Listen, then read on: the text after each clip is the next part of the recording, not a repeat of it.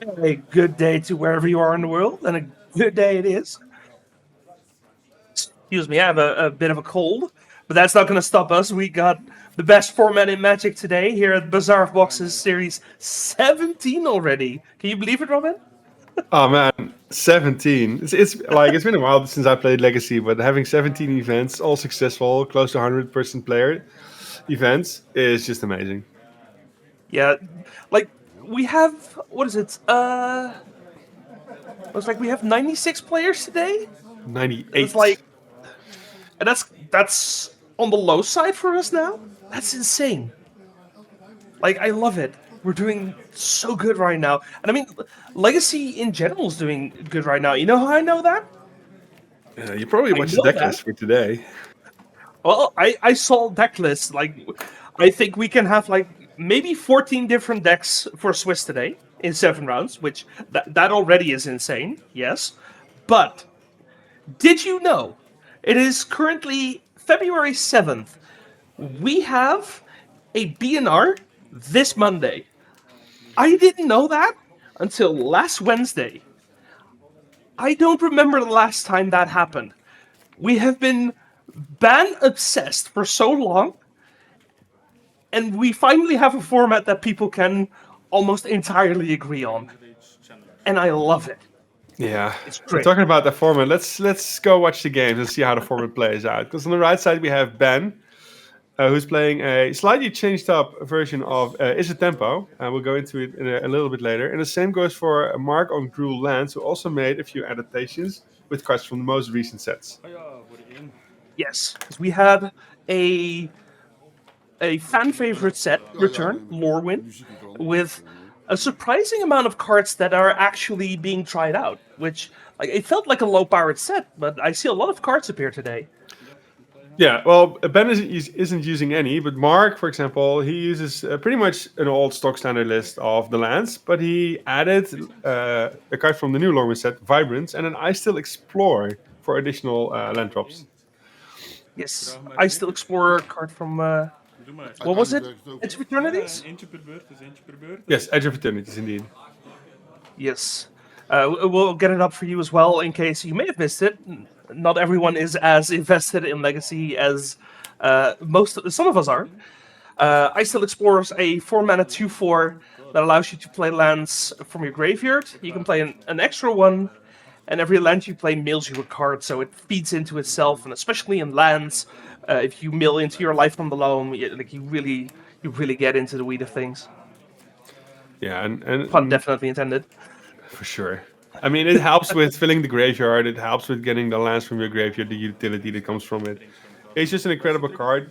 4 mana might be a little bit slow for Legacy, but lands has always been a slow deck, so it really doesn't matter there. And once it drops, it's an incredible power spike for the deck. Yeah, and On the other a hand, couple I months. really like. Go ahead. I mean, I was gonna say a couple months ago, the deck got a card that helps find it in the form of Malevolent Rumble, and then combined with Once Upon a Time, there's a lot of ways to actually find just the one-off I Still Explorer. So, if you Yeah, need it, but he seems to be struggling. Like there's barely the lands available. Then again, a Ben who's put a lot of effort in fancying his deck. If you look at the incredible colorful arts we've seen from his versions, he's making use of a concept that's been used in either standard, in modern, in pioneer, which is the Storm Chaser's talent added with a boomerang basics. The boomerang basics add for additional creatures, additional card draw, just more advantage for just 1 mana each. yeah, the Stormchaser's talent is a bit older at this point. We've seen it a bit in combination with this town ain't big enough to go for like bounce shenanigans. But it's interesting to see it here with the boomerang basics, another recent printing that's very interesting. Has a lot of flexibility. Like if you target your own stuff, it draws you a card. The only downside is that it's a bounce spell at sorcery speed. But for 1 mana, like you can't really complain about that, right? I mean, we're talking about a deck that if it has to start blocking, it's not winning anyways. No, for sure. I mean, you go forward. It's active. It works on both your cards and it works on your opponent's cards. If you can get the value yourself, it's still good enough of an interruption against your opponent's plans. Yeah, the fact that it draws on top of what it already does, like, is just icing on the cake. Yeah. And this entire matchup is going to be relatively simple. It's Ben who is trying to chip in as much as damage as possible, and then try to use the Storm Chaser's Challenge reach or the additional lightning bolts to finish it up. While Mark is trying to sustain as long as possible and either win through the classic Thespian stage and Dark Depths combo, or just stall long enough and then find something else to win with, as long as his life total is no longer in danger. Yeah, I was gonna say, like, usually Lance is pretty slow, but it does have a few quick lines, which should still be relevant in this matchup. Yeah. But can I just say, these card arts on Ben's side, I am struggling to recognize like half the cards. I think there's a Cory Steelcutter, a Murktide Regent, and a Dragon's Rage Channeler in play right now. You are correct. It helps that it's a well-known deck. It's like one of the most iconic decks in Legacy, but I'm still struggling here. I mean, there's a nice shiny island. There's an alternate art wasteland as well in the bin. There is a Maze of It. Well, this one will stem the bleeding quite a bit. Stopping the Murktide is going to help so much. It's going to help a bit because I think we're almost at Delirium, and then Cory Steelcutter is also going to start hitting in. I'm not sure how far we are from Delirium because all I see is lands in the graveyard. Oh, there's an enchantment. That helps. The Storm Chaser's Talent. Still far away from Delirium. Oh, that's a wasteland, right? So a lightning bolt and a boomerang basics will put it to bed, for example, or just mill something else. There we go. So the ponder comes. So yeah, so just lightning bolt phase. Activate the Cory Steelcutter, and at least you can go ham. You go wide. Yeah. Oh, another wasteland for the Maze of It. That also helps. Yep. It's straight up a 2-turn clock. He has 2 turns. Mark has 2 turns to fix the issue. Oh, doesn't he have a second spell? Oh, he doesn't have a second spell. I mean, there's still a massive Murktide coming in. Yeah, of course. But I think he was looking for the second spell and found the wasteland instead, and he figured, it's probably if he had fine. a second spell, it would have been over for sure next turn. Now he still has the same issue if he needs a second spell. But Mark is like, no, there's no way for me to dealing it next turn or turn after. Oh yeah, no, he was gonna go to 1, yeah. So now the issue is sideboards. There's a few nice changes they can put in. I like the Vibrance still, keeping it in. Yeah, for some early removal, get the Dragon Rage out, for example. But there's also some nice options to look at, for example, Fire Magic or Force of Vigor. Wait, are we playing main deck Force of Vigor? No, it's sideboard changes. Oh, sure. Well, I mean, Fire Magic, yeah, for sure. Yeah. Yeah, there's so many 1/1 tokens. Yeah, the Force you may or may not do. There's a singleton choke in there. Well, Force is kind of a read, right? Because normally you wouldn't bring it in, but if you saw the Storm Chaser's Talent and the Cory Steelcutters, then yeah, that's the Storm Chasers. Yeah, I don't think that the Storm Chaser's Talent is the card he's afraid of. It's more the Cory Steelcutter. No, but it's about having a density of cards to actually target with the Voice of Vigor. Yeah. And then there's the sideboard cards. Ben can the Izzet deck can bring in, but I don't think Izzet is going to do that much. He probably pick up the two Price of Progress, Sure. He might consider taking out all Dazes when he's on the draw and just bringing a Brazen Borer and a Gravedigger's Cage. And maybe make some space for the Soul Guide Lantern. Does Gravedigger's Cage even do anything? Is that the I think I non-targeting? prefer Sultai Lantern. No, I just can't. Yeah, I mean he can pick up the lands, but there's nothing he can do from the graveyard, right? He cannot pick his lands back up. Which Alone normally the tries to cage? do. I'm sorry, maybe I'm Oh, it's just creature misunderstanding what you're cards. saying. No, it's just creature cards. Yeah, no, I always it's- read it it's- as cards. No, it does Yeah, not. no, the Gravedigger's Cage doesn't do anything. So yeah, it's just I the bring Soul in the Guide Soul Guide Lantern, the Brazen Yeah. Borer, and the Price of Progress. That's what I would consider. No main deck Force Negation. So that's a bit easier. Yeah, I would probably just take out either your forces and maybe even your daces if you want something else. If you consider the Yeah. consigned to memory is relevant, or the force of negations or whatever. There's just not a lot of additional cards, and you prefer to have cards that add to your storm in your turn. Yeah. And Days will never, Days and Force will never do Maar ik it. vond het natuurlijk ook gewoon met geluk. Maar dat was ook het idee natuurlijk. Maar Yeah, no, I think I like Force of Will more than Days still, because I mean your game plan is to put a bunch of lands into play, so you probably have the mana for Days. So I think it's just a clean take out 4 Dazes, and then bring in the cards that you mentioned. tegenwoordig.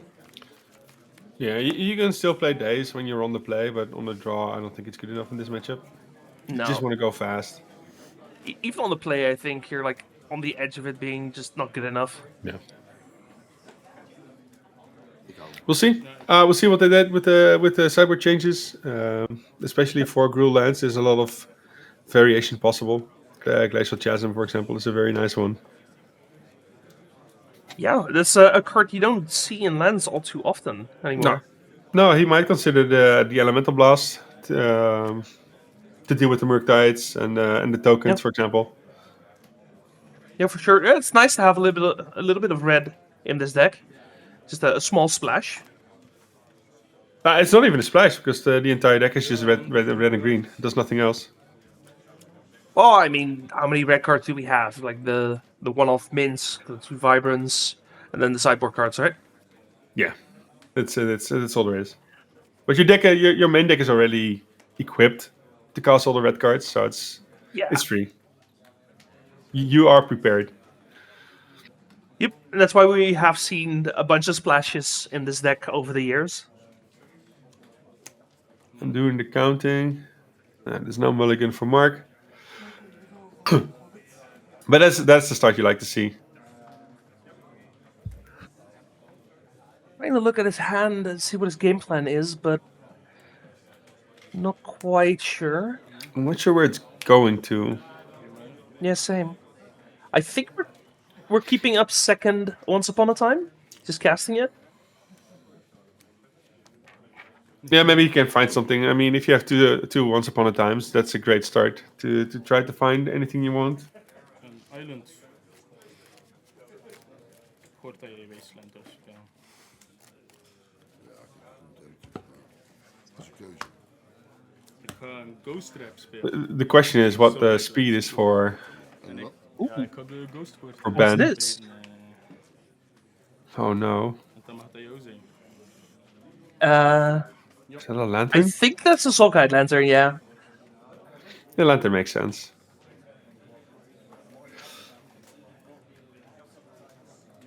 It's a nice start for Ben, but then again, it does nothing on the board.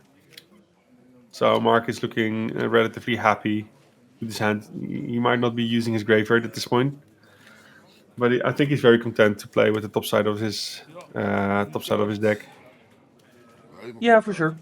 I mean, he kept a hand that wasn't really graveyard dependent anyway. Looks like he found a Ursa Saga now. So Did he just drew a Dark Depth from the top? I think he did, yeah. I mean, if we just draw into Merit Lage, that's fine as well. Yeah, the issue is how many Wastelands does Ben have this time? Good So question. you're probably going to play a few different lands, because the Soulguide land then makes sure you're not getting your lands back. Well, at least the first time. Why are you playing 2 lands, sir? Oh, sorry. I think he assumed he had an exploration in play, which I can see where you get that from. But Yeah, I mean, we know it's a lands player. He always wants to play 2 lands. That's how the Yeah. deck works. Waarom is dat gewoon in mijn hoofd met mijn exploration? But once every Blue Monday, you don't have it. It's a nice Spider-Man brainstorm. It's nice to have a little reprieve from the Final Fantasy brainstorms that we saw in Belgium last year. Oh yeah, everyone had them. Where are my Ice Age or Mechanium Masters that brainstorms? Okay, there we go. There's the He wasteland. found a single wasteland. But He now baited just one. draw Thespian stage. Yeah, he's just baiting wastelands at this point. I mean, he's a tempo player. He always has all 4 wastelands. That's how that deck works. Wat? Ja. Like I swear, those decks just play like 6 or 7 wastelands. This is the hardest part. Like as a player who's relying on his lands at this point, against a deck that has wastelands. How many wastelands does my opponent have? How many do I have to bait? Ja. Is that a Thespian stage? I think it is. I think it's a new printing. There are so many printings of that card. Yeah, that was the Soul Guide Lantern that we didn't recognize. There we go. The Otter. In Otter trouwens. I have no idea what that is supposed to be a reference. Is there a Ghostbusters secret lair that There I is just a completely missed? it's the Ghostbusters one. Yeah, there is one. Okay, I did not know that. Today I learned. And that is a Thespian stage. Okay. It's a Doctor Who Thespian stage. Oh, that makes sense. Okay, so that's interesting because now if we don't have a wasteland, we might actually be able to put a Merit Lane into play. Yeah. I wonder if what he did with his forces and dazes. Yep. Because, for example, things you would like to drop here as well would be a Minsk and Boo. Kan die niet meer wasteland nu? Die ook niet snel wasteland. Yeah, Marcus options here for sure. Blauw en 2... Ja, neem 2 damage. ja, ik neem 2 damage. Ja. Yeah, he's making a bunch of mana. And I still exploring. Are we making 5 mana for this I Still Explorer? No, he can make 4 if he wants. Na 18. Because everything makes green. No, but he's taking 2 damage for it. Yes. So, I don't know why he wanted the additional green then. He could just tap it for green. I guess for days. Or was Ancient Tomb whenever Ancient Tomb gets tapped? I don't think that was the case. It's no City of Brass. No. I think he just made an extra mana to play around days. Oh yeah, that makes sense. Which, Nu gaat hij lopen. yeah, it makes sense. But it is kind of risky with this board state. I mean, it's risky to not play I around mean, days. I call Yeah. worth it, right? Your life total wasn't under pressure at this point. Yeah, no, for sure. And now you force your opponent to have that force. Oh, this is also going to be fun. Are the tokens the same? No, there's some twist and it makes a 1/1 altar, and the Cory Steel Yeah, makes but- something completely different.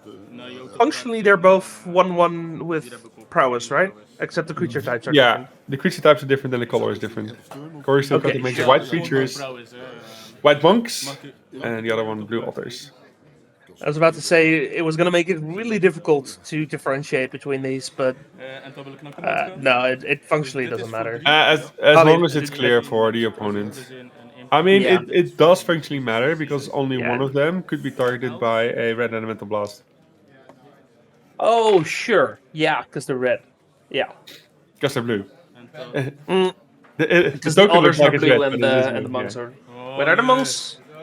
Are the monks? No, they're white, right? The monks are white. Yeah, there we go. Yeah. It's a red card making white tokens. Dank u wel. It's a Boros thing. En dan pass de turn en EO upkeep welke kaart. They all went wrong when the goblins became white as well. Wait, but now the one card that was in play that was white, we replaced with the one card that wasn't white, we replaced with a white token. You know what? I'm just gonna let them Don't play. question They it. can As long figure it as the out. players It's- understand, it's fine. But Ben is facing a serious issue. He does not have any flyer access. He might not have enough pressure to kill his opponent right here. It depends on what he finds on this ponder, but Sure. Yeah. I mean, I see 5 damage at this point. He might make it if he has enough spells. like if we go cantrip into go for bolt, like Yeah, but he still has a 20/20 that can block. yeah, no, sure. But like make an extra token, get some prowess triggers, and then with a bolt, I think you can get there even with the blocker. Right now there's 4. There's another spell. It's a Dragon's Rage Chandler. Do we Yeah. have Delirium? I think we do. So now we have 6 power on board that can attack. Altijd 1 voor hen. En dan nog een ponder. Sure. Yeah, I'm pretty sure we have Delirium, so we at least have a blocker for the backswing. That's That 9 changes the damage. amount. 9 damage isn't enough. No, but we're Dragon not Rage Chandler necessarily. does not have haste.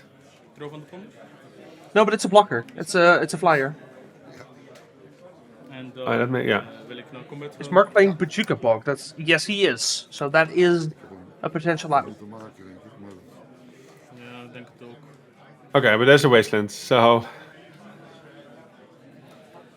Yeah, die is flying nu, hè? Die is flying, ja. Ik heb instant, I think the wasteland kind of seals it. sorcery, art. the wasteland will seal it unless he makes a mistake. Of hoeveel val je nu aan? But this is 9, Dit is voor so he goes down to 2. dit is ook voor 3. Het is allemaal voor 3. Dit heeft... Sorry, zo. That's 10. The steel cutter also. Oh wait, he has one power trigger less. Yeah, no, it's 9. Yeah. Yeah. Dat is voor 6. Voor 9 in totaal, hè. Oh, 9. oh, hè. ja. Dit is 2 keer 3. Oh, dat zijn er 2. Oké. Dat is ja, 2 ja. keer 3 en dit is 1 keer 3, dus 9 in totaal. So Mark what does is he? gonna take it. He needs. It looks like I don't know how. I'm not sure what Mark can have Dat twee? to I save him think here. it would. I think it would have to be wasteland and lava spur boots, and then hope that it resolves. I think that's our out here. Or he needs a second Dark Depths. No, Sorry, second dark depths is gonna work. Het is een beetje moeilijk, want als je hem No, because he can fizzle the first dan one. heb ik de boomerang basics die plotseling Ja, no, gebruikt maar- is. En als je het niet doet, is het wasteland. Het is... But he still needs Lava Spur Boots. And, Maar dat gaat hem niet worden. yeah, no, he definitely ja, still met needs de the flyer. lava Het spur was een boots. beetje... Well, Viel it te langzaam. was a good try, regardless. I think Ben had a lot of interaction for Mark, and he got kind of close actually. So Yeah, well, Yeah, every match against Lance is surprisingly close. that is true. That is very true. All right, well, we're looking for a B match. Everyone, thank you for watching. I see a lot of familiar faces in the chat today, so thank you, thank you. We have a total of 7 rounds today, as well as a top 8. We have 98 players playing for 2 slots for the European Legacy Masters. What is the Legacy Masters again? Zeker omdat je veel lens ziet natuurlijk nu. Oh, the Legacy Masters. What a place to be. A Legacy Masters is a yearly event where all the best Legacy players from all over Europe come together to get the best bragging rights. Maak ik leedje proactief, doe ik het niet. Want voor That is definitely some nice bragging rights, because that is a high-level tournament. Misschien vind ik die wel en dan zit je daar. Last year was great to watch. It was great to cast. It was lovely. Yeah, it's a bit exhausting, but it was for sure lovely. Op zoek naar die wasteland. Yeah, Great you and I act, definitely went a and bit a entirely overboard. different metagame as well from what we are seeing on our events, which is always interesting. En, Ja. en het kwam zowel game 1 als game 2 kwam het heel goed uit voor mij. Hè. Yeah, looks like we have found our B match, so they are going to get set up. We have Azorius Stoneblade, a deck that has come back from the dead, playing against Mono Blue Cloudpost. Would you look at that? Those are some decks. Yeah, Mono Blue Cloudpost is definitely a deck that hasn't really existed in the past and has kind of come up with a couple decent printings. I think the most important one has been Stocka. For sure. Other cards have definitely helped.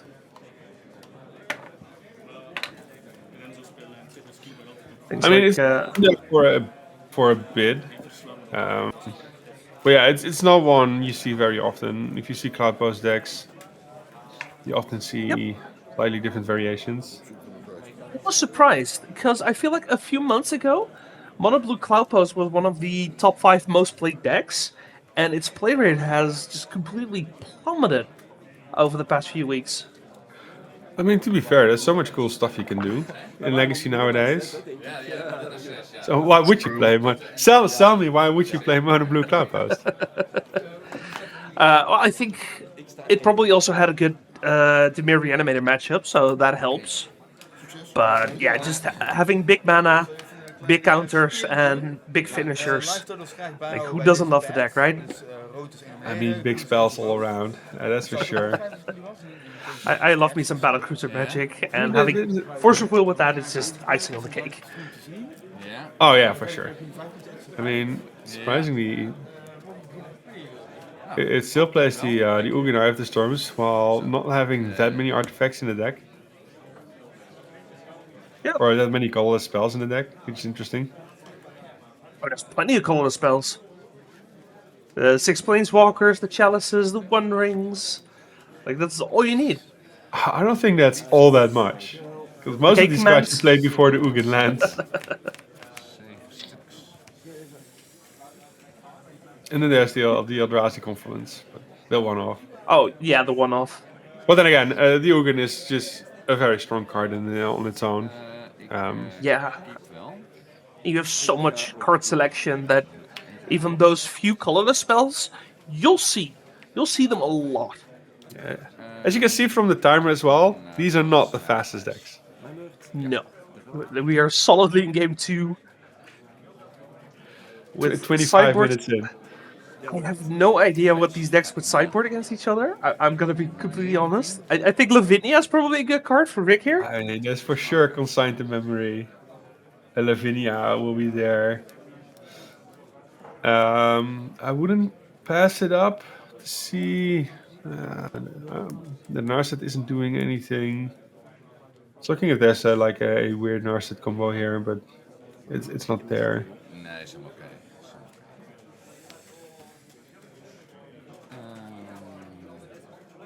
I think that's pretty much it. There's not much to do.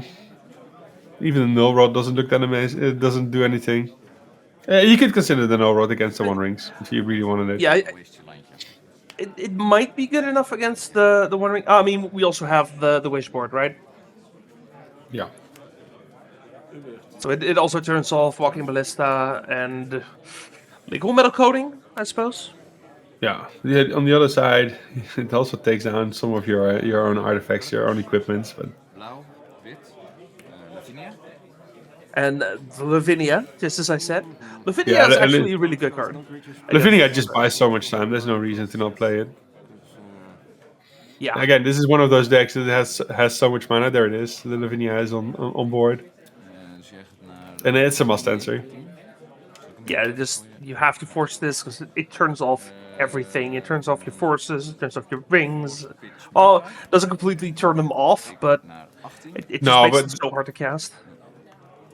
Everything right now goes from a 3-turn cost timer to a 7-turn cost timer in his deck, which is an absolute nightmare. So now it buys infinite time. The unfortunate thing is about the Stoneblade deck, it doesn't have a big clock as well.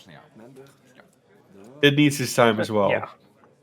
So I wouldn't be surprised there to be some Tidebinder, Tishana's Tidebinder flashes to block away the Lavinia, or even a 4-mana hardcast One Rings into possibly even 7-mana hardcast Ugin. Yeah, I think if Ugin ever hits the stack, I think Rick is in a lot of trouble. Well, hitting the stack isn't the issue. Resolving from the stack. I Well, mean, even hitting there's the stack, just removing something. yeah, but we still have to consign to memories as well, right? That is true. That is true. Very good card in this matchup. Speaking of good cards in this matchup, another recent printing that I would like to mention as being very relevant: Meteor Sword. Of dergelijke in dat telt dan. The good old equipment version of Meteor Golem. Dan moet je drie landen. Yeah, or a Spine of Isha, if you're really spicy. Ja, voor zover ik weet wel. It's I not may have played as, that card in Modern back in the day. Staat erop. for sure. It's still a younger card than Meteor Golem. Is it? Yeah, Meteor Golem is from M10. Oké. Is that old? I may misremember my Magic history then. It's one of those. It's one of those cards. It does exactly this. A Meteor Golem is a 7 mana 3/3 golem creature. When it comes to play, destroy target permanent. Ik heb nog geen land gespeeld. Hè. Yeah. I mean, the important But thing yeah, is... it's just such a nice addition to have destruction on the equipment. It is necessary for the deck nowadays to function. It's easy to find, easy to put into play thanks to Stoneforge Mystic. It's easy to abuse thanks to Philia. Philia, a card that has also slowly but surely been picking up steam. People have been figuring out that the card is actually pretty cracked. Yeah. Also, And to make because they're... continue. Oh, I was going to say, I feel like there's not a lot of Caracas going around these days. It's kind of picking up again these past few weeks, but I feel like we've had a period where the card has seen very little play, and I think that helps a lot. Karkas komt terug naar mijn hand. Is goed. Dus ik trek een kaartje. Ik krijg één en ik trek een kaartje. Ik ga naar van onder. Ik trek een kaartje. Right now, There's also Steve has- there's also an additional card which could be very important in this matchup, which is pre-war formalware. Ja. Yeah, it just allows you to pick up your stuff more often. Yeah, the creatures that- that get either countered, you can get them back. Ja. It just goes wide. It's just amazing with Philia as well.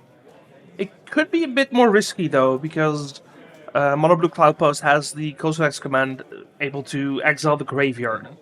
Yeah. So It's not as interesting in this matchup because yeah, the blue cloud post is not really destroying your creatures all that much. So for here, it'll have to be the Meteor Sword. yeah. First and foremost, the Meteor Sword. Yeah, if we could ever find a Stoneforge Mystic. For sure. I mean, at this point, Vic really was like to have any form of pressure as fast as possible. Yeah. All right. Well, we do have the Philia. Swinging for 3 isn't doing it. 4. No. Lavinia is also the power. Trigger. Dus dat is voor... Yeah. Starting next turn, you could say 5. Target ook nog met de Velia de Tamio. Yeah. We are blinking the Tamio. Ja, aan het eind van de beurt als we terug. Because we still get the treasure, not the treasure, the clue. We get clue, We got the clue. and then it comes back, and because you target your own thing, Philia gets a 1/1 counter. So it is an increasing clock. Yeah, but it's still not a fast one. I mean, then again, Steve is already on 9, so next turn is not enough unless he Het einde van de beurt shoots himself in the face for 2. terug. Ophelia. For 4 even. Yeah, it's a 2-turn clock. Yeah, which that's good to have. Het is in de end... It ja, de end- also de endstep. makes these Ja, ancient precies, tombs endstep. really awkward. Dat is de endstep, dat je niet meer in de second main Yeah, the ancient tombs are very awkward. Dus gewoon... I wonder what Steve has in hand, because he really hasn't Nu, au, ik ga nog... tried much except for a single Kozilek's command. Eén voor een blauwe te maken. Nog een blauwe. Ja. Yeah, En ik... And you one home. Force of Will. So I haven't seen Tishana's Tidebinder. I haven't seen Trainers. Oh, this will be big. for those of you at home paying attention, yes, the Tamio should be untapped here. 100%. Because it came back from exile. This will be big, because now Steve gets a chance to play a big spell. Or hopefully Assuming he we gets have to play a the big mana spell. for it. Maybe he's There we hiding go. a tower. Ga je naar de 5. This is 7. Stock up. That's not what you want to see. Stock up could find tower into something. Tower in One one ring? ring? Yeah, but it's not doing it. You should die to your one ring before you get to I win the mean- game. You're dying to the Philia faster, I think. Like you just want the fog here. Just Yeah, an extra I mean crow. the fog is the best thing you have, the best thing you're gonna get.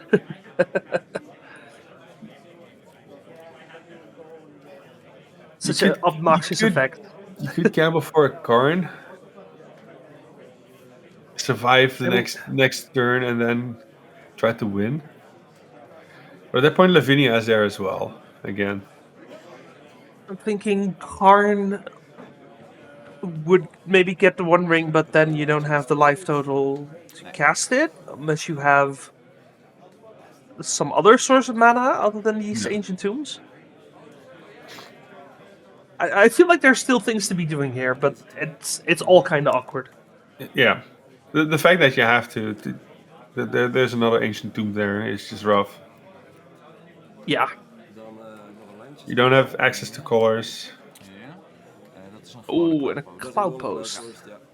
Dat voor elke post geeft een 1 mana extra. I'm thinking Ursa's Tower into Kozilek's Command, try and get rid of Philia would also help. Yeah, but at this point he goes down to 2. Ja. That's why the stock up was awkward. It's not the one thing you wanted to see in Steve's position. Yeah, you'd rather have the thing you want to cast rather than Yeah. having to dig for it. When digging costs you too much life. Glimmer Void would also not be terrible here. A Glimmer Post, not Void.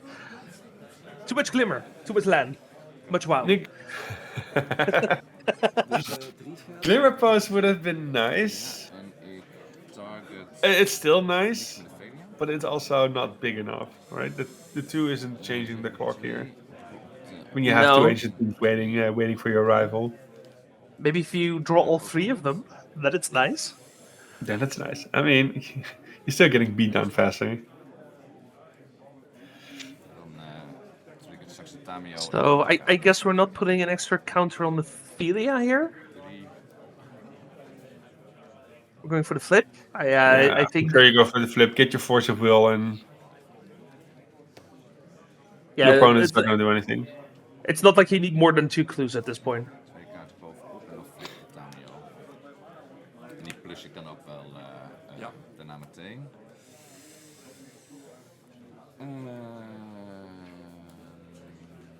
En dan wil ik wel fetchen. Dan ga ik naar 16. Right, fetching after a brainstorm. One might say the perfect brainstorm. The best reason to play Legacy. I want to say the only reason, but it's not the only reason. There's too many cool cards, but it is the best reason to play Legacy. It's just the best feeling ever. No, the best feeling is resolving a brainstorm, playing a fetch, and then not cracking it for 2 turns. That's the best feeling. No, it isn't. I'm looking at that fetch like I want to crack it, but I'm not allowed to. I want to get rid of the garbage in my hand and then fetch it away. 1. Or my recent personal favorite, casting the brainstorm off of a fetch and then cracking the fetch. That was a bit more spicy, but I've I'm really enjoyed doing it. Surprise! No, he has a +2, so you cannot grab a card back, of course. You can grab So- it next turn. Realistically, right now we have 4 mana. Unless we play a Glimmer Post. Oké, GG. Yeah, that's Yeah. no. This, At the moment he had to tap is Ja, dit zijn mooie, echt mooie potjes. with the ancient Back and the ancient tombs. You're done for. Het zit echt having those 2 ancient tombs in such a slow matchup is just not what you want to be. een beetje zweven. But I think Steve is still in a reasonably fair position Maar als ik geen pijn stond, maar zelfs because he already had 1 Lavinia. What are the odds his opponent is finding Lavinia again Al meteen op de levens en zo. in his 60? Perfect. I mean, in his first 8 or 9 cards. No, that was the same Lavinia, because he bounced it. No. But what are the odds he finds it again for the third game? Snap ik. Het is ook wel echt een stuk Oh, lastig. like that. Sure, The odds are sure. the odds are great for sure. It's also the single Caracas. I mean, Yeah, what are the about odds of finding the one of Lavinia and none of your Stoneforge Mystics, right? It's going to be 4 Stoneforge Mystics next round. You know it. Every time you brainstorm and shuffle 2 away, they just pop up back on top. You know it. There's so much that is coming here. Dus 5 extra, 15 minuten. Oké, dat zou hopelijk wel lukken. Hè. Yeah, but Steve has the advantage, right? He is the one who can start first. If there's not a no Lavinia on turn 2, Plezier in ieder geval. then it could be a very interesting position. He would be allowed to cast spells, or at least a fight over them with the counter magic. Dit ga ik keepen. Ik ook. Go. Draft turn. Ja. We'll have to see. I see some interaction for sure. Tower. And the Wasteland. You know it. The fun part Get- about playing cool lands. Get that thing out of here. Yeah, so many cool lands, and none of them are lands. Sorry, did I say that out loud? We did have the Planar Nexus. That's a nice start. The Thunder Trap Trainer. De top 4 kaarten. Nice Thundertrap Trainer, another important card for this deck. This is actually already an old printing, right? Dat mag. Blueberry was a while ago. I mean, Blue Pearl was last year. Was it? Or is it still 2024 already? I think It it might was be 2024. 24. Yeah. I don't know. There has been 7 sets in between, or 6 sets in between. It goes so fast. Yeah. If they change release schedule every 2 months, then it kind of gets hard to keep track of this stuff. But then again, it also keeps Legacy fresh, right? There's always a handful of new cards that might be interesting to toy around with, and sometimes stick. There's a lot of cards from recent sets we are now seeing in Legacy, and we will see later today. 2 levens bij. 22. Stuck Up is a card from last year. Lorien Revealed is a few years ago at this point. Ja, beurt. End of turn fetch. Kijk naar 9. Quantum Riddler is a recent printing. A very Yeah, recent yeah, printing. That one is last year. Cast. Yeah. And I'm surprised it hasn't shown up more, actually, because I feel like the card does a lot. But Yeah, but we'll you get into underestimate that when how the deck shows. fast Legacy really is. True. Beurt aan.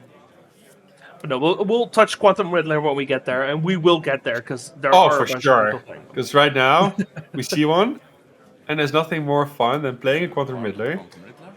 attack with Philia, face out the Quantum Riddler, and get it back. Het is gewoon casten eigenlijk, die waren. Hè. Ja, Ja. je kan het gewoon It's- counteren it's- van, ja. It's a bit strange, but even though everyone's talking about the Quantum Riddler, 20. as it shows up, I think the reason it's good in this deck is because of the Philia.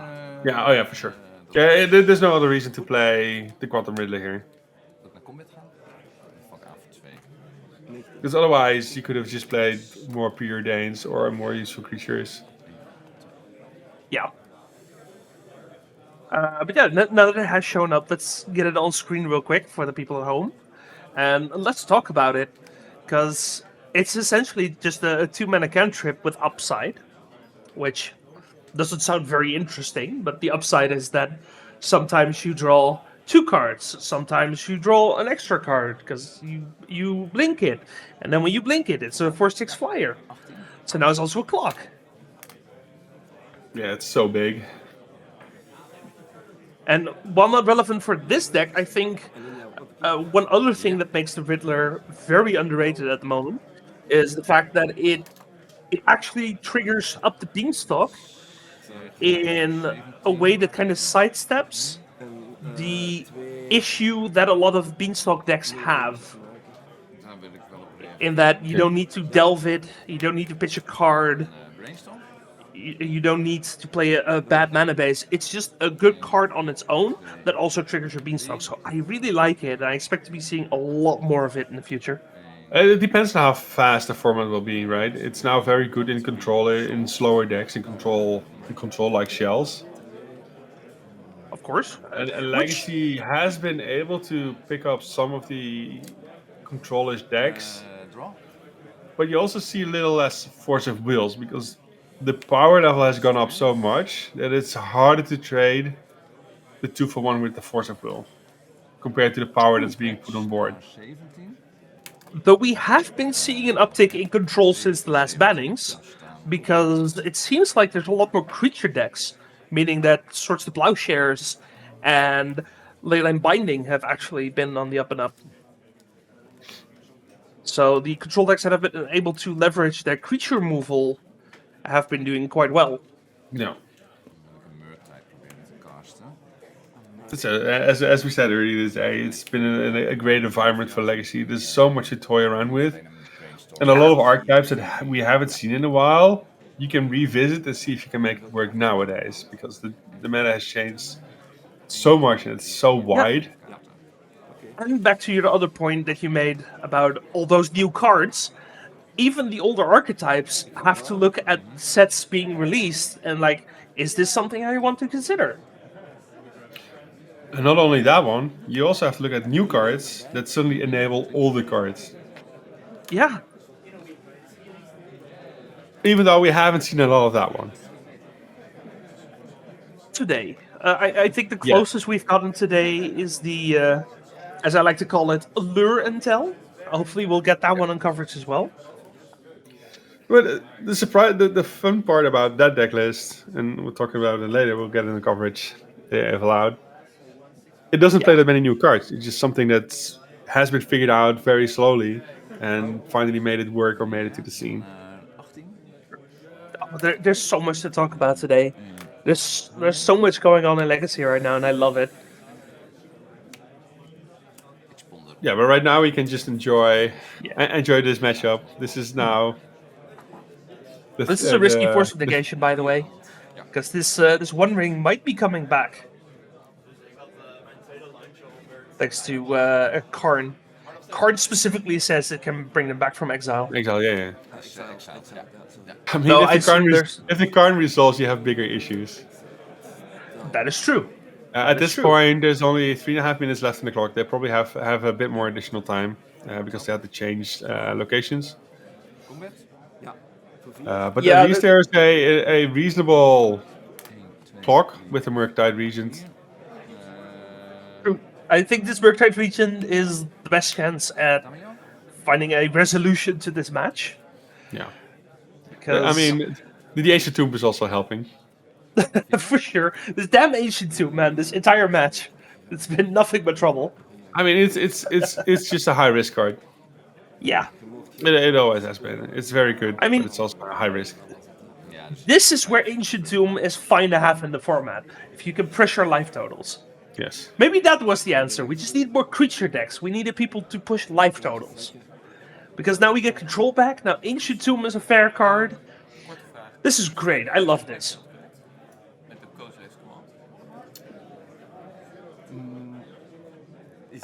Is het een extra command? Excuses. Dan ligt hij sowieso niet meer in de graveyard. Ja, sorry. Duidelijk, maakt niet uit. Excuses. Dus ik heb 3 mana. Wait, did we exile Philia?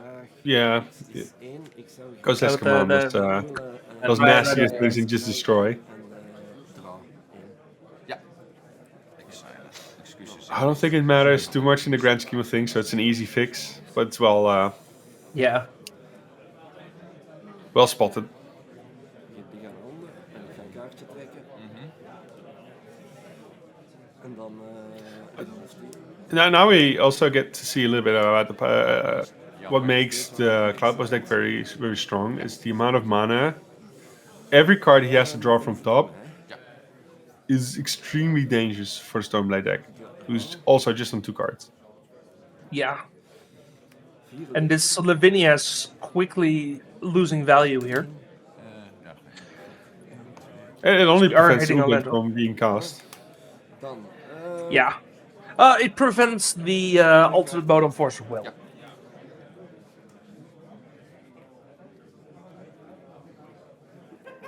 Like you cannot pitch cast Yeah. the Force of Will, unfortunately. I don't think that's the biggest issue. It's time to play threats. Gets an additional Yeah. 4 life from the Glimmer Post. Now he has all 3. There's no 4th in the deck. Also worth mentioning, those are Glimmer Posts and not Cloud Posts, so we don't have a lot of mana to work with still. I mean, it's still 7 mana to work with, divided over 2 spells. I mean, it's just 7 mana. It's Cloud Post. That's not a lot. But yeah, Steve now has resolved the One Ring. He's safe for 1 turn. Gets to fill up his hand. I don't know how Rick is going to come back from this. Bad draws for Steve. But even then, it needs to be very bad for Steve. I don't know if Steve did Rick a brought very in healthy 18 life total. I don't know if Rick brought in the null rods of the singular null rod. It would help. Brainstorm? Honestly, I think a Stoneforge Mystic into a Meteor Sword would also still help. Like, yes, you're drawing a lot of cards, but you're only playing 1 land a turn. What are your media sorting? I would just go for the Planar Nexus and then whatever makes most mana at any given point. Just try and keep Steve as low as possible. Yeah, at this point, the swords aren't doing anything. You want like the Quantum Riddler or a second Murktide in play, and just start beating. Yeah, just give Steve as much to worry about as possible. Yeah. That's And make all we sure wanna you see. counter his next threat, which is available. He has a Force of Negation. Yeah. He would have loved to have that one previous turn, but at this point he has to deal with it.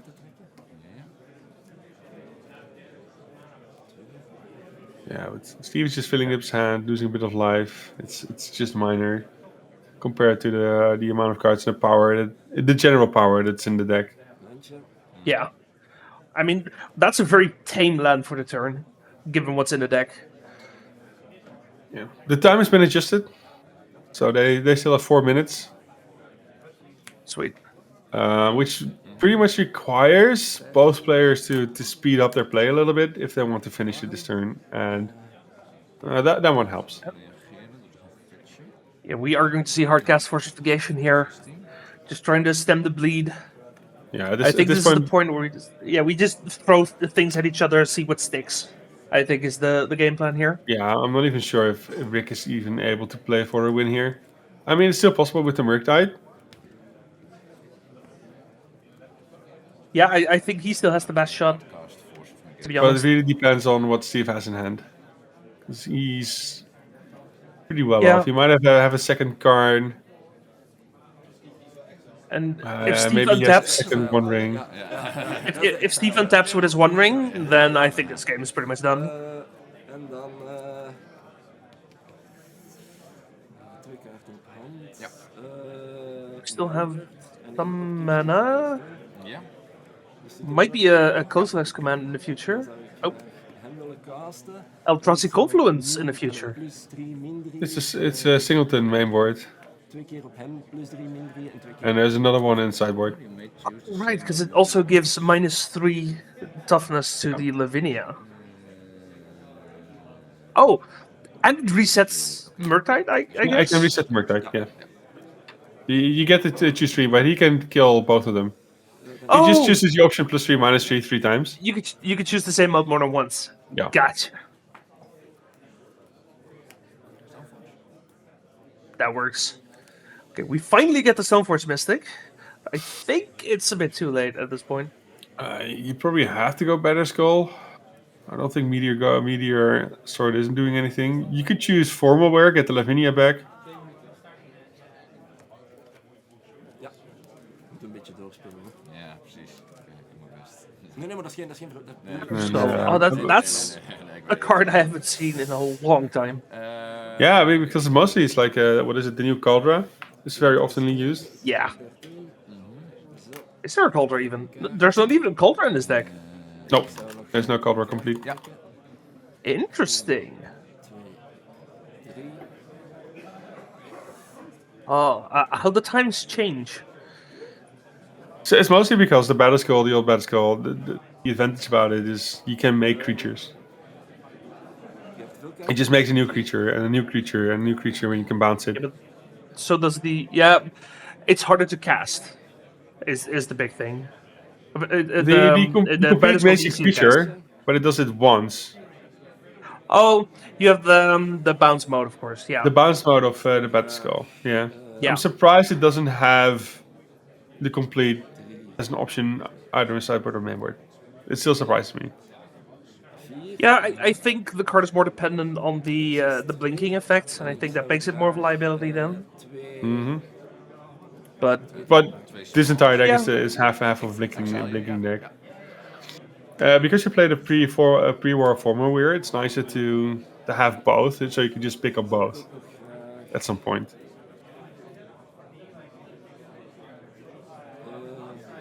Well, yeah, a few seconds left. The question is, can Steve finish this? Rick isn't. There's no way no. Rick is finishing the final life totals. That Eldrazi Confluence pretty much seals it for Rick, but I don't see it happen for Steve either. I mean, This blue Steve- Cloudpost deck just doesn't have Steve the is still beaters. doing work for himself, but yeah. Eh, Even would playing be- an Ugin, it's not doing it. Nee, maakt niet uit. Geen probleem. Einde beurt. No, Australia probeert. These decks used to have the Emrakul and the Yugimoc, but this deck doesn't. So Ah, kijk. there's no big fatty you play and then swing. It's not happening. No. All you can do is lock.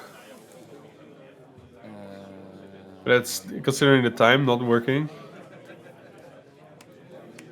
The one moment where you would love to have lightning bolts in your deck, because they might have actually do something here. Yeah. But it looks like it's going to be a draw. I don't see any other option.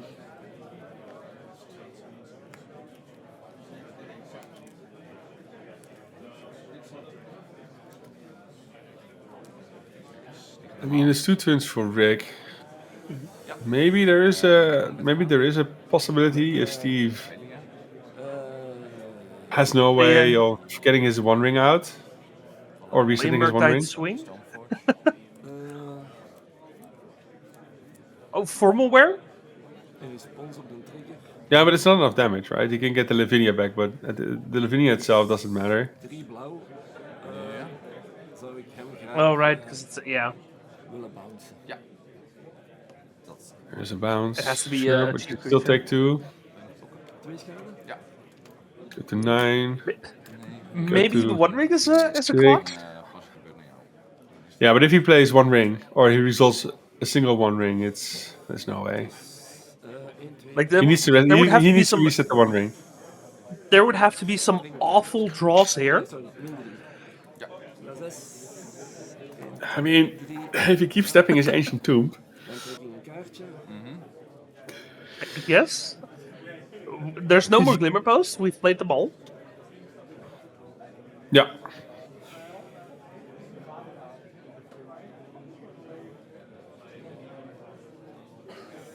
We've also used our Sink into Stupor here. How many do we have?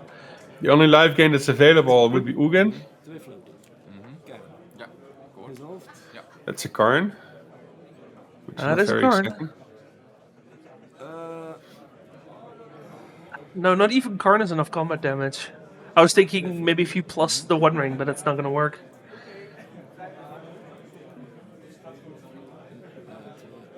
Walking Ballista. Walking Ballista X equals 32 would do it here. Sure.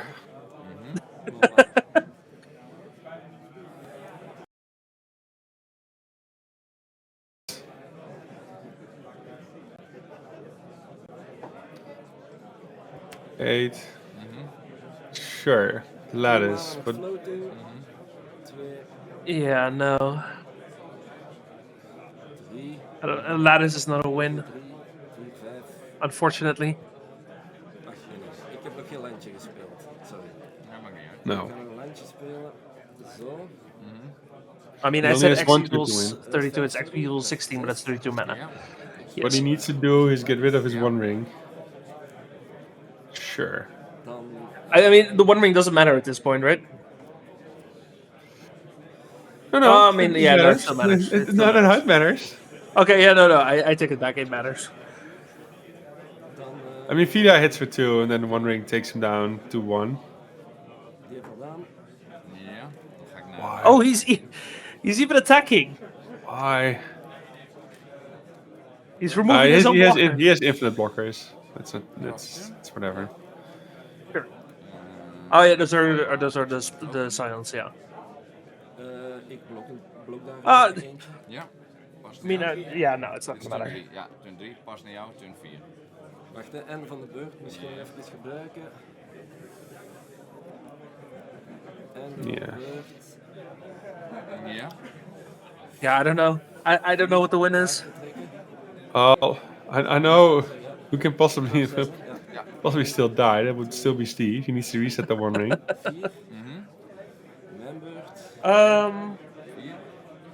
No, he doesn't, because he only has one Oh, he upkeep, does- so it goes to 2 and then he blocks. 2. En jij staat Sure, he can still tap an Ancient Tomb. Yeah, okay, sure. I wouldn't say his blocking is all that guaranteed, right? There's only 2 creatures that can block. It's not a guarantee. No, that's enough. We're on the lattice. No, it's. I if mean, you remove the lattice and then remove the 2 blockers. yeah. Yeah. Yeah, no, you're right. You're right. Why does it need to remove the lattice? What does it do? The lattice with Karn in play makes all your lands Yeah, artifacts nothing that no works, longer tap yeah. for mana. Because you can't activate your artifacts. Yeah. So there's no way that's happening. But Steve still has a One Ring he needs to deal with. No, he doesn't. No, he doesn't. No, nothing. So nothing He happening. just needs to not die to Philia, blinking either Karn or Lattice, and then casting 2 removal spells, hitting him for 2. Yeah. But with all of these draws, if we do not have a counterspell here, I would be shocked. He already used 2 Force of Wills at the start of the in turn 1 or turn 2. Sure. So we got 2 forces. He probably found a third one, but He also just plays play the One fortification. Ring, accept that it's a draw. That's it. That's all you need to do. Play the Cyclonic one. Rift would work here. Like there's so many ways that he's protected here that I would be shocked if this works. Even if he can just pass turn and he'll be fine. He'll probably be fine. Okay.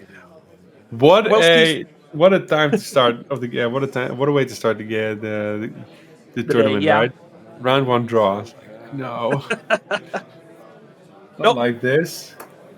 I was gonna say, what a way to start the tournament. We've had 1 round and 4 different decks already.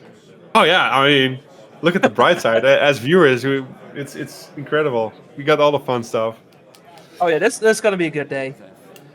This is gonna be a good day. And there's people. so much I'm more to looking show. for it. Everyone who's watching, thank you for watching. We got 6 more rounds today, as well as hopefully our top 8. Hopefully our entire top 8, but we'll have to wait and see. Dan toch even zien. We have 98 players and a lot of different decks, so we'll try and see if we can get as many different ones on covers today as possible, which I believe Lexi's doing great.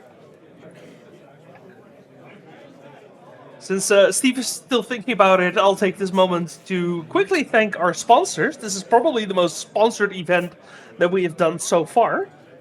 So a quick shout out to Ultimate Guard, Cardmarket, Magic Online, Goat Enterprise, and of course RageSquid. Good stuff, good stuff. Also, insanely loaded prize pool today. Thanks to our incredible sponsors. Partially, have thanks you to our remembered them incredible all? sponsors. We also have our wonderful players today. Ga ik iets halen? I mean, I without love the all players, of these we players. wouldn't- Also, without the organizers, we wouldn't have Dat is een bier, hè. a nice little stream. Yes.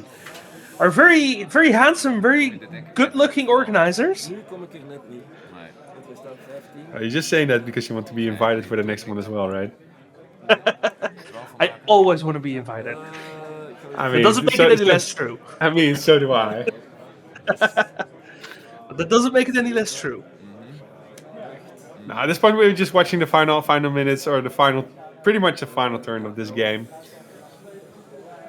Then there will be a few minutes breaks while they set up new pairings and let the players go to their spaces, and we try to find another fancy new deck to show you. Yeah, we have something spicy in store for you today. We got a couple decks that we're looking at. We'll try and see if we can get them. Ik zal hem meteen even doorgeven voor de... Yeah, there's the handshake. That's it. Yeah. That's it for this round. En ik de tweede. Yeah, we'll take a quick break. Everyone, thank you for watching, and we will be right back with round 2. Als je tijd had gehad, had je hem...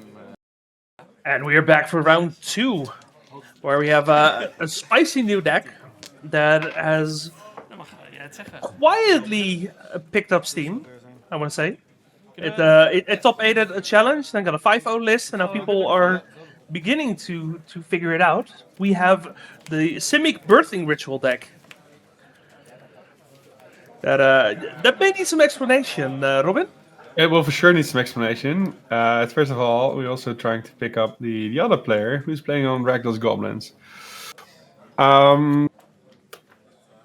The Simic Birthing Ritual deck is what we call a waterfall deck. It starts with low-costed creatures and tries to turn them for free at the end of turn into bigger, more useful creatures. All of them pretty much it comes with playability, like draw cards, or draw more cards, or even draw even more cards, or make more tokens, like the Abhorrent Oculus.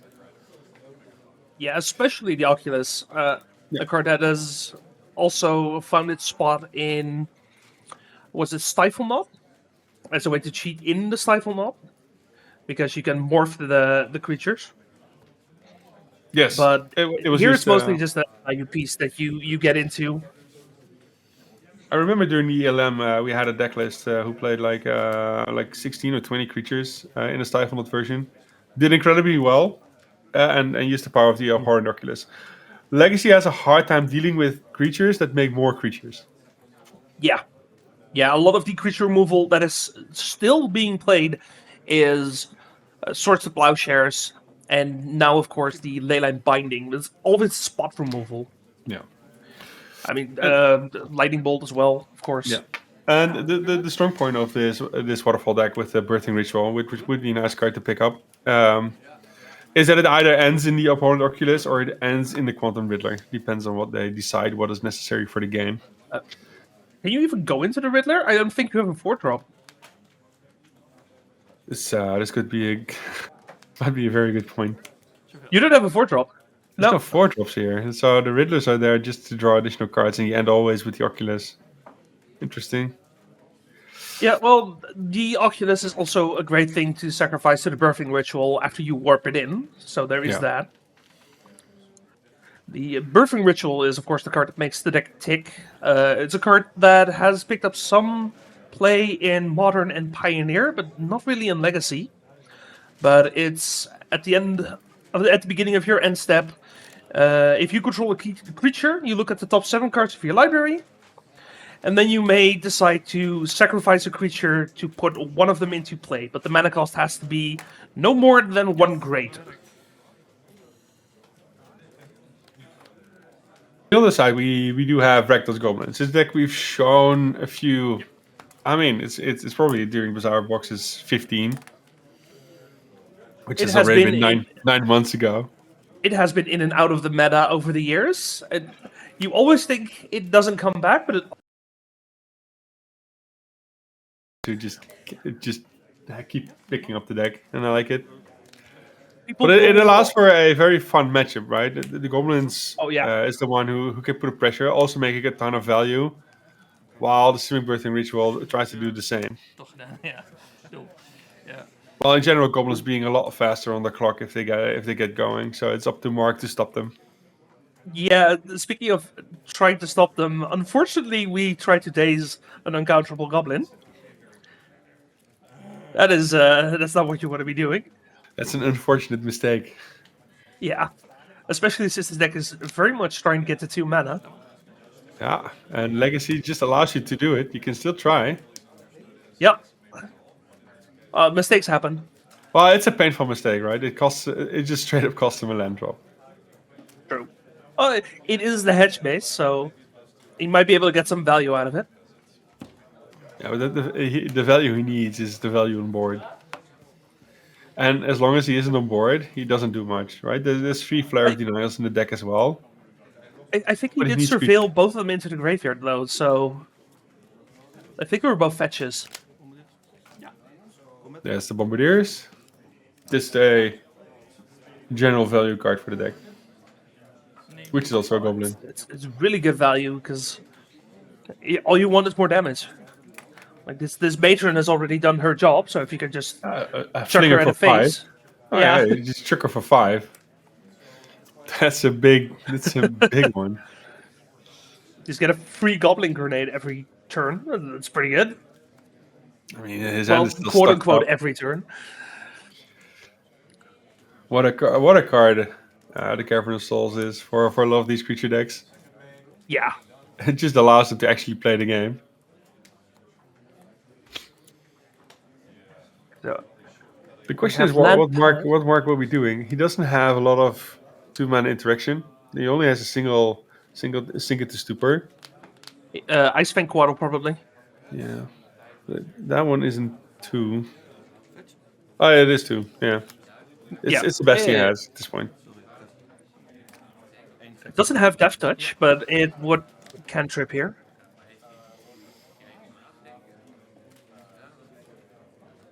And I would probably then block the Broadside Bombardiers, because if you block the Matron, then you just sack the Matron before damage. If he blocks the Matron now, it's right. The Matron is gone, so the Matron is no longer chipping for that 1 point of damage. Broadside Bombardier. You keep your Quaddle.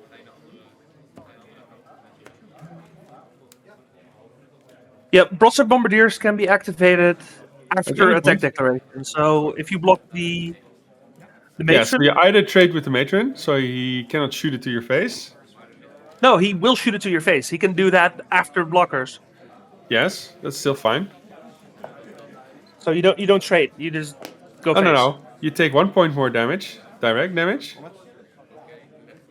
But you keep your Quaddle. Or Sure. you Yeah. trade with the Matron and you don't take the 5 to the face. Sure, because you need the Quaddle for the birthing ritual, so that also makes sense.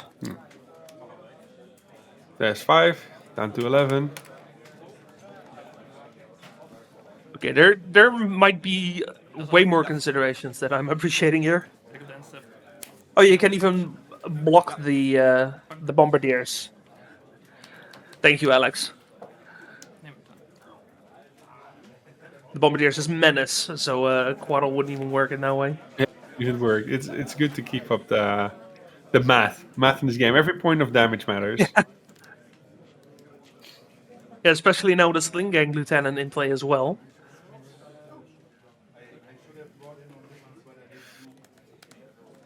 Oh yeah, I mean that's pretty. If he gets to attack, he's done, right? It's 6 damage from the lieutenant, and there's another 2 he can sack him before. So there's already lethal on board at the start of attacking. No need blockers. I think what we need here is just a big life gain spell, preferably of the blue and green variety. Very much of the isn't available. There's a single Uro in there, and that's all he gets. Yeah, just the one, unfortunately. Oh, I mean, it makes sense. This is not really a deck for that card. No. You play it. I mean, it's it's a good fine. card. It's fine for a pickup, and it's something nice to pick up later out of your graveyard. Yeah, it's not the card for now. That is a... What is that? He does whatever he played. It was unnecessary.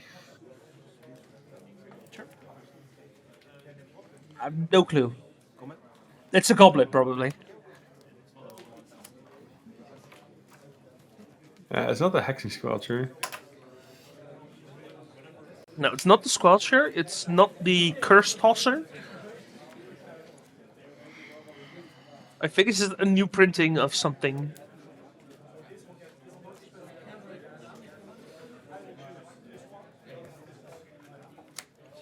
What's the old border? Reactie. Second sling. Yeah, I don't recognize the art. Trigger. Ik in leven, jij 2. Maybe. Oh, it is Oh, Passionik. it's Passionik Mons. right. That's a card you don't see too often. Yes. No, but it's just more damage from the ones you can put in the Yeah, sure. sling gun command, sling gun lieutenant. It's a little bit more reach, a bit more grind. So yeah, he bounced the bombardiers. The issue is still there. Slingang is a 1/1, notably. Yeah, but he takes 2 damage each goblin that dies. There's another Yeah. goblin he can sacrifice. So he goes to 1, then he sacrifices the last one that's remaining. Lose 1. Dek aan zichzelf. 2 op jou. Sure, sack himself. Yeah. All work.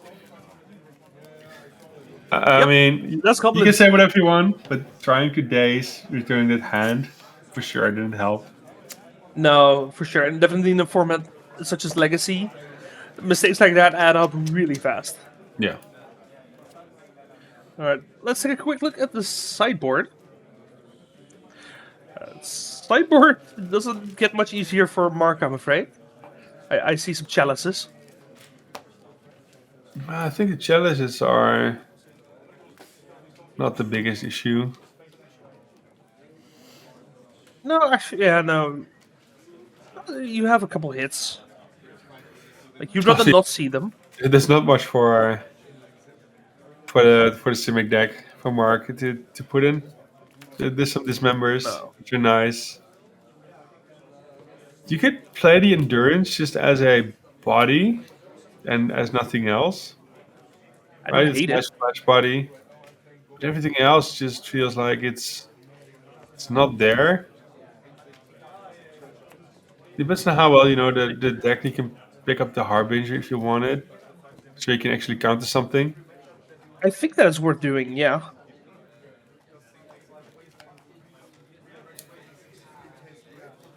And then you can pick out your forces, maybe? Forces just feel questionable against goblins. Do you like Force of Will more, or do you like Days more, then? I like days more on the play. Sure, yeah. But you are playing against prospectors, which make it harder. Yeah, and they It's don't rough. always have the chalice. I'd The- keep the the, chalice I'd keep cavern. the flare trials, I guess. Because you're on the play. But you have to take out Yeah. some counterspell here. Yeah, for You are sure. playing 3 Wastelands, but you haven't found one.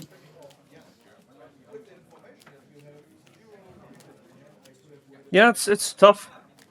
I mean, who here doesn't have a sideboard for goblins, right? I mean, his sideboard has 2 dismembers. That's the best you can get. Yeah.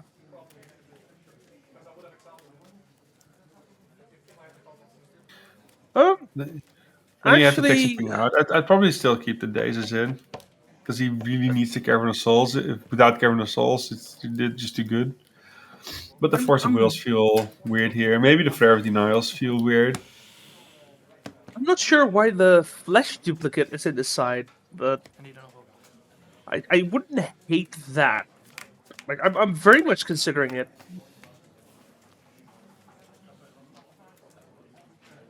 What are you copying? It's an additional card draw.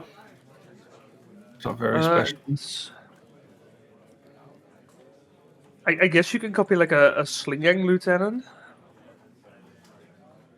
Yeah, but it doesn't feel like anything your opponent is doing is working all that much. No, but it is a creature. I like having the creature here instead of the counterspell. It might be a sideboard card against something like Reanimate. Like copy Well, that- Traxa, copy Order the of Archon. Chantel. Copy the Archon. That makes sense. That makes sense. It's Again, nice. like I'm It's considering cheap. it. It's 2 mana. I would try it here personally.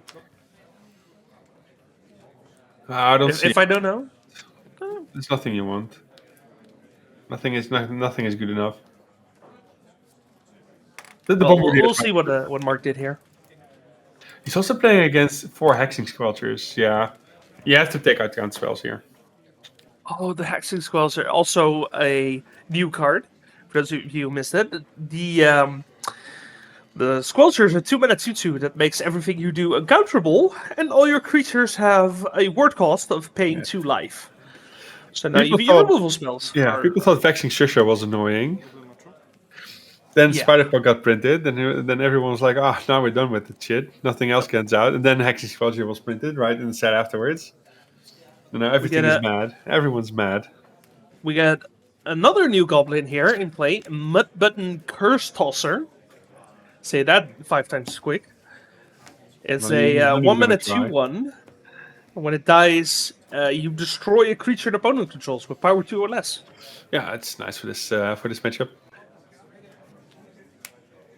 It's just another random new goblin that actually has a lot of text. There we go. That's the first one for today. For this matchup, one nice big fatty. Yep. Unfortunately, it's not going to stick for now.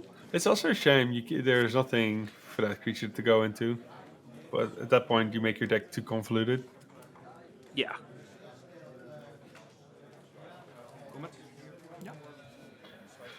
Oh, no, this mana value X or less, so you can pick up anything else. Oh, no, in that case, I'll gladly Which one? with the birthing ritual is X or less. Oh. So you can toss in Yeah. the dragons to get something nice out of it for on a turn 3 or something. Yeah. It might be better otherwise- warped, but it picks up I- everything else. I don't think you would have played it if you couldn't go down in mana value. Yeah. I think that makes it a lot better because then it's just a 2 mana redraw, like pretty much everything else in your deck. So what is happening now? That is a very shiny birthing ritual, I think. No, it? that's No, it's a Coiling Oracle. it's Coiling Oracle. Get those lands in here. I love Coiling Oracle, man. Imagine playing Coiling Oracle in Legacy in It is such a 2026. perfect fit for this deck. Just draws you a card or gets you the land drops out. And then you ritual it, you flare it. Or It you allows block you to it allows you to cast your Uros, for example, a little bit faster. Make use out of it, especially the Quantum Realist. You can hard cast it pretty quickly. You know what I just realized? We are playing an Uro as the 5th Coiling Oracle in this deck. Yes. That's just chef's kiss. I love that. There's another one. What a That shame. one finds the shield back. Another nice shame. I have to new draw a wheel card. I don't know where people found this card. It just came out of nowhere, but it exists, It's and I kind of like it. It's a jumpstart card. It is something special. Yeah. It is just great. And when you sacrifice it, draws cards, and it's the 1 mana. It allows the engine to start. Go from the shield back into either the Oracle or the Coatl. It's also just big enough at 1/3 to be really just incredibly annoying. You draw the card, even if it gets Swords to Plowshares. I love it. It's a 1 mana 1/3. It still blocks Goblin Lackeys. I was like, okay, it's functionally a 1/1 if your opponent has the Orcish Bowmasters. Sure, whatever. Orcish Bowmasters is overrated anyway. There, I said it. Some may or may not share that opinion. Don't daze it. Don't look at it. Don't touch it. It's there. Hexing There we have Squelcher has the, arrived. There we have the Squelcher, and sadness has now resolved. Hey, It don't you seems. just block it with a 1/3 and be like, yeah, sure. Yeah. What are you gonna do about it? Sure. Yeah. Shieldback is secretly just the best card in this matchup, I think. We accepted this trade. Yeah, well, so is the Hexing Squelcher. Oh yeah, no, for sure. Like this thing. You know the deck that has like 10 counter spells main board? I mean, The deck that is playing creatures just so it can play more counter spells. it doesn't even Yeah, have that removal. deck. And the worst thing is, Yeah. it has a ward pay to life. It chips when you try to get rid of it. Yeah. Okay, now the birthing stuff has started. And now the question is the creature package of this deck enough to deal with the goblins? Because if you put a Oculus in play and just start making 2/2s, that might actually be really good. Oh yeah, the Oculus will be enough. I mean, even if you have one Oculus, then the second Oculus will be getting there. It doesn't mean that Goblins cannot do anything, right? Goblins still has cards like, I think like Muxus, who can just go so far in value Yeah. that it doesn't matter what you're gonna do on the other side. It can get out of hand too quickly. It's going to be interesting to see what the creature side of this deck does against another creature deck. Yeah, but if you Because- look at the options that are available, well, there's a Grub's Command even. Yeah, a one-off Grub's command in Goblins. I just want to say there's like barely any good removal for the big creatures from Mark's side out of the Goblins deck, outside of the Grub's Command. The Fury isn't killing on its own in an Apparent Oculus, and neither is anything else. Like the Lightning Bolts aren't doing it, the Grub's Command is the only thing that's doing it, which costs 5. No, it's like 2 for 1ing yourself. It's like double blocking or blocking with a bolt. It's probably the only way you're getting rid of a Quantum Riddler or an Abhorrent Oculus. Sure, the Riddler is also that big. Oh But yeah, they the Riddler absolutely- also just has a butt of 6. It's insane. Yeah, but they need the clock, right? Mark cannot just sit back and relax on his No, you have creatures. the- No, he needs to go forward. You forgot about the munitions expert. And I guess technically the broadside bombardiers, because it's Sure. you can fling on attack, so before On blocker anything. still. Yeah, Yeah, but you doing need to have- 6 is still quite a bit. it's hard, but Yeah, but the Medicine it's not Expert nothing. is probably your best bet. Yeah, But it's Yeah, Goblins. with the- Goblins always go wide, and Mark's deck is not equipped for it. no, for sure. I mean, no one is equipped for boards that go wide. You don't see Empty the Warrens anymore from the combo decks, or very rarely you see Empty the Warrens still. So people just choose to ignore, and no other deck goes as wide as Goblins can. And Goblins is as rare as it gets as a deck at a tournament. So it makes sense to not prepare for it. You know, it's weird. I feel like Goblins may be the best deck at removing like all of these small creatures coming up the board. Yeah, but then It's again, just so much unfortunately, both incidental. players are still at a loss in round 1. It's round 1. Anything can happen. Yeah, We have 7 rounds today. I think we're going to see. Ooh. Let's see what's happening. And the good thing about the brainstorm, we can now scalp like the Oculus on top, if he wants one, Yeah, put an or Oculus he on can top. change his Quantum Riddler into a real Quantum Riddler that's no longer warped. Oh, that works too. Yeah. And then you draw another card. And you draw another card. At least gives him some size in the air, and maybe he can start pressuring from there. But I do think the Oculus is the bigger threat he needs. Yeah. No, absolutely. You need those small creatures, and then if those small creatures hit other oculi or you hit other Quantum Riddlers, Yeah. then we're talking. Then we're in go mode.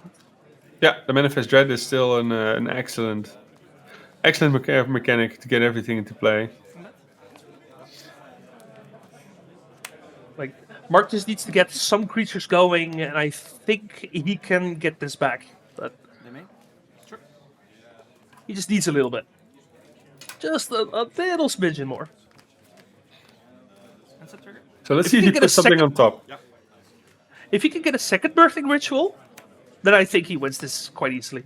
I think he just needs gas at this point. I don't even think he needs a second one.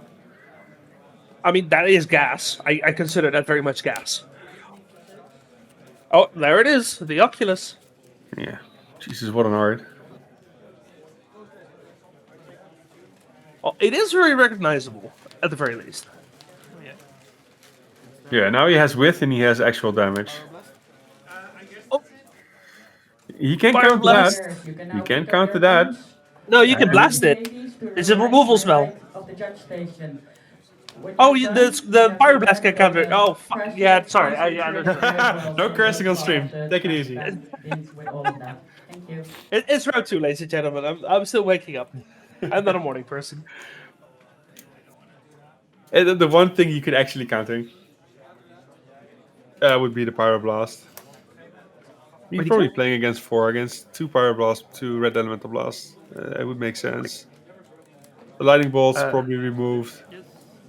The command maybe be removed. Now you have a Bombardier. Yep. Now it's going to Something be else. very rough. Oh no, you cannot counter the Pyroblast because the Squelcher is there. And another one. No countering today. Yeah, No, it's just everything is uncounterable. This card is nuts. I have no idea why they would print Hexing Squelcher. Oh, I know. Oh, Screw you and your counter decks. I'm a blue player. I love playing blue. I mean, I love playing Brainstorms and ending with the Tendrils of Agony, but I mean, are we just gonna go back to metas where Force of Will's just not a card you can play anymore? it's slowly been that way, right? Even though we see more control decks, the power of individual cards has gone up so much that I do think Yeah. Force of Will is losing value. The I- 2 for 1 might not be good Yeah. enough anymore. I will admit I have been on and off Force of Will over the past few years in my blue decks, for sure. So it is not some sort of sacred cow that you must play in blue decks, as far as I'm concerned. But yeah, in this matchup, this feels awful. If you have Force of Will here, that's not what you want to be doing. No, and this day I said this deck is not prepared against what's it go wide. So that's why I was considering the endurances to have a 3/4 body. Just to as a surprise blocker. Sorry, Let them have thank you, some Michelle. fun, right? I love you. Nobody I mean, holy cow is an actual magic card and no one plays it. Yeah, but it's a holy cow, not a sacred cow. Also, Yeah, fair enough. I think I saw somebody play it in Legacy one time at some No point. way. There's no way. It's called Draft Chaff. It's nothing else. But yeah, looking at the game, looking at the list, I don't know how Mark is going to pull himself out now. There's 2 Bombardiers on the board. I mean, he's dead on board, right? I mean, what's he gonna do against the Bombardiers? Like, if I remember correctly, the wording on Bombardiers is that it cannot sacrifice itself. No. Yes, The it's thing he another could do creature. is play 2 Flesh Duplicates and then- toss in and 2 then attack. Quaddles and destroy both Bombardiers. Ah, so you're getting around to the flesh duplicate. I mean, I have to because there's nothing else. There is no onboard removal here. Yeah. Yeah, that's why I was thinking you bring it in because it's better than a counterspell Yeah. every single day of the week.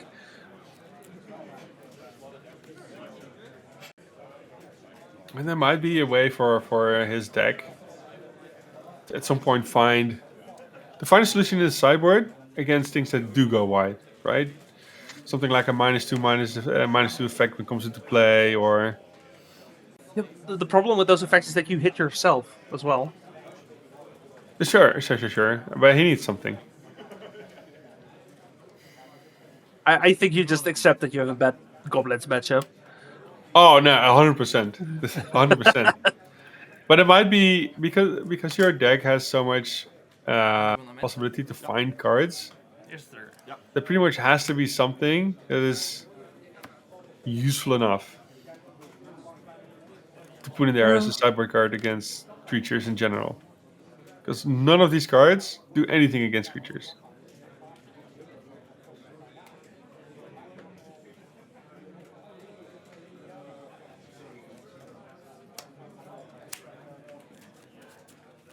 And there's definitely cards that I have one-sided minus effects, right? En doorkart. True. Yeah, probably. There's a few. I'd have to think about it. There's a Sephiroth that does it. We got some life game. It's I know, very welcome. I don't know if it's good enough. I think he might not be in. I mean, it's rough. Depends on the Remco. The Goblin player only has 2 cards in hand.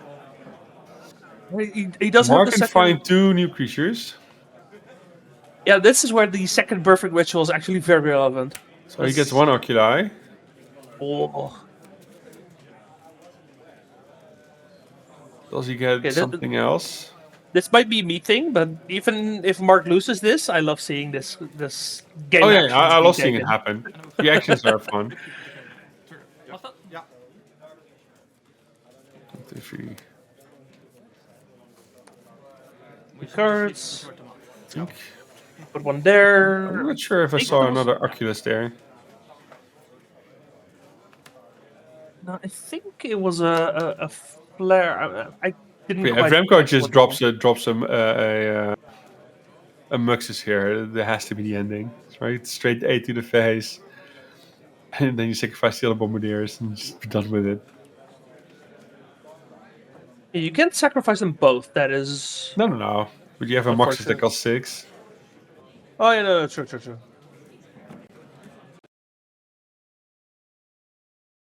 It's a potato and a half to win here.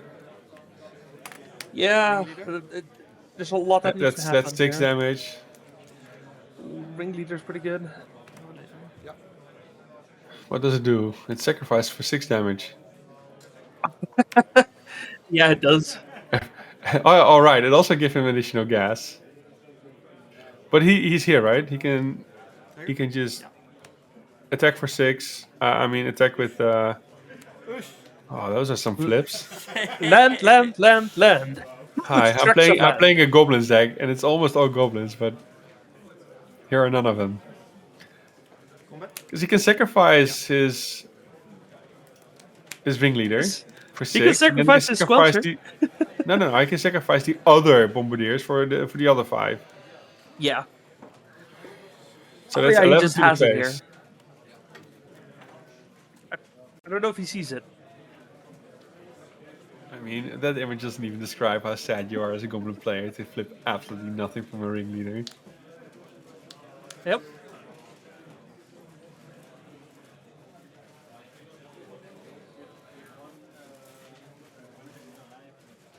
Back when Goblins actually played the simple game. Just play everything tapped and attacking. That's what it did.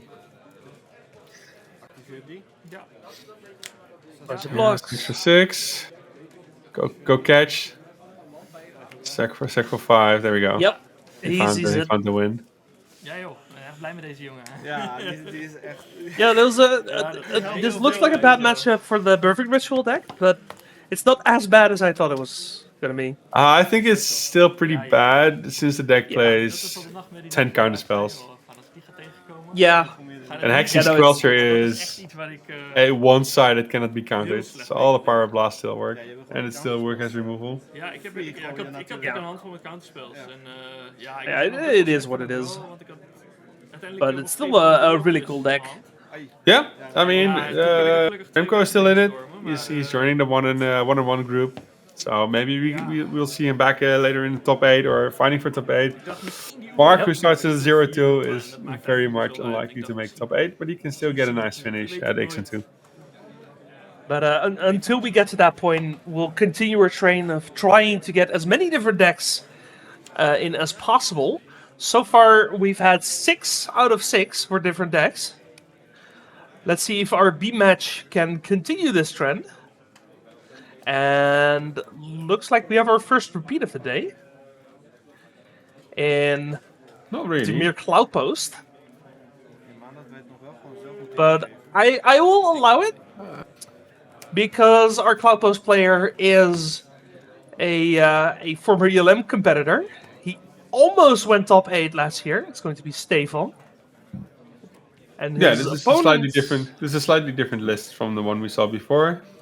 Oh, ja, a little bit. Ik denk dat ik heel sterk Ja, a little bit. Als het een andere kaart Yeah, but it's very minor. Goblin niet geprint was. Ja, It's mostly the black splash in the side for Paraguay, which our previous player didn't have. No, it's also the waterlock teachings in mainboard. Yeah, but that's purely for the black mana. Yeah, sometimes you cast the teachings. It's pretty much because the trap trainer can find it. That also helps, for sure. And this one plays more mainboard than the trap trainers than the previous one did. But yeah, most of it is it's pretty much the same. It's still the Ugin, still the Karns.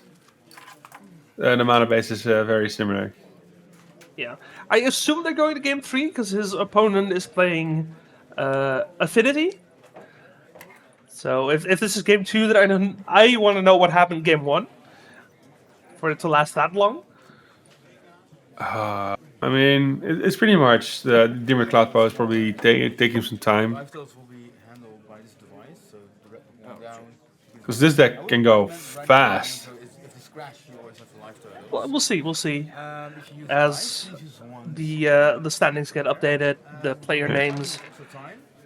I'll let you know. But To be yeah, fair, the Affinity deck has one of my most favorite cards printed in recent sets, which is the Pinnacle Emissary. You were going first. Yeah. So I will keep. Yeah, it's definitely good use of the work mechanic. Just giving you an option to turn 1, play it, just puke out your hand, get a couple 1/1s with flying even. Yeah, they can block. They can block, sure. Oh, they can only block creatures with flying. You can only block Sure. creatures flying. The good thing about the card is that it's still reasonably priced at 3 mana afterwards. So it's not unlikely for you to still cast it afterwards and get value out of it. Yeah, because you can get them back. Because when you warp them, they go to exile. You can cast them from exile.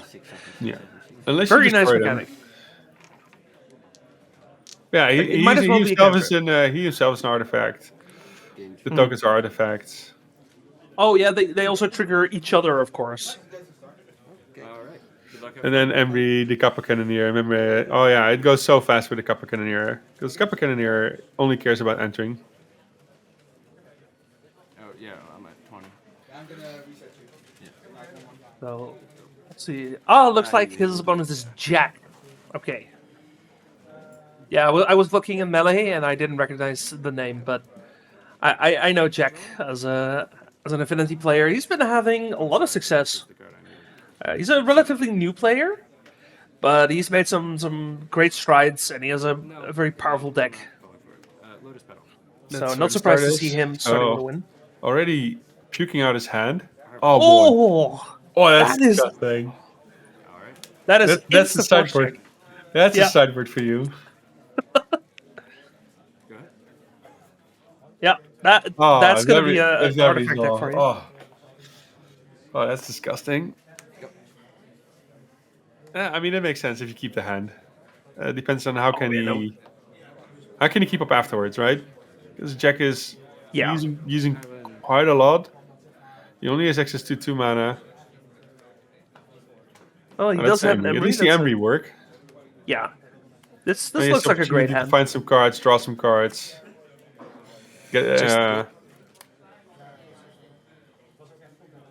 Micah? Oh, I like this hand. Was Just that a go? push- Stefan's not doing Oh. much. Embry could What just did Stefan keep then? something with the force. I would like to warp in a Pinnacle Emissary. Yep. Yeah, that makes sense. Tap. Target the Lotus Petal. Tap. Why We're going the for a Lotus Petal. I get the Lotus Petal. 2, 3. I think he needs. Oh, he just wants. No, the that second makes so much Harvest. sense. Oh my! Well done. Well done. That is nasty. I mean, I love it, but it is Oh, Stefan is on nasty. 2 lands. Oh, he's so screwed.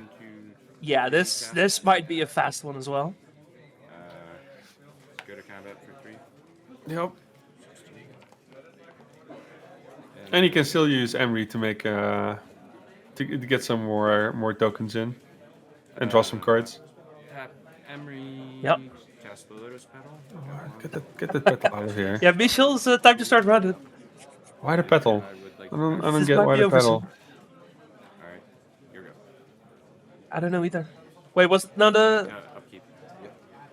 the bobble was from hand and the battle was from No, graveyard. there's another bobble in the graveyard. You could Yeah, just yeah, grab yeah. 2 bobbles. Yeah, I had to check to make sure. I just got lucky. I mean, Didn't expect you. I think it barely matters at this point. No. Does he have a 1-mana play maybe that is keeping up? So that was happening.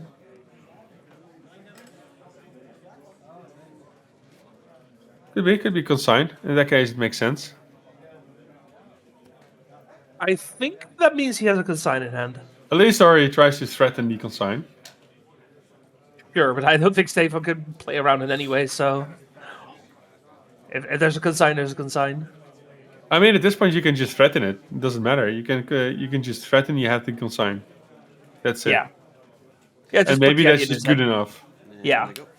But your opponent doesn't have a choice, right? He stock offs. He has nothing else to do. Yeah, this is spot racing for Jack here. It's already 8 damage. He has a 2-turn clock. You could pick up the. Tap Emery targeting this Pinnacle Missile. Yeah. You can And a pick good that one first up. showing for this deck as well. Play a Bobble, get 2 more drones. Another bobble. Get 2 initial clowns. Crack this Lotus Petal. For a Pithing Needle, get 2 more drones. Pithing Needle? Results. Just I never know what to keep name. caking it on. What would you put it on at this point? I think just the One Ring. It doesn't matter. Or Karn.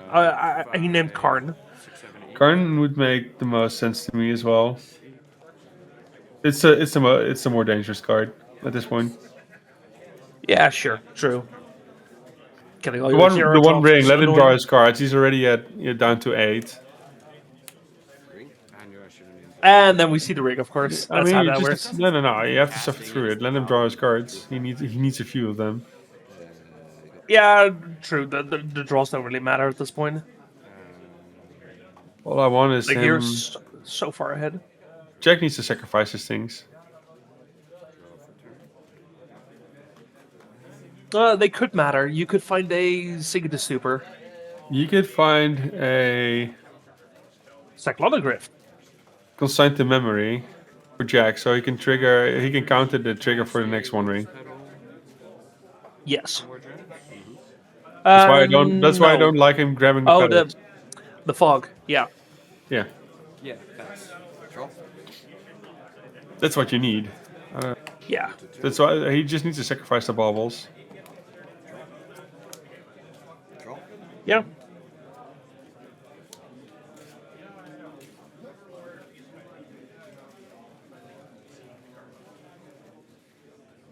Zijn er Ottawa? Looks like one. Is he playing? He's playing one, Yeah, he's playing one. which makes sense. I don't hate it. There's not much to do against it. Yeah, I mean the one is pretty much free, right? Stefan is still in a raw spot. I don't care how many cards he has in hand. He has 4 blue mana available, and Yeah. that's it. Like he needs to live, get rid of the Harbinger, untap, and then start doing things. I think at this point he can ignore the Harbinger. He just needs to put in thread after thread to stay alive. Probably has Yeah. to chain like a few One Rings. I mean, we have enough flyers to kill just in air, so there's no blocker for Stefan here No. that would actually work. I don't think it's working. When you get Yeah, lucky he's- with 2 Harbingers, He's thinking about it, but His hand is too thick for an ensnaring bridge. Engineered explosives isn't good enough. Do this. Looks like he does have the sink. Do this. He'd have to So play a land. he needs a one ring land, engineered explosives, Find anything. wipe the board.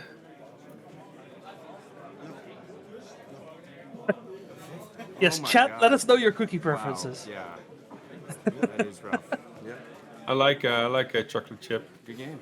Yeah, it's a rough Harbinger there. Well, Yeah, there's a that's reason I have three of there's them no on way my for sideboard. Stephen to find anything. He needs to chain the one rings. He doesn't have any in hand. Crazy stuff, man. So nothing else would be good enough against the power of this Affinity version. No, but also he was struggling a bit too much on his lands. It just stuck onto lands. And then the double Harbinger is... Yeah. And the Baragors he could never play. Yeah, It's tough, but welcome to this game. And probably either the second game might something similar might have happened with Harbingers. Yeah. It's hard to guess, but Jack picks up this game with 2 wins against 1 Yep. as the Affinity list. It Yeah, says it's good Affinity, first showing but today. I have for not the- seen for a this single deck. red card.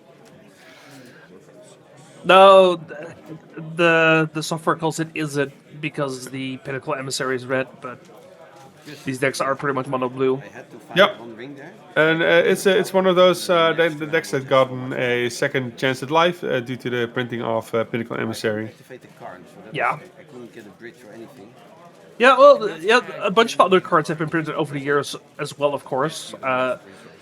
The Kappa Cannoneer is also definitely a card worth mentioning in this deck. Yeah. Get the But, to shoot all But yeah, the nice to see an old archetype make its return to Legacy, for sure. Well, that's going to be it for round 2, it seems. Everyone, thank you for watching. We are going to take a quick lunch break, Yeah, the other thing. and we will be back in, I believe, half an hour. So everyone, thank you for watching. We have 5 more rounds, as well as the top 8. Ring, and then play a barrel And we are playing for a lot of prizes today, including and gain some a nice qualifier for the ELM. So don't go anywhere. We'll be right back. And welcome back for round 3 here at our 98-player Bazaar of Boxes Series 17. We got another spicy one here. Don't we, Robin? We do indeed. I mean, on the left side it's not as spicy. I mean, it's a Dimir tempo list. We've seen those. It's the best deck in the format. Dozens of time. It's still competing for the best deck for sure. But on the right side, there's something we haven't seen in years, which is anything consider using Aluren. Yes. Yeah.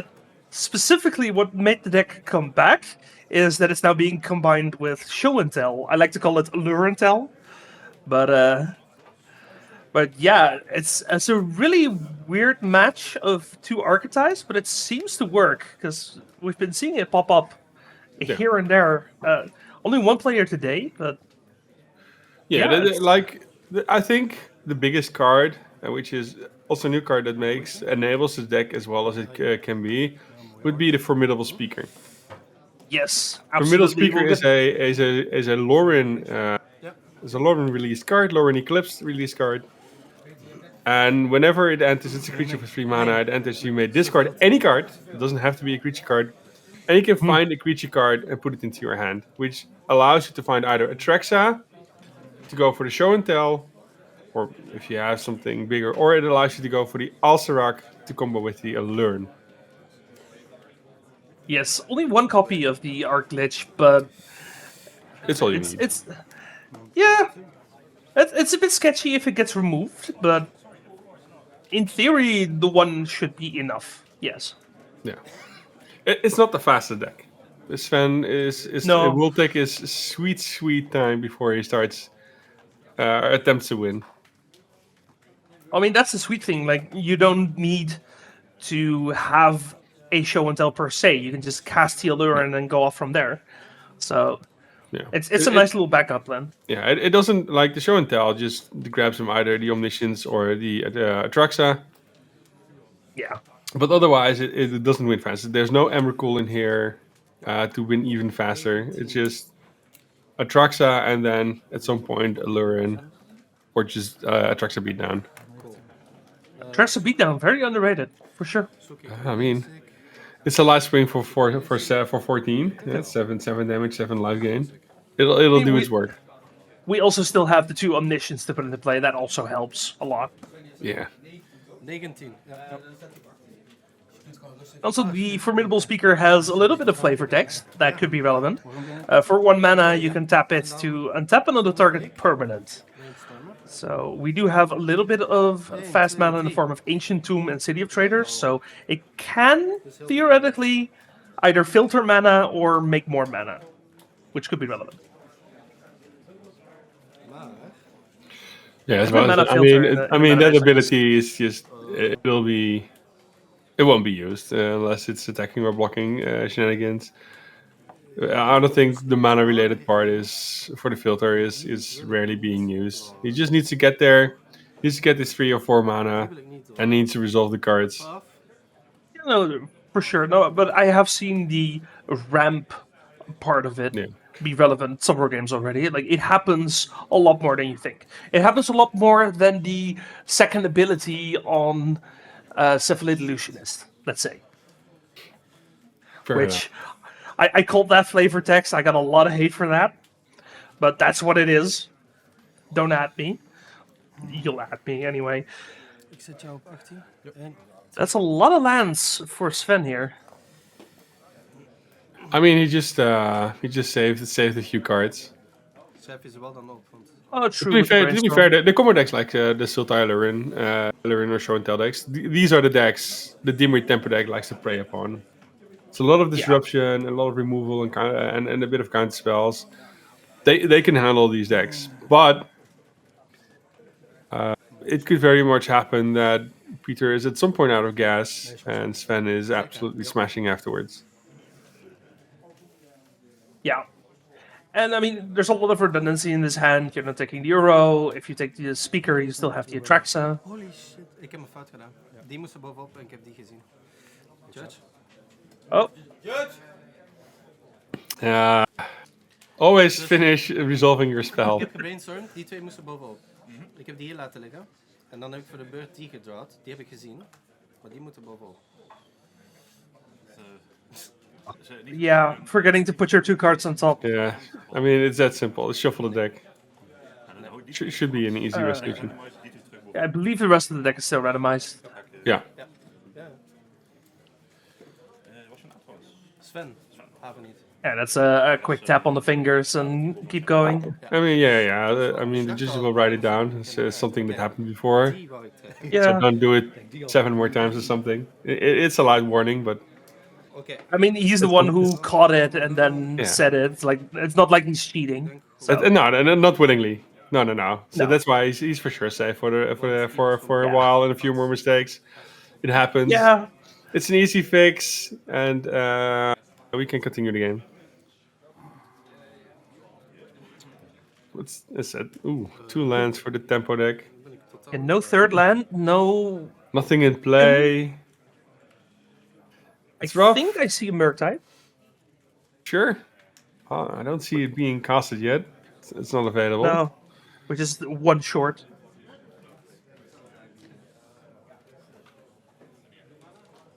Trigger. Nee, he might be waiting with the Bowmasters. Because there's an Uro, for example. Gets an That's also additional trigger out of it. Does Uro even draw Euro a is kind of card? bad for a tempo deck, right? Yeah, let's draw a card. Oh yeah, you may. Yeah, you draw a card. Yeah, no, it's a draw for sure. But I think Euro is the kind of hard to hate, grindy, stabilizing card that a tempo deck like this really hates. Yeah. It's like you attack for 3, gain 3, attack for 3, gain 3. Really annoying. There's a Veil of Summer. He just wants to draw an additional card from here. Yeah, I guess the 1 life also kind of helps. And it's probably not going to matter, but you never know. You're still against a tempo deck. I think the 1 life might actually be very much mattering. It denies the mass as well, so you also don't get the token. Dan gaat hij nog eens heen. Yeah, that matters a lot, actually. But the fact that he can now draw a card and not create an additional token, Oh, an additional trigger, that's No, he that's the doesn't. main goal. he does get the token. Because Do you think he gets a regular token? No, I was like, he did it with the Orcish Bowmasters on the stack. If he did it with the target on the stack, then he would have drawn the card with the Bowmaster in play. Yeah, no, this is how this goes. Yes. Speaking of this is how this goes, 18. just another one. Voor Now, 3. I have to think, but the dungeon that people go through with the Arclich win doesn't draw you a card, right? No, it doesn't need to. You Yeah. just pick up the one dungeon where it at some point says lose 1 life, Yeah, and your then you don't opponent. have to draw a card with that. and you just bounce him up 40 times. Good Yeah, thing but I'm happened. thinking if there's anything mandatory to get to the damage. I don't remember which dungeon it is. Where are my stack of dungeons? Oh, you have I a do stack have of somewhere. dungeons? I have a stack of dungeons. I just have a That's stack actually of bizarre. tokens in general, and those are among them. Fair enough. But they're not within hand's reach. It's fine. It's just the one that does damage. But yeah, if there's no mandatory draws, then that shouldn't matter. No, it's a scry one and a created treasure or a goblin. Yeah, it has draw card at the end. Ah nee, want dat is een colorless. Oké, boeit niet. At the The end. lost mine of the lost mine of Van Delver. 1. I guess you could just stack those, like keep going, only resolve the damage ones. No, it's the draw card. Is you cannot avoid it. Isn't it already back in? Yeah, I think you can stack the triggers to where the draw goes on the bottom. You pick up the Acererak and then replay it at instant speed. I think, if I recall correctly, that's how that mechanic works. Eerst die voordat ik zeg. 2 ja. Yeah. 13. Yeah, there are 2 separate triggers on the Arc Glitch. Is the important thing. So I think you could do it even with the Bowmaster in play, and then kill someone not dying to the Oh, Bowmaster. yeah. I think. Oké, stel ik doe dit, dan ga ik naar 11. Yeah, you get a Je weird hebt stack 6 at that point. op de board. Yeah. Because indeed, before you resolve, if it counts as finishing the dungeon, that's the question. No, it doesn't. That's the whole point of going through that dungeon. It's the wrong dungeon, so you can just keep going. No, I mean with finishing the dungeon, that means if you can start a new one, or you keep stacking the trigger for draw Oh. card. I think you can start a new one. 1, 2, 3. At some point, I wish If I it was a comes judge up, or something. yeah, just get a judge. It's fine. Okay, show and tell is going to get forced. 16. That might be a problem because we used an ancient tomb to cast it. And now we have a 2-turn clock in play. Yeah, it's a big one. Also turns off brainstorms. We can still ponder if we need to. 11 ja. Not a lot of other cards, right? Yeah, we still have the Euro and the Great Earth. He just needs to resolve next turn, but it depends on what Peter has in hand. But yeah, he has 1 turn to win. Yeah. The Traxa would thinking- help if she sticks. Yeah, I'm thinking we can't cast the Traxa because we need 2 Lotus Petals for that. Oh yeah, missing colors. Yeah.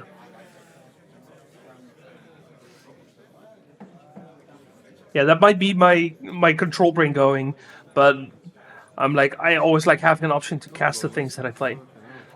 Eentje op jou. Another Bowmaster. That doesn't technically turn off Ponder. It turns off Ponder activating Ancient Tomb. 1, 2, 3, 4, 5, 6, 7. It could theoretically matter. +2. En nu draw ik de superkaart. It means Uro doesn't actually do anything anymore. But it wasn't No. really going to be the option anyway, like, let's be honest.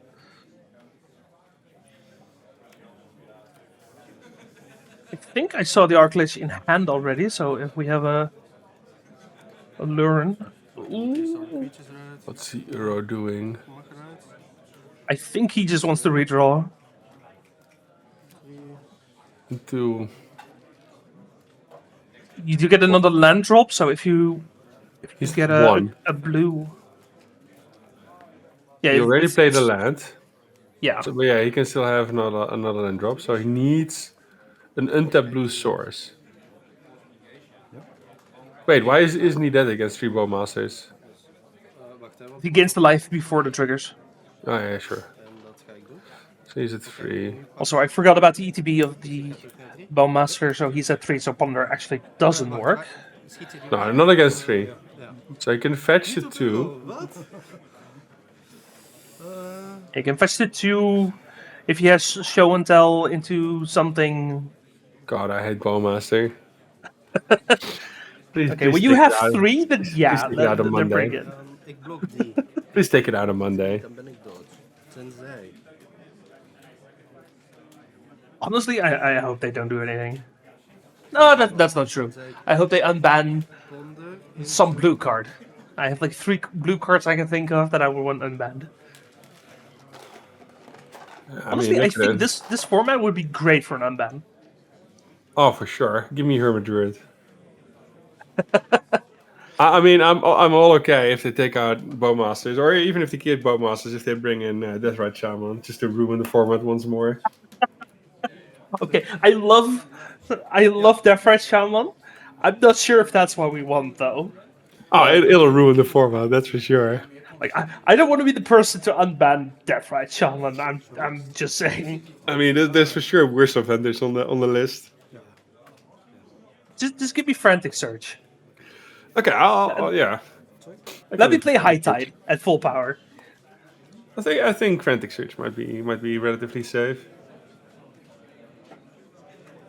I mean, it's still strong as hell as a card, but I think it's relatively safe. Ik denk dat ik dood ben. Yeah, I think there's no Reanimator deck that really cares about Frantic Surge.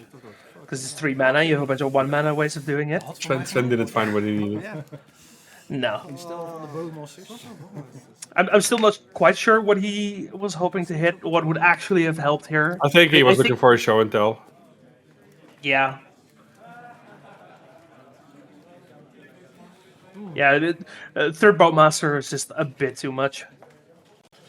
It's not like his sideboard is doing anything against the Bowmasters. That's the worst part. En nu weet ik nog altijd niet goed wat je speelt.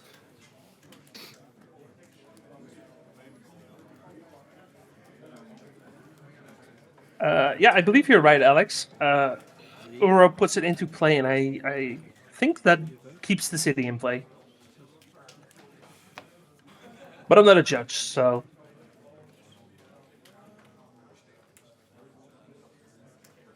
But yeah, what are we looking at in the side here? Looking at like, I'm looking from the Aluren side, right? They need to win. Yeah. You can look at Carpet of Flowers. Yeah, don't hit it. You can look at Force Negation. Yep. Actually, does Force Negation actually do it? Because that's mostly to disrupt enemy combos, right? No, it's just to push something through a counter war. Yeah, but it It's doesn't like work the in Veil your Summer. turn. You'll play the Veil Summer as well. Like, you're not hard casting the Force of Negation where you're pushing for a win, right? No. Just remember, Just- the pitch doesn't work in your turn. So does it actually protect your win? Oh, that's awful. Get it out. No, I said to push Oh, for the win. No, Force of Oh Negation. yeah, doesn't so you actually got a protect Veil of Summer. Yeah, the extra Veil of Summer, maybe the Endurance, if you feel like it, Yeah. and then Carpets. Dan because we're Something else. definitely looking to Opposition deny Agent our isn't mana doing base. it. Oof isn't doing it. Gravedigger isn't doing it. No. Oké, nu moeten er nog 2, 3. Conscience. No, you can consider the Carpets and the Veil of Summer and the Endurance. That's it. It's 4 cards. I think the Veil of think that's Summer is fine. in. Yeah.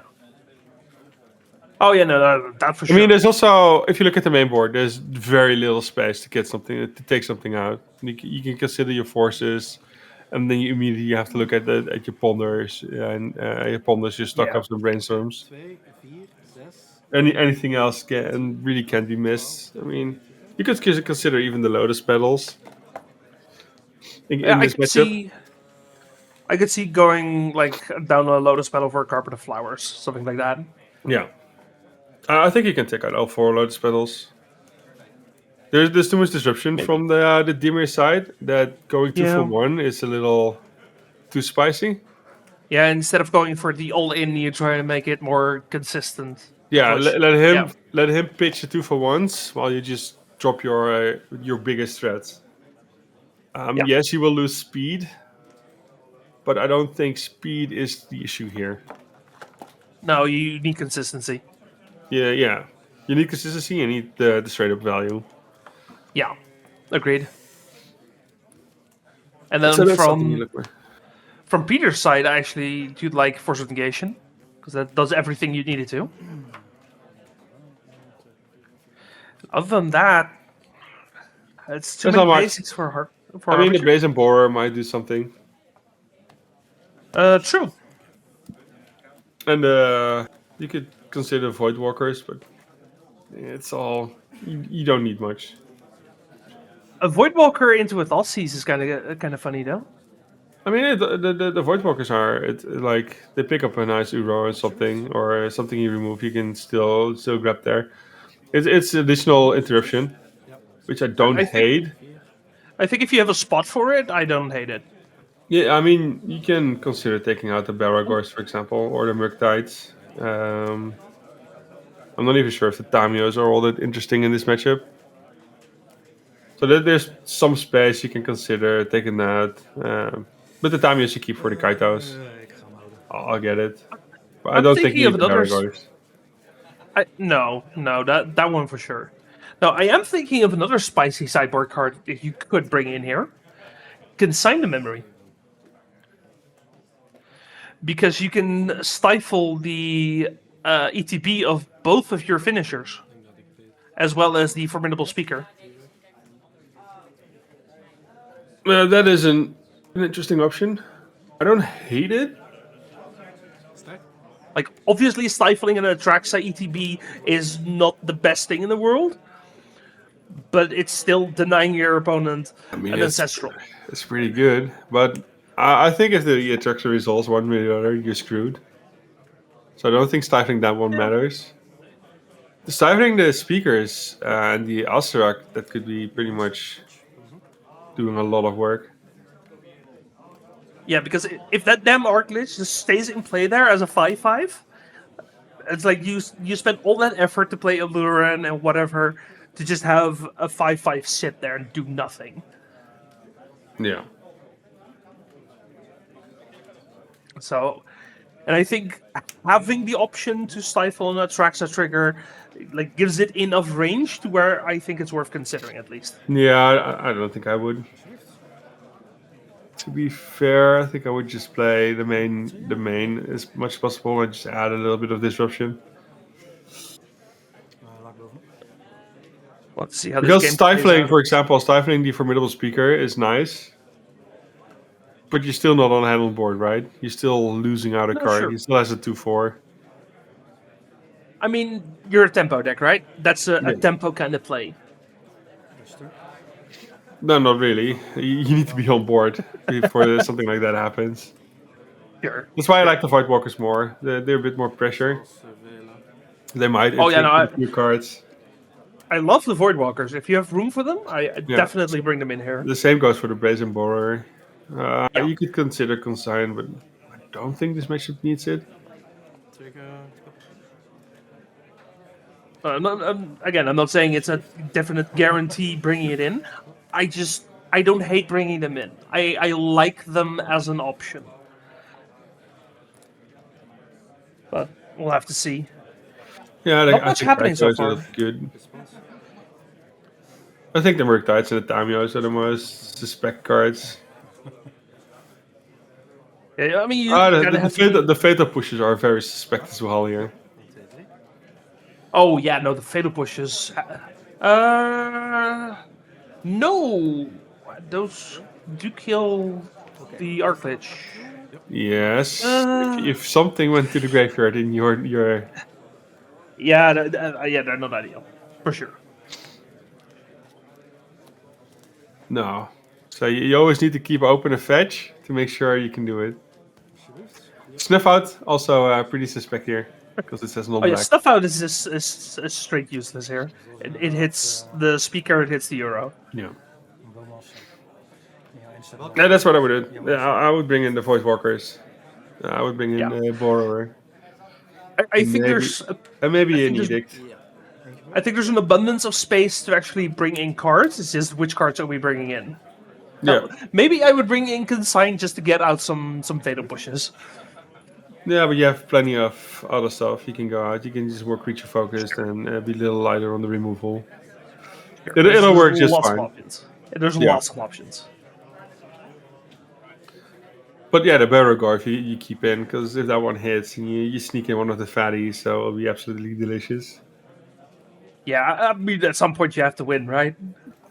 I mean, that's why the Void Walkers come in. Just beating for 3 does a lot of work. Oh, right now we're beating for 2. Oh no, we're beating for 4. Yeah, Kaito's coming in.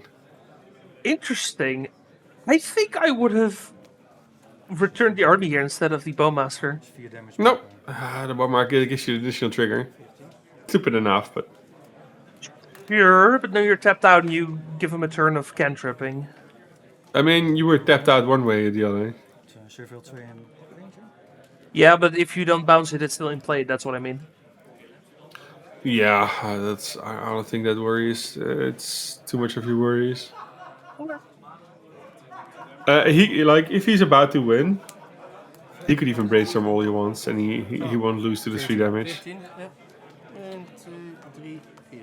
Ik las allebei bovenop en dan mag ik een kaartje pakken. I mean, right now he's losing by not doing anything. There's not a lot happening here No. for Sven. He does have a couple cards in hand. I see Veil Summer, I see 2 stock-ups.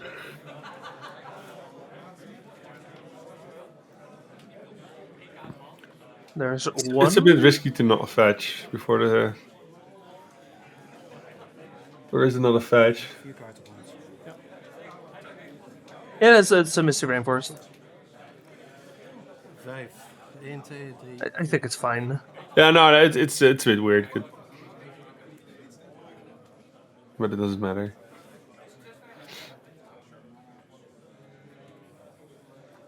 What do you want to see in your stock-up? Right now. Depends on the hand, right?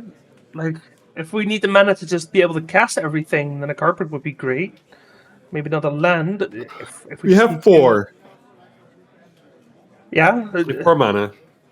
It's a mana-hungry deck if you want to go for it. You know, there's a second stock-up in his hand. Or at least either in his hand or in the pile. No, it's in his hand, for sure. He had 2 in hand, he played 1 now. He also has a Veil of Summer. Yeah, so he wants a show and tell and a creature. That's what he needs. Or Aluren and Astarak. Force could also be good. I think he got a Force. I got a And Show and Tell. and a Traxa. So that's going to Yeah. happen next turn. And I think I see 2 Veil of Summers as well. Yeah, so he has a Veil of Summer. He could just cast Veil of Summer, see what happens, right? Yeah. Pretty much a must counter card. And then if you have a 5th land here, you can gem the second one. If If he not, really you wants can to just- go for it, he could just show and tell and then Veil of Summer. But I Wouldn't think you you just preemptively activate fire himself. You just yeah, but he gets a draw card. Yeah. The question is if he wants it. Yeah, sure.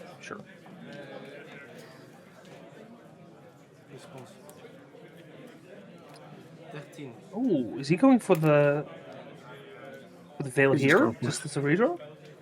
If he has a second one, it's possible. Sure. I wouldn't do it. Your hand already has what it needs. Unless he wants to be safe and wants to have an additional blue card for the force. Yeah. I mean, there's options here. Okay, yeah, we are veiling this. Your opponent's like, ah, sure. That's fine.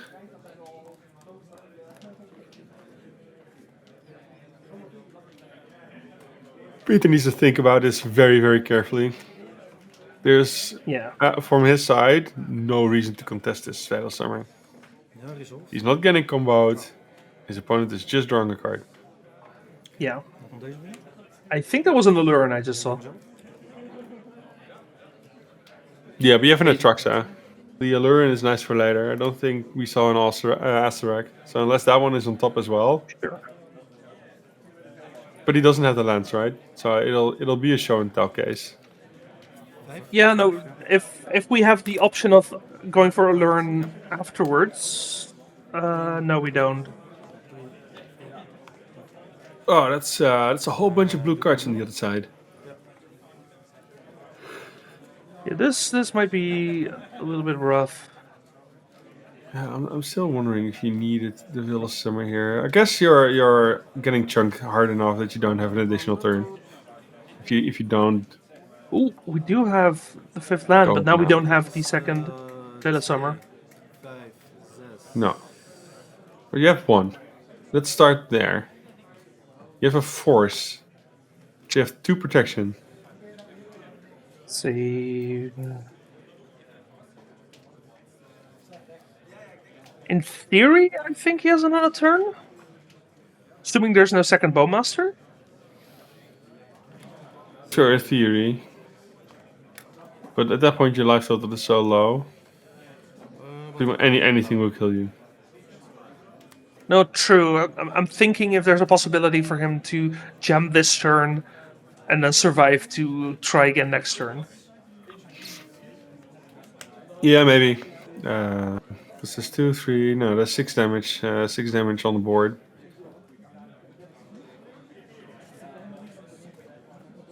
Yeah, so it would have to be Okay. not a second Bowmaster. But I think it's worth trying at least. Now he doesn't have an additional turn. Because if he now has to play Veil Summer, it will be drawn.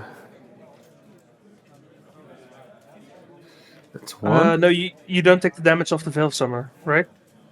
Because you draw after it has resolved. So you're not a legal turn anymore. Let's say. Oh yeah, but you can still get the token go up. Yeah, you're The right. token goes up, and now you force it as well. Why is he forcing? Why is he not veiling? The second force.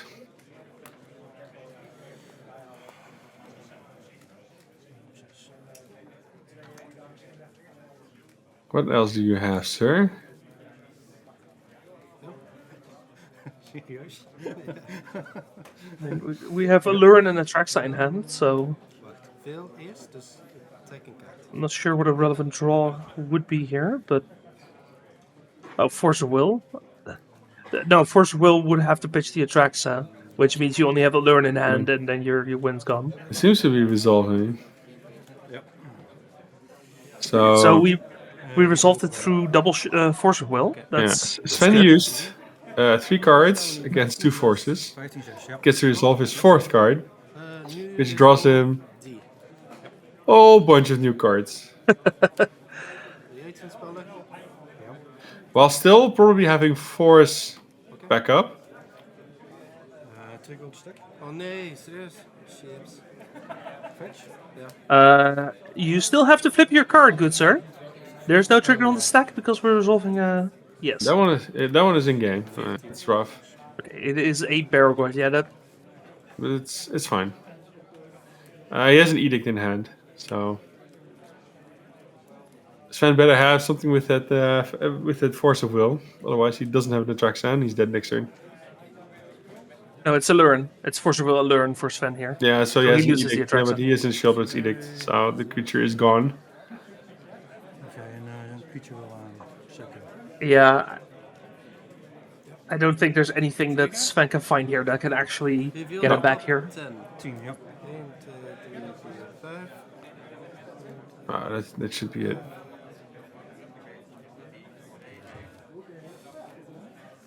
I don't know what he took out of the deck. It's probably the Fatal Pushes, but yeah, it's good that he brought in the edict. Yeah, the edicts. The one-offs, sometimes they just work miracles. No, that's not going to do anything. Oké, daar kan ik nog mee leven.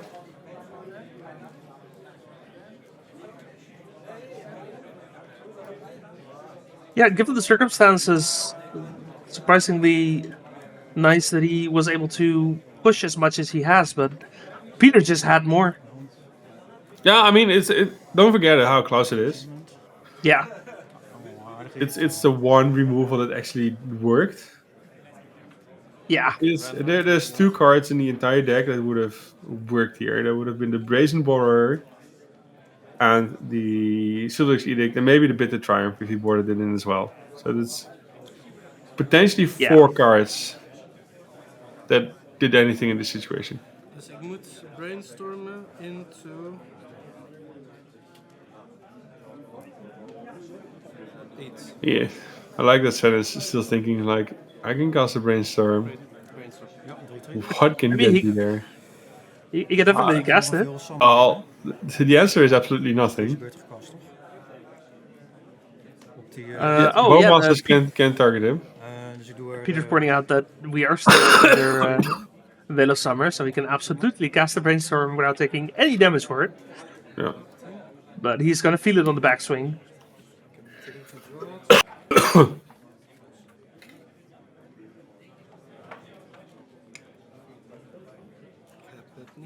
Yeah, there's nothing. Yeah, there's nothing.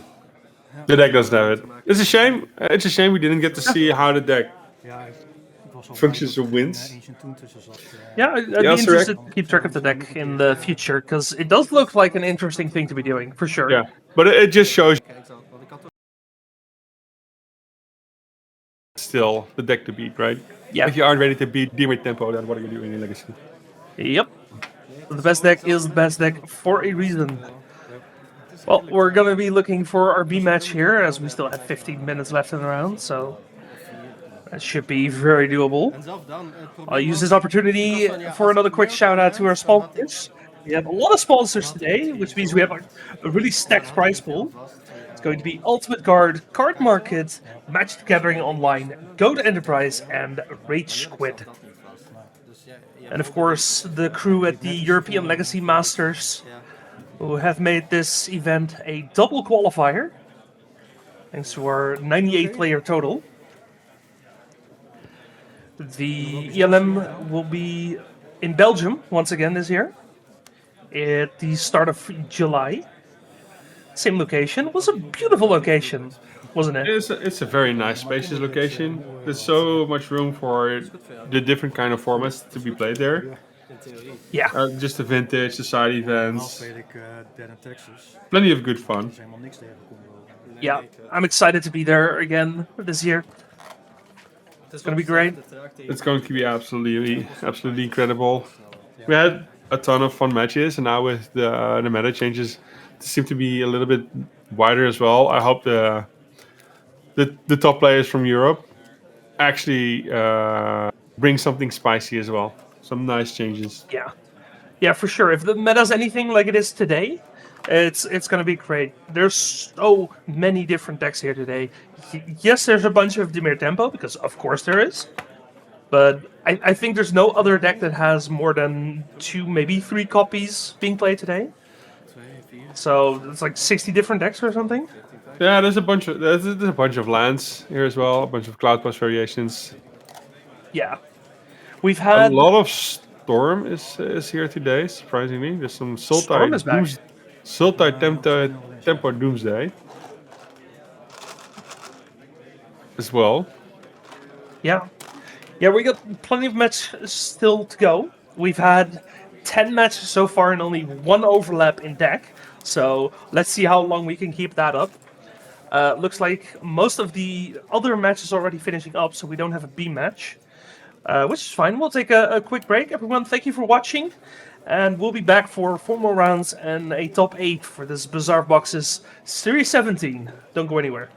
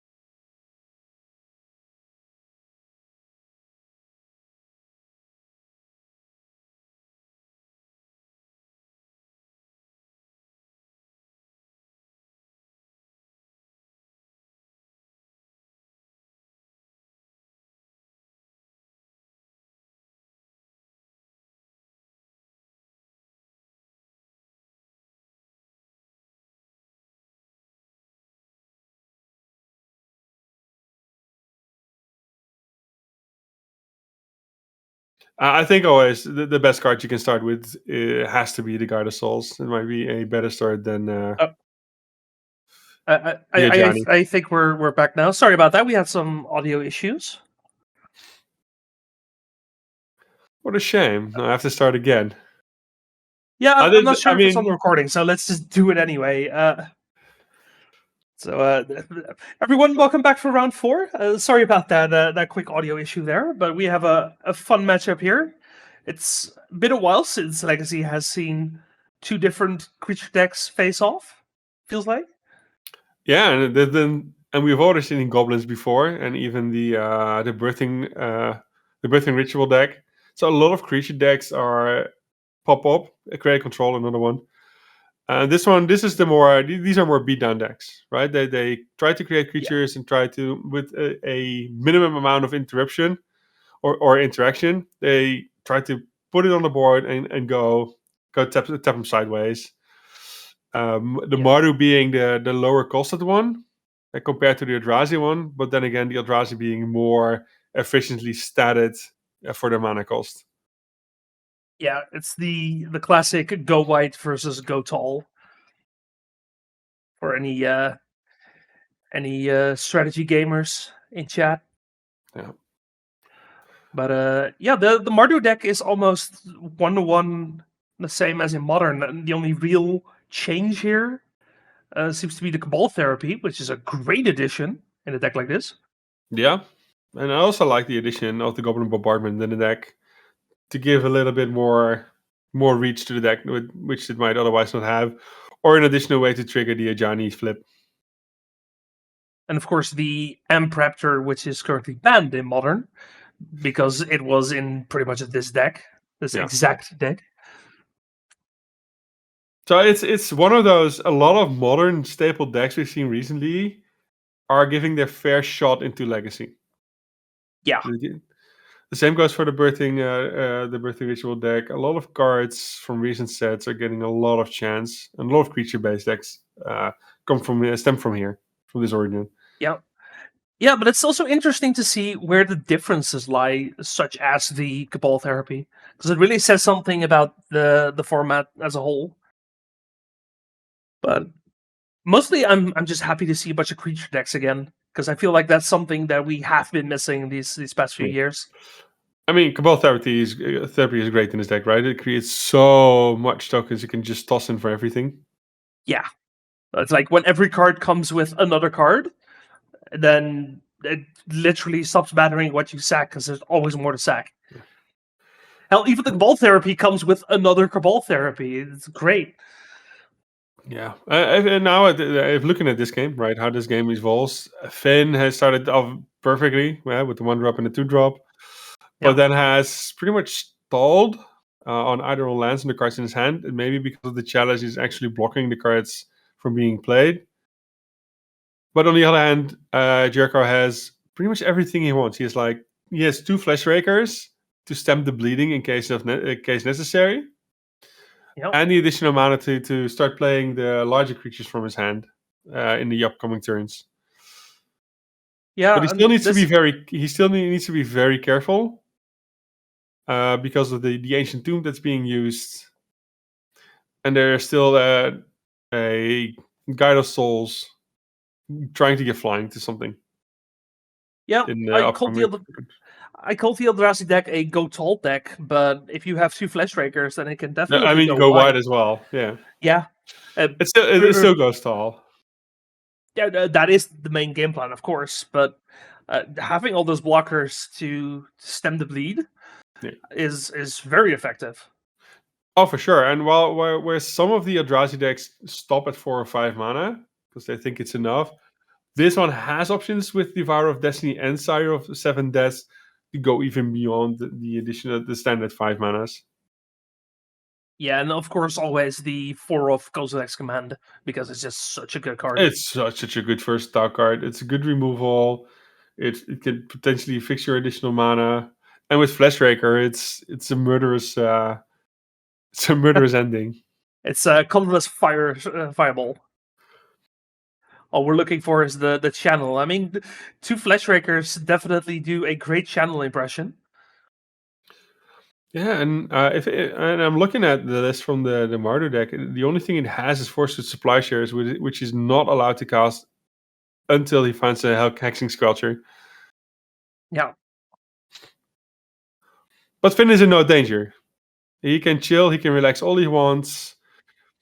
It's not like the Eldrazi deck gains life in any form outside of the Sire of the 7 Deaths. So he's really relying on the Guide of Souls, for example, to chip in more of the flying damage. Yeah. As well as the life gain is going to be very important here. Just anything to patch your life total, give you the time to actually apply the pressure that you need. It's just there's a lot of movement in life total here. Yeah. And that can be Don't very forget, scary. Johnny is Johnny? a very dangerous threat. Yeah. Because the Ajani makes sure something on the other side is just gone. You can keep shooting the damage while making more 2/1s. Yeah, that's the first one, but the ultimate ability should not be forgotten. I completely forgot what the ultimate does, actually. It says, choose each opponent only. Choose an artifact, a creature, an enchantment, and a planeswalker from the Lowland permanents they control, and then sacrifices everything else, which pretty much cleans up the board, except for 1 creature and the 1 chalice. Yeah, the only problem is that you have to plus it to actually get to that mode, which puts you behind in creatures. But I mean, it would definitely help here for sure, especially with all these tokens. It needs to be another red permanent, right? The 0 ability is at that point would be 5, which is not enough.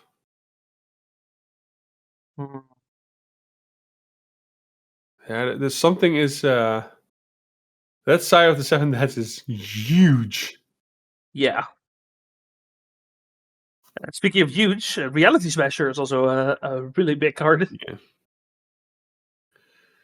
I know the list we're cutting them at some point, but I actually am kind of glad to see them again. Because I think it's like one of those quintessential Eldrazi cards. I mean, it does everything, right? The lifelink will change everything. It's hard to block. It smashes through, especially with the line breaker that adds an additional 6-7 power in this case. Yeah. It's a shame the Mardu mid-range deck just dried up a little bit. You could see the potential for power, but it just couldn't finish it off, while the Eldrazi was just chilling behind 2 Flesh Rakers that were untouchable, or at least untouched. Yeah, I think it's mostly because of the Chalice on 1, right? Because there's so many 1-drops in his deck. There's a whole bunch of them, yeah. If he found a Hexing Sculpture, it would have been fine. Yeah, The question is, one-off makes it. The question is now, what do you bring in? Because if you look at the sideboard, there's not a whole lot. There's pretty much nothing here. To be No, you honest. could consider Clarion Conquerors, because they're not a useless static creature. And it's still a flying creature. Only And stops you could, activated abilities, unfortunately. yeah, Prismatic Ending is not doing it. No. If you're really scared of the Flesh Raker, you might bring it in, but I don't think that's the axe. Even then, you need to find Yeah. 3 colors of mana. Right? You still Mardu, you could, but it's the only target you have. It might, yeah, well, it's not true. You also have the Chalice as a reasonable target. But what do you take out, right? There's not much you can leave out. You're still on the play, you want to be active. Yeah. I mean, on the other end, maybe you have to get Prismatic Ending, because you just straight up die if you don't. I mean, do the the Prismatic Chalice. Ending also, it gets the Chalice, which is the important thing, I think. Yeah, it says less than or equal. You can just pay 1 colored mana or 2 mana, and it also takes it out. So you might have to pick the Prismatic Endings. It is what it is. I think you just have to accept that. Yeah. You can consider the Cabal Therapies at this point. It's not great. I think Voice of Victory is a fine card to take out. I think on the play, I do like Cabal Therapy. Yeah, but what do you take out, right? The Voice of Victory, Bowmasters. I mean, Bowmasters aren't doing anything here, or not much. They just go wide. Yeah. No, the Bowmaster is probably the worst of the creatures. You could even consider the Goblin Bombardments if you really want to. Not sure if you want to get rid of it. I think you want to keep the Bombardment to try and get around something. Like attack into creatures, sure, a couple die, get blocked, you throw them at the opponent's face. But you still need to take something out, right? Yeah, no, sure. And I would say the first thing I look at is the one mana creature, the 1 mana cards. Yeah. Because of what Chalice is going to do. Chalice on 2 is devastating, but it's manageable. Ooh, surveilling. Oh, let's see what happens. There's at least not a turn 1 play. So let's see what happens on the other side. It's a Chalice on 1. Yeah, it's a Chalice for 1. Let's see if we have. But it costed him a pedal, so I do think it's quite the investment here.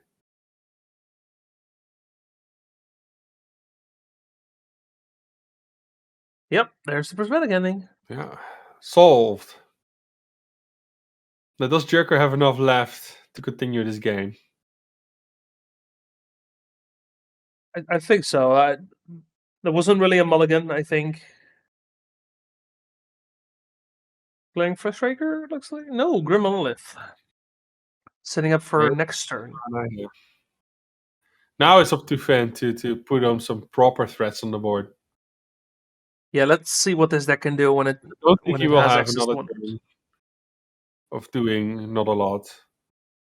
Ocelot Pride coming in. That is sketchy. Just a single thing you can cast.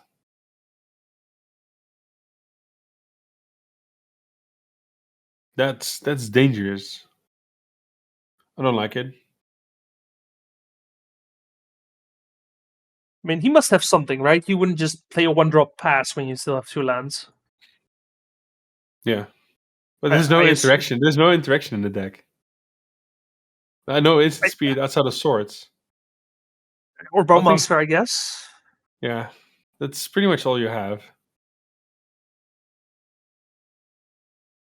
Yeah, that's nice. Which, if you have it, you play it now, because Dot.Zero might... no, Dot.Zero might not even care.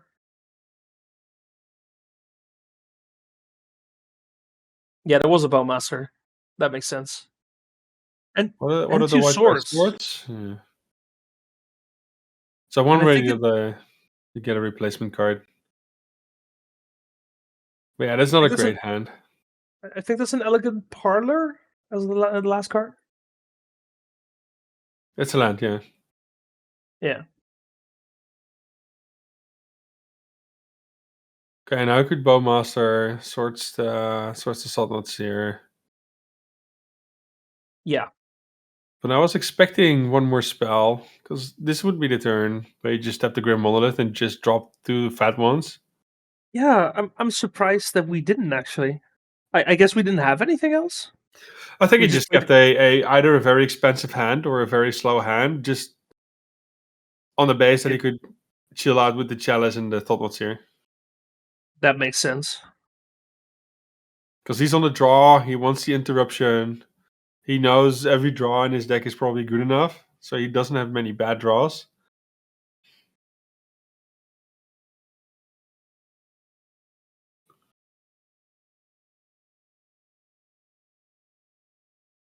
We'll have to see what Finn draws here. There are Maybe there's some couple of really pro-select good commands in his hand. That would make sense. True.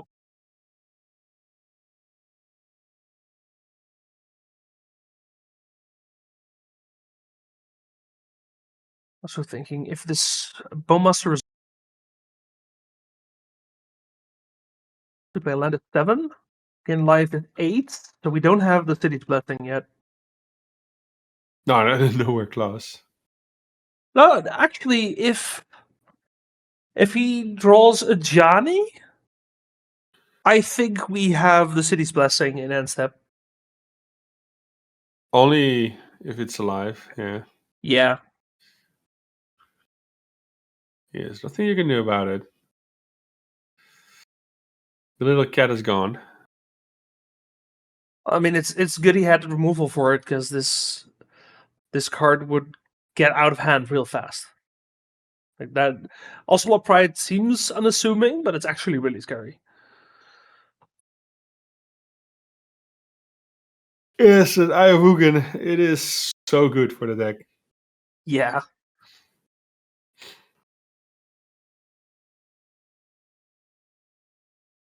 What do you mean? A land that gets 2 discount on every spell in my deck? Yeah, so it's already made 4 mana this turn. Yeah. That's pretty nuts.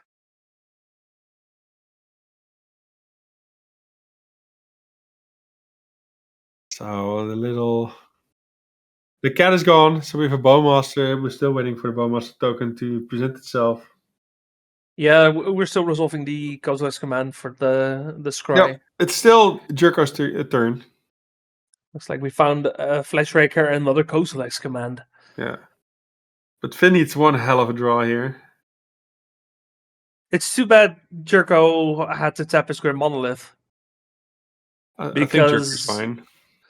No, I'm not saying he's in trouble. I'm saying it's too bad, because if he would leave both of these on top, then he could have had an insane next turn instead of just a good turn.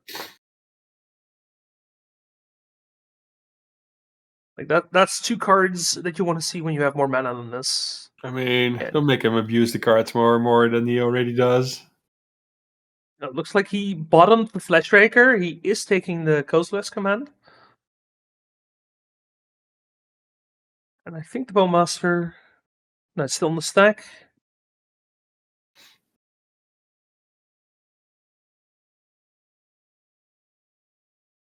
We just... I mean, we could just K-command, get rid of it.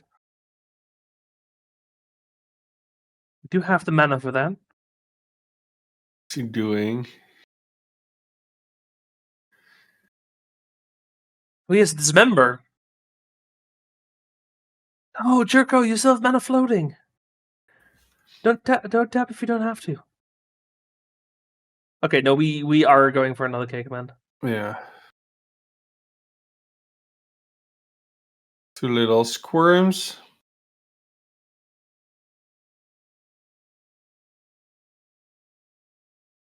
And I'm not sure if the Bowmaster resolved and we're trying to kill it, or that we're doing Yeah, it I in don't know. response. And we're See, he scried and drew a card. He's now drawing card. okay. We're doing it in response still. Looks like 1 top, 1 bottom again. Now we have a Bowmaster. Yes. They take one out. Yeah. You can sack it, get the Dismember in. But he still also has the one floating from the Grim Monolith as well. Some value has been made so far. No, he doesn't have the one floating from the Grim Monolith. Because he X equaled 2. So he used the floating mana. So yeah, if he sacks 1, he can dismember the I just tick let it fizzles. Oh, he lets die. I it. just let it die. Yeah, but if you sack it, then it fizzles. You don't get the army, right? I don't think this one works that way. I'm pretty sure it does. Actually, I'm pretty sure Jurgo could have denied the. No, you couldn't Army. deny it. Yeah. There's a dot in between the lines. Yeah, but it's one trigger. And if one trigger loses all of its targets, the whole trigger fizzles. Yeah, the chat seems to agree. You sack the token, you don't get the army. Yeah, that would be big. There's no reason not to sack the token. Yeah, that's what I'm thinking. He might have just already didn't missed a token because it doesn't matter. I don't know where the draws from the how the cost like exactly happened because I think he just missed it. Oh, we call that a user error. Oh, and a smasher. Oh, that's a nasty top deck.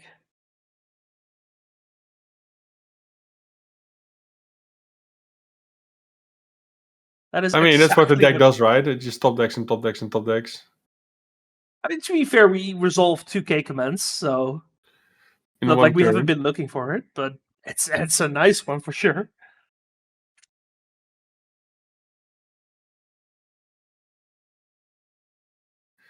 Smasher gone.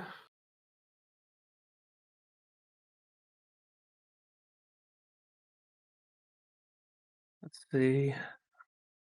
Yeah, because we can keep hitting on the one Eldrazi. Sure. But Someone has we're 2 not cards, really doing anything. but the Eldrazi still has 5 mana available for Eldrazi spells each turn. 6, because we still have the one spawn. Yeah, sure. There's no 6-drop, but no, it's either 5 or 7. K command could be a 6-drop, I suppose. Yeah. I think I would sack the spawn for a bigger K command at this point. That's the Ajani. Yeah. Well, that's the card we wanted to see. Nice, big, problematic. Yeah, because no matter how you deal with it, you're gonna come out like behind somehow. Kill that one, yeah. Yeah. So you take 4 damage to get rid of the Ajani, and the Ajani still makes the 2-1. Finally, his life total is back under 20. There is a dent being made. It's still not fast enough. The threats of Eldrazi are just so big. Yeah, but to be fair, Eldrazi also has more dead air in its deck, I think. I mean, that's definitely not dead air right there. That's Return of the Chalice of One. No, but he's still getting his... Oh, there we go. That's big. This might be exactly what Finn needed to finish up this game. That was the perfect wasteland, the perfect answer to the Chalice on One. Well, the perfect answer. No, I think it's the perfect answer for the Chalice. I think you wait on the Prismatic, you get rid of that because you still have the clock. Yeah. Now at least you have your claw. Oh my! He already had it in his hand. I did see it. It's a legendary land still. Yeah, no, for sure, for sure. Oof. Another dismember though. Those are going to add up at some point. Yeah, always go for the temple. What is he holding? That's a Flash Raker. It's not the thing you want to see. No. No follow-up play either. No, you can't As attack of yet. into it. Because your stuff isn't big enough. Ooh, Antwerper could be really good. If we hit another 2-drop, it's incredible. It's not a 2-drop. That's an Ocelot Pride. Yes. But you do get the 2-1. Is that a hasty first striker? No, it's just the first striker. And Raptor. The fixed 2-mana Cascader. Why can't he? Oh yeah, because it's yeah. There's still a thing. It's still Chalice. There's still a Chalice. But I would have still cast it. I would have still cast it. So it's not in exile, but in graveyard. Sure. I don't think it matters for this deck, but No, I'm pretty sure there is no functional difference for the outcome of this match. But I get why you say it. No, actually, if he casts it, it costs him energy. In case he needs the energy. I have no idea why you would need the energy. Goblin Bombardment. Oh, That one threatens no. at least 3 damage. He can use the energy for the Guide of Souls. I agree. The cards should stay in exile. But I think it's not going to be enough at this point. Jurgo has drawn too many good cards.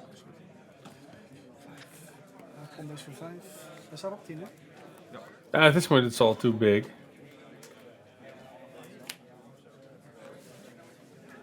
Because that is 5 Eldrazi, I think. So that's plus 5. This is 8 plus a Reality Smasher. You can chimp something. Linebreaker, I believe, also gives Trample. Oh, it has Trample. Oh, he's removing his entire board to get rid of 1. Yeah, I think he kind of has to. It feels incredibly bad. It feels so bad. Oh, there's 2 lands as well. Yep. Yeah, it was a good attempt. But suddenly Eldrazi just draws into all the action. I mean, that's Eldrazi was drawing into action, but the Mardu deck definitely wasn't drawing into action. Yeah, there is a big difference. Also, seeing the Eye of Ugin with the 2 Kozilek's commands at the start to just clear up the board. Yeah, that's crazy. Yep. Well, that's how it goes. So, GG. Let's see if we have a backup match going. While we're looking for that, everyone, thanks for watching. We're currently in round 4. We got 7 rounds today. 98 players. Top 8. We got 2 ELM slots. Big ass prize pool.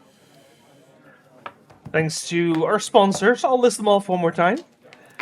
We have Ultimate Guard, Cardmarket, Magic the Gathering Online, Goat Enterprise, and RageSquid. So thank you to our sponsors. I hope our players appreciate it. I hope everyone at home is having a good day. A nice Saturday. It's beautiful weather outside here. So you could definitely be doing better things than just sitting here. So thanks for watching. Thanks for supporting the channel. Looks like we do have a backup match.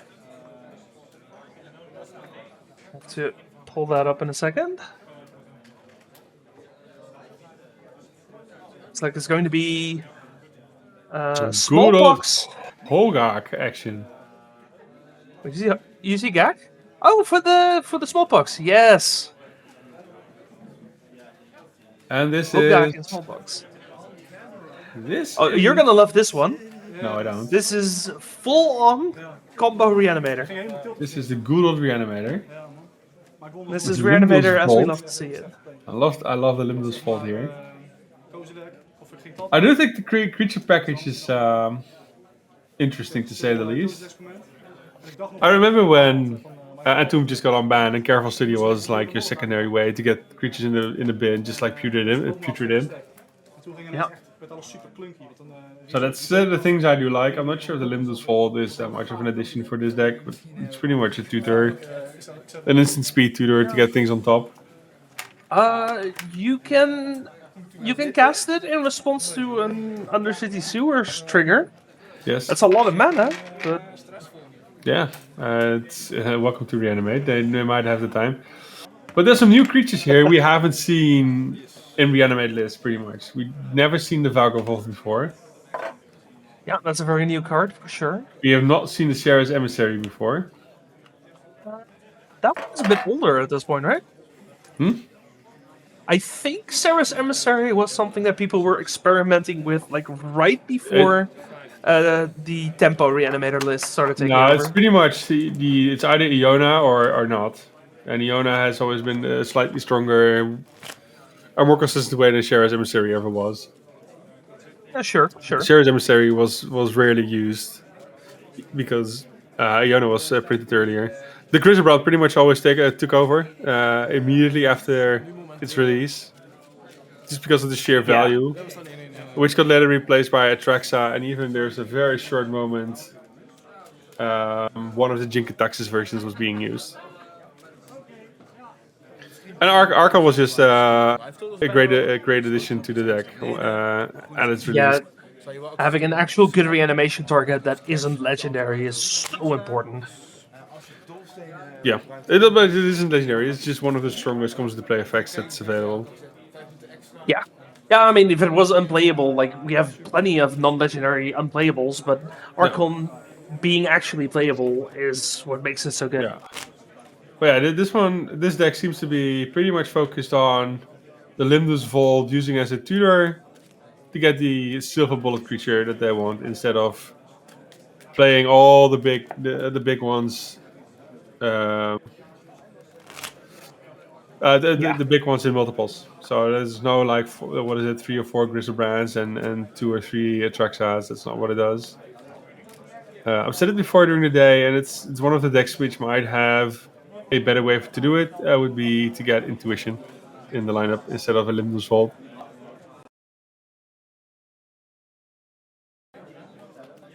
Interesting. Yeah, that's... I can see the case for that. Because Intuition just nets you 3 cards, 3 creatures. Yeah. Instant speed as well. It costs 1 more, but at that point it doesn't rely on the City Sewers trigger anymore. And you also still get to grab a card in your hand. You could use Intuition to grab 3 Reanimates if you want to. Yeah. Well, the one reason why I would say Limitless Vault is better is because it can actually find your reanimation spells and not just your creatures. I don't know how often so can Intuition. Sure. Your Intuition can just find 3 Reanimates and you get there. You have 1. I guess Limitless Vault can guarantee both. Maybe that... I don't know. Yeah, pretty much. If you have enough life available, yes you can, but you're still playing Reanimate as a spell.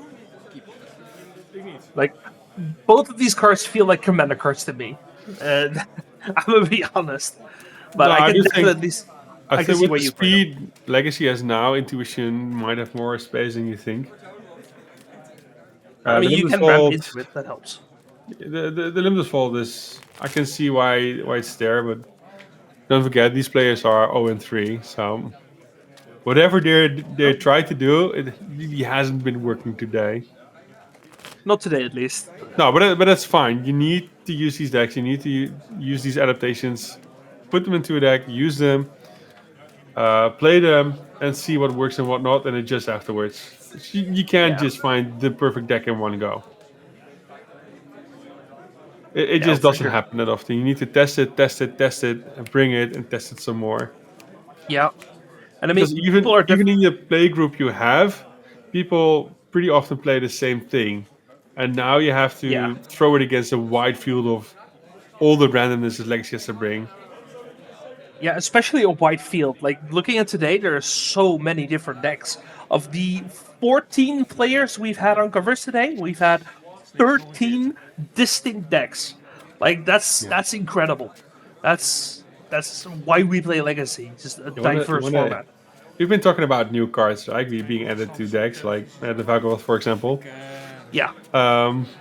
In the sideboard of the box deck, there are some good old cards and some very nasty new cards. There's two in particular I'm thinking of. The old card is Chase of Mephistopheles. That immediately drew my Hell, attention. yeah, absolutely. And then for new cards, I'm seeing my Scornful Striker card that every time I've seen it, it's been impressive because it's just such a fast block. It's just such a filthy card. Like it's a good thing she's legendary because she's way too good to have two in play at any given point. I mean, there's multiple cards that do a similar thing. But yeah, this one is black, which is rare for a black card to have this effect. Yeah. And you can build your deck to where it doesn't hit yourself because it specifically says non-creature spell. Well, Unlike, there's a whole bunch of non-creature spells in the box deck. yeah, no, you can. I'm not saying that the Pox player has, but you can build a mono black creature heavy deck that isn't too bothered by its own might. So I'm not sure if they brought it in. I don't think I would against the Reanimator deck. It might just scare them off. No, for sure. Also worth noting, unlike the Eidolon the Great Revel, this also triggers on Force of Will, which is a very important card to hit in Legacy. The Mai. Mai hits everything. Not a racist. I mean, lore-wise, but yeah. Is that a Thoughtseize? I think that's a Thoughtseize. That is a Thoughtseize. I remember this art. Looks like we have Reanimate, Brainstorm, and 2 lands, and I don't know what the last card is. Well, yeah, you can pick a Reanimate spell here, but you probably pick up whatever that one is. Seems to make No more clue. sense. Maybe someone at the table knows what that is, but that's also a Thoughtseize. Okay. Interesting. Yeah, that might be interesting for Box to just not have it. We've seen Box in previous events do pretty well. Yeah, it's kind of fallen out of favor after the bannings, but maybe that's just because people are trying things. Because I think the deck is still as good as it was before the bannings. It's a bit of a hit or miss deck, so you can have it's the deck that can go get you to a top 8, but it also can go 0-3, 0-4 on a day if you just don't hit it. It's a bit of the sweet spot where your cards all have to have an effect on the game, and that just not against every deck they will do that. Yeah. If you play was good Box against Mystic Forge. Against an old Storm deck, sometimes you just say, yeah, sure, it doesn't matter what I have, but half of my cards are creature removal.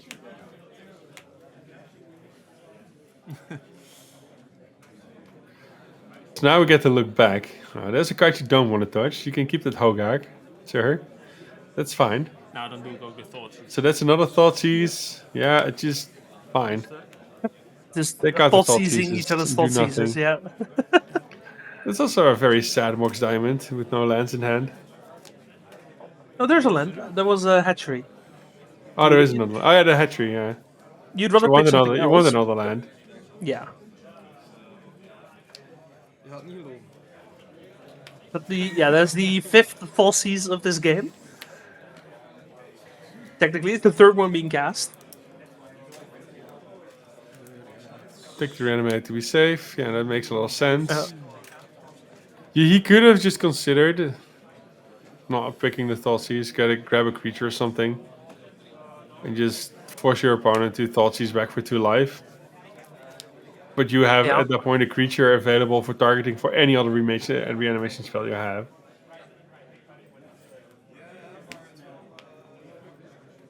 Because both Animate Dead and Reanimate pick up any graveyard.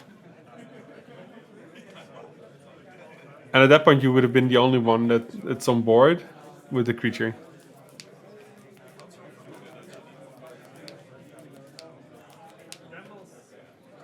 Yeah, I think this is a good spot for Nathan to be in if he can find some sort of gas here, because he does have more cards. Yeah, that's one. But I do think Pox recovers way better than Reanimate. Reanimate recovers... Yeah. Well, it doesn't. Yeah, exactly. Because you can recover with cards like Careful Study or Limbless Vault. They're not recovery tools.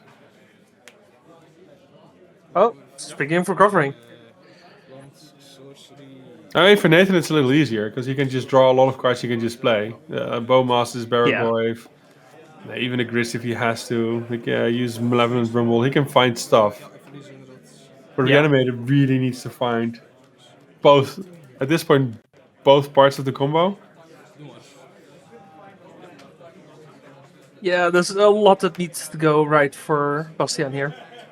Like, if he knows the cards on top, then it would be great. Otherwise, he should have fetched for Seville land, and maybe he can find something on bottom. Yeah, instead he drew the Surveil land for turn. Oh, that's even worse. The trick of the stick. He has more than one. Oh.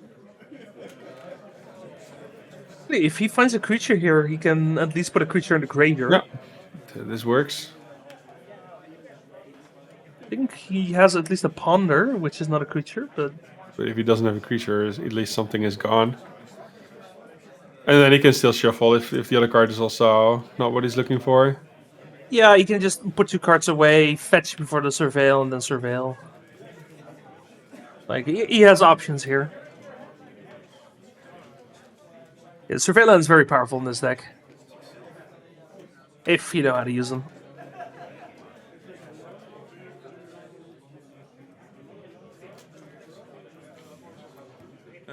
Daar zit 2 gaan terug.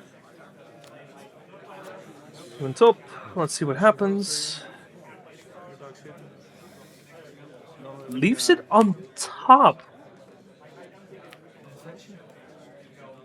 Yeah, I mean, maybe he doesn't like it in his graveyard. It could have been something that grows the Barraglyph. Oh yeah, that's reasonable. But then you would fetch before the Surveil then, right? Doesn't he have a second Seville in his deck? He does, right? There's 2 Sevilles on the list. Yeah, he has 2. Maybe he wants to keep the other one. In case he needs the Limbless Vault. Yeah, or he wants to cast the Ponder, probably. Does he? Yeah, I think he has a Brazen Borrow in hand. That's fine. It buys time, that's all it does.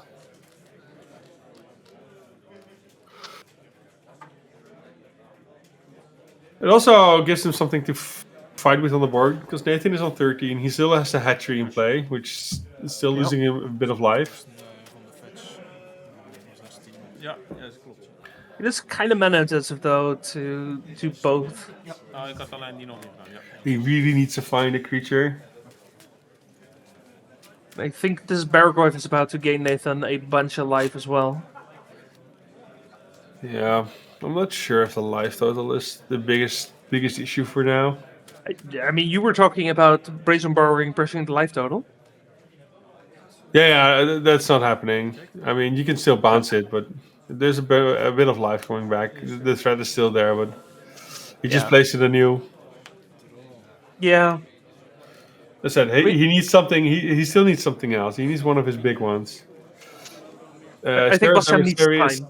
It's not going to do it. Iona would be great. Inmiddels een instant in. Ooh, Not Iona amazing. against the Arkham heavy... Cruelty might probably be his best hit. Naar 16. En ik ga naar 13. Trigger. That's what he needs. Arkham Cruelty.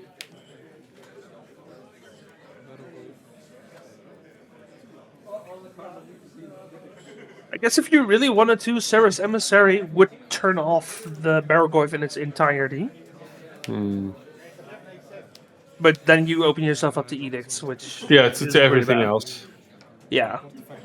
Just the smallpox will lose you the game, but Archon of Cruelty gets rid of one, discards one.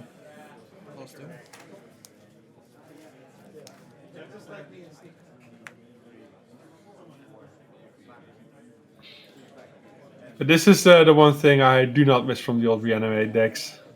The inconsistency. Yeah, just draw go in a deck that doesn't want to play draw go.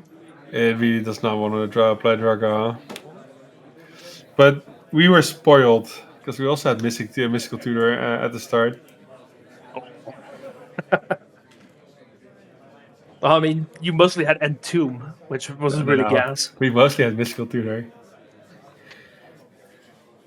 Mystical Tutor does everything. It finds your Entomb and it finds your Reanimate.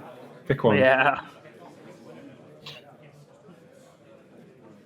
Yeah, Mystical Tutor is one of those cards where I'm like, I'm pretty sure this card can stay on the ban list for now.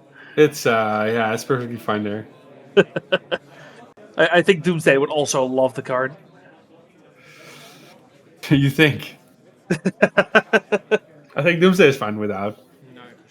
It's one of the decks that can handle better. There's plenty of Storm decks that can just work well without Mystical Tutor. It gives them a little bit less of the consistency, but it's highly necessary. I mean, a High Tide would probably love it. And I'm pretty sure I played it in my control deck. I think there's plenty of blue decks that would go for a Mystical Tutor. It would allow consistency for too many decks that need something like this.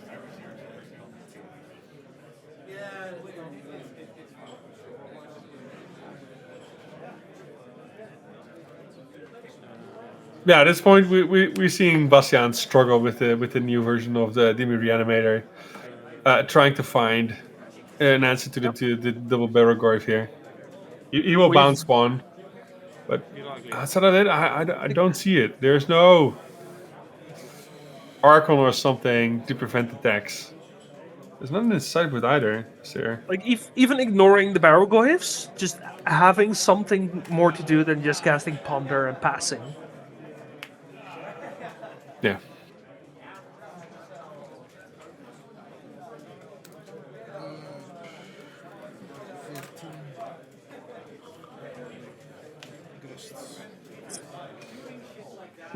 Now the Grist comes, might end up growing the Barragoyfs as well.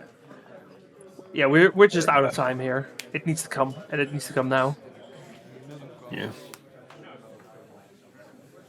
He might just chill out and see if he can play for a draw. Terug naar hand sturen. Yes. Deze gaat van avontuur.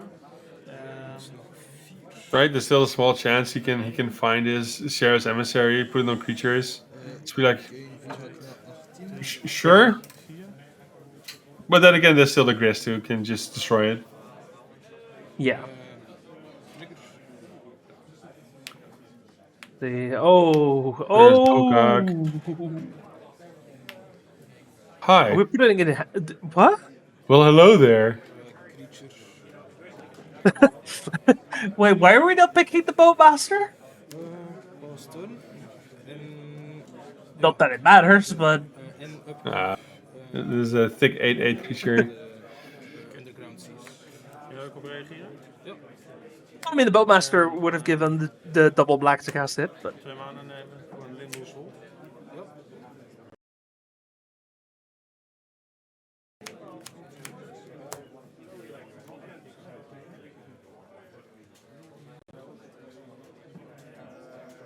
is that a? Oh, that's a Limbo's Vault. Okay, at least we got to cast the Limbo's Vault. I'm happy. As far as tutors go, I like Limbo's Vault. I don't think it's very good, but I like it.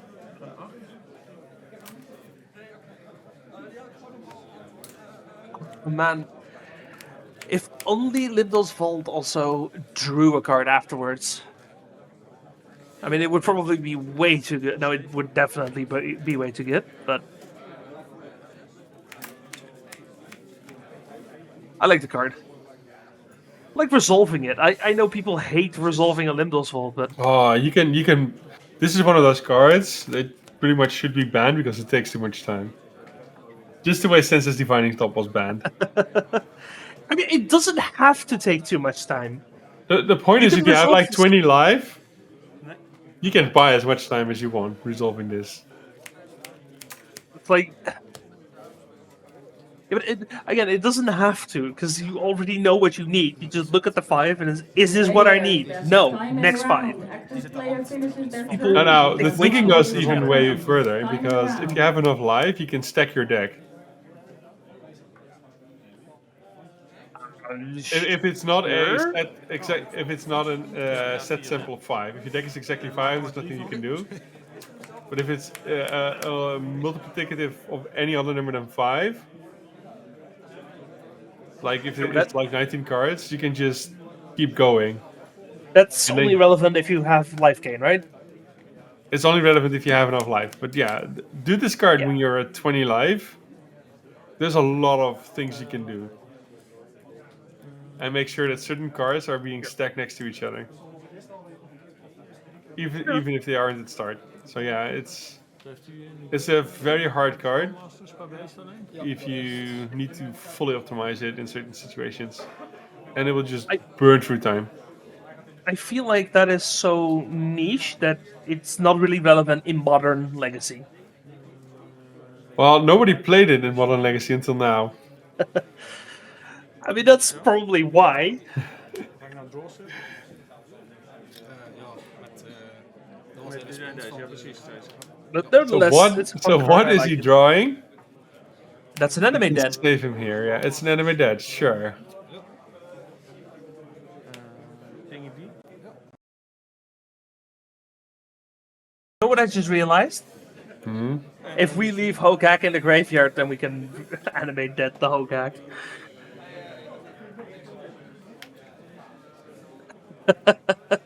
So that doesn't work.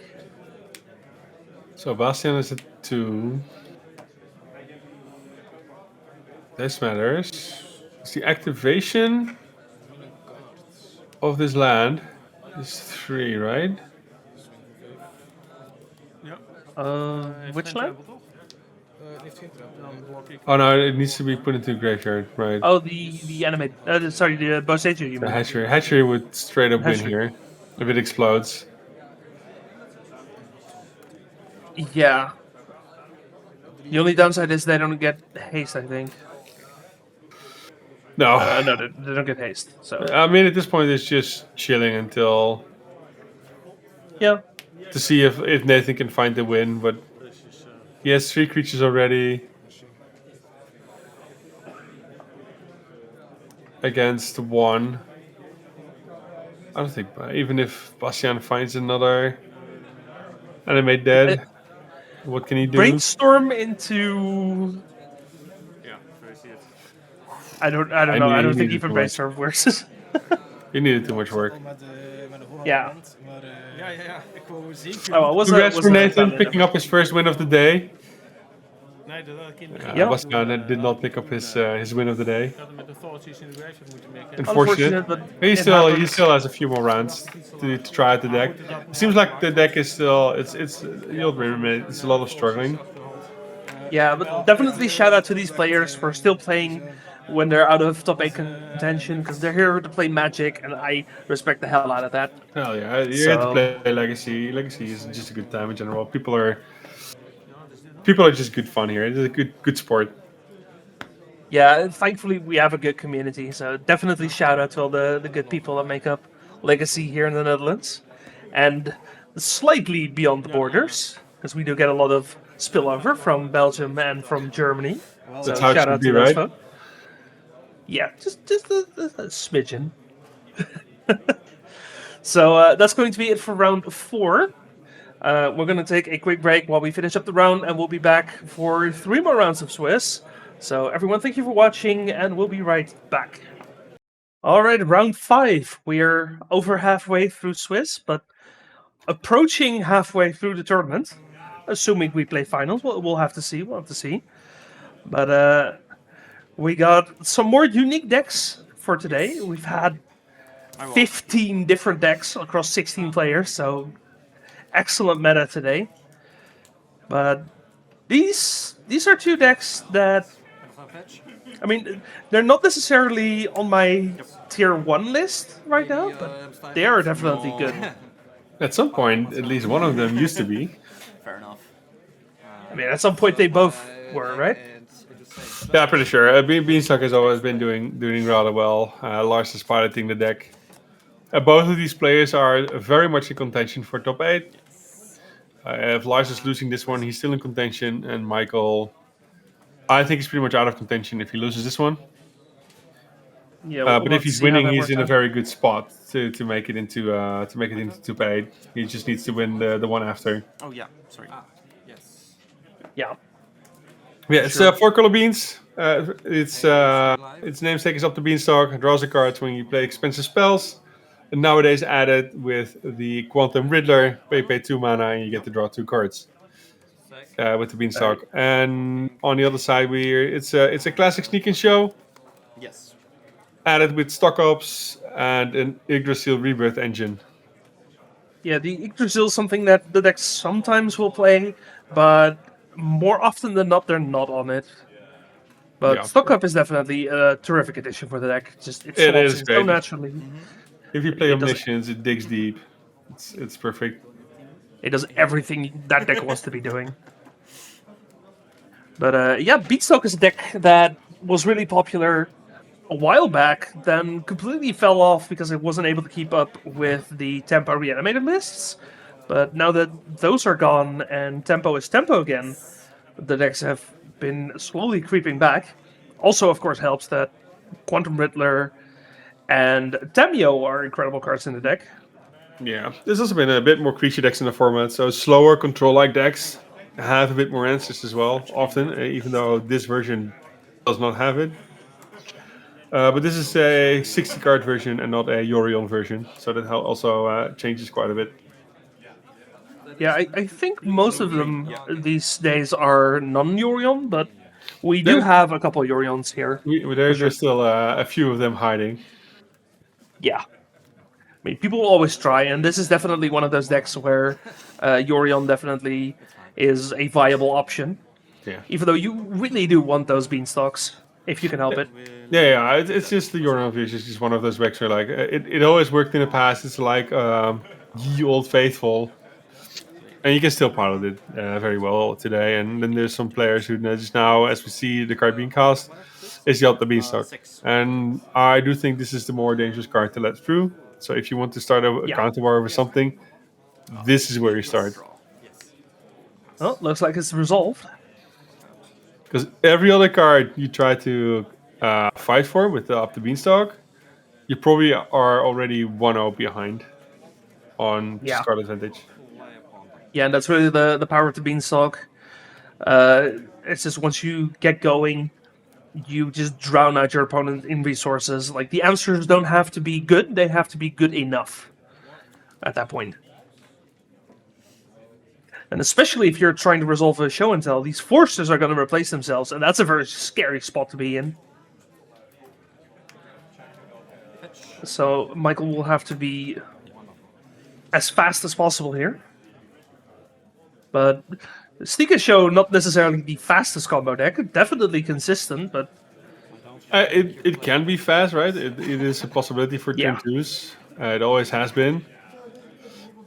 But more often than not, it needs a turn more. Or it needs a few turns more to even find everything required to go off. And even at that point, it's not a guaranteed. It's just better. But it does play the old Atraxas and the good old Emrakul, the Aeon Storm. Yep. And it does have a lot of redundancy, partially because of the stock up. It's so easy to just refuel. Your card selection is incredible in this deck. But there is definitely a clock for Michael here. But yeah, on the other side, we've also seen Freeloader Spettles being bent. That is true. I mean, we're through early game, right? Yeah, it's a great card for speed. But now he's just been using it to cast his bigger draw spells as quickly as possible, and try to sculpt his hand into a combo as soon as possible. So at this point, with 2 stock-ups resolved, I think he should be having the cards he need. Yeah. Oh, He should ideally be pushing for a win here next turn. Oh, nice turn. that is not a card he wants to see. Interesting that he would play it out. Yeah. There might be a Quantum Riddler there. That would be a better thing to put in play, I If guess. he the Caracas, like, it just shuts down the entire is a deck. It is no way of winning outside of sneak attack at this point. And even sneak attack isn't working. Sneak attack with enough mana will work, but now we get into the point where, oh well, we used all our Lotus Petals. Yeah. So even enough mana doesn't matter because you just bounce it when declaring attackers. You bounce one, right? And then you sneak attack it back in. I mean, you need more than one. Yeah, that's why I said, like, sneak attack, and then you have 2 activations when you get there. I don't know what the show and tell is going to do here. My The guess would be Omniscience. It probably would be Omniscience, yeah. If you have Omniscience, then it works. Omniscience works, Atraxa works just to draw a bunch of cards. So he gets a sneak attack. We have sneak attack into red. Into 4. But this won't work because of the leyline binding. And this is why this is probably a very bad matchup for Michael. I mean, he can still use his leyline. His activation. Yeah. So, but he better have both creatures in hand, both the Emrakul and the Atraxa. Yeah, he needs both. Yeah. If he has double of one, it doesn't work. Okay, then the Leland Because now the binding resolves, gets rid of the sneak attack, and now you have the Caracas. Yeah. Then I want to go to attack. Leyline Binding is a killer card against any kind of show and tell variant. No, the Caracas is the worst part. Yes. No, the Caracas helps. But Leyline Binding, because you put it into play off show and tell, creates these really awkward situations where suddenly you have to do everything at instant speed and just hope it's good enough. And then the Caracas comes and cleans up the board. But the Caracas could have been just a second binding as well. Like, you're giving your opponent an Oblivion Ring in a deck that plays 4 Oblivion Ring in the main. At least he's not casting it, so he's not drawing an additional card. That is true. Look at the bright side. That is true. If it was enters, then... Yeah. But all I can see is, for Michael, he needs... he needs the Omniscience. That will resolve. Yeah. Then the cast trigger will go. He needs the additional turn from the Emrakul, or his opponent Lars to be a bit of a dum-dum and tap the Caracas in his own turn. I will attack you. Yeah, that's not going to happen. Lars is too good for that. Sure. I mean, he's 3-0. I assume this is just basic stuff. Go to my Yeah. hand step. Lars has in the past qualified for the European Legacy Masters, so I would assume he wouldn't make a mistake like that. It's not impossible, of course, but no. That's not an out you can play to. Also, Felia gets a counter. No, but he's not out of the game. No, absolutely not. Lars still needs to finish it. For sure. Lars needs to finish. He's being helped by the Ancient Tomb, as it has been doing a tremendous job for the entire day. Helping people murder themselves. We have seen some Ancient Tomb damage rack up today. It's a shame we don't have like an additional staff here who can just keep track on the amount of damage the Ancient Tomb has done throughout the day. If I could, I would pay a bunch of judges to just go around the tables and add up the Ancient Tomb. No, I mean just on stream already. Just on stream, fair enough. It's been prevalent on stream as well. Yeah. Yeah, there's a One Ring. A One Ring is just there to buy time. See if we can find it. He still needs the Omniscience. It's still 2 damage to the face. His life total will still be struggling. I would like to fetch. Yeah. Honestly, if I'm Lars here, I'm not too scared of the. No, Lars is in a good spot. Yeah. There's all the cards in the world. He just needs to make sure that Michael doesn't somehow win before Lars can kill him. Yeah. He can just keep flipping the beanstalks for cards. We can get a second one, then we're really cooking with gas. And like that's the power of the beanstalk. The first one finds the second one, and then the game ends. I mean, you already have Ophelia. Just keep flipping the beanstalk. He is already stocked up with cards. All he needs is his opponent to be at 0 life. That's it. Yeah, and that's definitely the power of Ophelia in this deck. Because you have so many permanents that are excellent targets to blink. Yeah, he only plays 2 Ophelias. So there's not a lot of Ophelias. It makes sense. The thing is legendary. I think I would be on 3 personally, but I don't hate 2. I think 1 is too little, and 4 just drowns you out. Go to Yeah, combat. it's still a legendary. For free. Yeah. A beanstalk. Yes. Yeah, now we get the second beanstalk, we get another Ophelia blink, Beanstalk will come back. Yes. another draw. And then Are we going to clean up? How many cards? 7 cards in hand. Oh, exactly 7. Still needs a counter. Yes. Ophelia is a bigger dog now. A better boy. Oh yeah, it's definitely on 2 counters, so it should be. Yeah. I will fetch.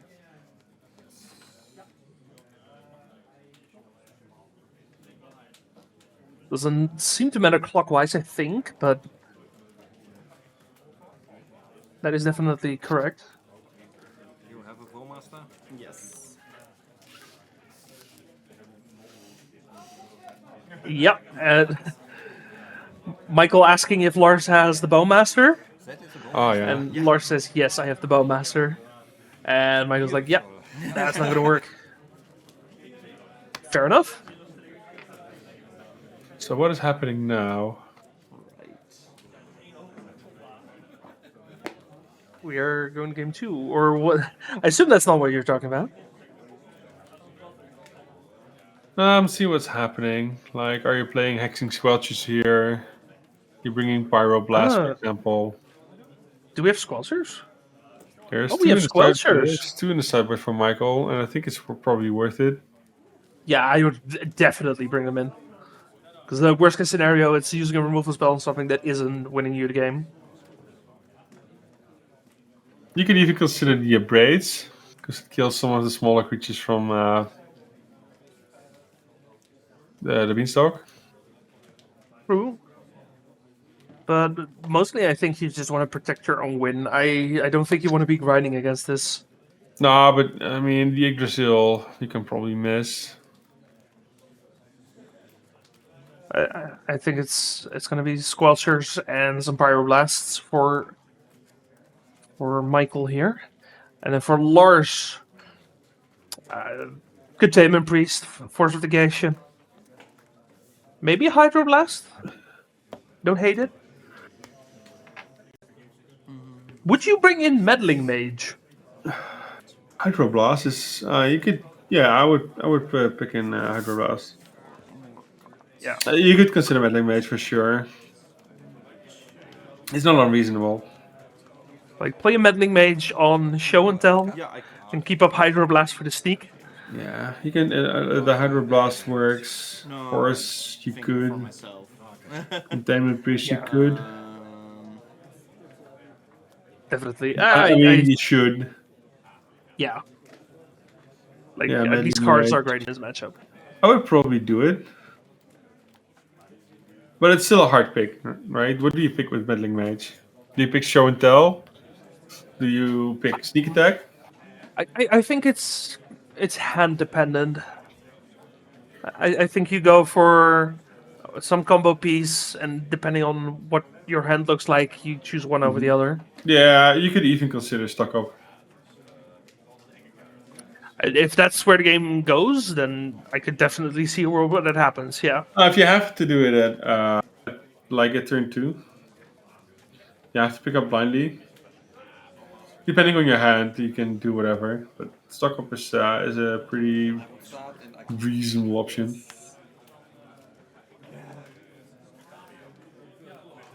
You were talking about the prismatic ending being like the card that will kill I will also keep. the sneaky show, right?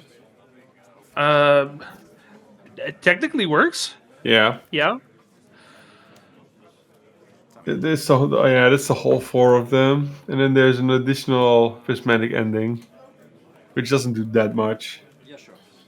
No. I'll pass. Kind of fun fetch. We'll see how No, it goes. We're gonna have to see. Turn 1 Tamio. Tamio, really good card. Not too good. I think it's whatever for this matchup. Yeah. It's not too exciting. It's Also, if he can flip know- it next turn, it's still degenerate gameplay, but nothing Michael will feel too impressed by. Ooh, that's an interesting point from German Legacy in chat. Consigns do work with Philia. They do also work against the triggers of both of the the big creatures, but that's not really why you would want them.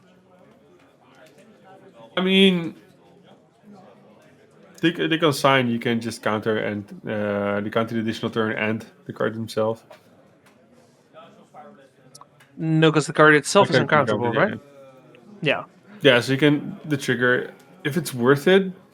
I don't know. I would rather fight for everything that's happening before. Yeah. I think it's something that's nice to have if you really need that effect. Otherwise, I wouldn't bring it in. I will draw a card and I'll pass the turn. Looks like we have a Beanstalk, we have a Force. Force. It's not too exciting. I think At least last probably feeling at least safe. He has pretty much everything he wants from here on, except for creatures. Yeah. The City of Traders for a stock up. Yeah. I hope Michael's looking to try and go off next turn, if possible. I mean, he's not in a hurry. Needs to be sure it's gonna work. Sure. I mean, it would be a little bit awkward to lose the City of Traders. That's the only thing. Yeah, you can work around it, right? It's 4 mana. Yeah. It's pretty much all he needs. He has the red. He has the 1 red. He needs the 2nd red, but at that point you can probably toss it.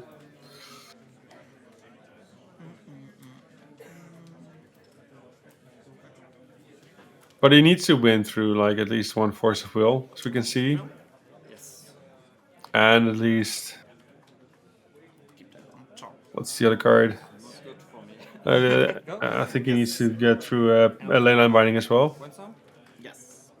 Yeah, that's the rough one. Oh, what a timing for a brainstorm! Oh, that's not what you want to see. End of turn brainstorm. Yeah, that kind of smells like I need it and I need it now. It feels like Mike. And it I feels like don't Michael think I'm just- gonna cast it anytime soon for more value. This feels like Don't- Michael just wants to end it as fast as possible. Yeah. That's what this feels like. He's up against it, right? Yeah, we can't see his hand, but it doesn't seem like he's moving all that much in the right direction. This turn will, because he casted the brainstorm end of turn. Probably this is the turn he wants to at least make a move. Oh, an ancient tomb as well. He has a lot of mana, at the very least.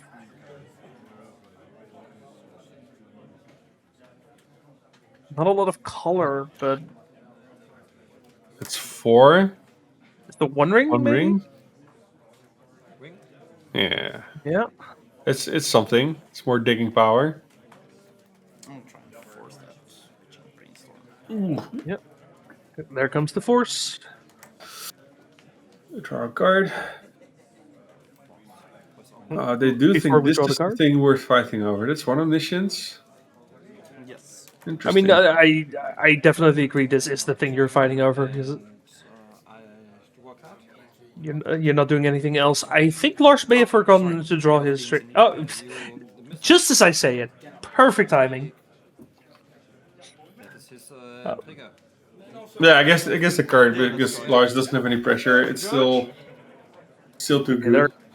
They are calling a judge now. Yeah, this is probably a missed trigger call because the situation pretty much changed.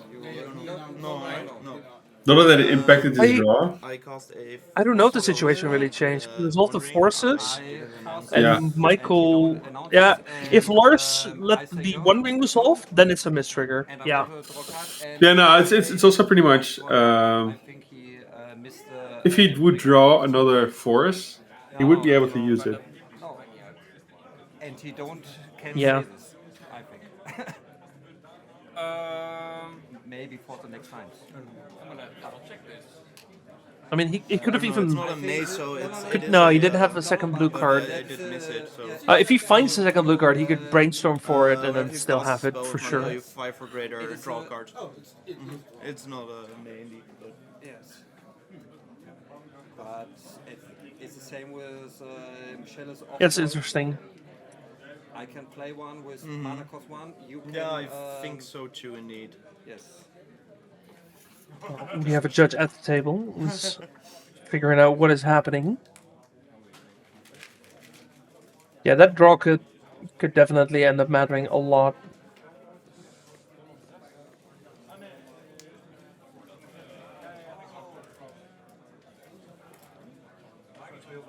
But is it a tiny call by a judge, or is it a tiny judge making a call? That's the real question. It's too bad we don't have chat up on screen right now, because I love interacting with chat, but YouTube is going to be so confused. I mean, it's fine, right? It's just a question about the mistrigger. There's two ways to solve it. That's indeed when it happened and how much it changes the impact of the game. Haven't played it against show Um, so long. But yeah, it's because something else changed I do in the like game. it. Like It's such a Michael drew new cards. fun matchup, I feel like. Well, he hasn't drawn the cards from the One Ring yet, but he wanted to. No. Contact cards. Yeah, he activated it at the very least. Yeah. Information has changed, so I'm not 100% up to date on what the rules are.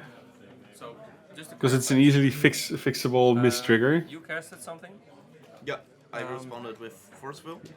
You casted Forces Will, and you Forces Will backed. Yes. And then I say end of turn. Okay, so the stack is resolved. Yes, Yep, yes. yep. Then we go to end of Yes. turn, and then Yes, we activate and the One Ring. then he Yes, say yes. They even changed phases, it seems like. The up the Beanstalk trigger is a miss trigger. You get the choice to put it on Yeah. the stack. Do you want to put it on the stack? It is a mistrigger. I don't think Michael so. may choose to put it on the stack, but he doesn't. Then we Fair enough. continue play. Of course. Yeah, I mean, isn't it too important of a situation where I you will respond to this. just cannot allow your opponent by to playing card Fali. if he makes a mistake? Yes. Yep. No, that's fair. Okay. Alright, then I'll draw for turn. Yes. Interesting why he would play the One Ring, go to his end step, and then tap the One Ring. I don't know how people think. At times, Land, Fair enough. you either do it at your turn or go to combat. Yes. Yeah, we'll have to see. I think this is still somewhat favored for Lars, because that brainstorm last turn still felt like a desperation brainstorm for Michael. yeah. I feel like Michael's still showing a lot of weakness. Oh, Michael is very far from anywhere, right? He still has to win through a leyline binding. He needs to find something. Yep. Yeah, pretty much. If he finds the second red and has like his creatures and a sneak attack on hand, he probably has something. So we're attacking with Philia and then playing a leyline binding. What is happening here outside of hey, I see a middling mage? Trigger. Yes. I think he just wants both of the draws and he was gonna cast it anyway. One ring. Yes. But he hasn't. Then Felia will Yeah. Beanstalk. Then Yeah, Chew. I don't know So what for the now, idea Lars behind is the that one who was. has a draw engine, Then and I Michael mean- only has a sad engine. Yes. Yeah, the binding just completely takes care of Lars neutrals. has a Force of Negation, which is good. He has a Ponder, a Brainstorm, and a Meddling Mage as well, so he has all the options in the world right now. No, he doesn't. He just has a Force of Negation at this point. That's a red mana. I mean, he has a Brainstorm, could be anything. Could even That's be a a sneak Force attack. Negation. Yeah, we are. Well, doing that. you need to fight for this one. Yeah. Yeah, Yes, I you can think brainstorm. I don't think you need to. Fight for it now. Brainstorm if you need to. Because you have Yeah. plenty of mana in your turn. It's the one thing you don't need now. actually, if you brainstorm, you could find a better answer when it triggers the Beanstalk. You could find the Leyline Binding, you could find a Force of Will. I get the brainstorm. Yeah, I don't. I get it. I don't like it because it impacts pretty much nothing. We found the Force of Will. What do you have?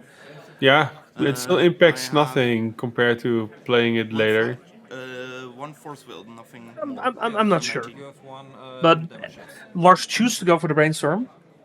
Yeah, The other two cards drawn were Containment Priest and Tamio, I think. yeah. He hasn't. He doesn't have fetch. He's stuck with all these cards. That's fine. Then I will I think he wants all of them. brainstorm as well. I mean, I mean, he's gonna draw all of them. what I would have done is just Triggering Beanstalk. force negation, and then see what happens. Yes. If he has something, And go. Alright. then you can also always brainstorm to see if you find something else, and still find the thing. So we It gives redraw you- the It gives brainstorm you card. a bigger draw this turn, so you can get the deep, look one deeper, and maybe you can find the fetch there. Flicker the Beanstalk. Where Okay. he's in a great spot. Take two. Yes. Yeah. And I will. See what he's gonna do though.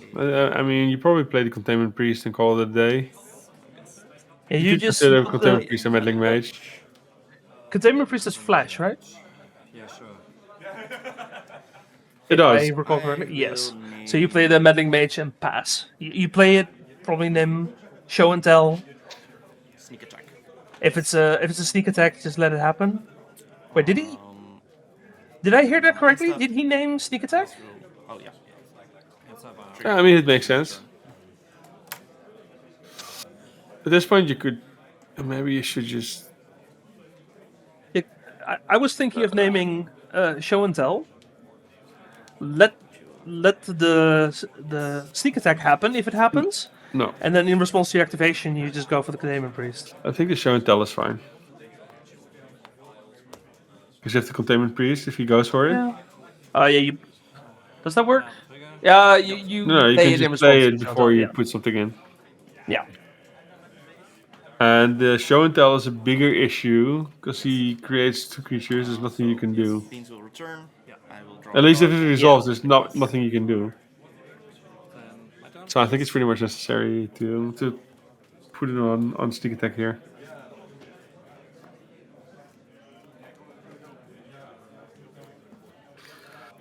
Lars has answers for a lot of things, Yeah. but just not a sneak attack. Which he has now. So all there is omniscience and show and tell. I mean, no, he has the fortification still, right? Yeah, but all he's afraid about right now would be the show and tell. There's nothing else. Yeah, I forgot to trigger. I'm thinking, is there a reason to be scared of one and not the other? I don't know that. That is. And I'm struggling. The first turn I attacked with Felia, I flickered the beans. Oh, Yes. But I They forgot the a answer affiliate to the counter, counter on which it. means Yeah. Michael should be And one it is lower. a linked Well, it's not thing, happening. so I don't know if I You can can miss any get trigger now. half of the trigger. Yeah. That is a good. Where are we now? What happened Since then, we are in a turn. in my turn. And What time did it go? About 6 turns? 5 turns? Okay, so we're one turn A cycle. million years ago. You serious? Difference would be 1 damage. Yes, I'm okay with. maybe when he's bigger than I. But yeah. Yeah, no, indeed. It could have mattered indeed, but. Give me 1 second. Yes. Oh, one judge is going to grab the other one. It's like, come over here. I was also when I Got another counter one. on it, like, wait. Oh, this Where's has the been list? this has been an 8 interesting turns, game. I put a counter, and now 1/1, you're dead. Okay, fine. By the way, you're dead. That's yeah. For 6 hours. How fun when they make cards with like lots of text on them. You're like, when do my triggers create triggers that Yeah, I mean, trigger? And Lars has been enjoying this matchup so far. Yeah, this is Got a the great control matchup for in. him. how triggering is Still winning, even with 2 missed triggers. I mean, at this point, Here's what we're gonna do. Yeah, but this one is a bit different because he didn't actually miss the trigger.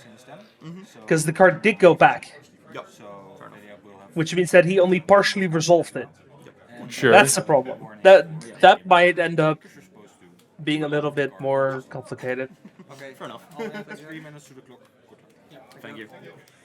That's fair. No, it's very fair. I'm not 100% sure what the ruling was, but I think Lars got a warning for that.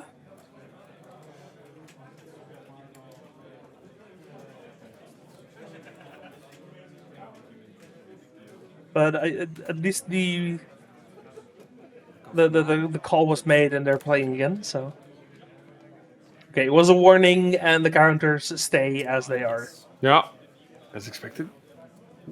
That At makes this point, a lot Lars of should be sense. careful about his missed triggers. Yeah, but that's the thing, it's not a missed trigger. I think that's a game rule violation.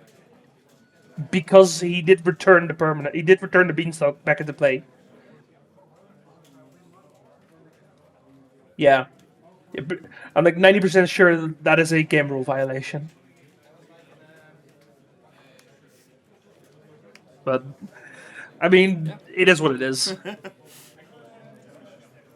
I find nothing here. It's not so really good here. That's not so good. Yeah, I think Michael also gets a warning, but Michael gets it for failure. Yeah. Failure to maintain Yeah. board state. It is the responsibility of both the players to make sure that things happen as they should.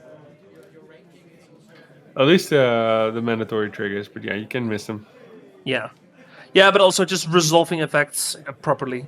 Yeah. Because, again, we did resolve the effect, which means there should have been a counter, but there wasn't. Yep. Go.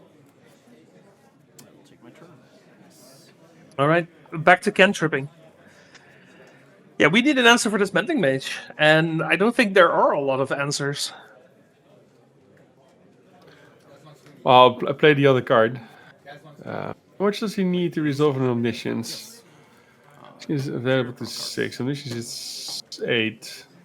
Play a land. 10. Yeah, Omniscience is a... That's not happening. To combat. No. I mean, I've seen crazy things. Yeah, meddling mage. I've seen a lot of things hard casted. Protecting the Beanstalk. Yeah. So you take 5. And now Lars has Oh, his yeah, second it's, Beanstalk, so... It's a 2-turn clock. Then I will. And we draw another card at end step. And if we find a Force of Will, we might just draw into 2 more cards. Yeah, but this- don't forget there's still the Containment Priest that is available. There's also still the Containment Priest. So, We still have Michael's in Fortification for as well. Michael's in for a toffee. Yeah. And he only has 1 turn to do it, right? Yeah, it's all he Yeah. has. Next turn he gets. I mean, he could grab a Neo, the One Ring to buy him a turn, sure. Yeah. It just draws a card later. Saving him 1 turn is not enough. He needs significantly more than just that 1 turn. Yeah. I mean, at least he gets 1 more Ancient Tomb activation. My end step, yes. Philly will get a counter because Beanstalk getting back another draw. And he needs to have a pretty good hand here. Oh, that's a consigned memory. So it was brought in by Lars. Yeah. He did consider it valuable enough, or he had enough cards to take out. Either way. He probably finds some card he can take out. He says, no, Yeah. this will be more efficient. Which is fair. Yep, 100%. How many cards? 5. 5 cards. How many cards? A whole bunch of them. Yeah, Michael was over a brainstorm. And Michael was like, yeah, I have a bunch, but put the cards on top.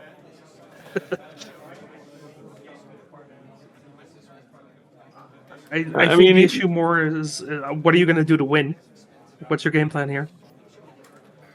Yeah, I think it has to be show and tell into omniscience, and then get the big ones out. Yeah. Big sneak attack into Emrakul isn't even enough here. No, but like getting the show and tell into omniscience, then casting an Emrakul could be enough to fight for something. Sure. Yeah, he could stifle the trigger. It costs him a mana. It's something. At least you don't get containment priests at that point. Yeah. It's also still the meddling mage. It's like there's so much happening here. 4 lives. That is not so really a whole lot. Sold an Atraxa in hand for Michael. So at least we have that part covered. Mm-hmm. Yeah, the containment priest does nothing against omniscience. So that's what he needs. But he needs to fight for it big time. Because there's at least a force of negation happening. Okay. And the attraction trigger will probably be countered. How many cards left? Yeah, Atraxa isn't going to cut it. Thanks to the Ophelia removing a blocker. Of course. That goes to 1 life. I think that means that the show and tell is going to resolve. Yes, that resolves. Not really. He can now. Now you flash in the containment priest, yeah. But that means that the show and tell is going to resolve, at the very least. Yeah. Oh, it also means we don't have mana for a consigned memory. No. So that's why he needs omniscience now. Yeah, if so he has omniscience, and then he can cast whenever. No, he doesn't have it. It was going to be a Atraxa probably. I have double this in my hand. Another sneak attack. This was really, really nice. I was actually hoping you had like, I don't care about this. I have Omniscience Emrakul, and then I put in this. I stifle the extra turn you get from Emrakul. Oh yeah, he would have put into play the Mist Rainforest, giving him the blue he needs for the consign, so it would have still worked. Yeah. Right. Double. That's a really interesting line. If that was an omniscience, Yes. Also you. if he had an omniscience instead of the sneak attack, he. I think Yeah, he might have been able that to line pull wouldn't it. have worked. I was Why not? hoping it was maybe the Omniscience. The consign line would have worked, I mean. Cast Emrakul, and then I was like, No. no extra. If the sneak attack was an omniscience, then Michael had exactly what he needed to beat Yeah, consign so you there. could play the Atraxa first, bait your opponent in whatever, and then Yeah. all And of then that stuff happens. Mistriggers. and then cast the Emrakul, go for it. Oh, that would have been sweet. That would have been that's a a very sweet ending to this game. I understand the. That would have been very nice. We would have had that game 3. Unfortunately, we have been ruined. No such fun in this game, but this is also part of Legacy, which means Michael is probably out of contention for top 8. He I can was also like. still when I- fight for some nice I saw prizes him from listed, and I responses. was You can like, also ah, see okay. their logos on the top right of your screen. And Lars, with his 4th win and a single draw, he's very much in a good spot to aim for top 8. He has 2 rounds to go, and he needs to win in either one of them.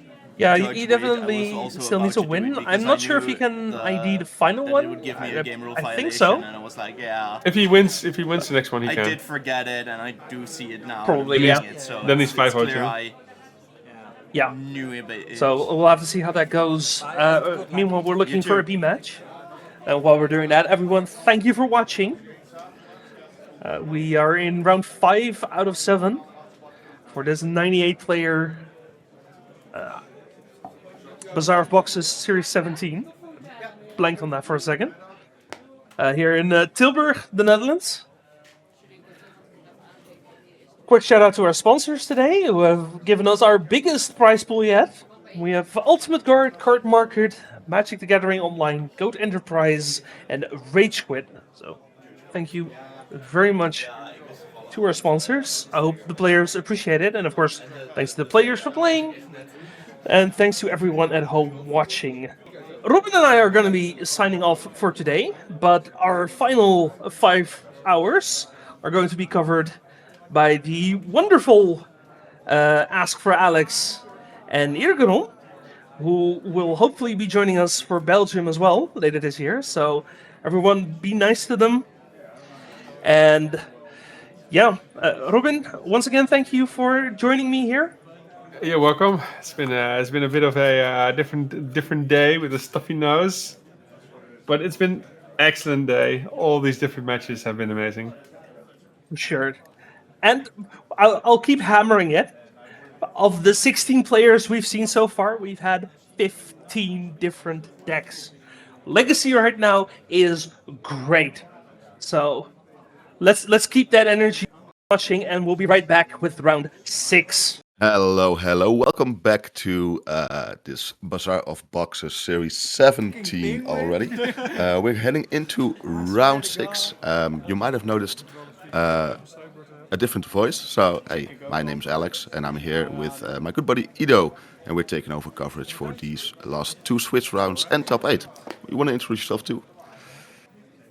Hi everybody, my name is Ido. Happy to be here together with Alex, and very hyped to cover these last rounds and the top 8 of this beautiful tournament. Just a quick shout out for our sponsors of this tournament today, which are Ultimate Guard, Cardmarket, Magic Online or MTGO, Goat Enterprise, and RageSquid. Thank you so much.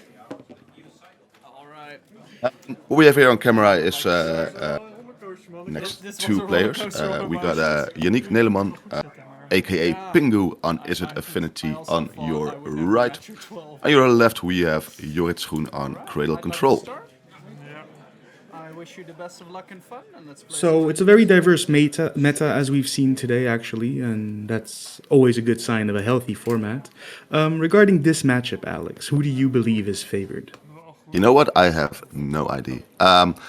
The thing is with Cradle Control, like, it can go so fast, but you know, Izzet Affinity can go even faster. I think it's one of those things where we just have to wait and see how explosive the Izzet Affinity opening hand is. If it goes too long, I can imagine Jorrit with Cradle Control just taking over. So yeah, as always, the opening for Affinity, very important. Keeping it equal. Yeah, I agree completely. Of course, the Cradle Control deck has a mainboard copy of Collector Oof, which is a key card in this matchup, especially for the grindier games. Sorry? That seems to be a pretty good card in this matchup, yep. Absolutely. However, I'm afraid it might be a little bit too late because these Affinity Stompy decks now are so explosive from turn 1. So it truly depends indeed on how the game starts, I think. I do think Jorrit actually won the die roll, which is of course very important. Turn 1 acceleration means you can actually Green Sun Zenith on turn 2 for a Collector Oof, which might be on time.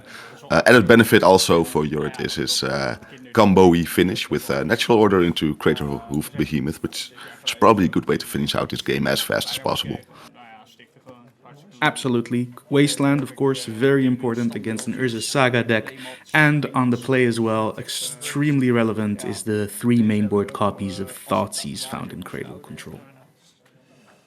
heeft hem echt embraced. Echt embrace, ja. I do think Thoughtseize. I don't. Yeah, it is good, of course, but against Affinity, it might be either slow or Affinity is more about putting as many things into play as possible, and they don't regularly care about the one card. It could if you're able to just take that one key card that makes their turn go explosive to maybe go a turn slower or maybe even 2 turns slower, then it's really good. Exactly what I thought. You take off either the payoff in the form of the Kappa Cannoneer, or you take out the Pinnacle Emissary, so they just can't fill up the board on turn 1 that quickly. Yep. That can really, really change a lot. Oh, so we see actually Yannick is the one I roll. Okay. Starting out with a chalice on 1 from an ancient tomb. Okay, well, that has several hits definitely in that deck. Shuts off all of the dorks on turn 1, the mentioned Thoughtseize 2. Okay, I see that. Not explosive, but decent. Good start, yeah. Een altar. Ja, dat is wel leuk voor op stream. Is that a Dryad Arbor or a Forest? I cannot recognize that.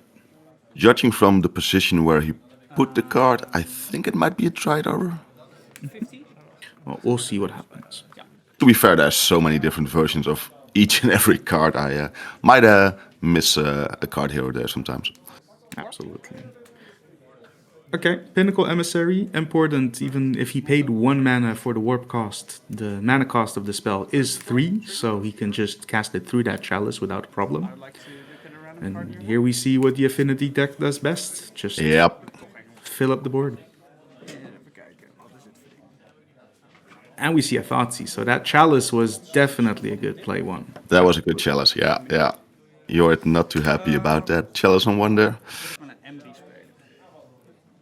I mean, that turn 1 acceleration is so important for Cradle control that the turn 1 chalice is actually really good here. Absolutely, yeah. So no really big hits except for the Lava Spur boots with the Emery Mill. However, we did already have a Baubal in the graveyard, so we got a draw engine going on this way. Emery just provides a lot of value, especially when you it's Dryad Arbor. Especially when you slow down the Cradle control that much. All right, Badger Mulk Up is a good way to speed up again. Both of the lands are now tapping for 2 mana, so we'll see what you can do next turn. Yeah, this is just natural order mana presented on turn 2. Yeah. Although, like, it's either I think an Atraxa or a Crater Hoof. Crater Hoof doesn't do anything when both your creatures doesn't do a lot when both of your creatures are tapped for mana. Maybe an Atraxa for card value, but yeah, Atraxa could happen. Also, funnily, the Cradle control deck has 1 main deck copy of Hogak as well, which can be also useful in the grindier games, but I don't think that's going to be relevant in this matchup here due to the speed of it. Yeah, here we see Yannick with a full-on engine going on there. He cast his Emissary again, and now just casting artifacts from his graveyard using Emery. Yeah, Jorrit is going to have to find something fairly quickly, or otherwise I believe this game has already been decided. I think Yannick is seeing the same Thoughtseize for the 2nd time in a row. Geef de beurt er. Pak 2 kaarten hier. Ja, sure.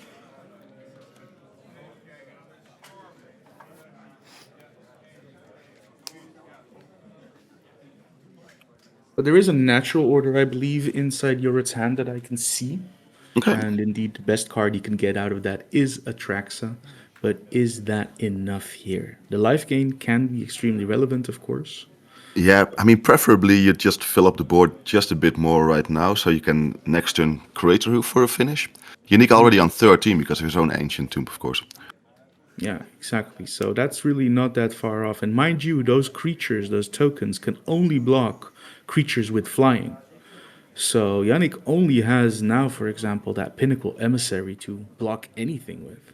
Yeah, and Jorrit being on 18 life still feels safe enough, right? This could really go either way, actually. Absolutely. Okay, interesting.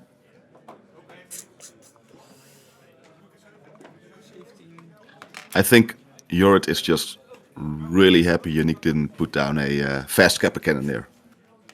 Yeah, I think that's the scariest start of that deck. I'd much rather have them do a Chalice and pass than a turn 1 Cannoneer, definitely.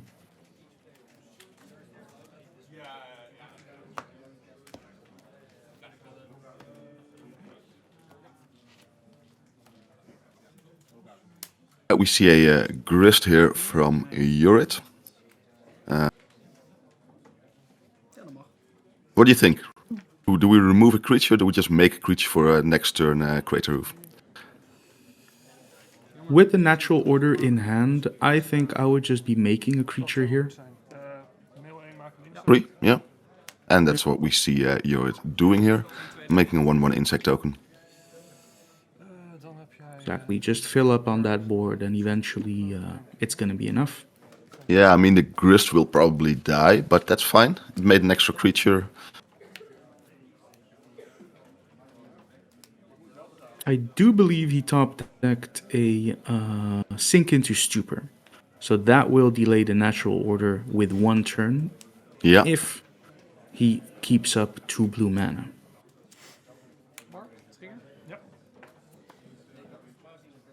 Second emissary, putting on some more pressure here.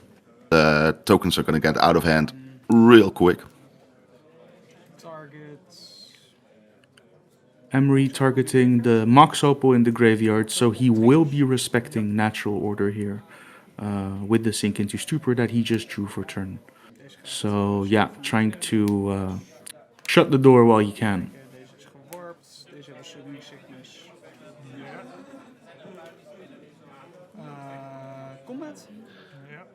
I do really like this Affinity deck. It's sometimes it can be a bit high variance, but like looking at this, what it does, the Pinnacle Emissary has been such a huge boon.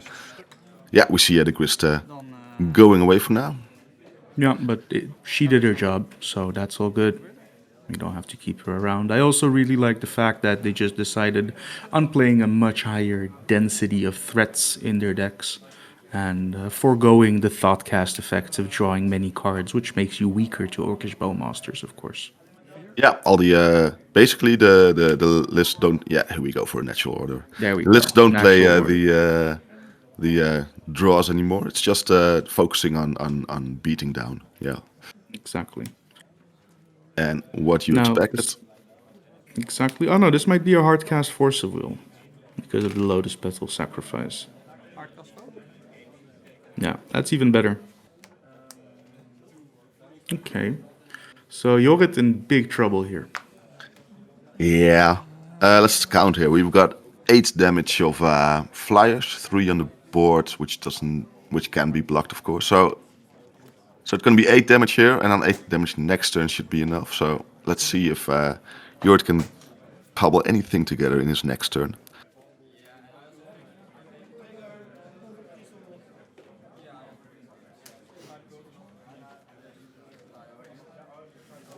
And he still got the Sink into Stupor, right? I think he still has the Sink into Stupor in hand. Yes, absolutely. So he should feel pretty safe. This is a pretty safe position to be in. And this should be smooth sailing from here on out for Yannick or Pingu as long as he doesn't make a big error and taps out.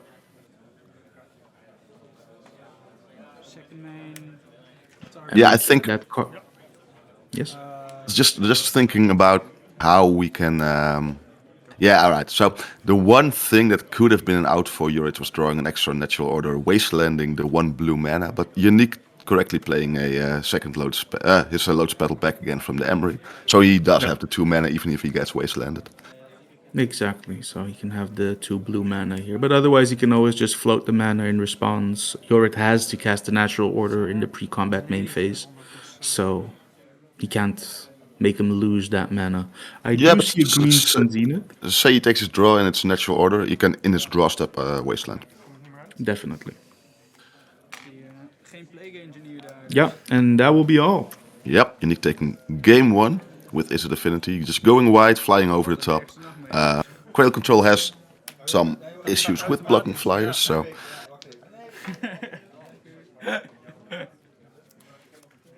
Michel, je verwent ons te veel.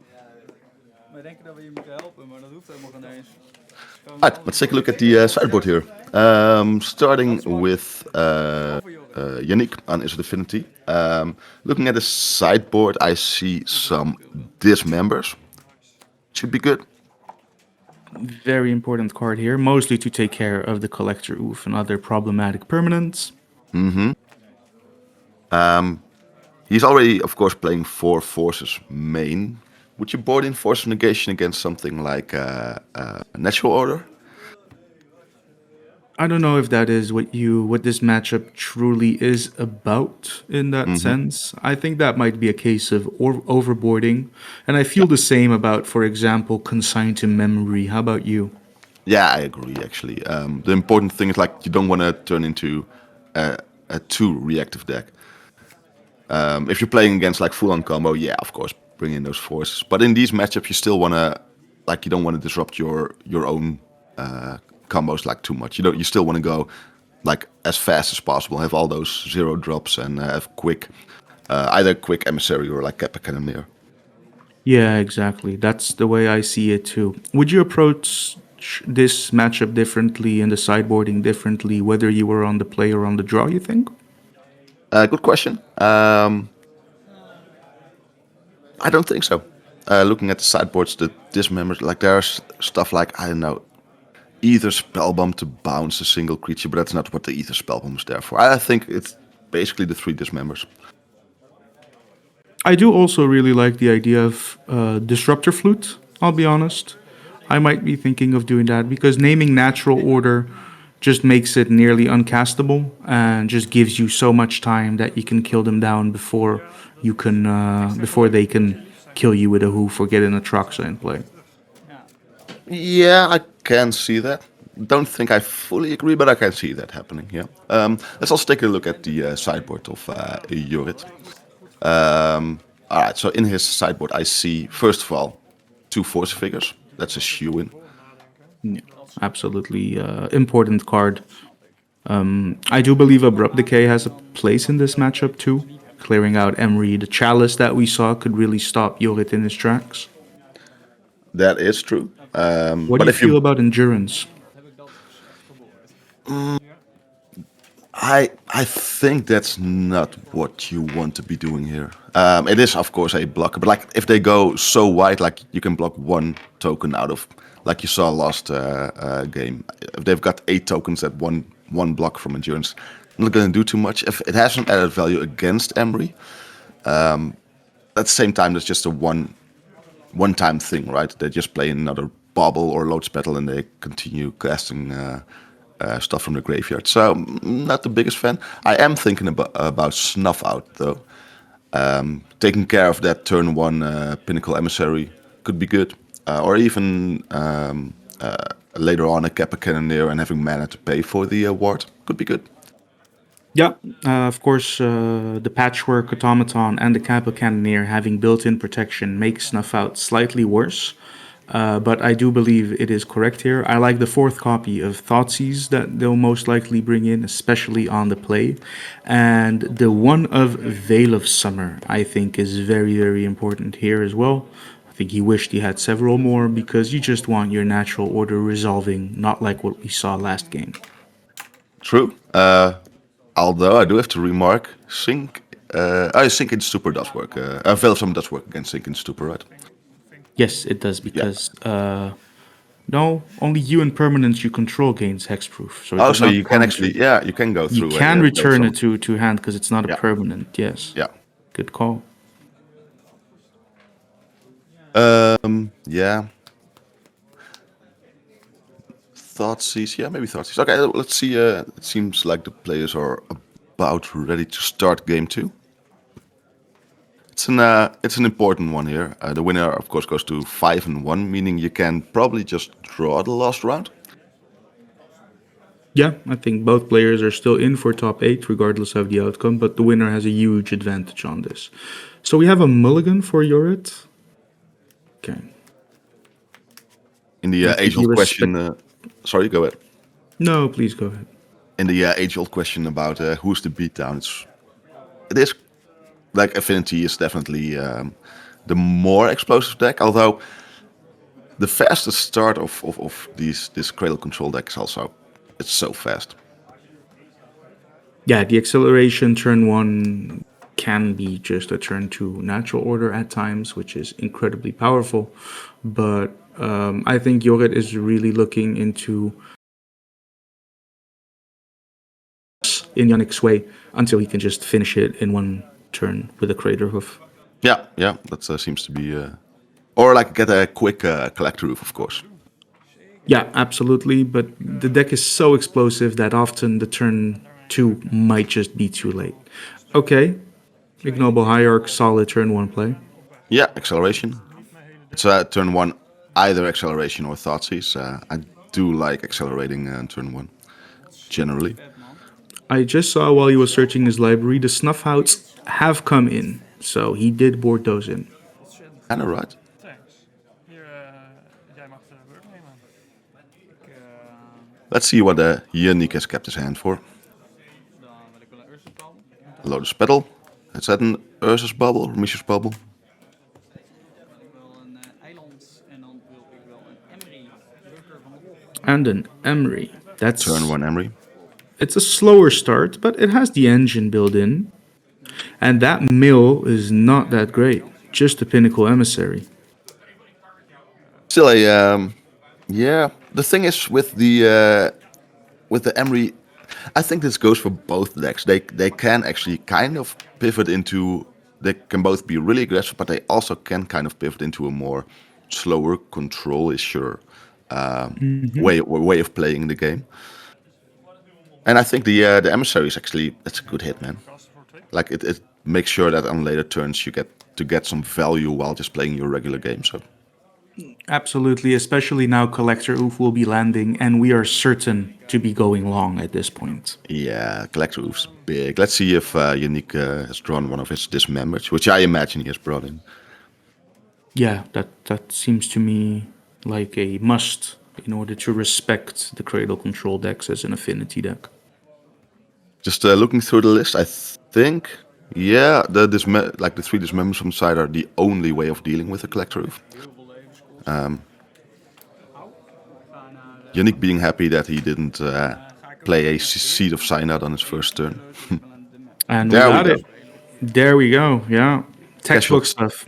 Casual 6 life for a Dismember. Nice. Small price to pay to unless be locked out of the game, if you ask me. Agreed. The only so we're just the only going life through that the matters is the Emissary. last one. Yeah, I understand this play. At this point, you got through the first wave of speed bumps that we talked about earlier too. Now you just want gas and start getting in there before he can recover. Yeah, and this is what I was talking about earlier. The emissary, the Pinnacle Emissary there, he could still do his thing where he just dismembers, but also plays the Emissary where on later turns you'll just start building value with that Emery. I should say even more value. I think there was a quick discussion, and Jorrit thought that the Emissary was warped into play. However, it was not. It was just cast for the full-on 3 mana. Yep.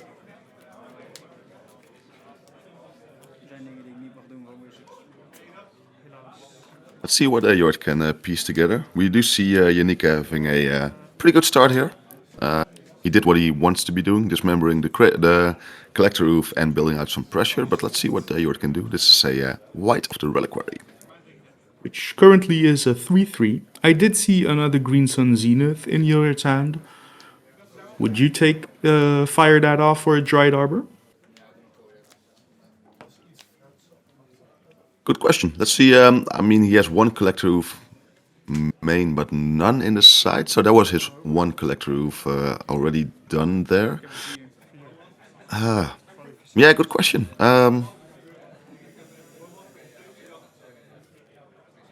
Probably, mostly because it's also some extra White for Reliquary fodder. Depends on what he has on hands. I didn't get a good look at his hand though. I saw a Cradle now. A Talon. His hand is Chaos Cradle, Talon Gates, and the Green Sun Zenith. So he can Green Sun for a lot more now, actually. that this is going to be a Green Sun Zenith for 2 once again. Maybe an extra white or a Betchamol cup. Always good. A Fiend Artisan, maybe. He's got one of those. No, another white. Okay.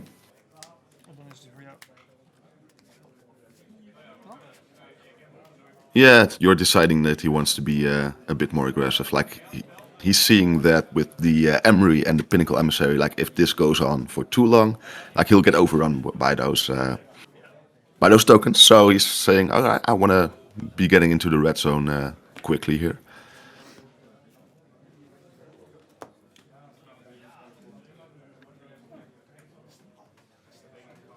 So he has one card. Yeah, go ahead. Yes. So having the Talon Gates in hand does remove somewhat of the utility, of course. This Cradle control list is not playing any Echoing Deeps, so they cannot copy it once it's gone even to the graveyard. So that's a one-time use. Yeah. Mox Opal trigger? Ja. Bubble trigger? Let's see if he... So that core steel cutter? No. It might be a Pithing Needle. Ah, it's a Mishra's Babel. Okay. Yeah.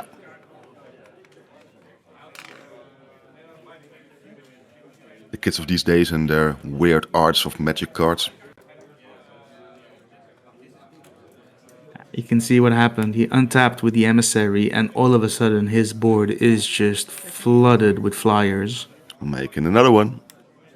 And that's a Pithing Needle, and that's a great play now with 2 whites in play already. Yeah. Wow. Yannick had the nuts here. Incredible. So with one creature in the yard, so they're both now basically 3/3 vigilance creatures. You probably don't want to block with the Pinnacle Emissary, so it is still somewhat of a clock. Let's say Yannick taps his Ancient Tomb one more time somewhere, he goes to 12, so that's basically 2 turns. So he's not out of the woods yet, but it is looking rather good for Yannick here. He's confident enough to be playing that Sink into Stupor at this point, and thinking to himself, well, if he has a Crater Hoof now, or the Natural Order, he has it, right? Let's see. I grist. That's not a bad top deck. No. Although... Would you plus, or would you remove the Emery, for example, here? How about just minusing, sacrificing the Hierarch to destroy the Pinnacle Emissary, and then get in for 8? No. He That's takes the out the Emery. Yeah, makes sense. Otherwise, you can just recast it. Absolutely true. And like with the 2 4/4s, like if he even blocks with the Emissary, that's fine with Yori too. Yeah, absolutely. Yannick thinking for a second it was still a 3/3, but no, they're already 4/4s with Vigilance. It seems to be turning around a bit. This game has been going back and forth quite some bit already. This is beautiful magic, as they say. It is cool.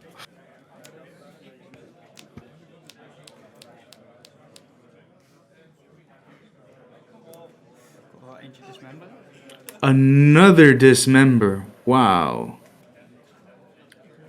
Going down to 10.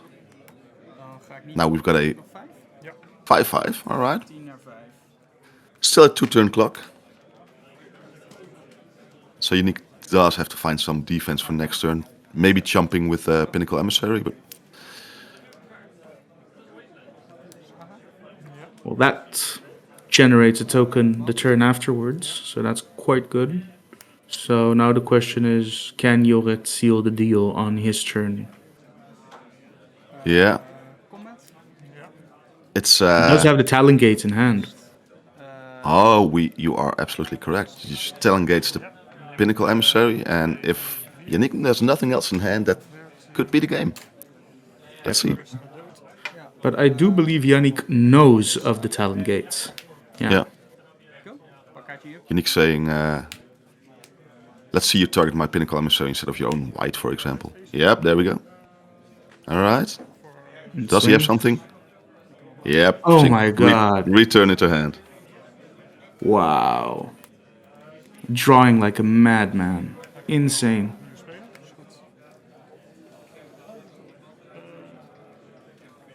Now let's see. He swings for 6 next turn, 6 the turn after.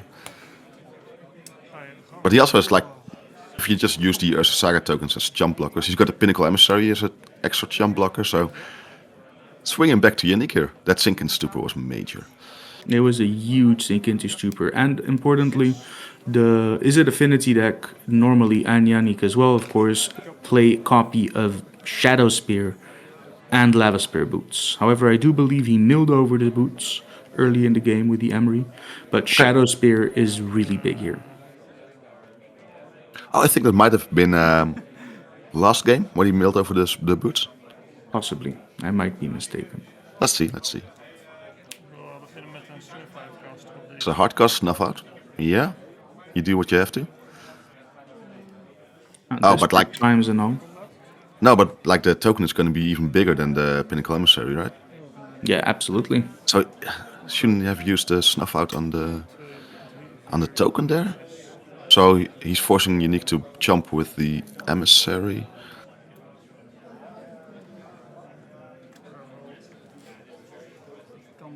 Yannick in a tank here?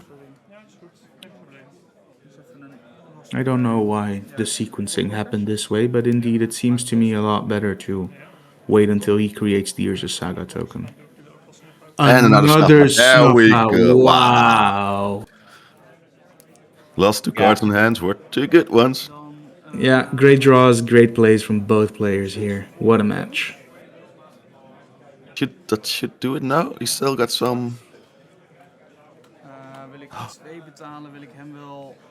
Wow, pays 2 life to make it, give it -5. So it's a 1-1 now? No, is it a 1-1? Yeah, I think there are 4 creatures in the yard there. Wow. Oh, wait. Oh yeah, and you're on 4, so the swing back's lethal from Yannick. Yeah, that's it. Wow, that was great. What a match. What draws from Yannick. He had everything he needed. Oh, but to be fair, the at the end there with the Talon Gates and the snuff outs from Yuri, that was great. That was great. Congratulations great to sequencing Yannick. of both players. All right, and in the meantime, we're trying to find a backup match to. As expected, this went pretty quickly, half an hour for this one match. But it was a doozy. That was a fun game to watch. Absolutely. Lots of interactions, lots of pressure, and back and forth from both players. After seeing this match, do you have a better idea of how this matchup generally goes? Like, do you think Izzet Affinity is favored in the matchup, or is it just this game that swung to one side? I think this game really swung to one side in this sense. Izzet Affinity managed to get a card draw engine quite fast into play with Emery in both of these games, and the Pinnacle Emissary providing a steady amount of pressure at the same time. And let's be honest here, Yannick had 3 of his sideboard cards in this game. At least. He had 3 dismembers. Having the 1 black mana to only have to pay 2 life, that was awesome. Yeah, absolutely. It was great play from Yannick, and also Jorrit, who played to his outs and did his very best. But yeah, sometimes you can't beat it. That second white turned out to be really good. Yeah. Okay, he did board in the Aether Spellbomb, fun note. Yeah, alright, so the 3 dismembers and the Aether Spellbomb, yeah. Okay. Is there any deck you would like to see today? I think I know the answer to that, but I would like to hear you say it out loud. Here we go. Are you ready, Ido? Yeah, let's go. I want to see more Cloudpost. Yeah, that's what I thought. That's what I thought. I have played Cloudpost for a long. I have been playing Cloudpost for a long time, and it's such a fun deck. But also the just to see it on coverage, it's always a joy. It's just big plays over and over, so that's always beautiful to see. Yeah. What's your favorite? I think I really enjoy seeing lands played. That's something I really like doing. Of course, with my experience in history, I also really like watching storm decks go off. But yeah, let's see what we're getting now. It seems to be a lower table, which is fine. It's a B matchup, so the B side, I think it's lower table, table 40. I think it's Painter against Sneak and Show. Yes, it seems to be the case. Okay. Let's see. I've got Gaitan Ongena, if I'm saying that correctly, and Eduard Lohman. Looking at the list, we're looking at a Boros painter, so red and white, who are playing actually just 2 copies of Enlightened Tutor. And I don't believe I see a single copy of Swords to Plowshares. I think you're correct there. Let me see what he's got some sideboard white cards too. I see some Aethersworn Canonist. But yeah, the main deck Enlightened seems to be the one blue card there. Yeah. Yeah, the only white cards in the deck. We got indeed the 2 copies of Aethersworn Canonist, which can be very good against Show and Tell, of course, and Portable Hole, which is not very good against Show and Tell, respectively. There's an extra one, Portable Hole. Yeah. Let's see what the score is currently for these players. We still have to update the names and the scores here. Who do you think is favored? You and your tough questions here, man. I think it's probably gonna be Show and Tell, mostly because like the interaction from because they're just fast, and the interaction from the painter side is not that great. We got 8 blasts. He's playing 4 Pyroblasts and 4 Red Elemental Blasts. Straight up. Yeah, that is correct. In the main, even 4 Pyroblasts and 4 Red Elemental Blasts. This My player man did not want to lose to Force of Will, it seems. Yeah. I mean, of course, with Painter Servant, like everything gets turned into blue, but yeah, that seems like a lot of blast effects. He's really focused on getting that Painter Servant down and using his blasts to the maximum. Yeah, it's game 3 actually that we're seeing. Oh, that's very interesting. All right. Important also to know that the sideboard of the Sneak and Show deck contains 2 Abrade, which is a very important card in this matchup, and a copy of Brotherhood's End, which can just wipe the entire board of the Painter deck in one swoop. Now here's a question from the Sneak and Show side. Do you bring in Pyroblasts? I think it's cute, and I think it's a nice gotcha moment, but I think I personally wouldn't. The matchup is already extremely favored because you got the built-in protection from the Grindstone combo due to your own Emrakuls. Mm-hmm. So yeah, that's completely fine that they go off. You don't have to stop that. That's true. Yeah, the combo is weak against Sneak and Show, so you have to basically outvalue them. The thing is, once they get that Painter Servant down, they just start destroying everything, right? With their 8 blast effects. So even just as a removal for a Painter, a Pyroblast is actually pretty good. Definitely.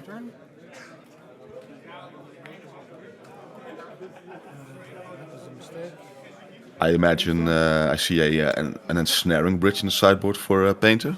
Imagine that's coming. Yeah, that's for the Karn package, it would seem, in that sense, because they're playing 2 copies of Karn the Great Creator. That can get Aethersworn Canonist, of course, as well, which is quite good. Not enough mana to play Lattice. Do you agree with that decision of emitting that from the sideboard? No Lattice, as in, yeah, I mean, he's only playing 2 Karn the Great Creators, right? He's already got a combo in there with Painter Grindstone. I think it's fine not playing Lattice there, yeah. Okay. Painter decks have been in some form of up and coming once again, and people have been trying several different iterations of it. It's great to see it. It's always such a... I almost want to say... It has put up great results in the past too. It's never been like the best deck to play or anything, but it's still like, especially in certain metas, it's been a good choice. But the thing is, like, I always kind of underestimate Painter. I want to say, where it's like, it does do its stuff, but I'm always like, it's not going to do that much, right? And then you see them play, and they just outgrind you. Not even talking about the grind stuff, but they just outgrind you. I always tend to underestimate Painter a bit. I think that it's extremely tough to pilot Painter very, very well and knowing when to hold priority and pass priority on which activations and triggers. But it's indeed very impressive to see a proficient and good Painter player at work, because you don't see how they can recover from a certain point, and then you look back 5 minutes later and they have taken over the game completely out of nowhere. Yeah. I'm like watching a good Painter player play is always a delight to see.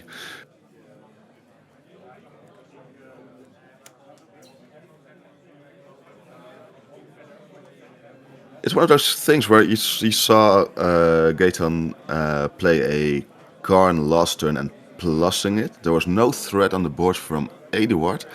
I do tend to like just minusing in that position, that even if they have another way to deal with your Karn, you still gotten at least some value out of it. I agree, and furthermore, it's not like, as we discussed, this Karn does not have the lattice package or anything of that sort in it. It's just for value in that specific sense, or finding the other piece of your combo, which is not that relevant in this specific matchup. So yeah, getting that ensnaring bridge, for example, last turn would have netted you another card this way. If you, yeah, exactly. Yeah, if you can just grab 2 times in a row. Yeah, and like he's gonna grab that. That is the bridge, right? Yeah. Yes, that is the bridge. I believe it is the Lord of the Rings special version of it, or something like that. I do see the bouncy fairy, the Brazen Borrower petty theft on hand for Eduard. So he does have a way to deal with the ensnaring bridge there. Assuming the 8 Pyroblast deck doesn't have anything. Hey, like, you gotta hope sometime, right? Yeah, you gotta play to your routes completely. You gotta make them have it. Bridge of Khazad-dûm, exactly. Yeah. Is that the one where Gandalf goes, "You shall not pass"? Yeah, great spoilers, man, but yes, it is. Oh shit, sorry. Imperial Recruiter, the 2 of inside the Painter deck. Alright. What would this get? An Engineer, I guess? A Painter Servant? Or a Painter. Yeah. Yeah, that is a Painter Servant. Okay. And the Sneak and Show player just letting all of this resolve. But I guess countering the Painter is a lot more important. Yeah, agreed. A bit more risky, but yeah, you just counter whatever they get from the Imperial Recruiter, right? Yeah, absolutely. We're gonna fetch down to 15. Another important detail, the Sneak and Show deck missing some land drops here, several turns. Mm-hmm. Also not casting cantrips.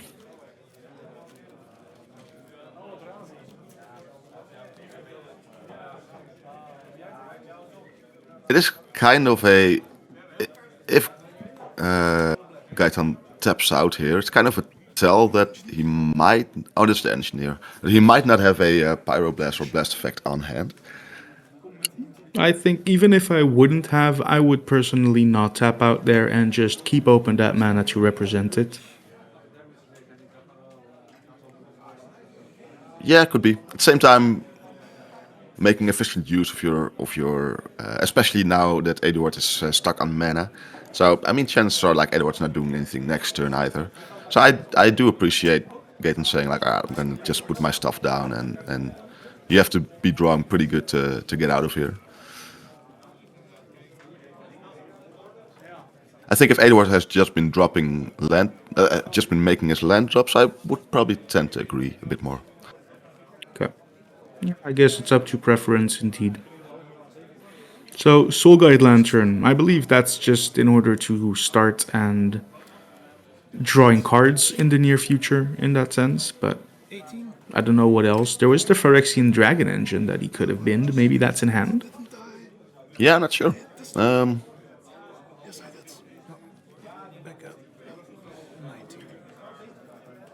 Just looking through the list, there are a lot of things he can find.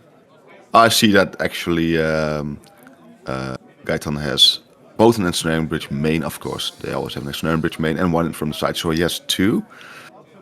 Sure is a thing. Yeah, I'm not sure what the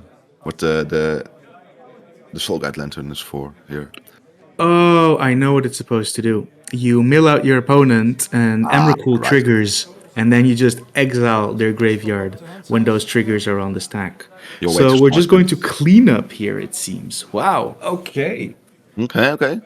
Seem to be not drawing any lands. So Gaetan is preparing to combo off here, of course. Yeah.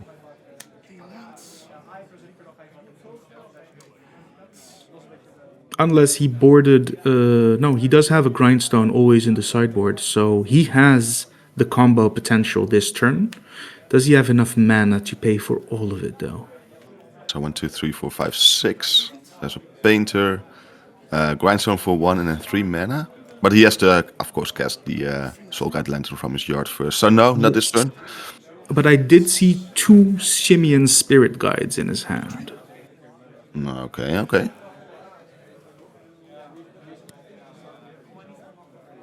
And he can sack his land for as an artifact to Goblin Engineer. So he could go for it this turn. I think I would.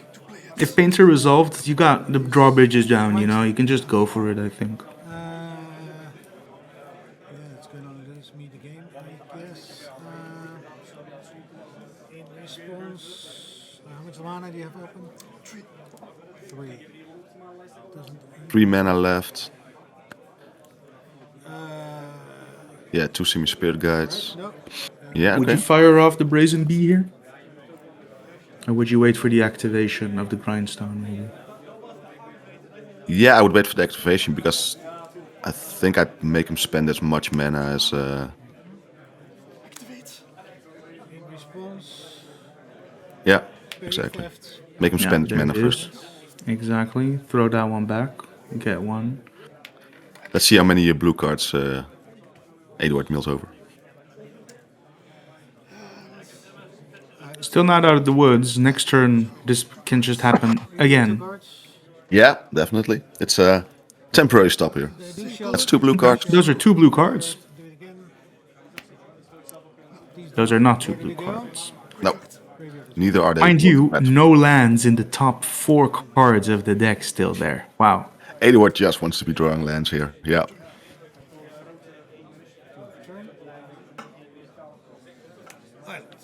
All right. And there we got go. a land. Are we gonna just see show and tell? Still a bridge in play though, but I mean, Yeah. But Sneak and he show might does have a want to be casted. pyro. I know Yeah, he has. he- We know he has a Shimian Spirit Guide, so there might be a pyroblast in there. I know. Okay. Okay. Puts in the Painter, yeah. Okay. Omniscience into Traxa. Okay. That's good. So I imagine Gaetan just does not have the one of the blast effects here. No, otherwise you would not let this trigger resolve. But indeed, he needs to take care of that ensnaring bridge first. And there's a braid. That's true. A mental misstep. Trying to mill a deck with contains Emrakul is not a good idea. But he also has so with all the Emrakul triggers on the stack, once he is milled over, he can bring back the Soul Guide Lantern and exile the complete graveyard. So with the added benefit of a Soul Guide Lantern, it is actually a really good idea. Definitely. But 100% it's not ideal for them. No. So he takes the Force of Will over the Abrade. What do you think that means?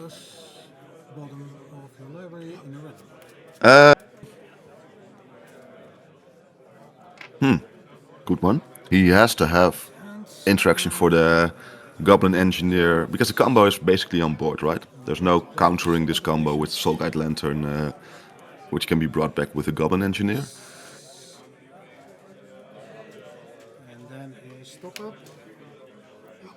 searching for more cards here. Stock up. Time in the round. Active player finishes their turn, and then there are. I do always like the idea of omniscience, casting another omniscience. I'm a big fan of that. Definitely. Okay, he took another Force of Will there and a Lotus Petal, it seems. Yeah. Okay, not. I mean, the best you're card absolutely in right. this position. The Braid is a way to deal with the combo, so I expect Eduard maybe has another way to deal with it. I certainly hope so for him. I see next He does have another Atraxa.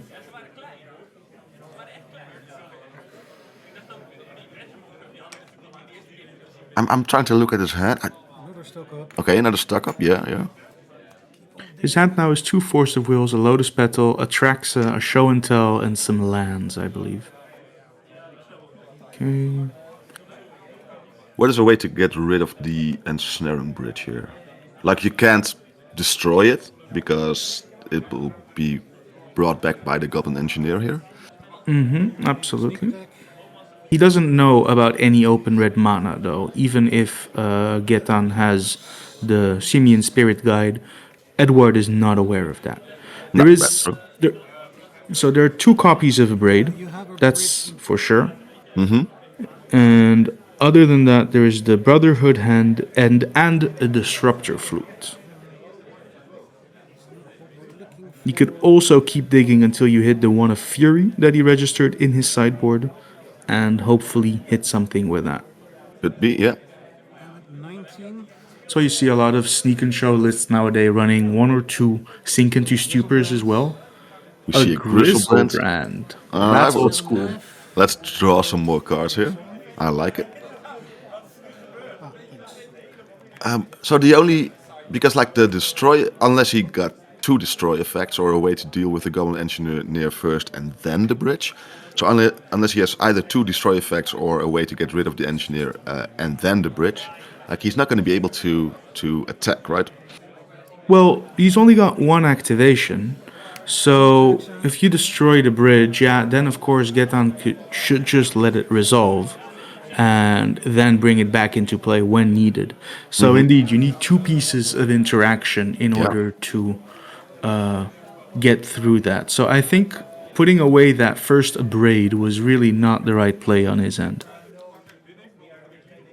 There's an Emrakul, that's part of it. Alright. We'll be taking extra turns at least.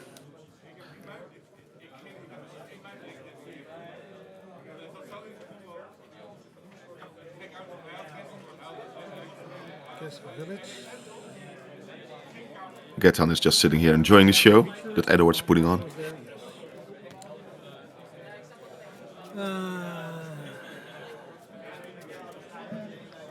Yeah, he needs to be finding a way to get rid of that bridge. And if he can't, he should be finding some. He has the Pyroblast on hand, I think. Yeah, he did bring. He has the Pyroblast, and that's great because of the painter. We're assuming it named blue. Let's be honest here. Yeah. But yeah.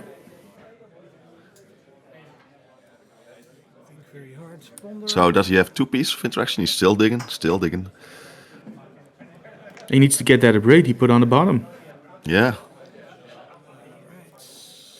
There it is. And he drew it right now. You see the Braid? There. Now, yeah, I see the Braid. We're good. Okay. You would like to upgrade your bridge. So now, indeed, Braid targeting. What is he targeting?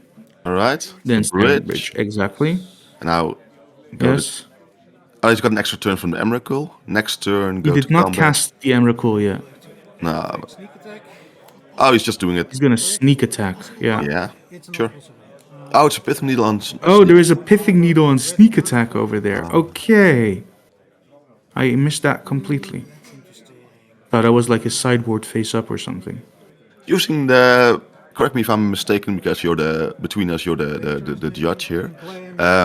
Like he made red from his Lotus Petal, then Getan was like, no, you can't activate it. It's the Lotus Petal is you can't activate sneak attack. The Lotus Petal is just a mana ability. You can reverse that, right? Definitely, and Karn is even in play, so he can't even activate the Lotus Petal actually. And yeah, even better. All right, but he has the Emrakul on hand, right? He has an Emrakul in hand. He took that from the second Atraxa trigger that we saw, absolutely. So you just played Emrakul here. Play the Emrakul, go to the next turn. Well, you do have to discard down to hand size, but you don't need much here, let's be honest. Maybe he has a second Emrakul, he could discard that down to hand side, which would force the Getan to maybe already start activating the Engineer. We'll see, we'll see. Yeah, even in that case, I probably would prefer just casting the second one too, because you get the next turn, and then one gets sacked, and you still shuffle your library and get shuffled back. Figure out which card I'm keeping. All right, Gas Emrakul, go to cleanup.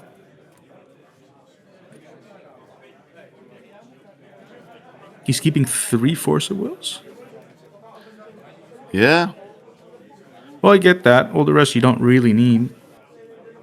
Exactly, yeah.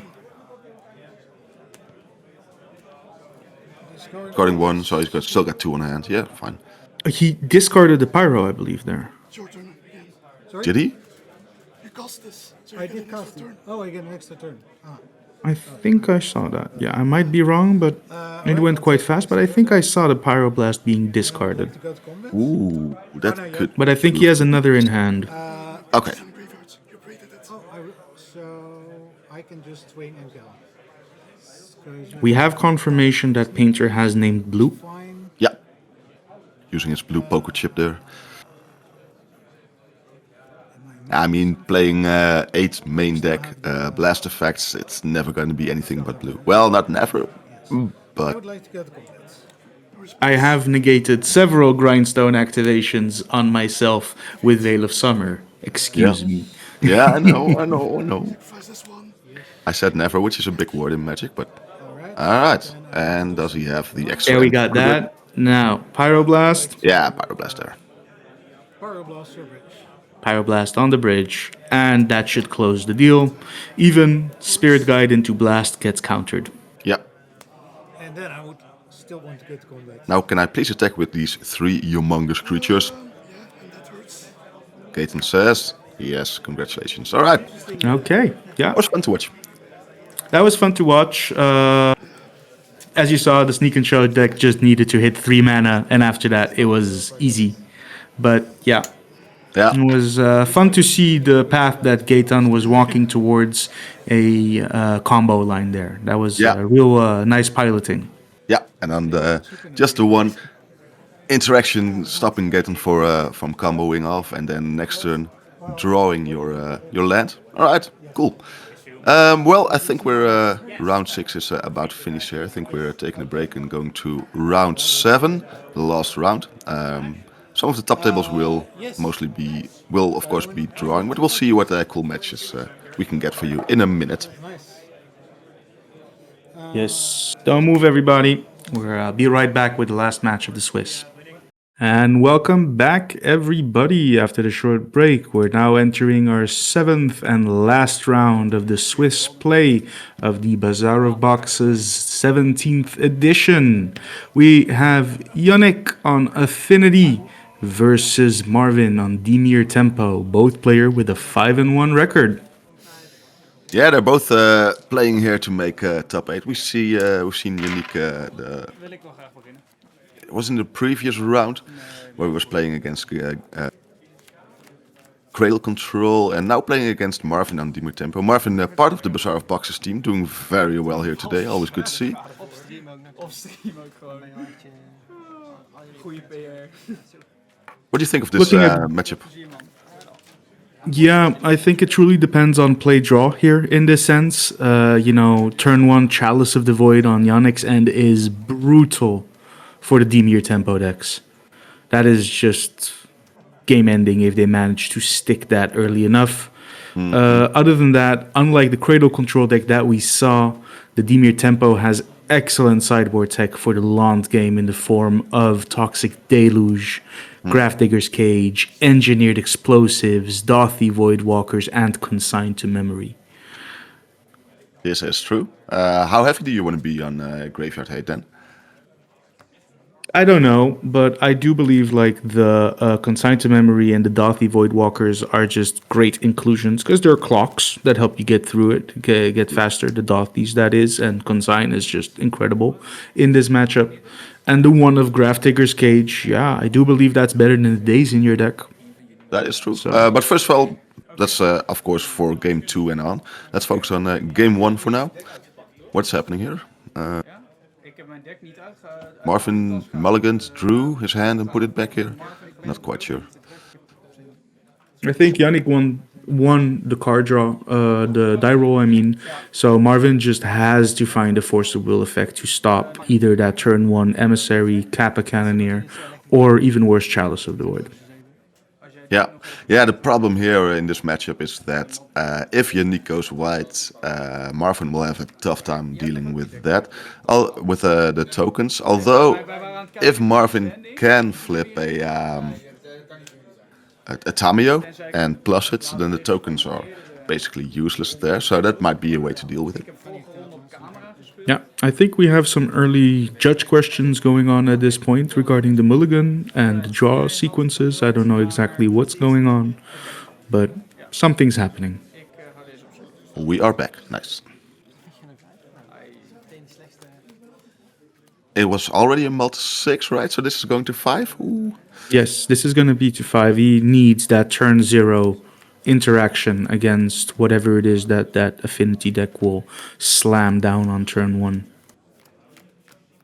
Yeah, I mean, of course, the most scared, Marvin's most scared of Chalice, of course, but yeah. But imagine going down to 5 and then having to force, which is basically a multi-4 there. Also pretty painful. Yeah, but it's best not, you still lose to Chalice of the Void in that same matter. That is true. Although the lower you go on cards, the more risk you want to take. So say you're going down to 5 cards here, and you're like, okay, you know what? If he has a Chalice, I'm just going to lose to it, but I'm not going to go even further down on cards. With Yeah, absolutely. You don't want to dilute it too much in that specific sense. 5 is the lowest. I would go searching for it. And if not, if the card is playable, we're good. I see 1 Wasteland. Does he have an extra land there? Or is it just the 1 Wasteland? Oh. I don't know. I see Wasteland, I see Fatal Push, Murktide Regent. Brainstorm. No, he's going to 4. Yeah, I think that there was no colored sources in there, unfortunately, for him. Yeah, just the 1 Wasteland. Tough start for Marvin.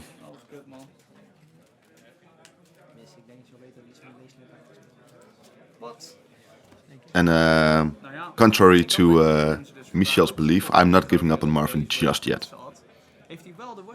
Gotta believe in the heart of the cards. Exactly. This is game 1, yeah. With Marvin on a multi-4 here. We see a You're not land. mulling this. We see lands, we see days, we see spells, a ponder. We're good. Oh, good. It's not gonna get where you won't get better than this at this stage. Exactly.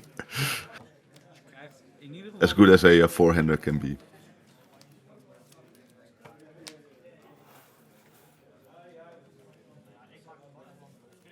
Ditch the Kaito, yeah. Maybe Yeah. like, he's thinking about... Yeah, okay. He's doing away with the Murktide Regent. So we see land, a Kaito, Days, and maybe a Ponder. Turn 2 Automaton, turn 1 Automaton for Yannick, already growing it. Yeah, that's the sign up for the Mokobo effective. Yeah. Yeah, that's rough. Yeah. One more pedal and it would have been equipped. That's insane. Yep. Yeah, and the automaton is basically untouchable at this point. Marvin will not have the time to pay for the ward. By the time that Baragoyv can land, it's probably going to be too late. Yeah, the ward is 2, so even a fatal push, you have to have 3 mana.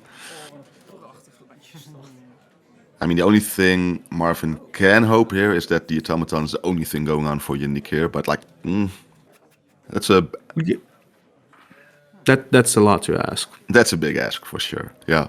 Yeah, we had a redraw from the Balbal too, so you know. That is. Let's see what this ponder gets. Well, that ponder is great.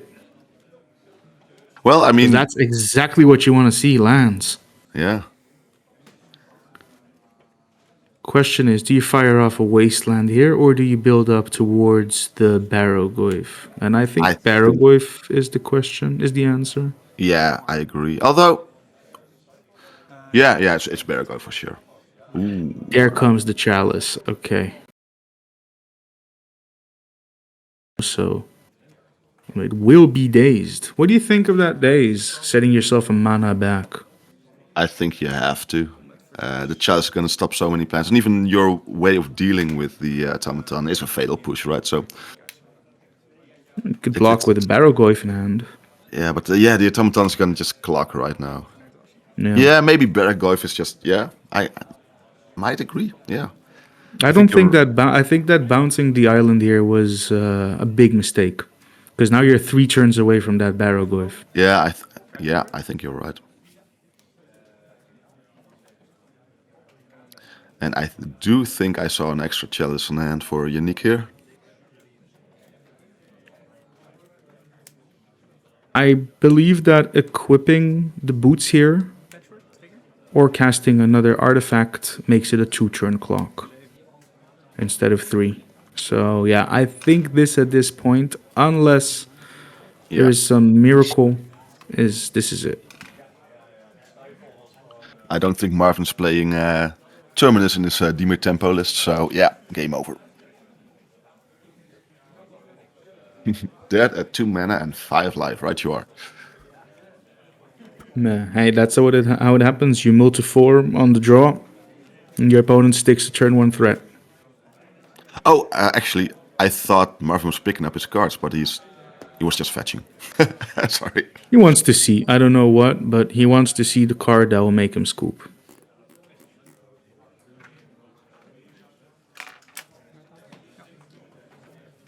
And that is the fatal push too. Yeah. He would have had the 3rd mana. Yep. Yeah, that So days was either, setting him back too much, yeah. Yeah. I understand Chalice is a scary card for that Dimir tempo deck, but yeah. I mean, to be... the Barrogoyf was the out, because like letting that Chalice resolve there, the fatal push would have done nothing, but the Barrogoyf for sure would have... Exactly, the Barrogoyf done that. But I understand even the muscle memory you get, Chalice of the Void, you got an island down, you daze that always, but yeah. I mean, not this time. Who wouldn't panic about a Chalice on one? Yeah, exactly. So, looking into the sideboards of these decks, we already discussed a little bit. Yeah. What do you expect to see from each deck respectively? Okay, so let's start with the Dimir tempo. So, I mean, Consign, Engineered, Toxic Deluge. Those are the things I'm looking at right now. 3 Consign, an Engineered Explosive, and a Toxic Deluge. No depending on how much room you have in bringing stuff out. Like for example, do you keep your dazes in against Affinity? Probably on the play, maybe not on the draw. I wouldn't. With all the Lotus Petals and the Mox Opals and all the fast mana that they have, it's not the greatest play, I think. But No, again, I'm no tempo player, so... Looking at other cards, what could you bring out actually? Like the Pinnacle tokens, they do block flyers, right? Only flyers, yes. Only flyers. So maybe cards like Murktide Regent is one of your best clocks, but if it gets like nullified by 1 Pinnacle Emissary. Exactly. They have access to either Spellbomb as well, and a simple Soul Guide Lantern for or something like that. Yeah. But I don't believe they play that, but that can nullify it being cast at all. Yeah. So I think that cutting a Murktide and maybe some Kaitos might be the right thing.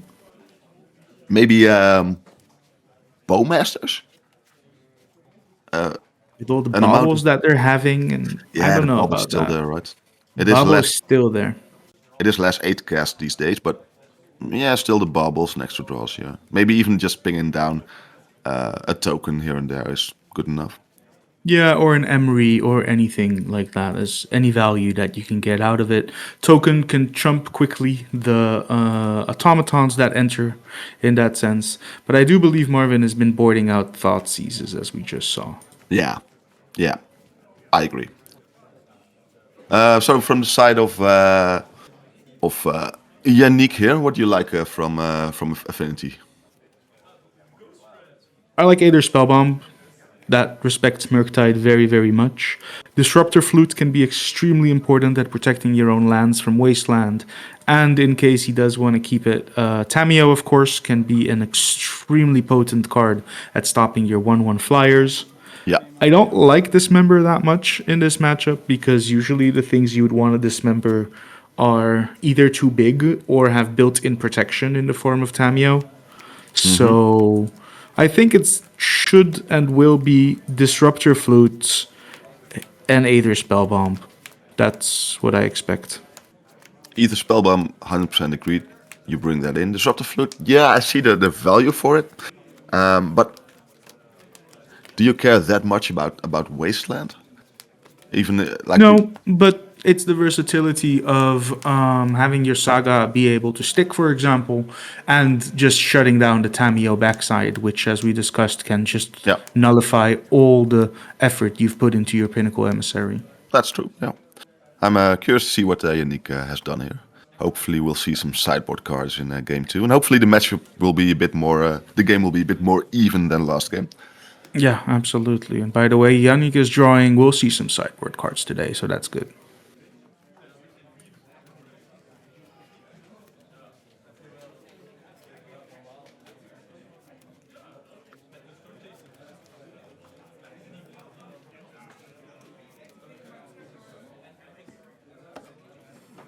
Alrighty. Yes. Heel veel plezier. It's always not a good representation of a deck if they mulligan to 4 and just get overrun by an opponent with just more cards in hand. Yeah, generally not indeed. Unless So you're we see a Tameo, a Snuff Out, a Murktide, Kaito, Fatal Push, Basic Island, and a Flooded Strand. Seems like a decent hand to me. Yeah, got some removal, got some stuff to put down.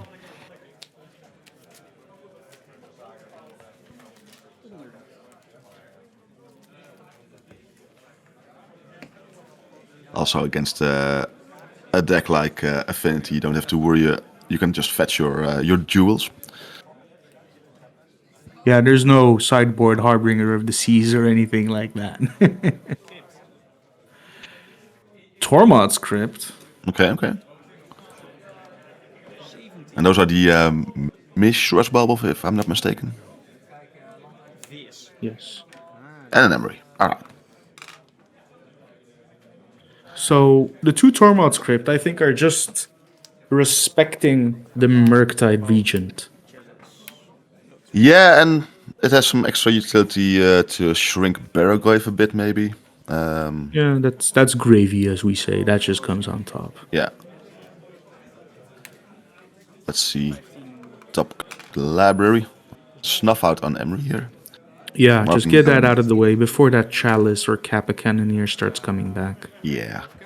Earliest opportunity, please. Hele mooie kaart.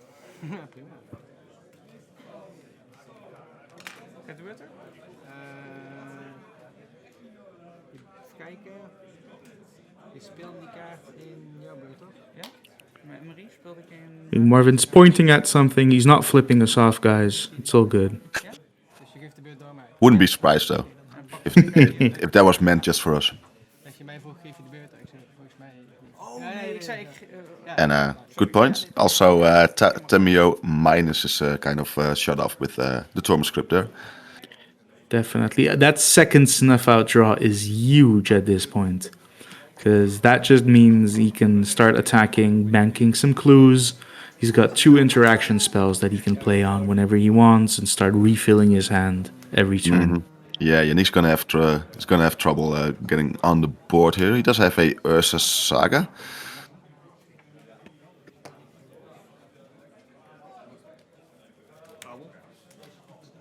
Another That's bubble. the third Mishra's Bauble we're seeing today. in this matchup. Aether Spellbomb is a good draw. In response. Kraken a clue. That's a Force of Will. I don't think I would fire that off here. That's not worth fighting about. Yeah, you were that worried about it. Like it'll bounce the Tamio on this board, which is like, sure, I'll recast it, I guess. Exactly. Well, I understand. Like the Murktide is uncastable already because of that Tormod script. If Yannick, well, I kind of trust Yannick at this, but he will probably say like, all right, I'll clean your graveyard before you get to the card you need for the Murktide. Boots is scary with that Urza Saga coming up.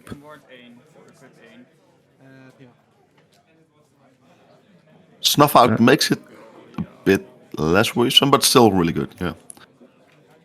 Yeah, with both Snuff Out and you do lose 2 cards, but that Tamio is keep on drawing cards for you. So yeah, that's fine. Yeah, that's a toxic big draw as well.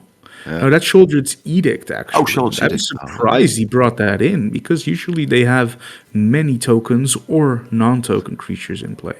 Yeah, it is. Well, I can see it on the, especially on the play a turn 2 Shieldred's Edict would still be good mostly. Okay. Daze was big there actually. It loses its value pretty quickly. Yeah. Oh, but that's an ancient too. Yeah, exactly. So now you can pay 2 mana to cast that. So that's going to eat Force of Will. And I think you'll be pitching the Murktide Regent here. I think Or the Daze. Yeah, Daze is quickly losing its value here. Murktide's still just a clock, right? And he still needs a clock, so yeah. Yeah, okay.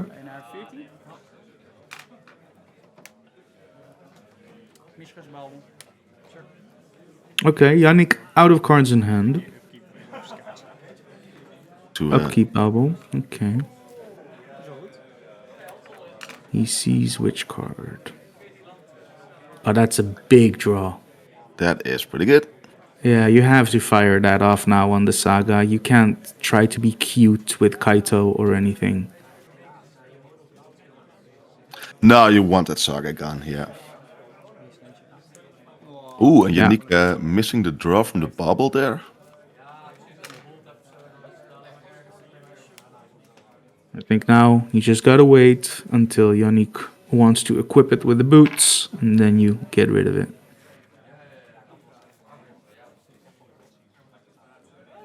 Oh no, he's going for it now. Okay.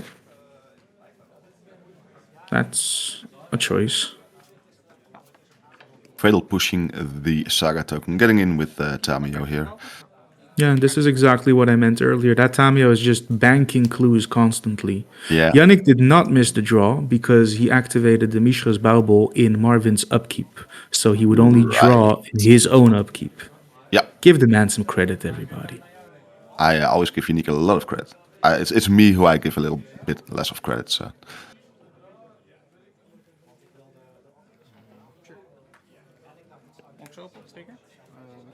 Okay, Emissary just making a few tokens. Yep. And that get that out. Marvin is like, nothing is sticking on this board, man. I'm gonna clean up everything. Yeah, that 1/1 token. Sorry, a 2/1 haster. Let's go. Let's go. The little token that could. Here comes the pain train. Marvin going down to 8, Yannick at 15. Those I think at this outs point are pretty taxing on your life totals.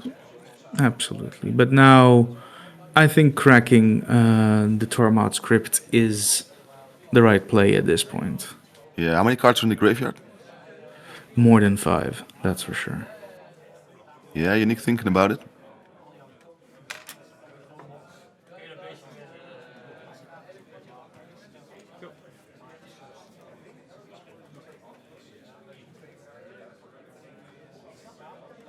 Draw was a Barrogoyf, being stuck on 2 mana, not the greatest. Yannick is okay here letting the graveyard be.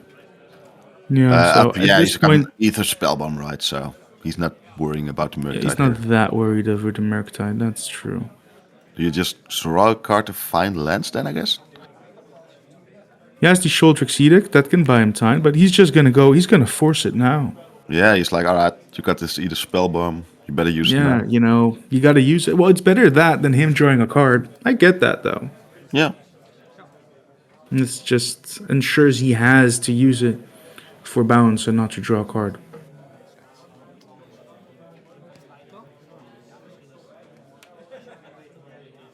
I think that was a Kappa cannon here. I'm not sure though. Ga ik naar 13. I know. An It's an automaton. Yeah. Okay, sure. That's quite okay with that Shoulder Edict in hand. As it doesn't target anything actually, and it can work around ward.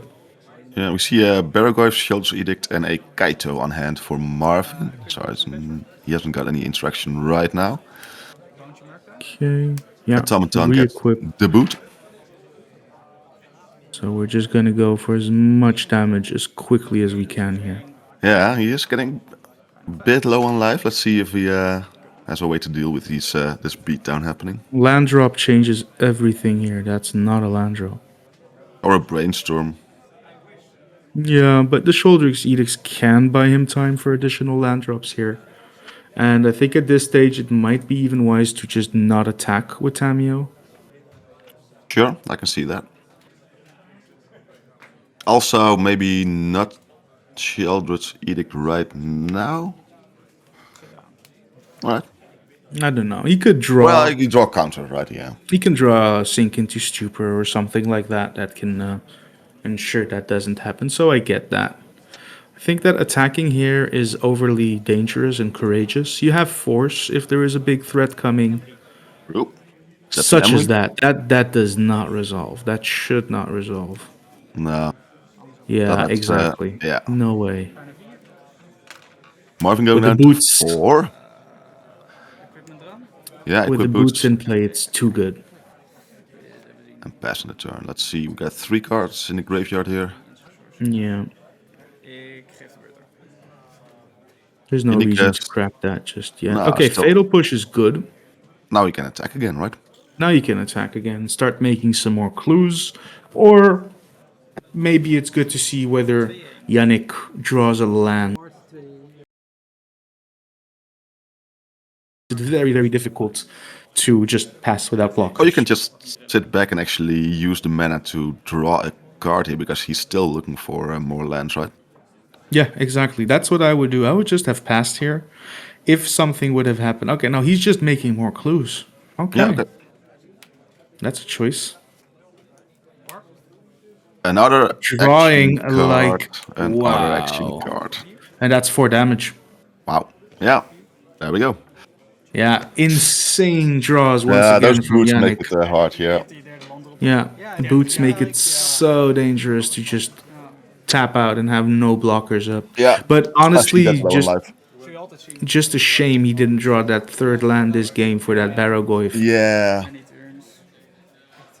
He was doing good there. It's just, yeah, he couldn't get anything going really. Like, he had some good answers to what Yannick was doing, but like after a while he ran out of answers and Yannick had more threats. So yeah, that's it. That's exactly what this deck did. They removed these Thoughtcast spells that drew more cards and just put in must-answer threats everywhere. And yeah, they're just slamming Haymaker after Haymaker, as we saw in this match. Marvin could not let his guard down for a single turn there.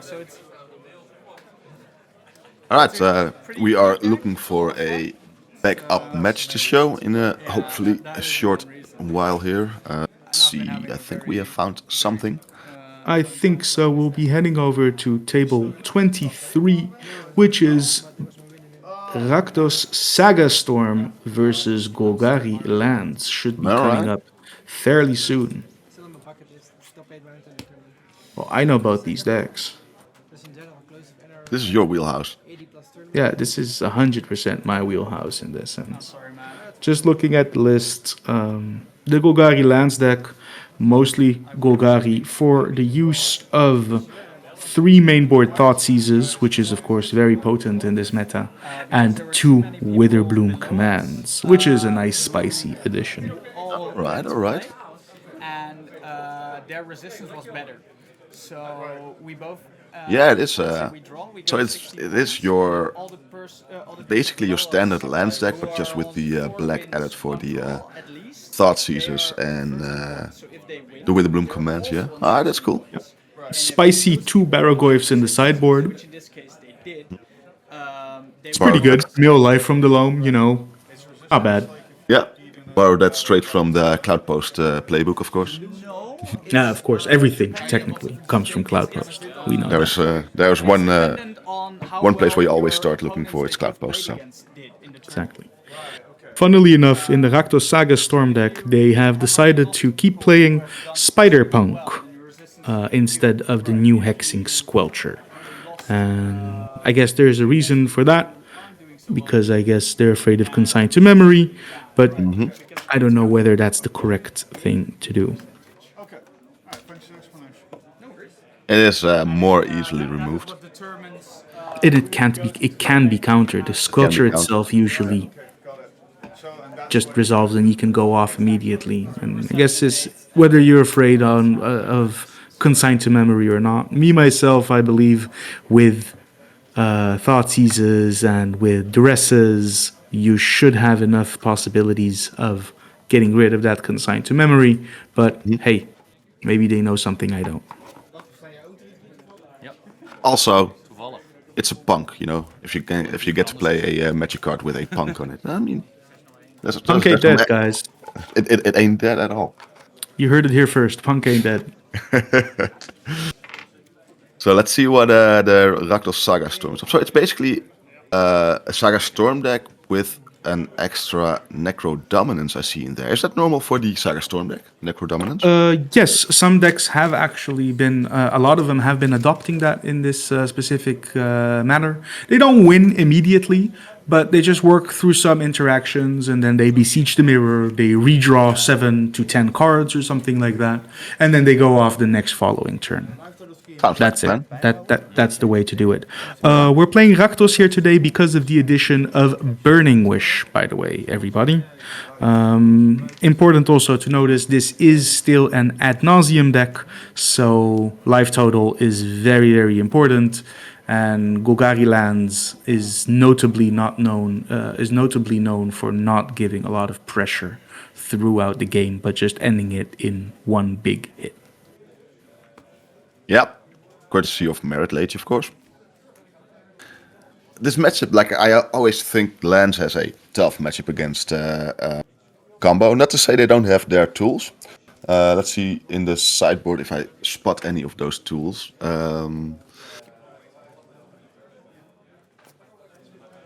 Force of Vigor. Force of Vigor can be very important, especially against the Black Saga Storm, because they play Urza Saga and the artifact lands such as Vault of Whispers and Wishclaw Talismans in order to ensure that they manage to do anything. But as we know, lands has no problem getting rid of enchantments and artifact. That's not the issue here.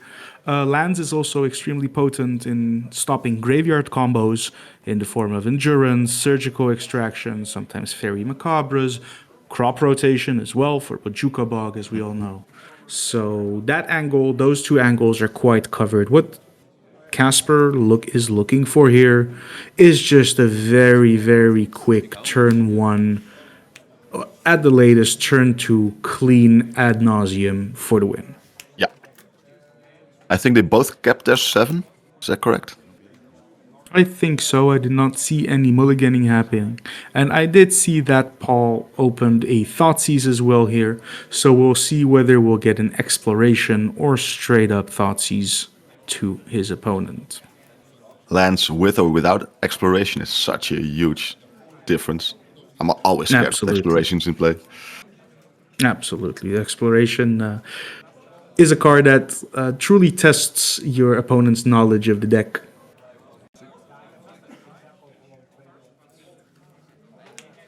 We're just gonna get to the Thoughtseize. Okay, let's see. I mean, compared to Infernal Tutor. regular lands list, the Thoughtseizes do bring something to the table here in this in these combo matchups. Definitely. Okay, so this hand needed 1 more mana. There is a Vault of Whispers, but the moment he hits 2 mana, there is an Ad Nauseam on the stack. I'm curious, what would you take out of this hand? I think I know. You being the expert here, so let's say you have, I would say just a Lion's Eye Diamond probably. Yeah, right on the money. Yeah. That forces him to go into a Beseech the Mirror line or something of the sort, and makes him go into Necro Dominance or whatnot. Yeah, then you could still go for Necro Dominance and fill up for next turn.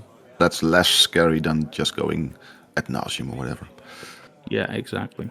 Paul thinking about the Burning Wish here, it seems.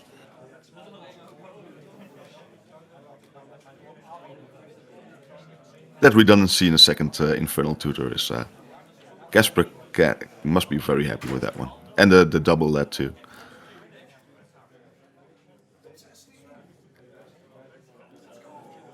Yeah, the redundancy is really, really powerful here. I understand the Burning Wish. The Black Saga Storm plays Peer into the Abyss from the sideboard, but he does the sensible thing and goes after the mana here. That's the case. Mind you, that land is very susceptible to Wasteland, which lands love to play. But if he manages to fire off a turn 2 Infernal Tutor, that can just find another Lion's Eye Diamond, and we're back where we were just a second ago. I think I see a Crop Rotator on hand for Paul, so let's see if he goes for a Wasteland here.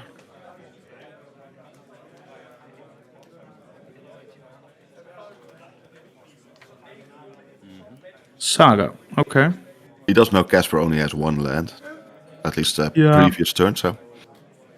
This is a tough choice. Do you Wasteland actively, or would you rather just keep up the crop rotation for a potential Bojuka Bog if they go for a Graveyard line? So knowing the hand, he has 1 lead, so you can probably suspect he will go for a Necro Dominance, right? So unless, like, is there, with 3 mana from lead, is there something better than a Necro Dominance? There is a Grafdigger's Cage in that hand. And a Soul Guide Lantern, actually. So there is no crop rotation. I think that was just the exploration there. Yeah, I think so too. At least that makes it a lot easier. Yeah, no choice to be had. Okay. Hellbent lands. Paul saying, show me what you got. Yeah.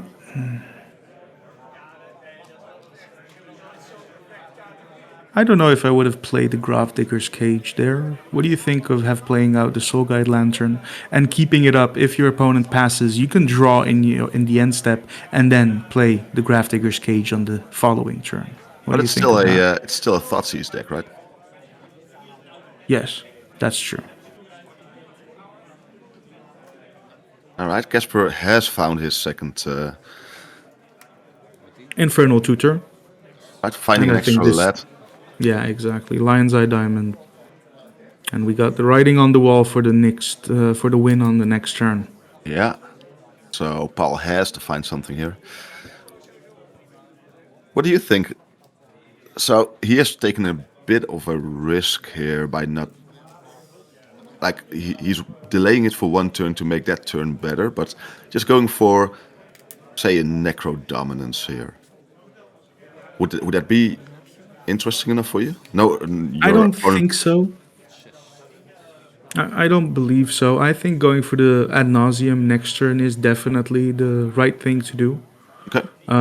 Your opponent is not delivering any pressure whatsoever here. They're hellbent even more.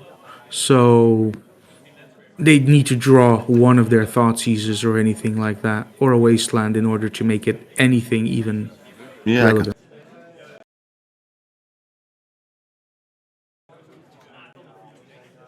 So at this point, it's up to Casper to just not screw it up, I think. He's got 20 life. What's the best card Paul can have on hand here? Force? No, you can't cast Force Figure. He can't cast Force of Vigor. Let me have a look at the list. There's not much at this point that he can do, if I'm honest with you. Boseiju might cheese out something if he screws up in sequencing somehow. But other than that, it's up to variance of the cards revealed with Ad Nauseam, I'm afraid, here. If it was my Ad Nauseam, I would lose on the spot, let me just say it that way. But I expect Casper to not have my same luck when it comes to that card, especially as he's 3-3.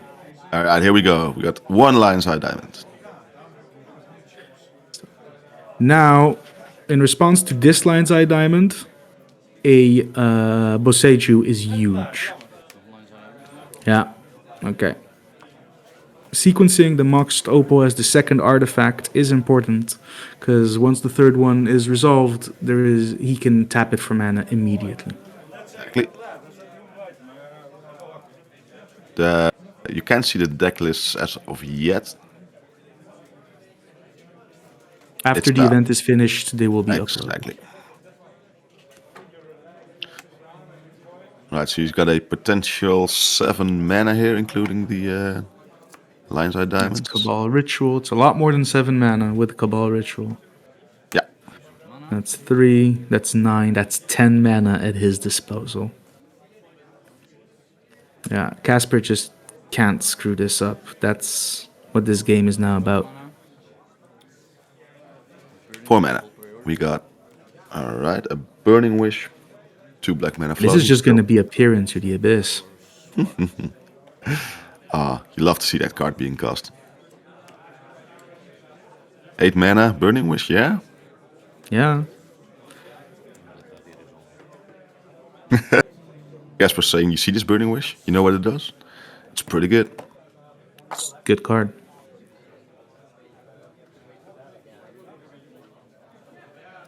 Yeah, and if Appear into the Abyss resolves exactly, there's not much that can go wrong after that. Those chances are infinitesimal, especially we haven't seen a single Lotus Petal, and Casper has not made a land drop even yet, so yeah.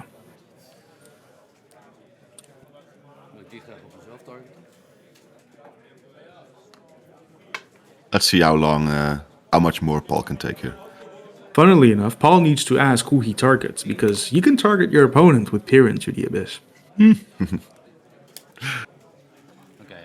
Dan moeten we even een beetje rekenen, want ik heb een 60 kaarten deck. Ik mag de helft van mijn deck pakken. Deze zat niet in mijn deck. Dus als we tellen wat er nu niet in zit, dan weten we wat er wel in zit. 1, 2, 3, 4, 5, 6, 7, 8, 9, 10, 11. Dus dat maakt... Counting the cards so you know how many are left. Kaarten afgerond naar boven. Dus dat is 25. Although he should just pick up his deck and count them. Yeah. Ja, naar boven. I'm That's also a always big the fan of best that thing one. to do. Because you might have went to 61 cards on accident, which is allowed, of course. So, always, people, if you cast Peer into the Abyss or you Ultimate Tamio, just pick up your deck and count the cards. As Ido will get mad at you. Absolutely, otherwise I'll come and I'll scold you. Turn talking to. Alright, Casper picks up half his deck. So what do you think, Ido? Is he in a good position here? No, absolutely not. This is he should scoop on the spot. He's up against the wall right now, right? Yeah. Yeah, there's absolutely nothing he can do against that exploration. He already played his land, so you know. It's sad. He even had a black mana floating. How about that?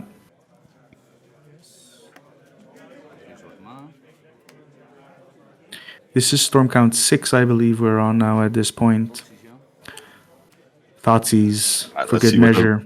What the one magic card was. A Mindbreak Trap would have been cool there, but nah, he would have cast it already. 1, 2. Also, I might have to call a judge if that was a Mindbreak Trap, because it's not on his deck list. No, exactly.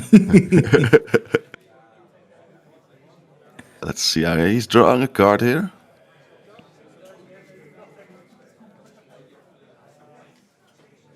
Draw cards then. Ja.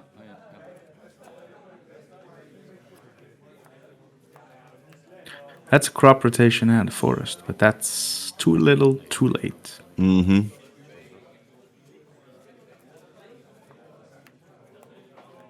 And that's usually how these matchups go between lands and Storm. You know, if I do get wanting the Soul Guide Lantern around, but if Paul had correct that Soul Guide in his own turn, he would have had the crop rotation now and maybe get a Wasteland going, knowing that Exactly. Kepler might have been short on mana there. Yeah.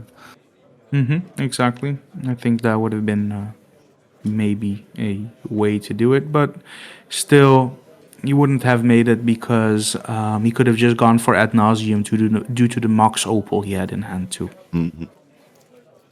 He couldn't have cast Peer into the Abyss, but he could have.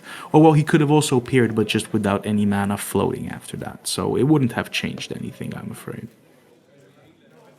That's true. I expect there to be at least, there we go, a Lotus Petal in hand. Or land. Or just an extra land, yeah. Dark Ritual. 4 mana. Dark Ritual. Those are a lot of Dark Rituals. And Beta, if I'm not mistaken. I believe so.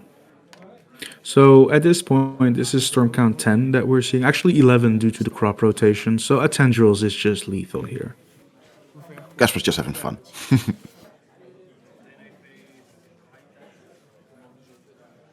Chromox. Mox Opal.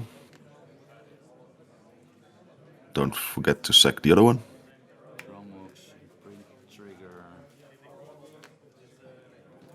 It's by his lands, he's not seeing it. Imprint Ad Nauseam, because yeah, he don't need to play that anymore.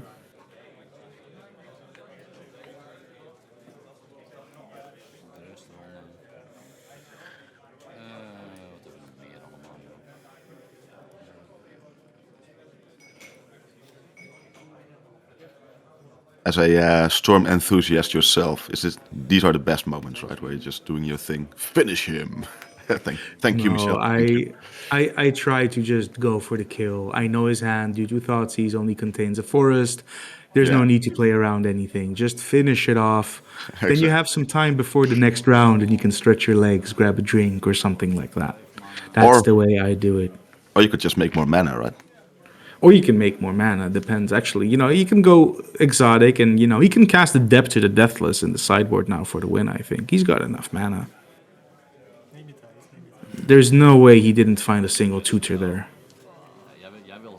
Yeah, it's either one Burning Wish or one Infernal Tutor. Or Beseech the Mirror. Yeah, there is a Burning Wish there. That's a Burning Wish, he has it.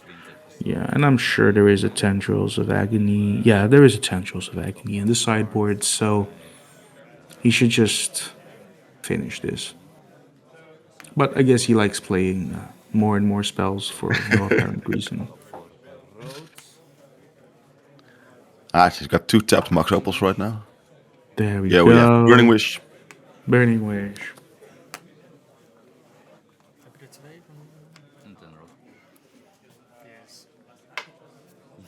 There we go. There we go. Yeah. Paul extends the hand. Casper wins this match 2 versus 1 against Golgari lands with his Rakdos Saga Storm. Yeah, so that was the last round, round 7. We're nearing the end here. We'll see what the top 8 is shaping up to be. Can we already say something about people who made it in? Some players at the top tables did draw in that specific sense, so they're fairly certain of being in.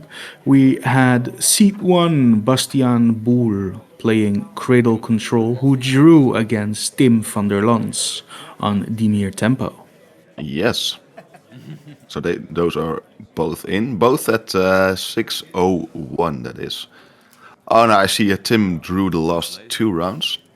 Bastiaan only drew the last round and won every other match. So Bastiaan going into the first seat in this top 8.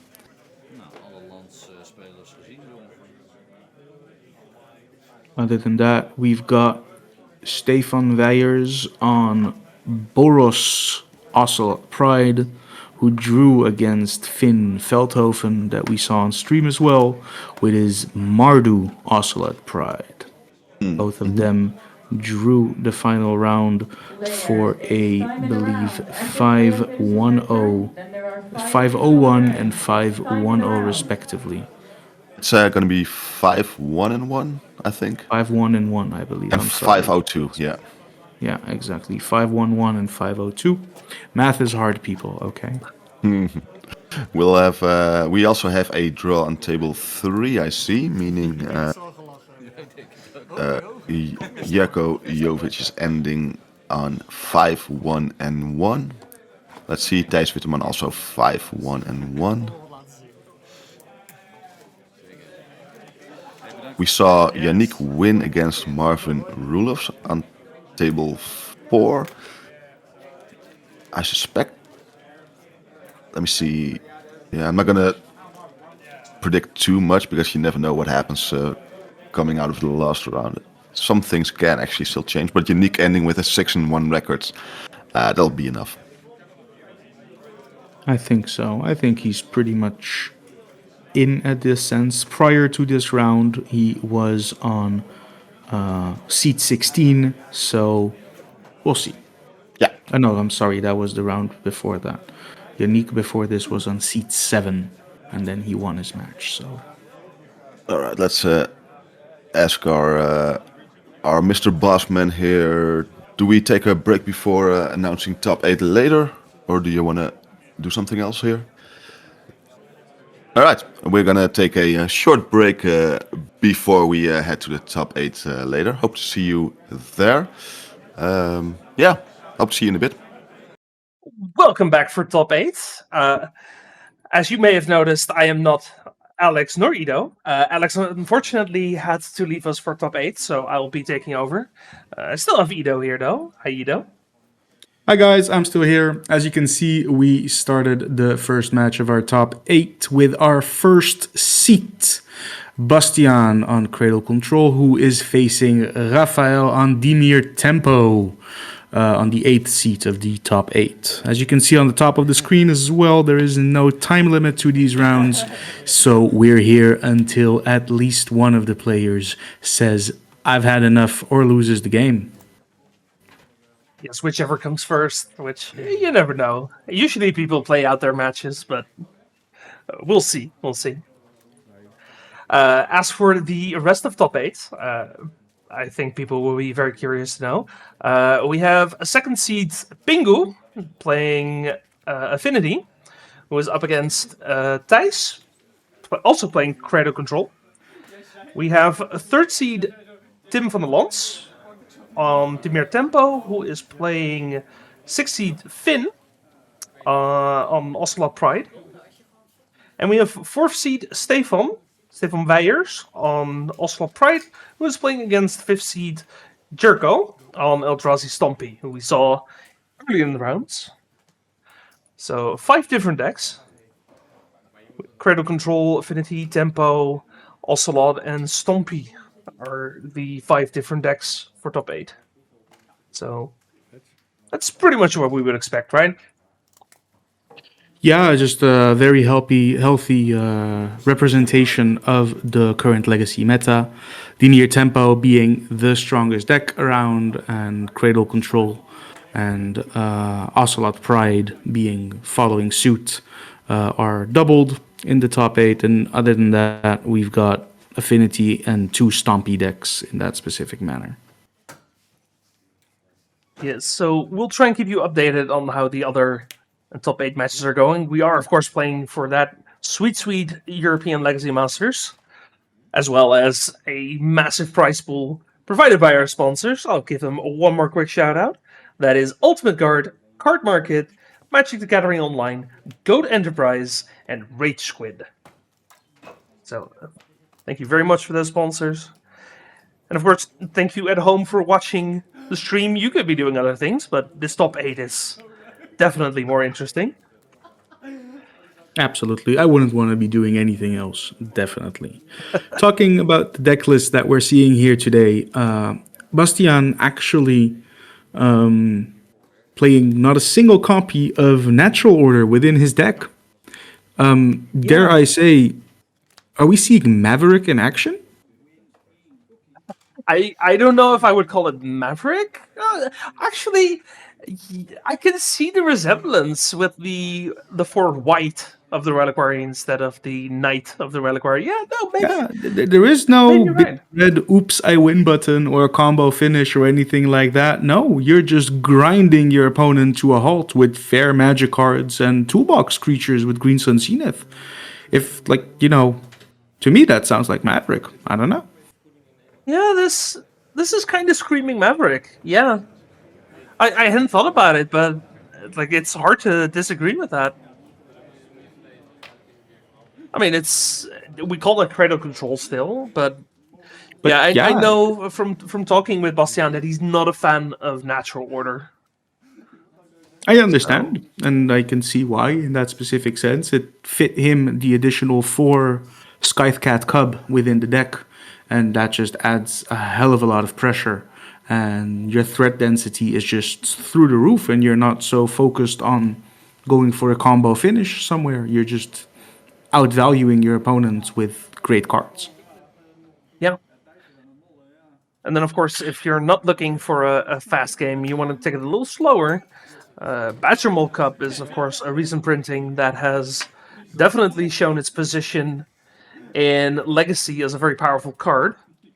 We'll see if we can get it up on the screen for you, but yeah, definitely a card worth looking out for.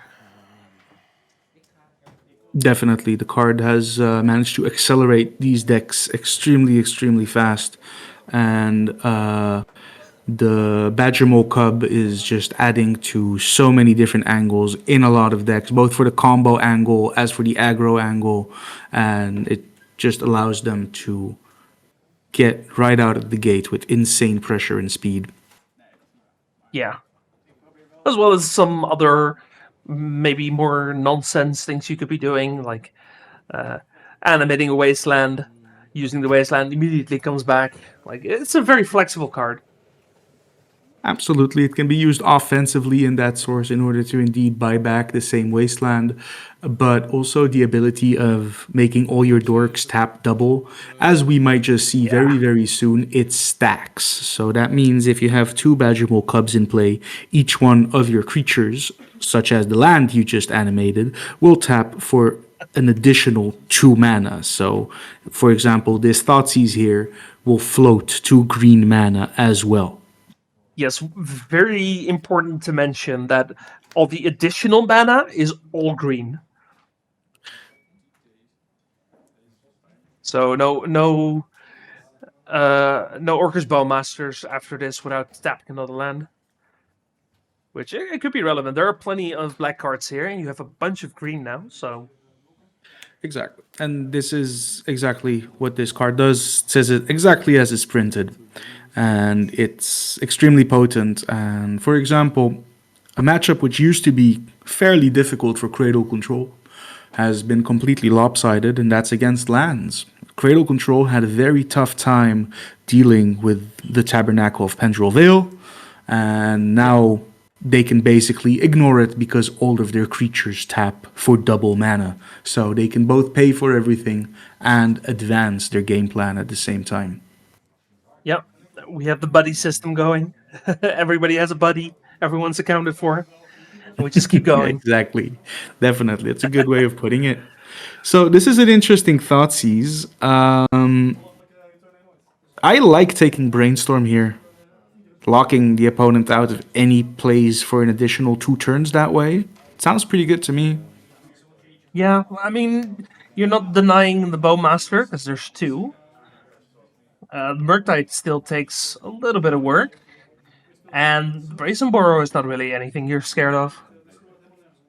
I don't see the last card in Bastian's hand. I can see a basic forest, but it might be an Orcish Bowmasters in there, and then it might be worth it to leave a Brainstorm and take the Murktide instead. But I think we both can agree that the Orcish Bowmasters don't need to go anywhere here. No, I mean, they're annoying, because you do have a bunch of X1s in your deck, but... Oh! Scythecat Cup. It's the Cub. Yeah, the Cub Tribal.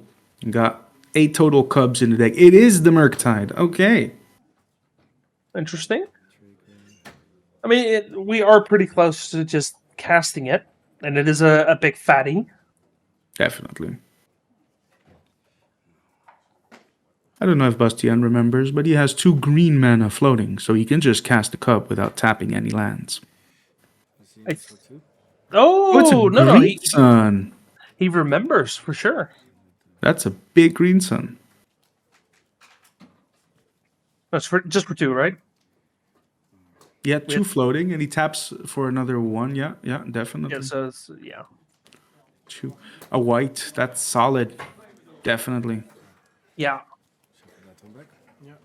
This makes me think it might have been better to take the Brainstorm. Because you can... Oh, wait. Can we go for... Yeah, we can go for a Bajuka Bog. Yeah, so the Murktide could have just been ignored for that same matter and ensure it's uncastable. I mean, this is definitely the safer play, but it would have been an option. I also like the idea of not necessarily of taking the Brainstorm, letting him Murktide, and then just Talon Gating it into Oblivion and just attacking with so much power. I don't hate forgot that. an Exalted Trigger. Oh yeah, there is definitely a hierarchy in play. Well, nevertheless, even with this play, I think Bastian is in a pretty good spot because this white gives a lot of options. Definitely. Okay, 3 mana, 1 floating for the Cub, as expected. A second Cub. Oh, wow. Okay, yeah, this is a lot of power possibility. This might just end the game. This Cub, they stack 2. So the moment you trigger it the first time, I don't know if we can get that Cub back on the screen. That would be amazing too. If you trigger it the first time, they'll both add a counter onto any target. But then you can double the amount of counters twice, of course, on the same creature if you choose the same creature with it. So this gets out of control real fast. Yeah, now it's just attack, get in there, end of turn, sacrifice the ignoble for a fetch land, or do it even now. But then you're at the whisk of a wasteland, of course. But oh yeah, that works too. That doubles it as well because of the Earthbent. Wow. Okay. We still had the off-screen bio there. Yeah. Okay, that's a creature that comes back. Then 2 counters on Badger Mole, and then it doubles it. Yeah, that's an extra landfall. Yeah, that's 2 landfalls out of that. That's incredible. It's a lot of pressure off these cats. That goes to 4, and then it goes to 8. So that's a 10-10 all of a sudden, and that's lethal. Yeah. Yeah. Clean. Wow. That's nutty. That was a hell of a draw. That's insane. That was a great draw. Even more, like, let's put it this way, even more, you should have taken the Brainstorm then, 100%. Yeah. I mean, yeah, if you know you're going to draw the second one, then for sure, but... Yeah. Yeah, so, I mean, it's not like you're afraid of the Murktide if you go and do that, so... Exactly. So, looking at the sideboard, Dimir Tempo have a pair of engineered explosives, which I think are pretty relevant in this matchup too, and a pair of Toxic Deluge, which is, of course, a slam dunk when you get it in that sense. Baragoyf seems natural. How do you feel about Childred's Edict against the deck with so many small creatures? I think that's not what you want to be doing. There's too much happening all over the place, and Bastian has too much control over what actually dies for a Childred Edict to actually be relevant. I mean, you could, in theory, do it to just thin the board a bit, but I'm not a fan of it. I don't think it's what you want to do in that sense. And when it comes to the Cradle control sideboard, Snuff Out is not that good. Baragoyf is also good in that sense, so you could add 2 of those in. I don't think I like Opposition Agent that much as well. just for spiking fetches is not what you're here to be doing, I think. No, that's not what the opposition agent is for. If you want to do that, then you want to play Dark Ritual and get it out as soon as possible. Exactly. And what about endurance? How do you feel about that? It's an all-star against against Izzet tempo, of course, but I don't know if Dimir shares that. I don't think so, personally.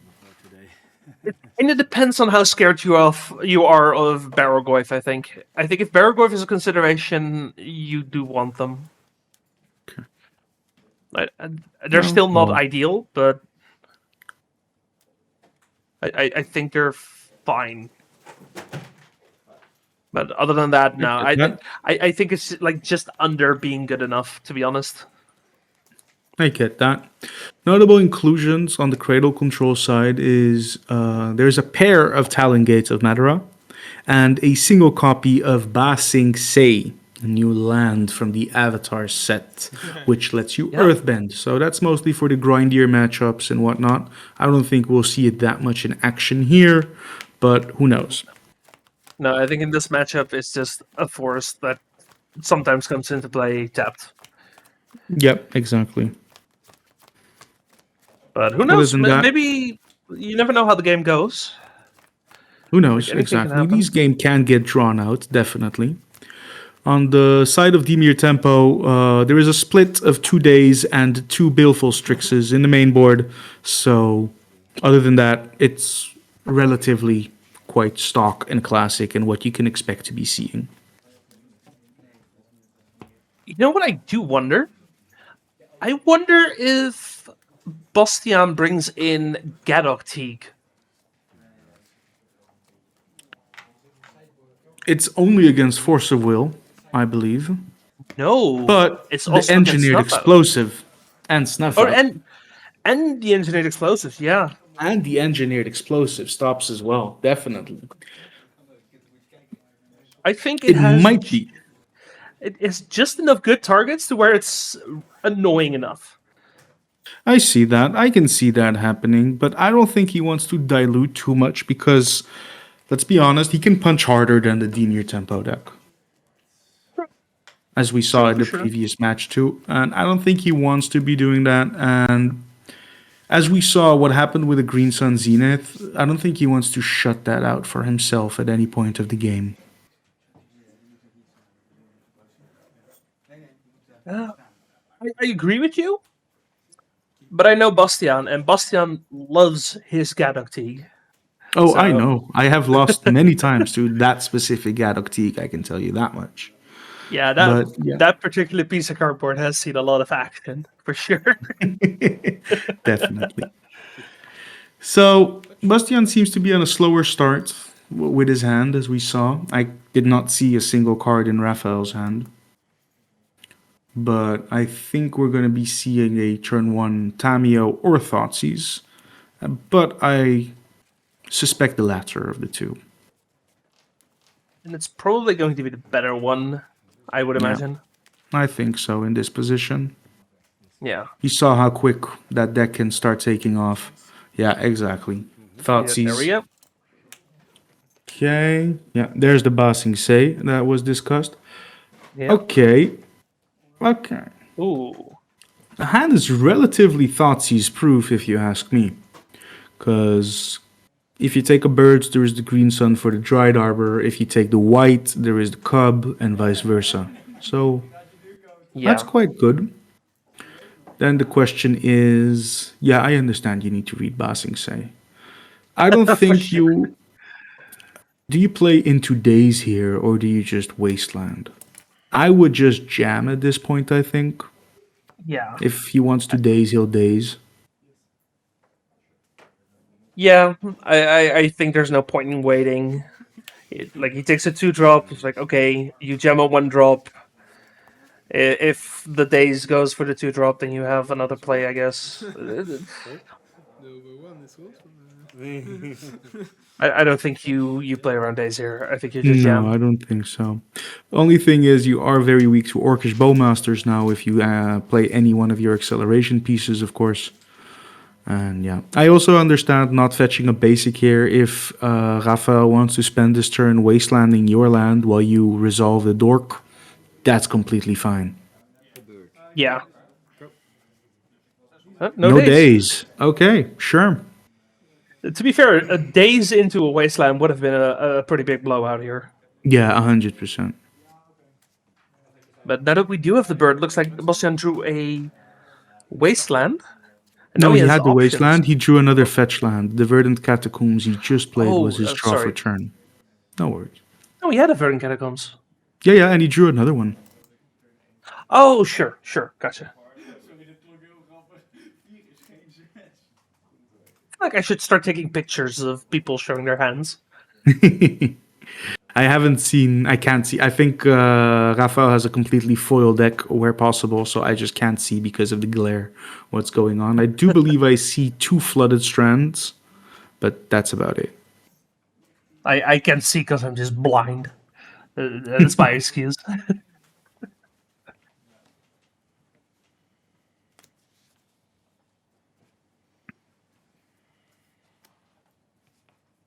We're still thinking about this brainstorm. Seems to be more difficult than imagined.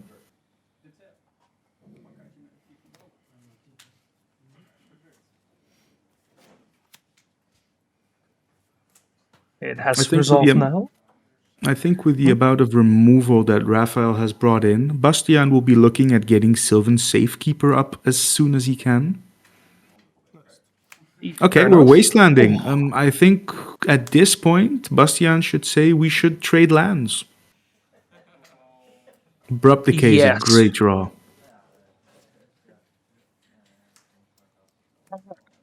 No, I'm thinking he could go for the second dork as well. If he really the wanted white, to. I would leave the green sun in that sense because he didn't have another birds or hierarch or anything, so he could green sun here. But I think that playing the white of the reliquary is pretty solid at this point, even if Raphael dazes him. Yeah, for sure. Oh, we are going for the basic. That I find odd at this stage. We know he does not have an additional black source, but then again, he has no other black cards. Save the birds, of course, as the black mana source, but... Yeah.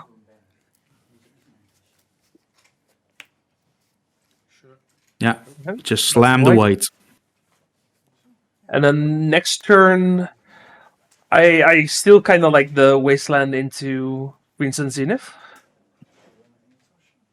Did draw an Abrupt Decay open. So just wastelanding and starting attacking with the white is pretty goddamn good, if you ask me. That also works, yeah. Very patient with the wasteland.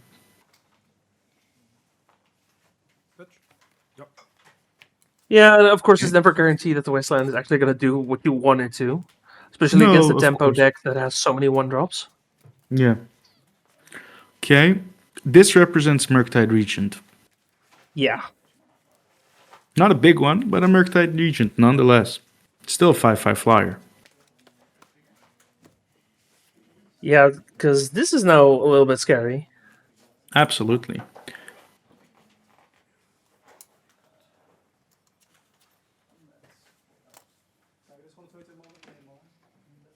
I don't think we really have an answer. No, he casts a Ponder. Okay.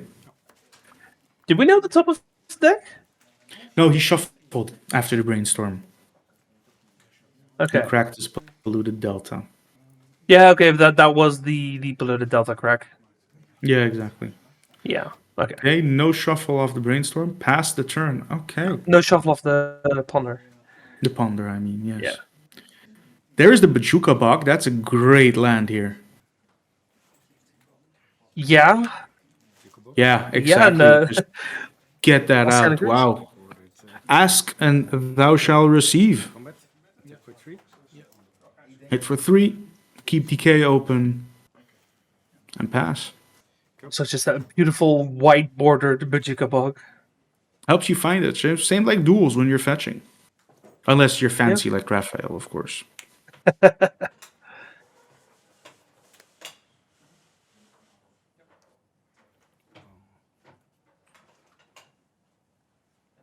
We have a third land. Yeah, that wasteland has kind of lost its value here. Yeah, at this point it has, but it's best to have then just made your regular land drops in this sense. And from next turn on, Ba Sing Se can be activated. Yes. So that's fun, that you can activate your Ba Sing Se targeting your Bajuka Bog and then sacrificing it to your white of the reliquary.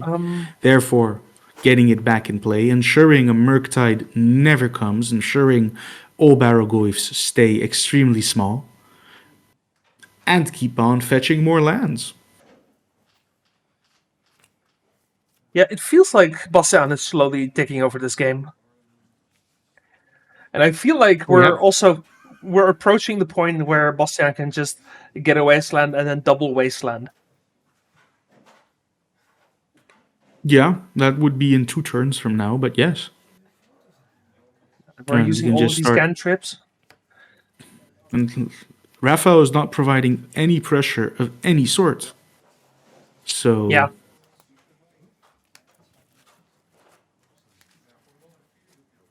I like the bossing. I hope we can see Ba Sing Se in action here. That's really cool. It's not a card you see very often, especially outside of land decks.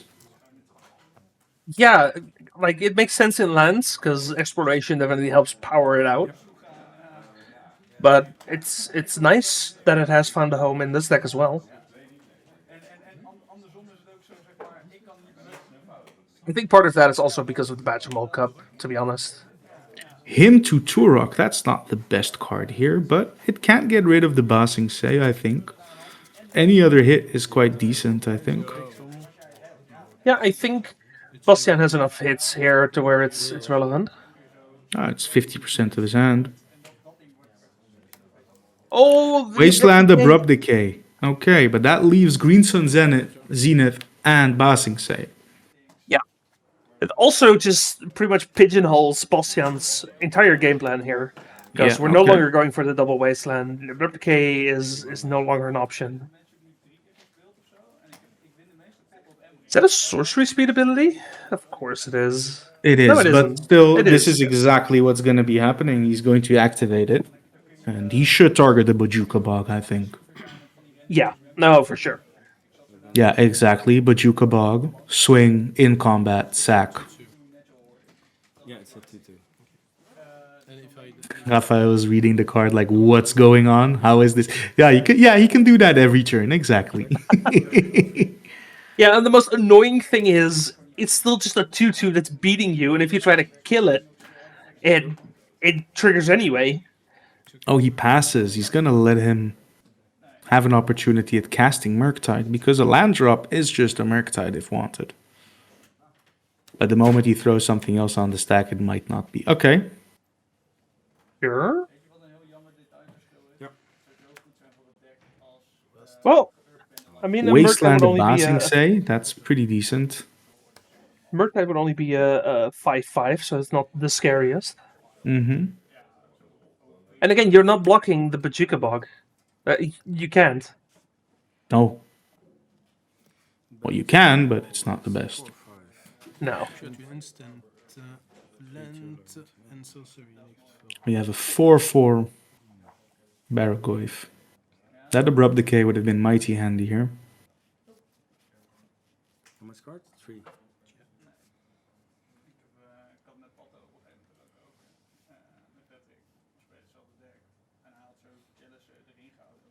Let's see, what are we? What did we draw here? Might have been the second basic forest. Not sure. Oh yeah, no, we drew the basic. What? Or did we have the basic and drew the Badgermole Cup? Okay. So the hand is now Green Sun Zenith for Bastian. The hand is now Green Sun Zenith, exactly. I like this. This is basically admitting, okay, I can't push through this turn, but I will be setting up insane value next turn. Yeah, I don't know, we're just going to Green Sun now. I was about to say, I think this signals the Green Sun, because otherwise you would do it post-combat. You would attack with the Bajuka Bog, and Yeah. then animate that, I think. But Grist this is makes pretty sense. good. This is really good. This makes so much sense. Yeah, exactly. Let's see if he times it right.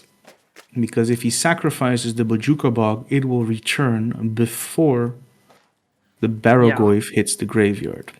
Well, I want to activate Grist. I think that's still worth it, though. I think so too. That is the Murktide is still the card you're most scared of. Oh, Well, we're second to you got the forest. birds to trump the Murktide for a turn, and you can build up again to get to minusing it again. Actually, I think at this point, if there is a Murktide, you can kill Raphael through the Murktide by just getting Talon Gates. Yeah, that's true. And you can get 2 Talon Gates as well. So, Yeah. Yeah, I this think this is game's- Sebastian saying it doesn't matter. yeah, I think he saw the right line in there. This game seems to be in Bastian's hand, unless something crazy happens here.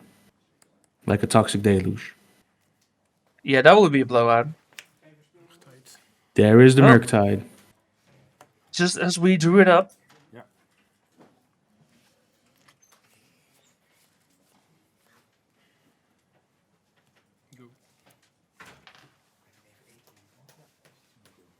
Okay. He could have end of turn gotten the Talon Gates.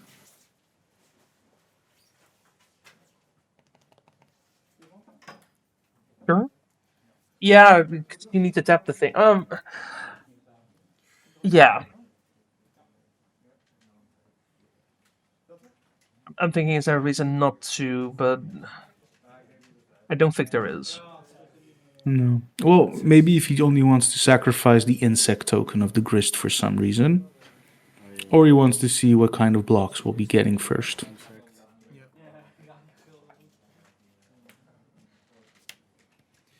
Go to combat.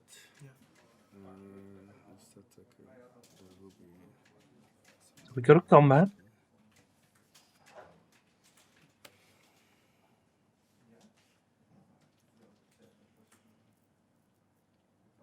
Raphael notably on 6 life, not a lot. But this attack is not lethal. It is if you turn everything sideways. No, because you can still... Yes, you have to declare attackers and then before blockers indeed get the Talon Gates. But you fold hard to any interaction. I'm thinking, what interaction though? Fatal Push. Oh yeah, just... Yeah, the board is actually a lot smaller than you would think, looking at it. But I think that's the risk I would be taking in Bastia, because imagine he does Fatal Push something. What then? What are we going to do then? Also, I'm looking, we plussed Grist. There's an insect in play, but I'm not sure if he actually milled anything. Yeah, I think... I don't think so either.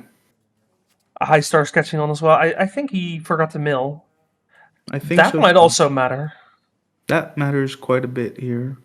He did draw Abrupt Decay for turn, I believe. So if Raphael wants to stabilize with a Barrogoyf after this, it's not going to happen. Don't forget, Bastian... Oh no, that was the previous game where he knew about the 2 Orcish Bowmasters. That's not this game. Attack with these 3. Yeah, exactly. Swing with all. Gonna let him go to blockers? Or is he holding priority? 2 mana Orcish. Oh, we're gonna bounce. Sure, that does buy a turn. It buys a turn, but he should still phase out the Murktide.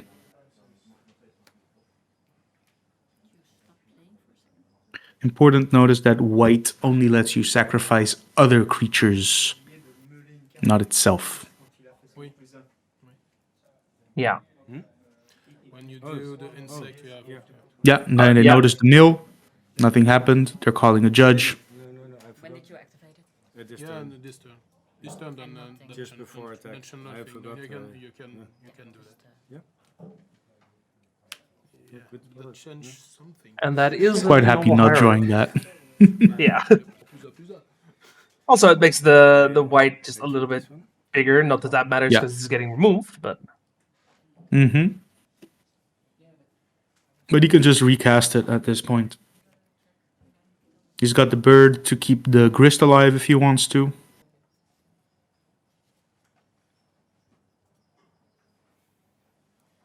so we are activating the white in response to the brazen bar here, to the petty theft. Sacrifice token. Stacking in a token. And I think the play still is Talon Gates. You do not want to lose anything to a big blocker. No, exactly. You want to make sure next turn is lethal. Yeah, exactly. Talon Gates. Enters tapped, of course, due to the white. Phases out the Murktide.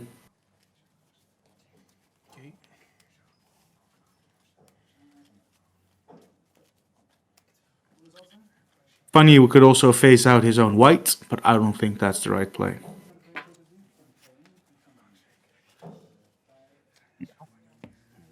It would have been an interesting play though, but you lose too much in this board state. Yeah. So, do you play out the white now, or do you abrupt decay? Keep that up. I'm inclined of just playing out the white again. Goes to my hand. Yeah. I take 4. I think the white is more impactful in this board state because sort of fails going Hold to on, though. 2, I believe. No, because if you recast the white, you tap your birds, so you got no blocker again for the Murktide. Sure. So Grist dies in that sense. I see that, and he can't attack really, because if he does, he's just dead on the backswing. Because in contrary to what we see on the screen, Raphael should be on 2 life, not on 6. Yeah, no, he is on 2, which is why this play matters, because now you remove the Murktide and he needs 2 removal spells to actually stay alive. Exactly. Because he can just tap, minus the Grist, sacrifice it to kill the Murktide, and attack. Yeah. Yeah, that Murktide could not attack regardless, so... I think I see a snuff out in Bastiaan's hand. Snuff out's pretty good. Yeah, except it's really awkward that you can't actually minus Pay Grist. the life. Yeah. You can pay the life, so you have to do it with the Birds of Paradise, which means you don't get to sack the Birds of Paradise to the Grist, which means you can't get rid of the Brazen Borrower. Why can't you use the Birds of Paradise for the Grist? Because otherwise you'd be sacking one of your lethal thing. Yeah, I guess it doesn't matter. Yeah, he just pays 1 here, and he could he has just 2, minus yeah. 2 Grist, sacrifice the birds, and then he destroys the Murktide and just attack. I guess it's awkward because now if Raphael has a fatal push, he stays alive. Okay. Yeah. But that's it. Bastiaan into the semi-finals with Cradle control. Yeah, it didn't end up mattering, but the stuff out not having a swamp was a little bit risky there. But very nice game there. Yeah, and we saw Basing say in action. Yeah, we did. We did. You got your wish. Yeah, sure. I don't know. Yeah, it's was an interesting match for sure. A lot of back and forth, a lot of small little decisions that ended up mattering a lot. So Yeah, a lot. Very important decision. Sandbagging the wasteland was an incredible one in that sense. So that was really, really cool to see. But honestly, just very, very skillfully played by Bastiaan on his Cradle control. I just thought the board some extra threats in. Let's see. yeah, we'll see if we can get another match up. We'll also see if we can get the scores for top 8 sorted out.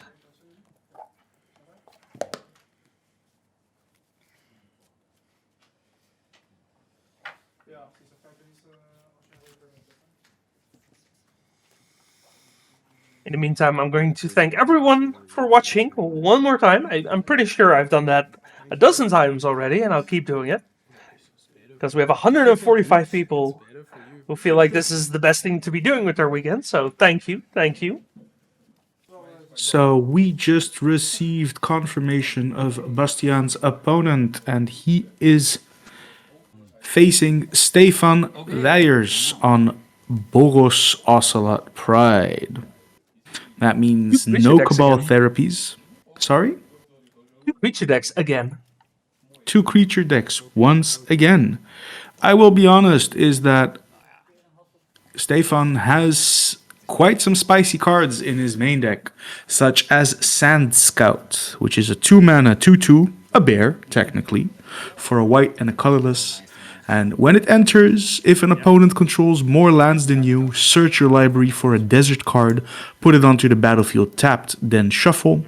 Whenever 1 or more land cards are put into your graveyard from anywhere, create a 1/1 red, green, and white Sand Warrior creature token. This ability only triggers once each turns. Yeah, really interesting card. Interesting card. There are actually 2 deserts in the deck. That is true. Lazotep Quarry, which is a land that taps for colorless, or tap to sacrifice a creature and add mana of any color to your mana pool. Or X2, and then tap to sacrifice a desert. Exile target creature card with mana value X from your graveyard. Create a copy of that. That is a 4/4 black zombie token. Activate only as a sorcery. Would be great so that we could get these cards on screen perhaps soon, because that's a mouthful and tough to follow, I understand. Yeah, the important thing is it's a desert that can sack a desert to... What's that ability called again? Is it Eternalize a creature? Yes, Eternalize, exactly. Yes. Creating a 4/4 copy of a creature from your graveyard. It's a very interesting effect. It's a card I've seen a few times, and it's kind of impressed me. I haven't seen it in this deck specifically, but I can see it work. Definitely, if you're playing the Sand Scout, the synergy there is good enough to at least try it. Yeah, why not, right? Other than that, I'm very interested in seeing what those. There are 2 Lorwyn Eclipse card. One everybody can expect, and that is the Hexing Squelcher, which I hope everybody by now knows what it should do. And the other one is, again, a spicy one. The Kinskar, I guess you pronounce it, Sentry. And I hope we could see it in action and see it on the screen as well. It is a 2/2 that lets you cheat something into play from your hand.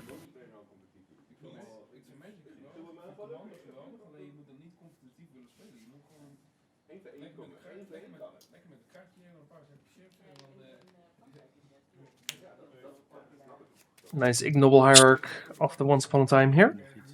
Good start for Bastiaan in this sense. Manadork is always a good start for that deck. He doesn't even place it in his hand. He's that confident he's just going to play it.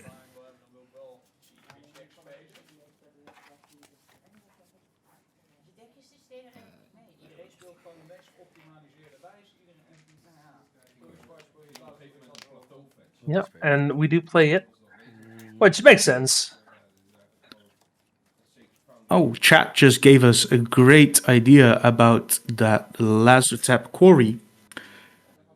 That synergizes quite well with Ocelot Pride. In what way? You make a 4/4 token, and if you're in your end step, you gained life. You make another 4/4 token if you have the City's Blessing. Oh, you start doubling whatever you eternalize. You double whatever you eternalize. That is interesting. I could see that get out of control really fast.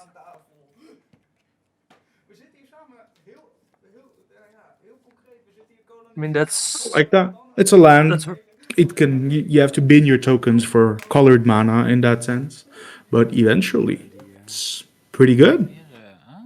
Yeah. Making 4/4 Guide of Souls and whatnot.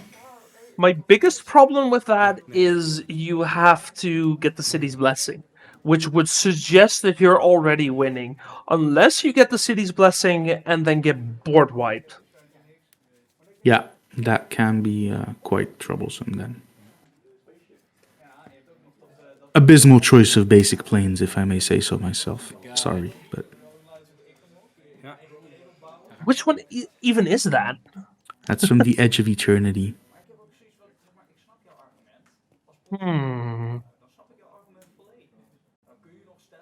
So Guide of Souls is exactly what any Ocelot Pride deck has want to be open on in that sense. So then the major question is, what is Bastian's follow-up? Is he going to develop? Is he going to interact? Well, like, even beyond what you want to be doing in your own deck, just having an Ocelot Pride against a creature deck is also going to be very good because it gives evasion and actually keeps your life total pretty high. So it's a very important card to have, even beyond just being really good. Absolutely, but this is one hell of a turn 2 on Bastian. The pressure is on, it would seem.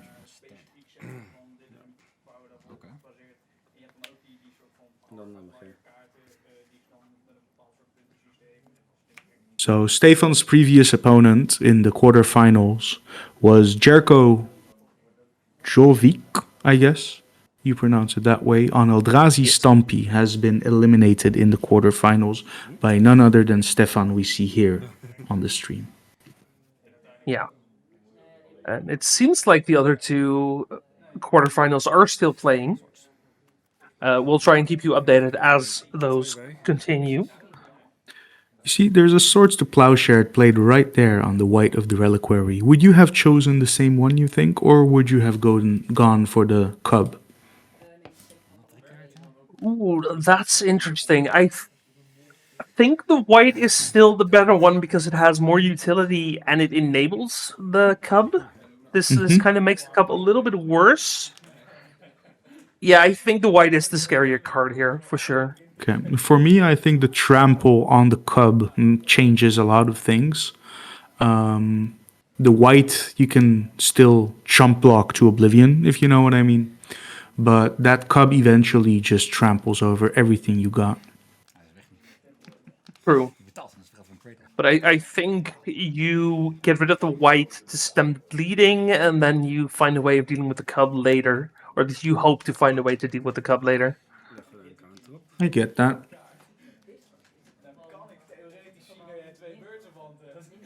Whether or not it's actually correct, I don't know. That's why I don't play creature decks. Hey, don't look at me. I don't play creature decks either, but I say I'm not smart enough for combat math.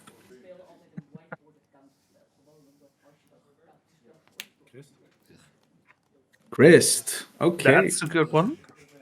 That's decent to have in play already. I mean, it sounds like Stefan is not a fan of it. Just getting a bunch of 1/1s every turn, that's definitely good against the creature deck. We have received updates about another quarterfinals. Yannick, aka Pingu, versus Thijs. Yannick being on Izzet Affinity, beat Thijs, who was playing Cradle Control with 2-1 and has advanced to the semis. And they're waiting for the result of Tim, who is on Dimir Tempo, versus Finn, which is on Mardu Ocelot Pride, in order to start their semifinal. That would be interesting if both Ocelot players make it to the semis. That would really show the power of the deck. I feel like Legacy is not yet equipped to deal with a bunch of go white decks, and is still having to readjust.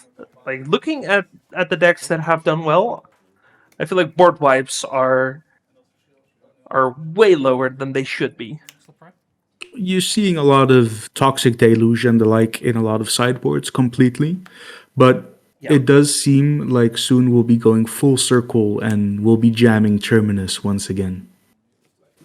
Yeah, I'm surprised we haven't seen it already, to be honest. There's been some lack of the Jeskai Wizards deck, who often do play several copies of Wrath of the Skies, which is, of course, in these matchups incredibly powerful, and also against lands and other artifact-based decks. But yeah.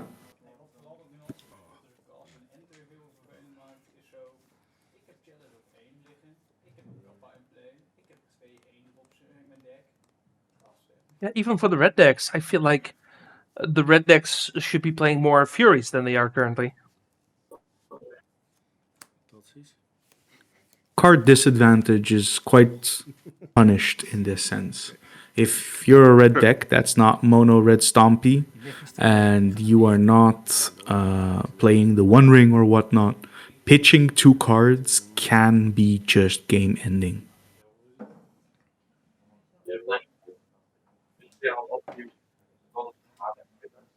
Well, I mean that's kind of offset by the fact that you can hit like multiple creatures, right? Let's say you hit 3 or 4 creatures.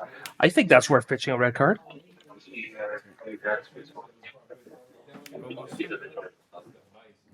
Yeah, it can be at the right moment, but in a format filled with Barrogoyfs and things like that, it's really, really, really tough.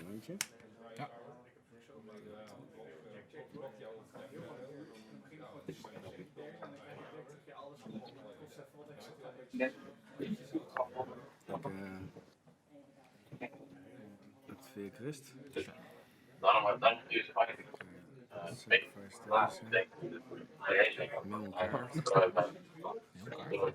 Wait. Bastian was sacking a creature to mill a card? I don't think that's how the card works. Did he mill? No. He sacked the creature because he wanted to get rid of the Guide of Souls, but he wanted to mill a card after that activation. I'm like, no, I think you're conflating 2 effects.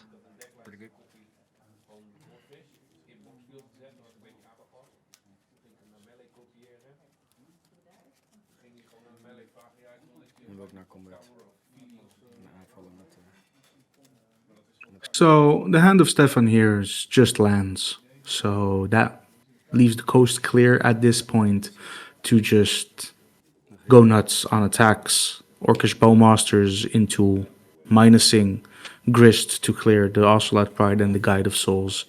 Makes it so that there is not much time for him to recover anymore. Yeah, I think the game is kind of slipping away for Stefan here. It's just there's too much action on the side of Bastian. He has the Grist, which keeps making more dudes removing cards from the board, and Stefan just doesn't have anything that's equivalent to that. No, and that Sidecap Cub, as we discussed, is just trampling over anything, so you can't even chump it. Yeah, this is the point where you would have loved to have drawn an answer for the Cub, but absolutely, it didn't happen. We did draw a bunch of lands, looks like. We are having a small judge call because they forgot to add an additional point of damage of the Exalted. Apparently the trigger was not announced. Then obviously it is up to the opponent, Stefan in this case, whether he would like to add that trigger to the stack. And I don't think he will. Nope, that's just 1 damage you missed, but I don't think it's going to matter at this point. No.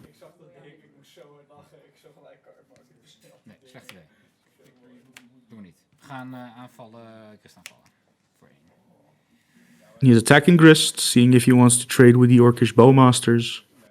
If I'm in Bastian's seat here, I just take the damage. Yeah. I mean, you could trade because the Bowmaster doesn't really do anything. It's just a 1-1, but it is a 1-1. It's a bit of reach. If Stefan wants to use his blockers, his potential blockers, to deal some insignificant damage, then that is definitely his prerogative. I do not recognize that land he just played. Do you know which one that is?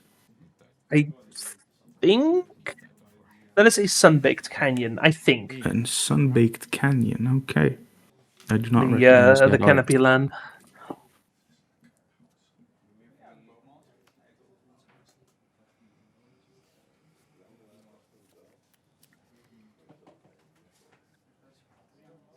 Stefan nearly dead, but not dead yet. He has to go through it. I see. The Sunbaked Canyon is from the Doctor Who Commander set. That's the art. Right. That's why we don't recognize it. But yeah, I'm pretty sure I've seen it before because it's very bright. Like, it's very. Bright isn't the word for it. The colors are very washed out. You can barely see Very the washed red. out colors. At first, I thought I was looking at a bounce land, the Azorius one. That's the first vibe I got from it, but that's definitely not played or playable in Legacy, I think. No.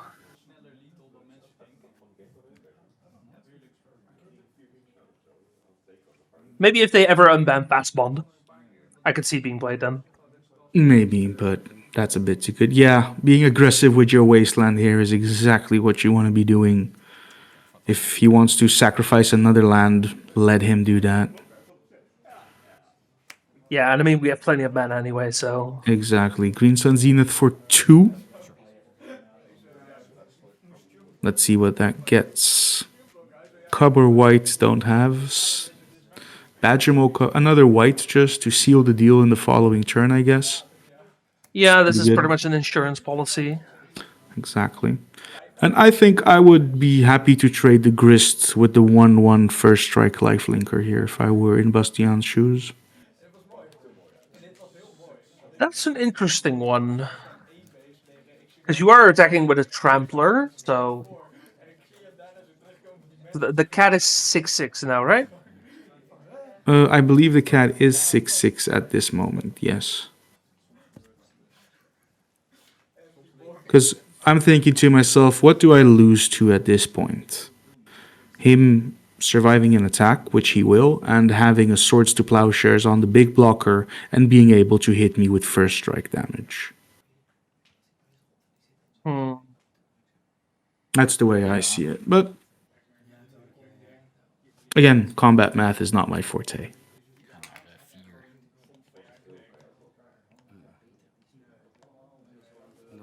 We're going to 4. We might have missed the point of damage then. Oh, no. We have the Exalted. Yeah. We are going to 4, for sure. Yeah, oh, wait. Possibly the last draw. Looks like we plus the Grist this turn. Oh, yeah, of course. We attacked with the token, putting the Grist to 1, so we couldn't even sack the Grist. Oh, yes, you're right. Absolutely, I missed that. We made an insect this turn. Which, it's fine.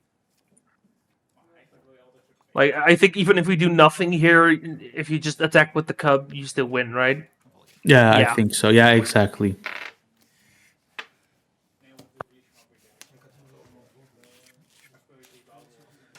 Yeah, that game was over a couple turns ago.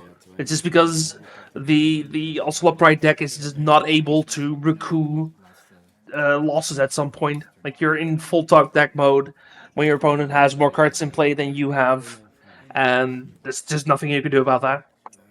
Well, if your opponent's cards outscale every single one of yours immediately, except for if you make it to an insanely late game, but if that deck also holds a slew of interactions and a fast clock, so you never make it there, that becomes very, very tough. And we have Green Sun Zenith to add consistency, which you just don't have in Boros.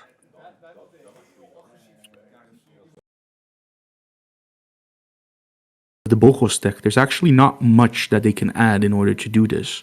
Clarion Conqueror being one of the only namesake cards that can really shut down a deck such as Cradle Control. And Grafdigger's Cage can also stop the Green Sun Zenith.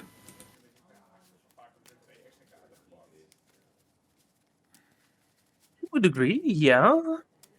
Right? I think Suplex also has some text, of course, because, yeah, 3 damage can definitely be enough. Sorcery speed is quite rough. Yeah, I had to check what it was, but yeah, it's just the next 2 mana red card that deals 3 damage and does something else. Yeah, it exiles the One Ring. That's basically why it's played. But other than that, I think that they're going to have a tough time, especially with Barrogoyfs and Snuff Outs coming in. Yeah. Yeah, this feels like the point where you can see the advantage of black, because black has access to Barrogoyf itself to help and feed more cards into the inevitable grind. Since without black, you were so much worse at grinding. Yeah, absolutely. Let's just say without Barrogoyf. Yeah. And we'll have to see. And then from Bastiaan, yeah, just the Barrogoyfs. Honestly, I don't even care for the snuff outs in this matchup. I think you have enough ways of interacting that are relevant. I don't know. I could see really boarding in the Snuff Out, but I'm sure he knows a lot better what he's doing than I would in this situation. Sure. But yeah, those are definitely 5 cards you can board in. Maar het is niet altijd evenveel mensen. Ja. Bij Legacy is vaak 4, 6 mensen. En met Modern ook. Dus, maar de draft hoop. Yeah, we'll have to see going into game 2 here, our semifinals. Ook Modern op Pauper, whatever. No word yet on the other, the last quarterfinals that was still going. Maakt het wel veel makkelijker voor mensen om gewoon mee te doen. Tim on Dimir tempo and Finn on Ja, precies. on Mardu version of this Ocelot Pride deck. So whoever wins that will be facing against Pingu for the semis, which we should be getting at least most of that match on coverage, it looks like.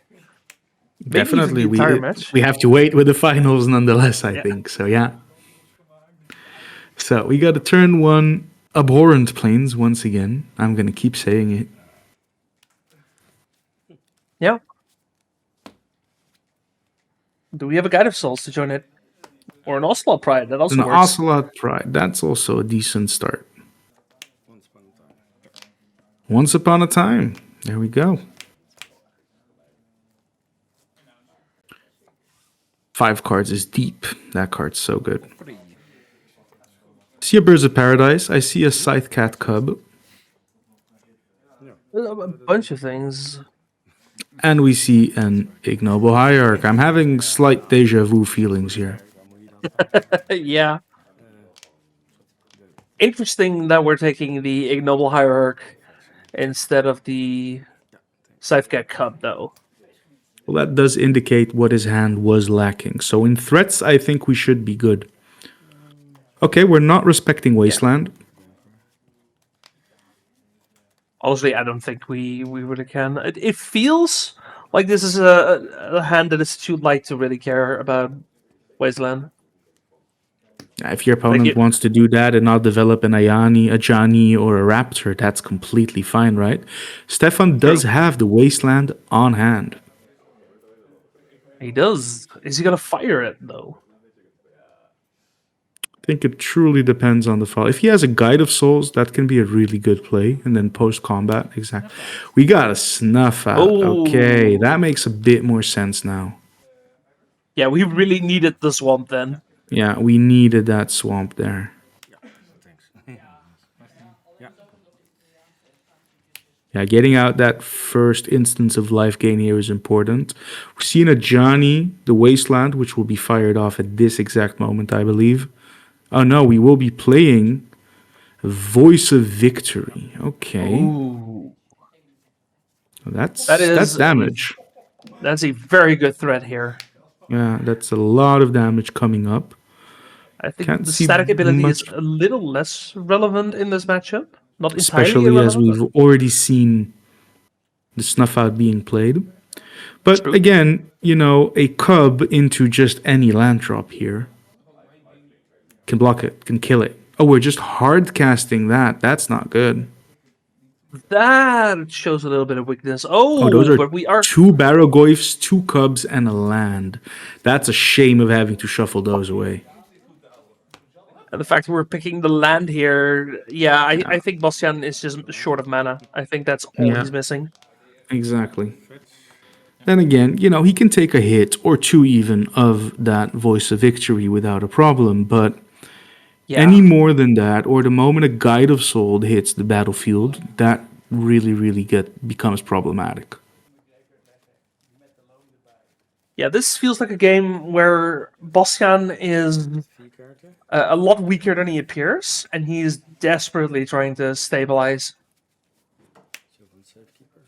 Sylvan Safekeeper is good. Yep. Okay, do we have the read that he's going this heavy on lands because he has the Sylvan Safekeeper, or is he actually just short the mana? There is another snuff out. Wow, he's just firing him off. That's a lot of land. It's a lot of damage here. But, Stefan has nothing in play.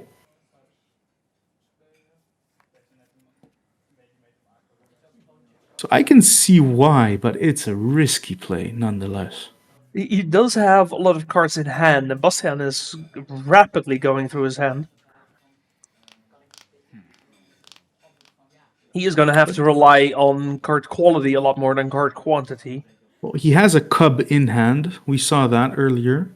And he's got the Sylvan Safekeeper down already. And he can cast that even through the Wasteland. So I think Bastian is now really hoping that Stefan uses his Wasteland. But Stefan understands that's not what this game is about. No. And especially if he's missing land drops, right? Because I think Stefan doesn't have any more lands. I think he had the Quarry in hand. Yeah, exactly. Sure. Funny, the Quarry is a mana ability that can, of course, sacrifice the cat token. Sure. This represents colored mana. No, this represents flipping a Johnny. Flipping a Johnny at any moment. It represents both, I suppose.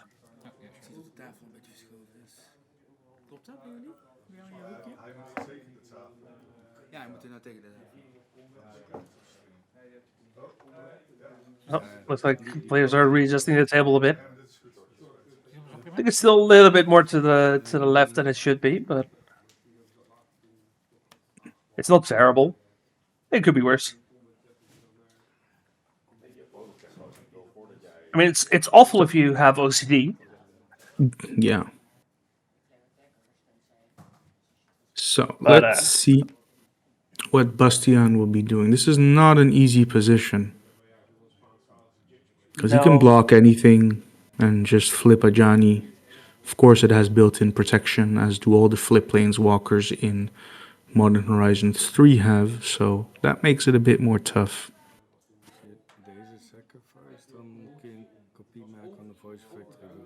Yeah, picking up that land is a good idea here.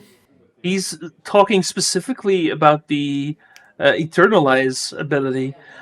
I'm not sure if he actually notices the fact that he could just sack a creature for mana. If he misses that, that could potentially skew his play. Definitely. We have a Green Sun Zenith for 2, if needed. We have a Cub, but no land drop to be made.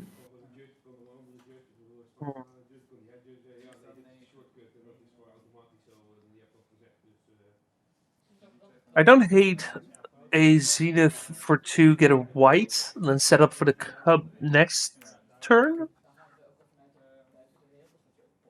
We are going for it this turn. We could Zenith for a Dryad Arbor, I suppose. Yeah. Oh, he's Zenithing for 2 now, indeed. Oh, no, for 1. Yeah. For a Dryad Arbor, that puts a counter on something. A funny conundrum on Stefan's side at this point is that sacrificing the cat token at this point for blockers or for any reason whatsoever, which of course Bastian will not be attacking, does deplete the only red mana that he has. He does not represent any other form of red mana. So Goblin Bombardment is not there. However, as we can see in his hand quickly, there is a second copy of Ajani right there. So... And I think I also saw an Elegant Parlor, so that would solve that issue. Okay, yeah. So in that case, he is set on red mana now. Yeah, I think that makes this play a lot easier.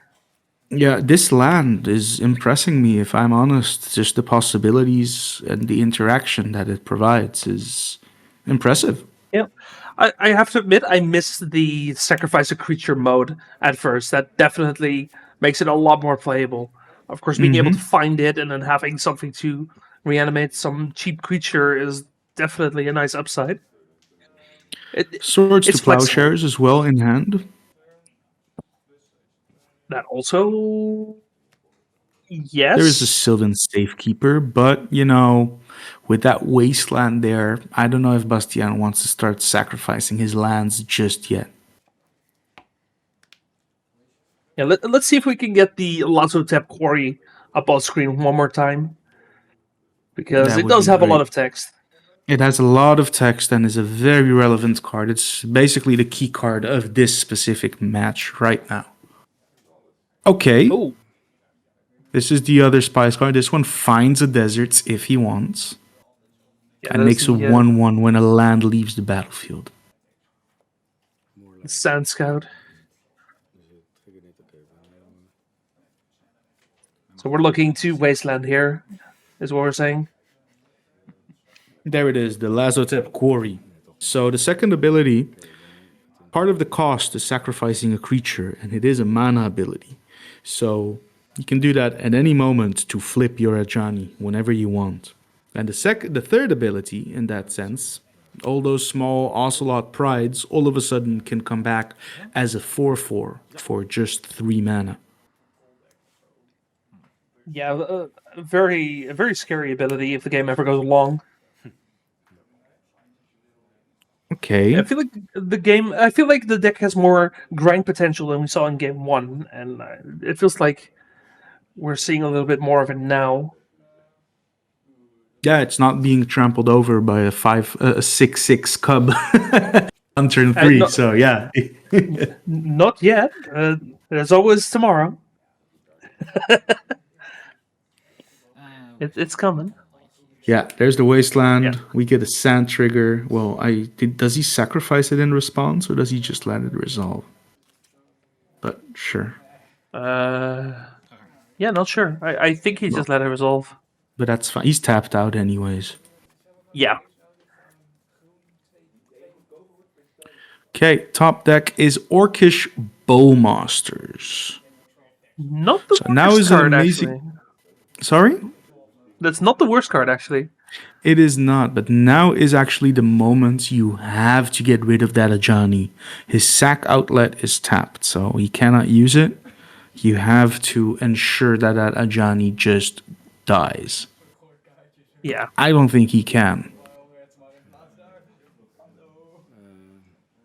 Birds of Paradise, we know there's an Orcish Bowmaster in hand and something. Not a land. I think we would have played the land. Yeah, land would have been played here, I think, definitely.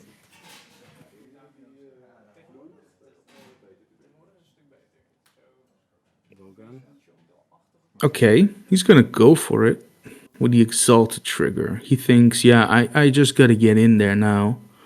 He's gonna double block. Oh, this is funny. He can coerce, or he's just do it now. That also works. Yeah. What I thought is that he could let Ajani flip, coerce Stefan to 0, and then ping the 1/1 monk or warrior token, so he doesn't have a red permanent anymore. Yeah. The token being red here is actually really relevant. Yeah. Yeah, it's really good. I'm impressed by both this land and this 2/2 bear that he just played out. That all of a sudden opened up this entire avenue. That's it's such a simple card, the Sand Scout, but it has surprising amounts of synergy with the deck. Wasteland top deck on Stefan's side, big draw. Imagine if we still had the Sand Scout. Yeah. But you're not going to wait. You have to do it now. So now he's going to sack it in response to give that one protection. And now he's going to Swords to Plowshare it. That would make sense, yeah. Or he does not. I think it has resolved.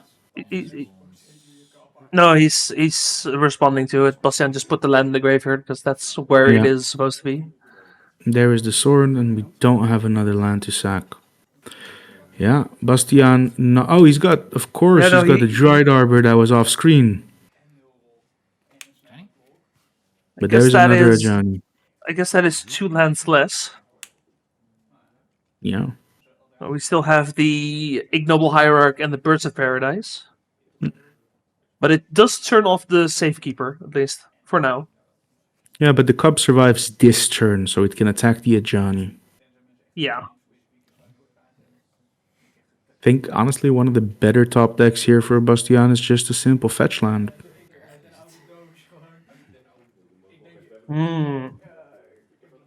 We go to 2, we go to 4. So then it's a 6/6 Trampler. Yeah.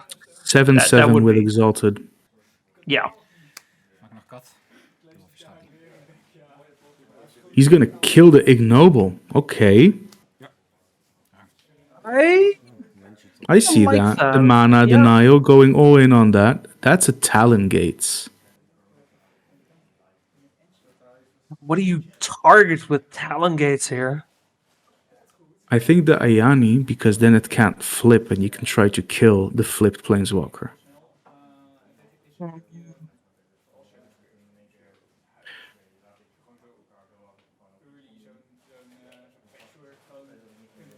Yeah, because if you don't, I assume you just block with the creature, Johnny. Exactly. No, you block with one of the cat with the cat tokens. Exactly. You get that one out. Oh, right, because it tramples anyway. Sure. Exactly. And what's the other card in hand, though? That's very relevant here. Sure. I can't quite make it out. 2 mana. Green Sun for 1. I think that's going to be for another exalted creature. Yeah, because now we're attacking for 6. And there's no saving the Planeswalker anymore. Exactly. But We're also and not can't. killing the Scythe Cup. Yeah, we're not trading here. We're just killing.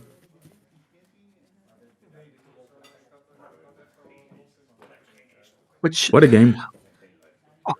Like, even if we had the option to trade, like, I think it would be correct to trade your entire board for the cup. But I think so. Man, does that feel bad. That cub is, in both these games, this Scythecat cub has been tremendous at keeping the onslaught of tokens at bay. And it's like, usually you see this card be a lot more explosive, but here it's just been sitting there and being an absolute problem for Stefan. Yeah, absolutely. You just can't seem to get rid of it.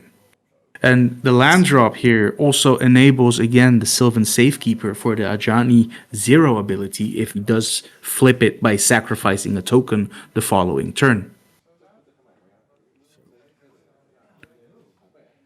This is one hell of a match. I understand why Stefan has his hands up against his head. Absolutely, absolutely. And imagine this match being then your 9th match of the day. Holy crap, it's brutal to go through all that. Yeah. It seemed like such a simple creature deck, and it's turning into like one of the more complicated matches that we've seen today. This is why I don't play creature decks. I just can't do this. I can't.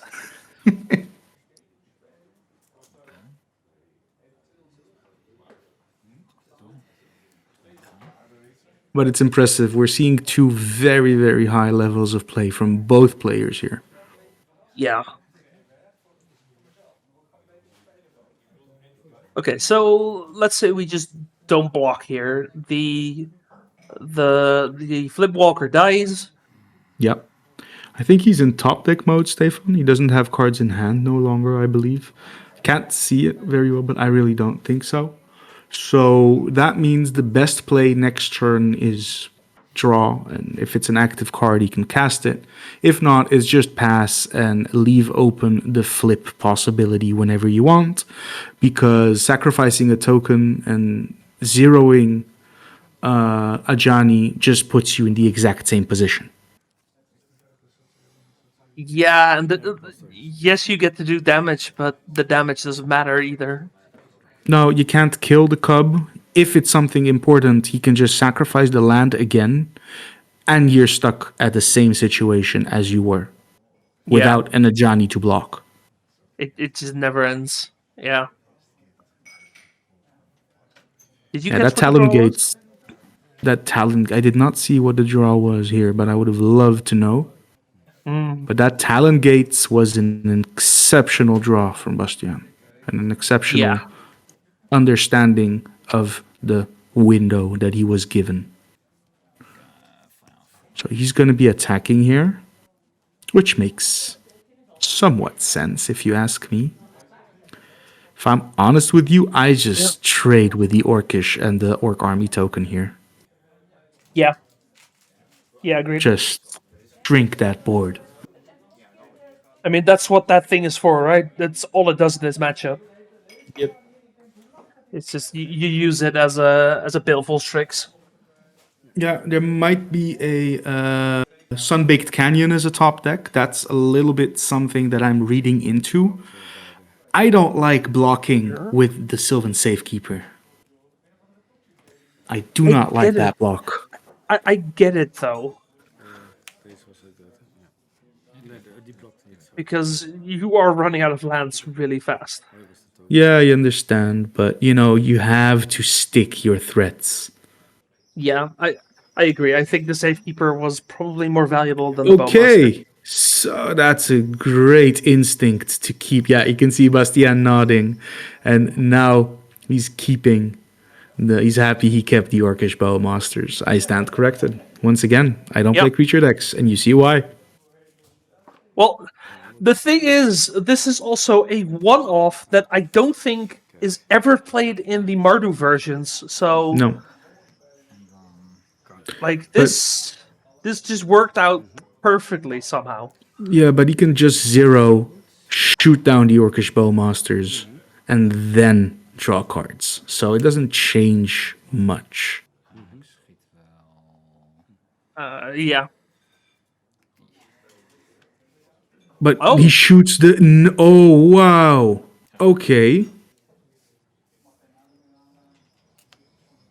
Really? That's... Can he survive an attack? He's got 1, 2, 3 power. 3 toughness to block with. Staff of the Storyteller on screen. Incredible card. Super cool if you manage to get it working.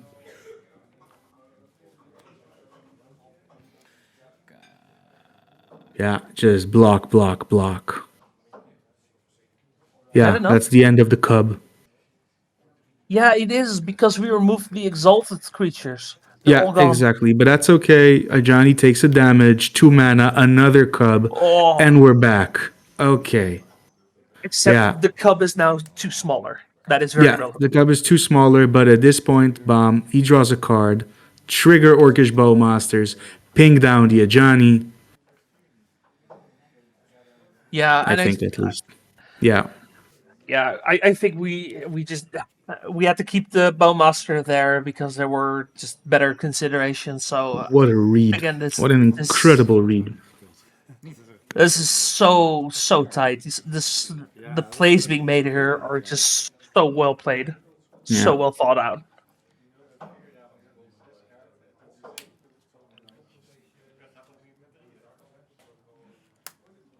That is a Arid Mesa? Yes, that is an Arid Mesa.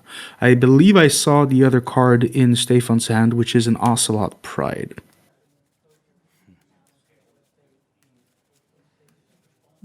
Fortunately, we don't have a red creature anymore, or a red permanent, or whatever, to get rid of the Bowmaster. Yeah, the Bowmaster really keeping things in check. And that just also makes the attack of Stefan so much more of a bait than previously considered. Why did he add a counter to that?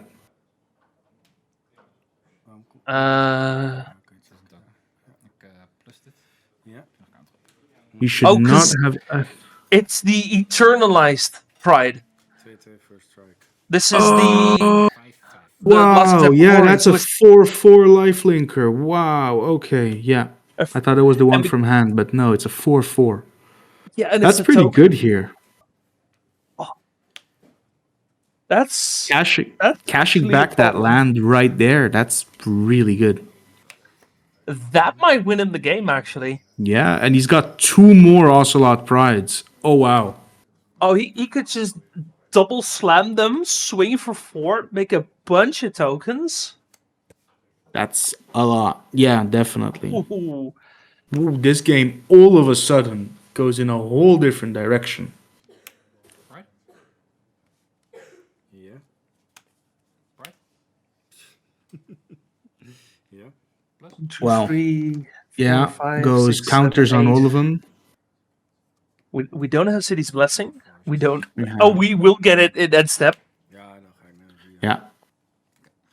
Which gives us another 4/4 Ocelot Pride in end step. No, because it wasn't created this turn. Oh, right. That's how that works. Wow, 6/6 first strike lifelink Ocelot Pride. Last attempt Quarry.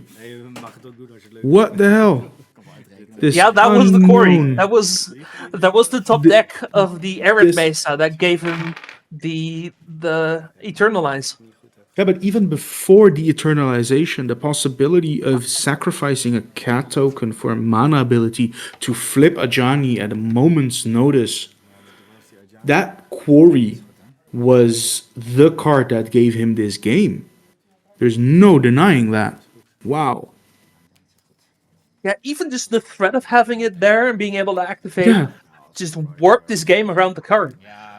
Wow. That was a beautiful game. Absolutely. I'm very, very happy and consider myself very lucky to be sitting here and being able to talk about this incredible piece of magic. Yeah, for sure. I'm gonna see how much those things are. While you do that, I have an update on our final quarterfinals match. It is going to be Tim van der Lans on Dimir Tempo, taking down Finn Veldhoven on Mardu Ocelot Pride. So the other Ocelot Pride deck is out of contention. And Tim will now be playing Pingu on Affinity as the other semifinals match. Clearly, they did not play Lazotep Quarry. Clearly.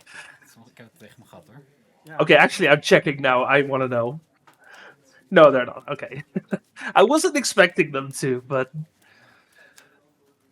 after that match, I think it's incorrect to not play it. I think so too, but that might just be survivor bias. But sure. Yeah, for sure. So we're heading into game 3 of the semifinals. I think we should rename Stefan's deck into Quarry Pride or something like that, or Lazotep Pride. Quarry Control. Quarry Control, yeah, of course. Life total control, you mean? Moeten we dit iets dikker opschrijven dan? Is dat beter? Ja, ik denk het is gewoon beter zoals het gewoon laat. Nou, ik denk dat... You know the best part of that game is it means we get a game 3. Absolutely. It was a shame, though, for Bastiaan to be so mana screwed and being hit with a double wasteland and whatnot during that match. Yeah. I mean, to flip that on its head, he was mana screwed the whole game and he still put up with that much damn pressure. because Kitty cat. Just the cat. The cat just pretty much did everything the quarry did, but it just ended up working out just a little bit better for Stayfold.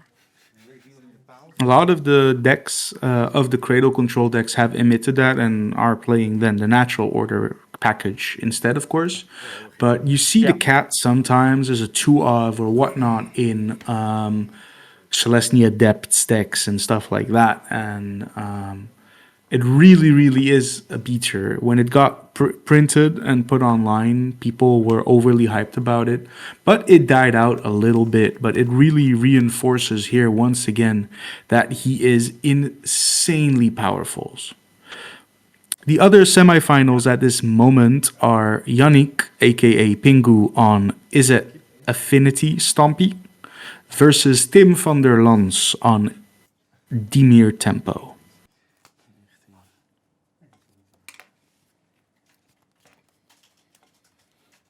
Yeah, Tim van der Lans, some of you may recognize as Lans NL on Magic Online, who is a prolific trophy farmer.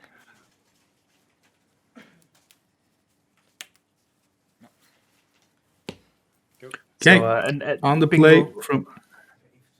Sorry, Pingu, of course, is also no slouch. Both Tim and Pingu have played several European Legacy Masters, so both of them are very good players. So we got the starts each one of these decks wants. Turn 1 Noble into turn 1 Guide of Souls. Let's see how this carries out. Got a Wasteland. Okay, I believe I saw Grist. Sorry? Have we been here before? I feel like we've been here before. I think so. We got a Badger Mole Cub. Okay. Ooh. 2 mana for another Badger Mole Cub. Oh, that is a lot of mana. Yeah, just turn 2, put 5 creatures in play. Yeah, why not? Next turn, Chaos Cradle. And if he had a Crater Hoof, he could just cast it. I mean, he could probably Zenith for it at this point. No, what is that 3 mana? There's this new one that's been printed. Zenith is just 1 more mana. Those are rookie numbers. He could hardcast 9. It could potentially be a 10. Oh, he could hardcast an Ulamog on turn 3. Yeah, why not? Who needs Cloudpost, right? That's the good stuff. Oh. Yeah, maybe Cloudpost just needs to start playing Badger Mole Cups. Maybe that's what's missing.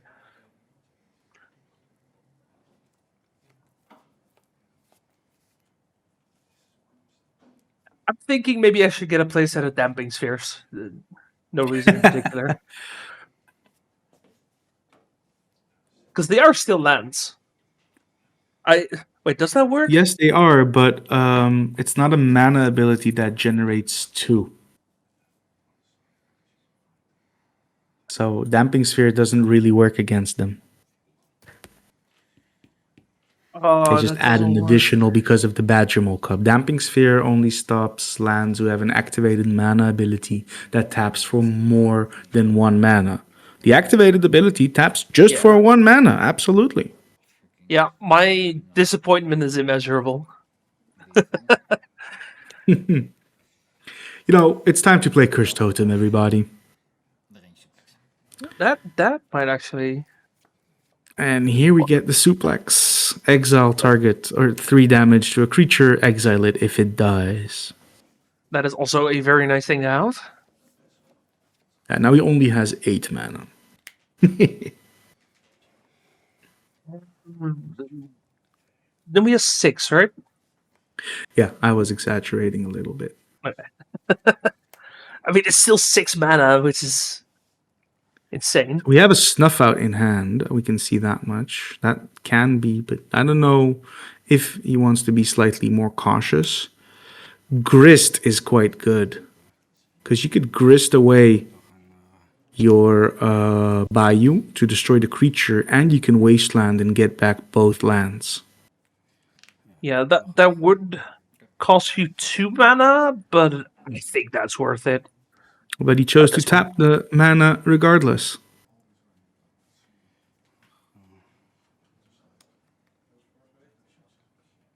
That's 3, assuming he has one floating.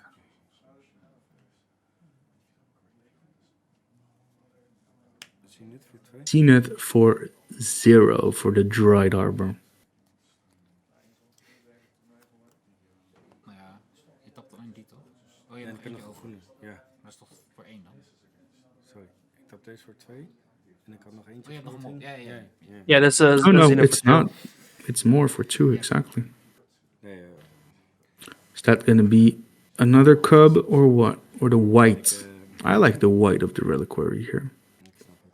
Yeah, my instinct would be to say white, but if he has a fetch in hand, I definitely would not be opposed to a cat. Yeah, cats are pretty decent, as we've seen in the last 2 matches. No, but it will be a white, and I think that's solid with all the creatures he has down. Yeah, that makes a lot of sense. je hebt 4 kaarten uit. And I mean, white kind of does a similar thing. Yeah, like you miss out on the trample, but the utility that a white gives you is still really scary. Yeah, absolutely. Sorry. I'm always very concerned whenever I see a white in play. Ik ook toch? Op zich. You never know what's coming.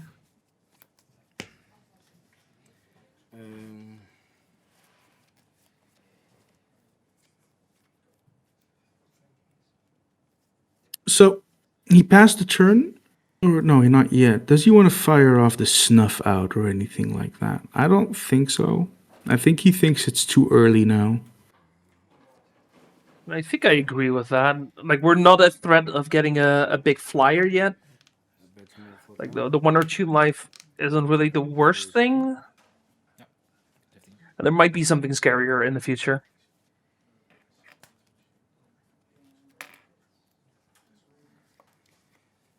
Not to say that this isn't a problem. At some point, we are going to have to deal with this Guide of Souls, but Definitely. we also do still have the Grist, so... Yeah.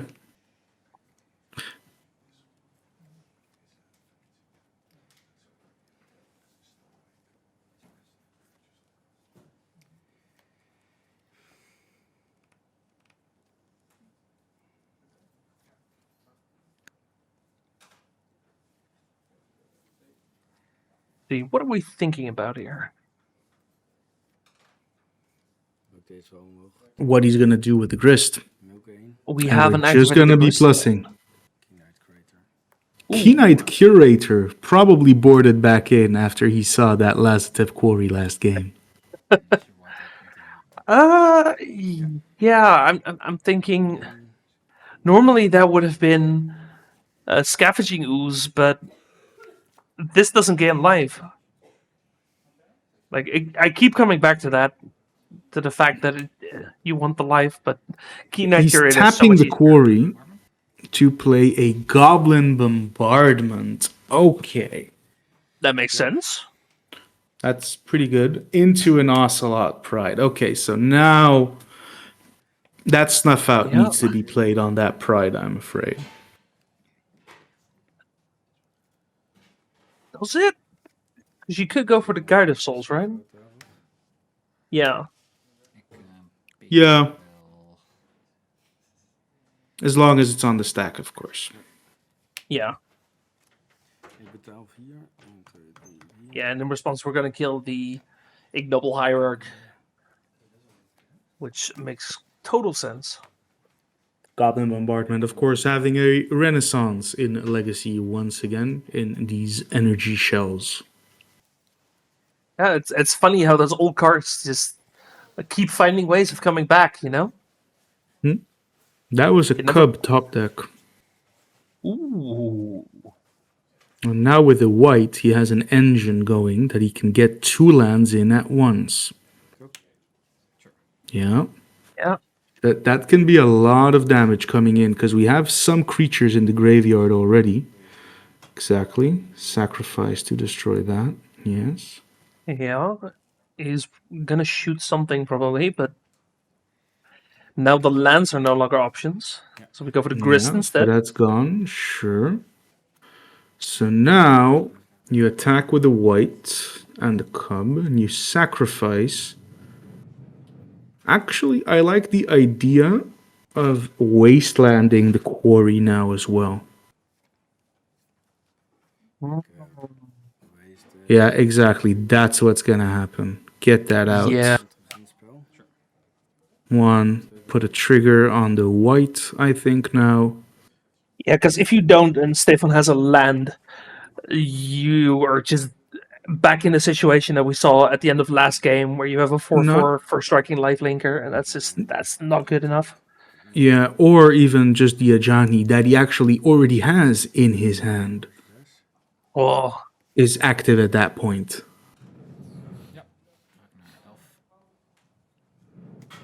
So we're beating down. A little bit of damage, a little more thanks to the ignoble hierarch being in the graveyard.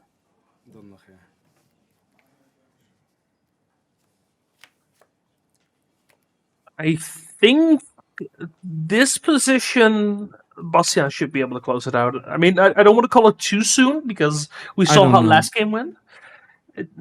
It can really go either way. I don't want to downplay the Boros deck. No, for sure. Like at the very least, I think it's fair to say that Bastian is looking pretty good here. Absolutely. He is looking really good, especially with Stefan having a non-basic in play for the following turn. Because if he doesn't have an additional land drop, he needs to choose between Ajani and pinging down the Bayou, for example. But if he does that, he can just sack it in response to the white of the Reliquary. He's going to ping down the Grist, most likely. Yeah, and I agree with that. The Grist is just too much value here. Absolutely. And now he can try to kill someone else. We have an update about the other semi-final. Tim van der Lans on Dimir Tempo is leading with 1-0 against Yannick, aka Pingu, on Izzet Artifact Stompy.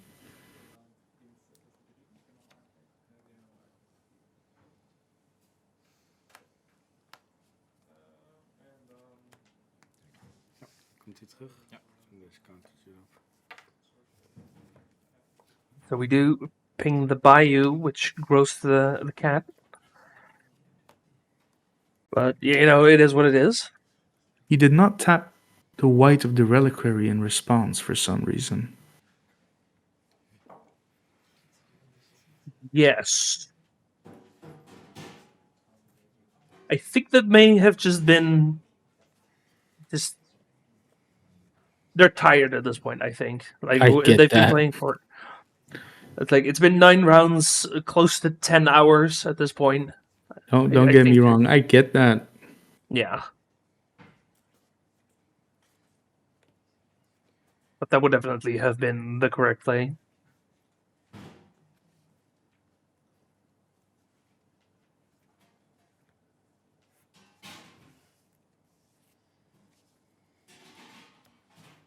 So the draw for the turn was a Birds of Paradise, but we also have a Greensun Zenith.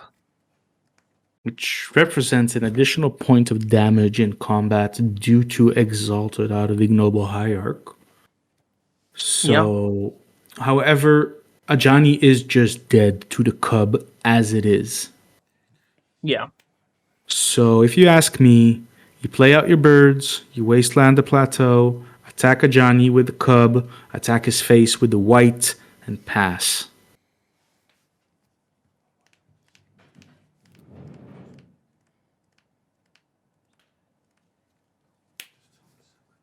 Play out the birds. I'm thinking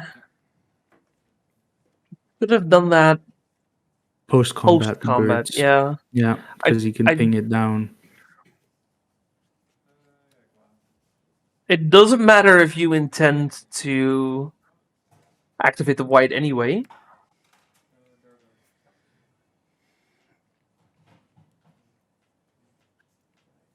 Is he Which playing actually, around? Yeah, sorry.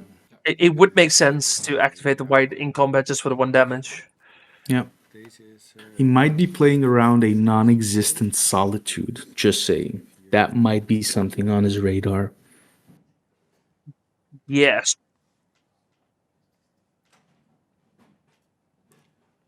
Which it would make sense in the context of Bastian, because he is also a Death and Taxes player. Mm-hmm. So it makes sense that that is on his mind. But that is not what these decks. He just these takes it. Ocelot decks are. Interesting. Okay. Now, he passes or will he wasteland? I think at this point, in for a dozen, in for, what was it? For a penny, in for a dime. Yeah. Yeah, just In get for it a penny, out. in for a pound, right? For a pound, exactly. That's it. Just. Yeah.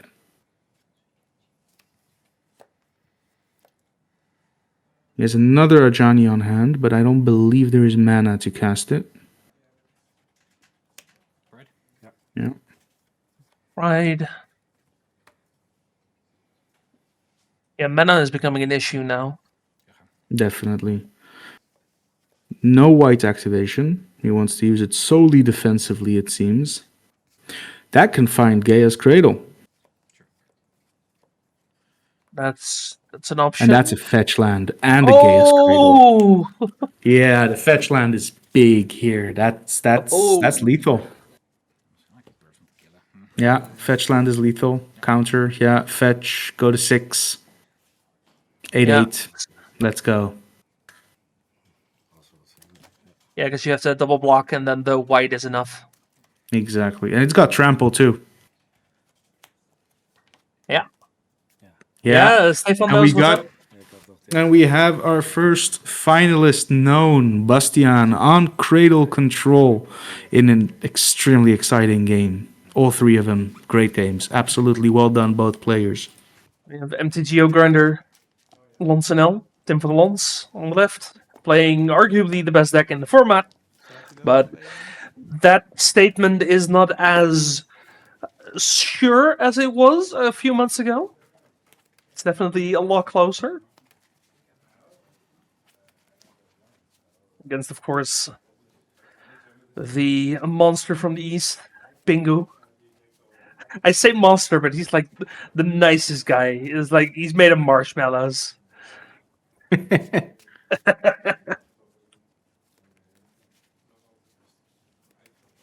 I'm missing his playmat. Can the coverage team ask him to put his playmat in play on the field? I think he's earned that playmat. I think that just caused extra emotional and psychic damage to his opponents. So we'll see who is on the play or who's on the draw. We missed the first 2 matches in this sense. We knew Tim was on the play during the first match, but we don't know how it continued since then. Yeah, he definitely lost the game post sideboard. Are there any sideboard cards that might have caused that? Neem aan dat jij deze begint. I'm not sure, actually. I don't really like any of those sideboard cards from Pingu against Dimir Tempo specifically. Like, a Tormwood script can stop Murktide early enough. That's one thing. Dismembers can also help, as we saw in another match with Pingu. So, either one of those two. And, maybe even some Disruptor Flutes, but I don't think he boarded those in. No. I think you don't want to dilute your own game plan too much in that sense. It's more like, do you have something to bring out? Yeah, exactly. And then for Tim here, Engineered Explosives remains a really good card in the format right now. Yeah, Engineer's Explosives, really, really good. Consigned to Memory can also have some relevant text, although most of the threats are blue by now. Yeah. But an additional Baragoyf and Brazen Borrower will always be welcome, I think. Yeah. Funny to add, a lot of the Izzet Affinity lists nowadays run Memory Guardian. Pingu does not. His creature suite consists out of 4 Emrys, 4 Kappa Cannoneers, 4 Patchwork Automatons, and 4 Pinnacle Emissaries. So There's no fun shenanigans or whatnot. He's just there to smash face. Yeah, there's also another card that I've been missing from the Affinity lists that we have seen today that I'm surprised I haven't seen, and that is the Uthros Research Craft. It's you have to tap 3 power worth of creatures to enable it, but after that, it turns all of your artifacts into cantrips when you cast them. I think that's a pretty good card, except for when you're facing Orcish Bowmasters. That is true. That is true. Okay, we've got a very timid start on Yannick's side. Island and pass. That is surprising and worrying at the same time. If I were Tim right now, I wouldn't know if I'd be happy or scared. Especially considering the fact that we kept a 7 on the draw. Okay, Orcish Bowmasters definitely presented here. Urza Saga. Okay, so we're gonna slow roll it today. Into an automaton. Well, this is a daze target if there ever was one. Yeah, and there is a daze in hand. I think it also signals that Bingo probably has a bunch of rocks that he's just keeping in hand to trigger the automaton. Yeah. So I can think of a dozen reasons why this automaton needs to be answered. I think this is going to be a just hard casted daze, and I saw that Tim had a wasteland in hand for the Urza Saga. Ooh, So that's very nice. incredible start for Tim in this position, choosing not to bounce a land and just casting the daze in order to not lose 2 lands in these 2 turns. Het iets vertragen. Oké. Ja, dat nu naar mijn draw step. Yeah, this is going to be one hell of a blowout here, I think. We see a brainstorm in hand for Tim. Just all the options in the world right now. A Murktide Regent, a Consign to Memory, and I believe an Undercity Sewers, the Surveil land. Oh, he's waiting to the upkeep. Interesting. What do you think that is? In order, maybe he wants to cast an instant or something like that. Force him to use the mana on his turn. So he could Might daze it have a more easily. No, Fiddle Push wouldn't matter, I think. No, Fiddle Push would matter, because Emery. Oh, yeah. That's why he's trophy leader. What can you say? Oh my god. Yeah. This is a different level of play. I feel like such a scrub right now. Yeah, this is a whole different level of play. Holy crap.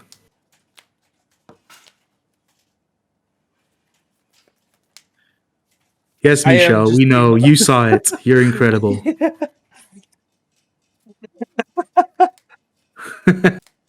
Oh man, this... I mean, we've been watching 2 semifinals, but these semifinals have just been next level. I love it. Like, it feels like I'm back at the ELM. Like, that's the level of play that I saw there. Extremely that I'm high. seeing here. It's so Okay, good. Undercity Sewers.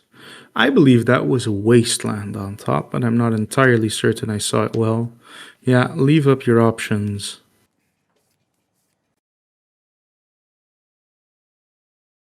Yeah. With the wasteland on top, then. I think that was a wasteland. I'm not certain, though. He does have the Orcish Bowmasters, as we saw. Yeah, exactly. Time to deliver some pressure. Yeah.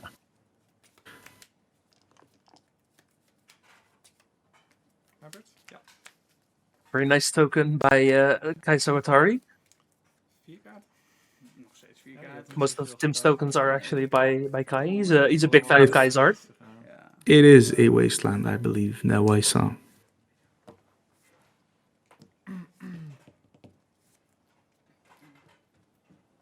I mean, that has to be the freest wasteland here, right? That's I mean, incredible. there's You're lining him probably up and he's something- just shooting him down. Yeah. Go van. Even kijken. Lukt dat? Ik weet niet wat je wil. Ja, ik wil even... I mean, we should probably do it the same way we did it before. Just even if we don't have the fatal push, he's gonna be thinking about it now. Yep, exactly. Yeah, That's we can't see it, but I can promise everybody, Pingu let down a very deep sigh internally.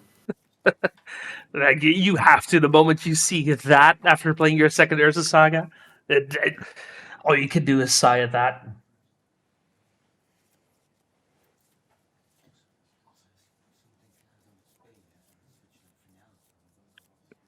Your brainstorm So- consign. And a Murktide, I believe.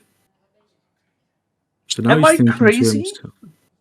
Am I Yes? crazy for wanting to not wasteland the Ursa Saga and go for the seed instead, and then keep, using the consign on the Saga? I don't think so. I think you just want to get rid of that Saga now, cast a Murktide Regent as a 5/5, and keep Consign and or Brainstorm open. Yeah, because I'm thinking, what are your good consign targets here? Mox Opal, Boots, something of the sort. Yeah, like an equipment or a Chalice of the Void, I guess. Chalice of the Void.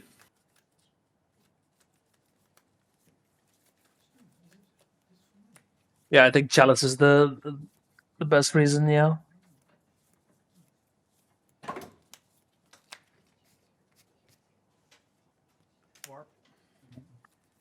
Pinnacle Emissary.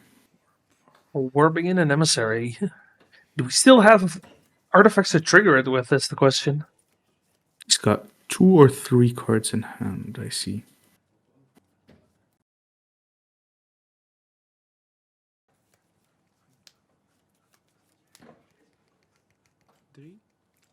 Vier nu. Brainstorm. Brainstorm. Ja hoor. We're going to brainstorm in response to see what our options are. There is a Fatal Push. A Wasteland once again. Wow, 3 Wastelands. We do still have Revolt, so that Fatal Push is fully online. But that would give Pingu 1 flyer, Which can't block. which any can't of them. block. You can fire off the Consign to stop the token if that's really what you want to be doing. But that's a good Consign target right over there. Ooh. Yeah, now we're just... I think we're just pushing the Emissary and then consigning the Automaton. Yeah, exactly. Push the Yeah. Emissary. Consign the Automaton. Yeah, just it Take the could- turn, Wasteland, slam Murktide, and good luck.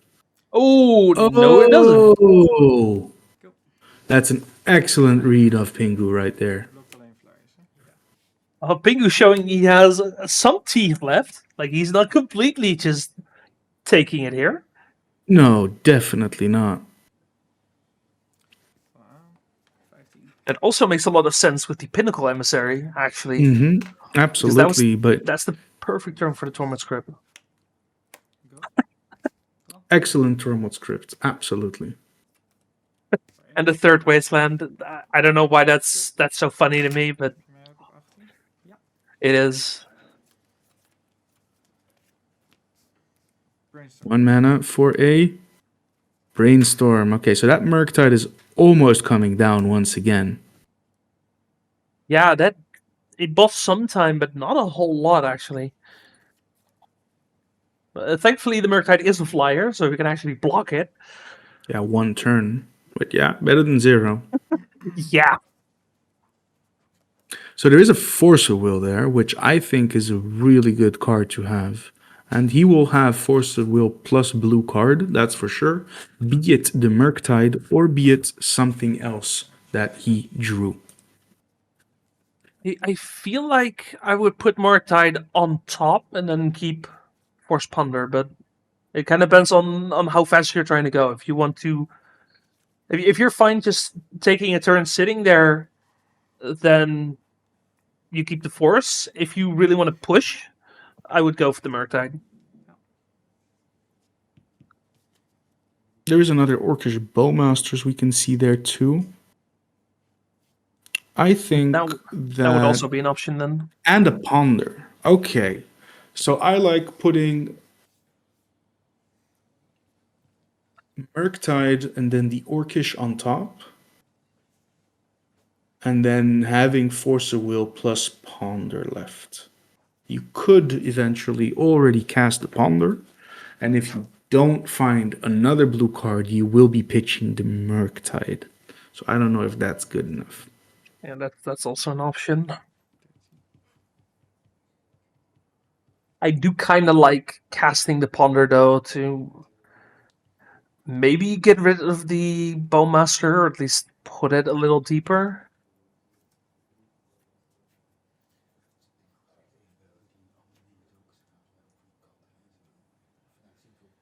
Yeah, this is a complicated brainstorm. There's a lot of options here.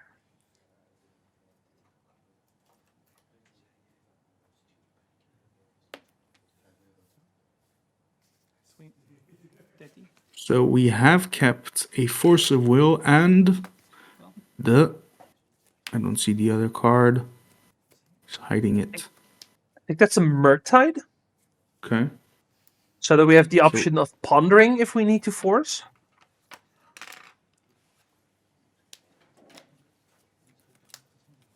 Which I also don't hate.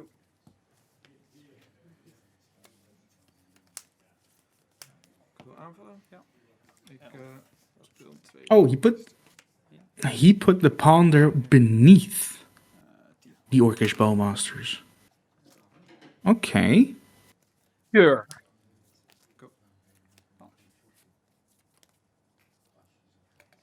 Why is all 3 mana tapped?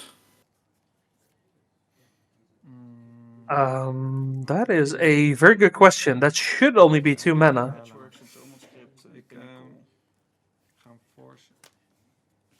Yeah, that's gonna get forced. Like it doesn't matter, but I wonder why he tapped all 3 of them. And force the force. Okay.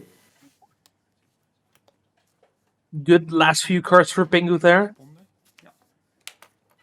And now the Ponder is really useful. And where's the trigger of the Emery? That is a very good question. Where is the trigger for the Emery?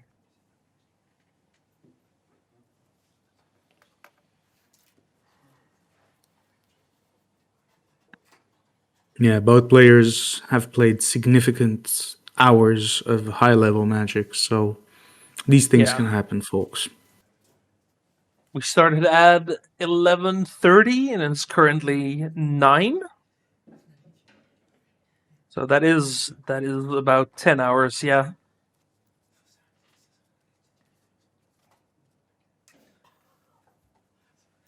But yeah, we definitely missed the memory trigger.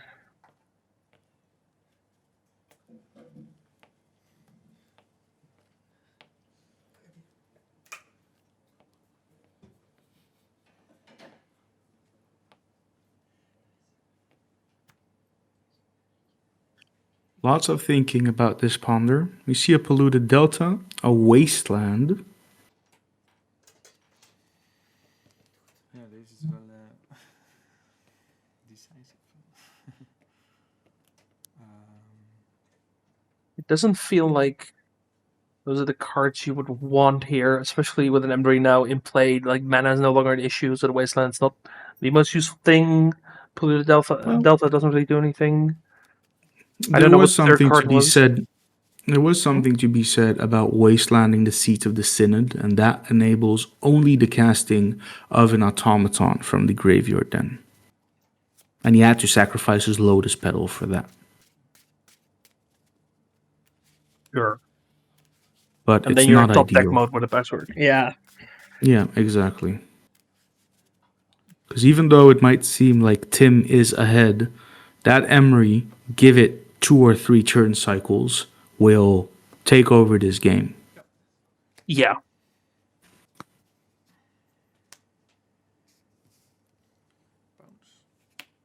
Petty theft. Wow. Oh. Great top deck. Yes, That's exactly what he needed. Tempo. I just keep the pressure up.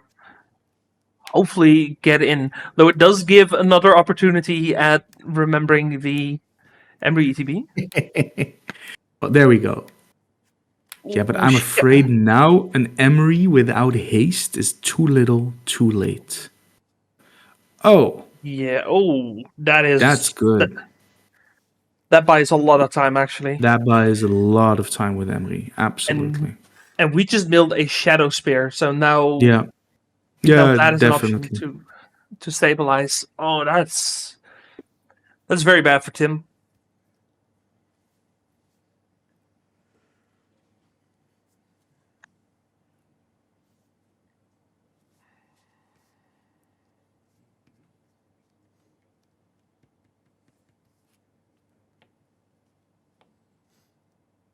Didn't catch what his draw was.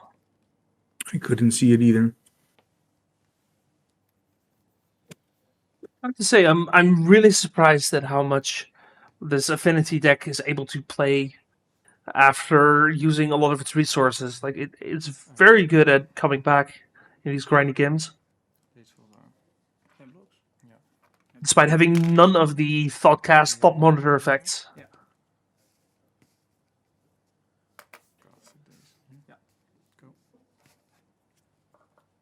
Okay. Will this be enough, though? Could Tim have a daze, maybe? Perhaps. Not very useful at this point. Could counter the Shadow Spear.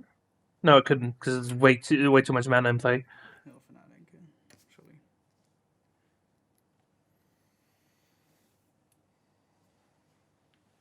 But I do feel like you go for the Shadow Spear here. I think you have to. I don't know. Maybe getting in more blockers is the right thing to do. Like the Pinnacle Emissary can be really big here.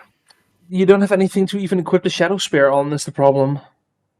Yeah, just the Emery, but yeah, that's too late. So Pinnacle we have... Emissary, I think. Yeah. It is the Underground Sea in Tim's hands. Pinnacle Emissary, and then you have to sack the Lotus Petal to activate the Spell Bomb. I think you have to sacrifice it to cast the Pinnacle. Yeah, or that. Oh, yeah, because you need the red mana. Yeah, no, sure. Okay, so you sack it to cast the Pinnacle Emissary, and then you have 1 blue to sack the Spell Bomb to get rid of the flyer. Pingu can go down to 1.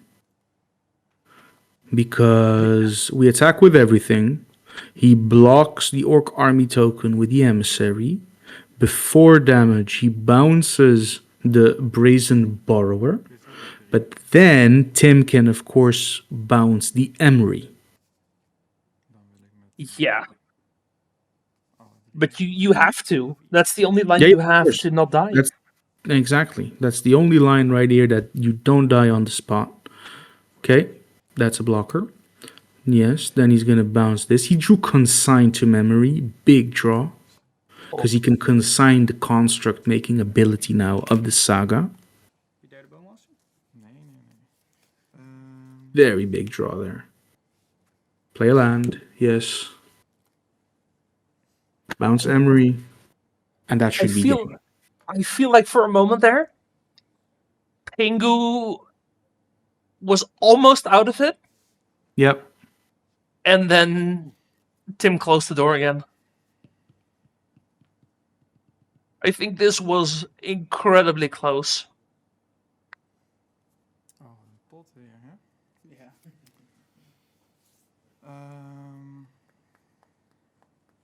Let's hope he sees it. Bingo has 1 card in hand. Yeah, I think I'm he sure he sees sees it. it. Yeah, there's nothing else he can really do in this situation. Can also just think I'll cast the Brazen Borrower. Yeah. But that Shadow Spear otherwise is gonna screw him over. He needs to note that that's in the graveyard. We have another problem. Because next turn the Ursa Saga's online, so we're starting to generate blockers He's got again. Consign. Well, His hand now yeah. is Brazen Borrower and Consign to Memory. I'm thinking, is there any reason why that wouldn't work? Unless there is one insane top deck that we can't think of. He's passing! Okay. What are we thinking of?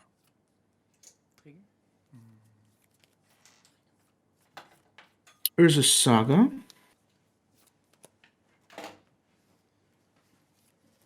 We definitely have to... No, I'm thinking Emery is an activated ability, so we can consign that. No. But the Urza Saga will be consigned. Yeah, you have to. And then hope that...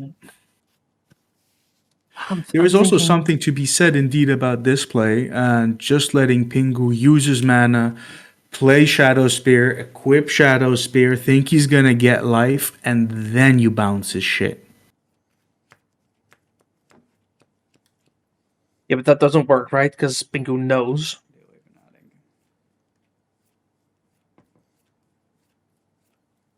I mean, I suppose this complicates the board state a lot more. Yeah.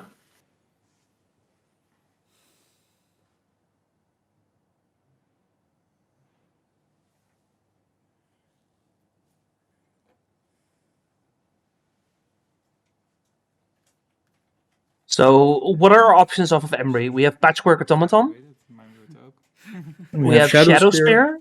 Yeah. We have Lotus Petal.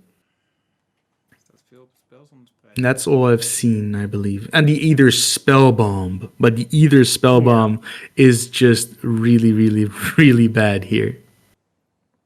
Yeah.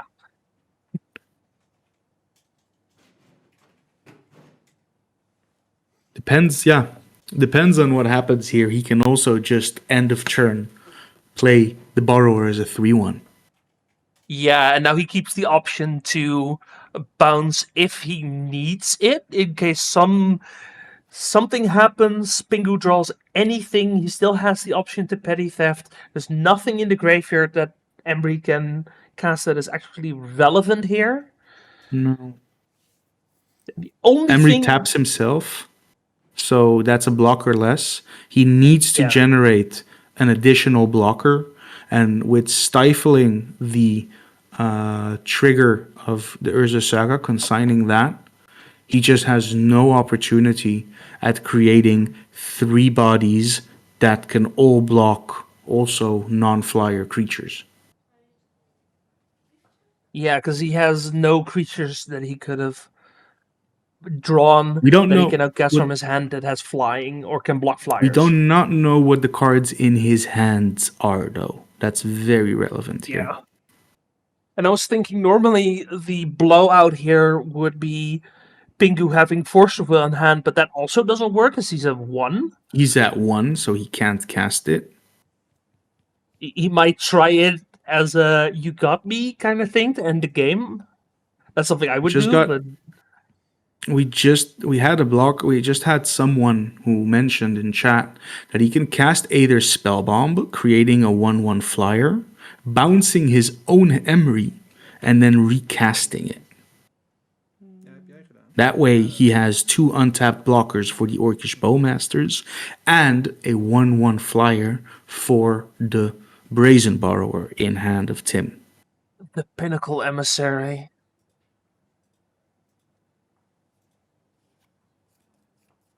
But then you could bounce the emissary in response to the... No, you can.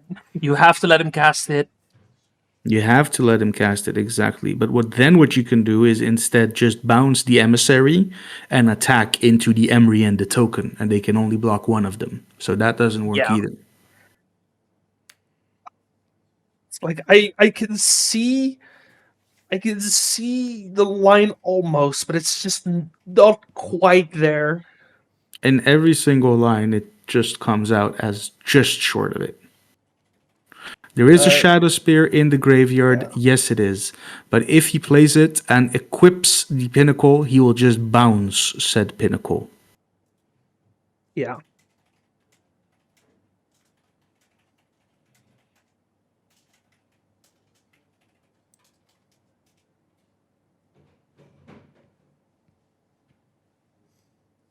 What Shuriken a Automaton also nail just- biting. Yeah, this is so close. But again, the Patchwork Automaton doesn't work because you just cast the Brazen Borer and swing. Yeah. And so close. Tim is on 16. Yeah, but not dying anytime soon. It's all about stabilizing. If Pingu can stabilize, Yeah. he has a chance. So And he what did he almost did. target?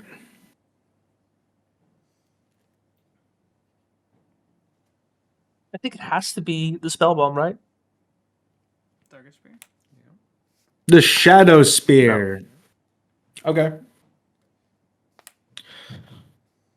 We do get the Flyer. Yeah, which can't block any of the Orcish Bowmasters. So he needs to have an Automaton or something like that from hand, but he still loses. You know what would have been a good card here? Memory Guardian. Here, Two Memory there. Guardians just... Yeah. Yeah, we just equip the Pinnacle Yeah, Emissary. he's and I like, think- fine, attack me. I'll bounce Yeah. it. It's his turn. Force of Negation does not work here. Yeah. Because you're never casting the Petty Theft. Oh, you are casting the Petty Theft, but it's Pingu's turn, right? It's Pingu's turn. And now we have no blockers. Yeah, there we go. And we got our finals. We have Tim van der Lans on Dimir tempo against Bastiaan. Forgot his last name, I'm sorry. Bull on Cradle Control or Maverick. Yeah. Another incredible semis.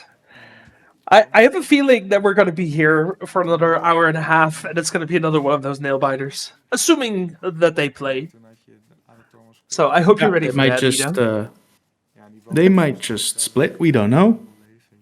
Yeah.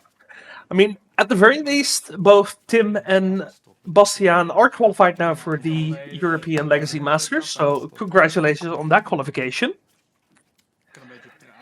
Absolutely, and congratulations to Pingu and all the other people who have made it this far into the tournament. It's an incredible showing. Really well done. Yeah, at the very least, Pingu and Stefan made them work for it. I think that's fair to say. Yeah, absolutely. Yeah, beautiful matches. So, let's see if we do have our finals. Which, if that happens, is our first seed, Bastiaan Bull on Cradle Control, which you coined Cradle Maverick. Very apt. And absolutely, against it is Maverick. third seed, Tim from the Lons on Dimir Tempo.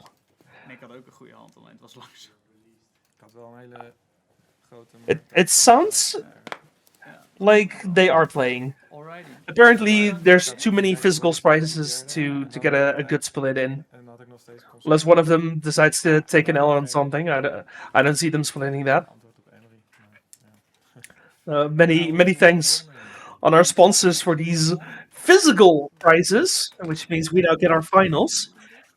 So huge shout out to Ultimate Guard, Cardmarket, Magic the Gathering Online, Code Enterprise, and RageSquid. There is one more thing that I should mention that might be relevant.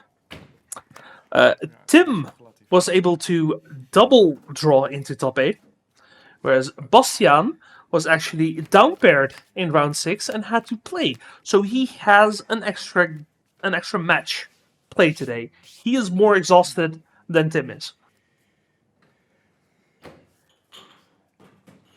So we'll see if that ends up mattering, but I figured that was worth mentioning. Okay, and we're off. Turn 1 fetch. We got 2 keeps on both ends.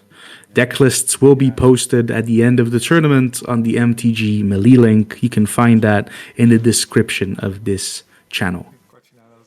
Yeah. But as a quick thing for this match, from Tim, it's a pretty stock list, so you won't find anything too spicy. As for Bastiaan, there is no natural order to be found here. That is worth mentioning, I think. Absolutely. Instead, he has decided to throw in 4 of each cub in his deck. That means Badger Mole and Scythe Cat cub. And from what we've seen, they've been insane. They've been insane. Like, especially the semifinals, is if you missed it, it's a match worth going back to, where the Scythe Cat cub was the thing that decided how the game played out for turns on end. It was literally the deciding factor for most of that match. Regardless, that entire match was absolutely beautiful to watch, and the different interactions from the opposing deck too were incredible. Yeah, absolutely. That was so far the best match I think we've seen today. Yeah, I think so too. Like, Tim's game 3 was also really incredible, but we only got to saw game 3. It makes me wonder what the first 2 games were like.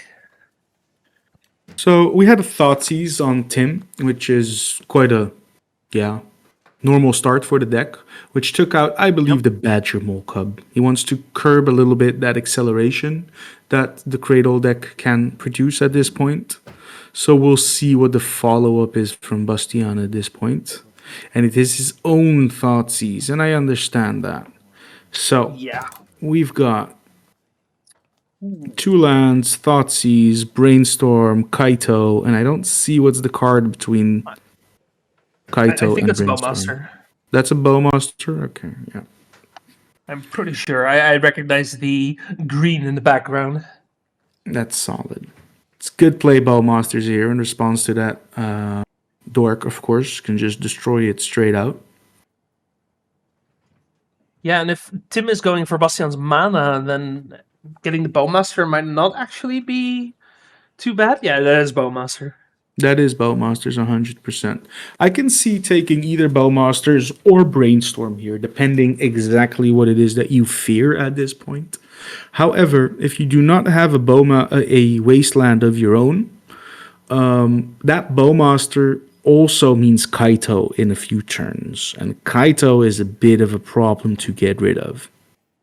Yeah, it's like at this point the Bowmaster presents mana denial and a threat, so it's a little scary. I think Bastiaan is also holding a Green Sun Zenith, so maybe he doesn't want to play the Wasteland if he has it. That is also a consideration. You could just go for a Green Land and a Dryad Arbor. Really hammer home the mana here. Or, no, wait, if he has a land, he can access 1, he gets a Dork. He takes the Orcish Bowmasters. Okay. Yeah. So at this point, we've seen both players' hands. Very helpful that our players are playing Thoughtseizes turn 1 for us commentators. I do not recognize the art on that deck. I think it's a Chocobo, but it's supposed to be something else. Let me have a look.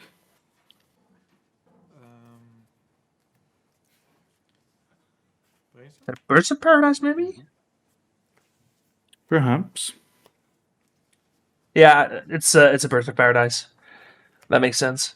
We only ever saw the other one, I think. Let me see. It is a Birds of Paradise from the Final Fantasy Commander set. Yeah. Okay. That makes sense. These players with their mismatched cards. It's not okay. Well, he's only playing the 2 birds, so I can see where that went wrong.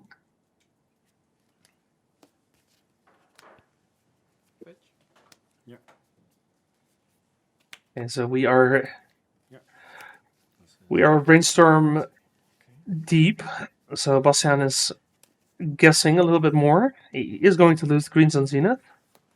And I believe I saw Tim draw another Orcish Bowmasters.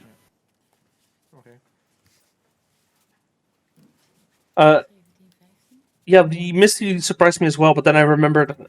Wait, did we wasteland the land? No, we did not. We just did not play a land. Huh.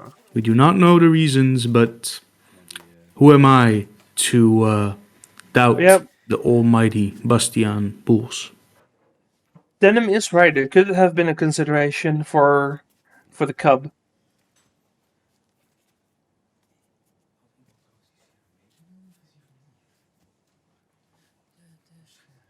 Because now Green Sun Zenith does get a Cub. Okay, now we play fetch. And he thinks I would rather miss a trigger and get a Cub nonetheless, but I don't want to run into days. Sure. Yeah, because we already lost one Green Sun Zenith. It's kind of important that this one resolves. Oh, well, I think we drew a Misty as well, so that also helps. No, he drew the Verdant Catacombs. He just played the Misty he revealed to the Thoughtseize. Right. He had the Misty, he drew the... But then he should have played the Misty, I think? Yeah, to give out less info. There's no basic Swamp, no reason that Verdant is better than the Misty.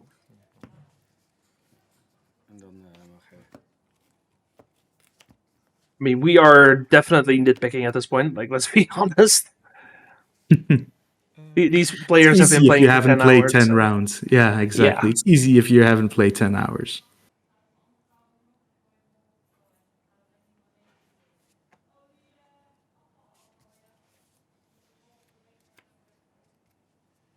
But we didn't get a cup. We got a white.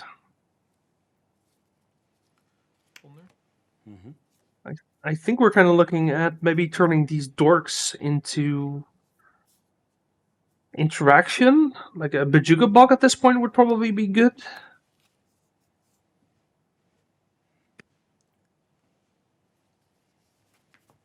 I don't know. I do really. Sorry? I haven't seen a single wasteland. Basing Say is not something I would be thinking of doing in that manner. No, Cub, together with that fetch land, does ensure that all your creatures are safe from any additional Orcish Bowmaster pings. However, regardless of what you take, albeit it is the Sylvan Safekeeper, you have a big problem with any Fatal Push. Yeah, and I think that's the consideration for the white. Because if you untap with the white, then you're fine. Like, that thing can protect itself reasonably well. Yeah, exactly. We do know that... Yeah? No, the cat is too all in.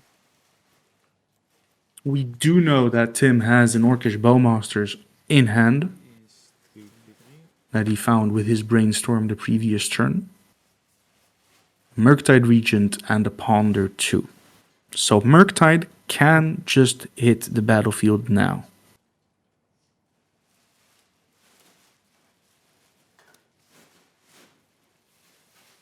I think that is worth doing. We'll see if Tim he's agrees. Going to Orcish. It looks like it. This is It's going to be an Orcish Bowmasters, yeah.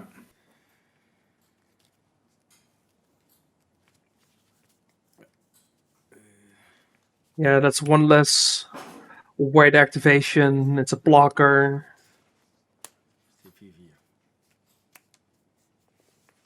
We still have the Important Murktide for detail. next turn. Bastian does not play a Surveil land in his list. That makes sense. You already have potentially 2 tap lands. Like the Bog is definitely a tap land. The Basing Say can often also be a tap land.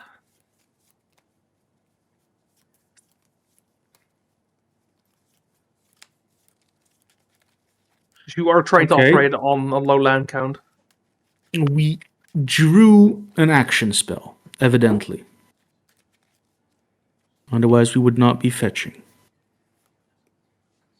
We have 3 mana. Which smells like Zenith. Zenith, or we're just Cub. We could be playing around the days again.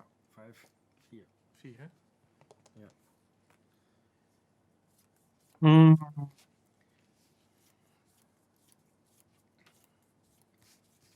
What does this mean? Zenith It's a for Zenith. 2. Okay. Results. Okay. Scythecat Cub. Yeah. And the fetch land. And now this looks like a one-punch kill next turn, even with the Murktide, I think. Yeah. Because he can play a So- fetch now, get some counters on it, and then sack the Birds of Paradise for a Talon Gates to phase out the Murktide during the other turn. Oh no, he should pass now with the fetch up. Oh no, he fetches right away. Okay. Could have had some more counters on it if he fetched during Tim's turn.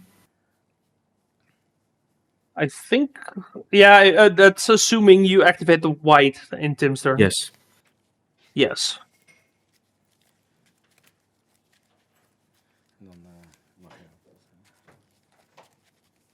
Makes sense to go for Dryad Arbor, though. Because that's most likely going to be thrown under the white. Actually, is it more? Yeah. Sorry, what? Yeah, no, it is more. Now I'm thinking the line comes into play tap, but that doesn't matter. Because you go from 1 to 2 and then from 2 to 4. Yeah. Yeah.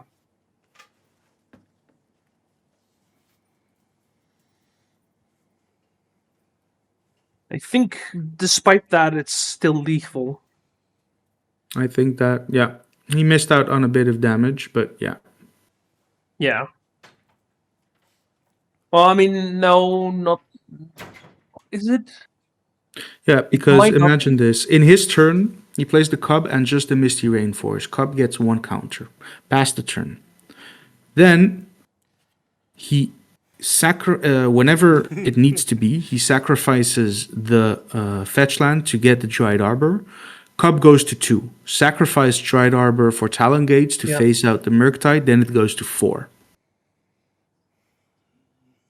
Yeah, no, I'm thinking now that he has not done it, is it still lethal? Because now we need 12 power, right? Yes, we need 12 power, absolutely. I think it might not have been lethal regardless, unless he draws a fetch. Yeah, a natural fetch is probably the best draw here. I think in both scenarios, it needs to be a natural fetch for the Scythecat Cub to kill him next turn. If not, then it makes sense to not go for the white line to keep up interaction, because you're not sure if you can actually push for the win.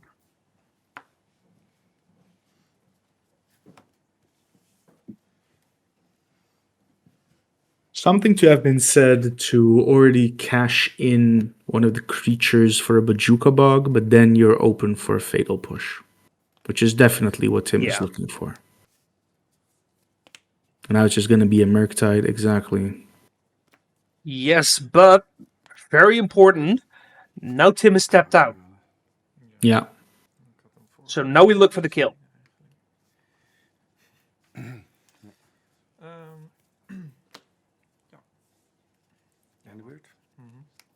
End of turn, sacrifice the Dried Arbor, yes. Important to know as well, Bastian plays 2 Talon Gates in his list. Yes. Unlike most that get 1. Yeah, he can get the fetch now and then next turn get the Talon Gates and crack his fetch. Yeah, because we crack the fetch to 3, get the Talon Gates to 6. No, this now gets already 3, this fetch. Yeah, no, your he cub goes trigger. to 3 off of this fetch. Yeah, exactly. Then next turn, Talon Gates 4 and then 8. And then he hits for... he What's his swings for top deck? 10, but then the white is lethal because the white needs to be blocked. As well, exactly. No, and wait, land actually, top deck. That's good. Okay, the land top deck finishes it. I think otherwise he would have been a 1. Fetch. Yeah, that's a 10-10 now. That will be an 11-11. Yeah, there's no way. No, it will be a 17... No, it will be 18-18.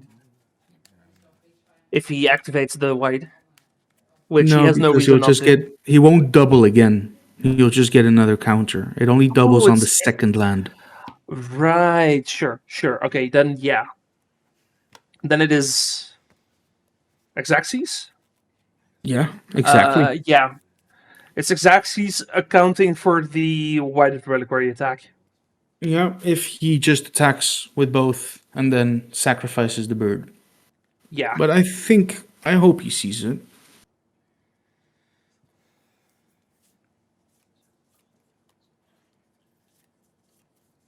There's nothing being casted at Force of Will in Tim's hand.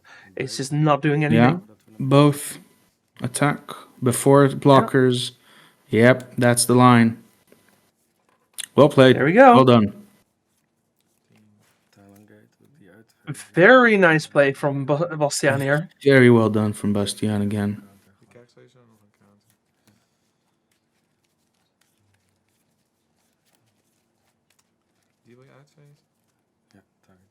Yeah. Are you targeting the Murktide? Yes, I'm targeting your Murktide. Yeah, and Tim knows that is it. Yeah. Well done, both players. Well done. Close match. Oh, Bastian gave his deck away. Not sure what's happening there. We'll... Okay, nothing. Nothing exciting. Before we go to sideboards, I just wanted to mention. I remember the last tournament that both of these players played. They also both made it to the finals, and that matchup was eventually decided by Tim making a very unfortunate misplay, which ended up leaving Bastian with a creature that ended up killing him. So Tim probably has a little bit more of a personal bone to pick here. So, but yeah. When it comes to the sideboarding of both these decks, if we look at their lists, we got Baragoyf from Cradle Control. I don't know if I like Snuff Out as well here already. I think they have too many black threats, but Murktide is a problem, and Tamiyo is a problem too. Gaddock Teague might be put in, and Disruptor Flute. So for Teague, we have the Forces and a Snuff Out. And possibly the Engineered Explosives from the sideboard. Yeah. Again, I feel like we have been here before today. I think so.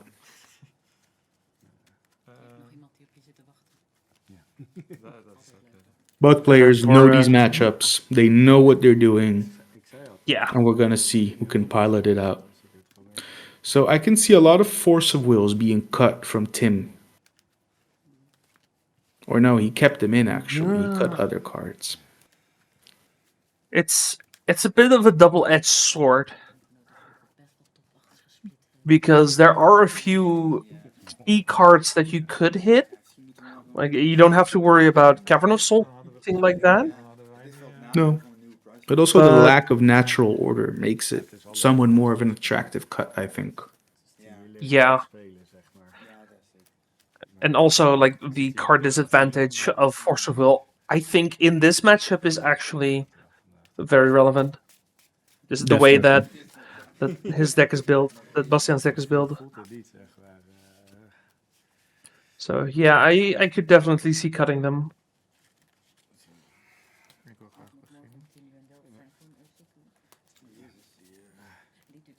It's a scary matchup. I couldn't tell you who's favorite, I'll be honest. Yeah, same. Daarom als jij geen creature had geraapt daar, dan... Ja, en ik had wel vermoeden dat ik dat moest doen, want anders was die Kaito... Oh, some cards out on the table. Now we know he didn't board out Kaito. Ja, later, ja, ik raap de tatsies bij. No, that makes sense. He won Kaito. It's one of your best finishers. Also, the card selection is very relevant here if you're looking for creature removal. Or a way to close out the game. Like, keep up the pressure.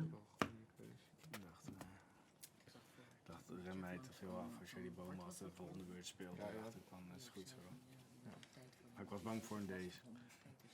Ja, als je geen tweede Simic had, kon je nog wel de Simic pakken. Maar... Of de tatsies pakken. Alright, game 2. Assuming Tim is on the play. See if he opens up a Thoughtseize again. We hope so, because then we can tell you what's in their hands. I think, yeah, I saw a Daze for Tim. That's also pretty And good on the play. Force of Will. Yeah. Force of Will. But is there a follow-up?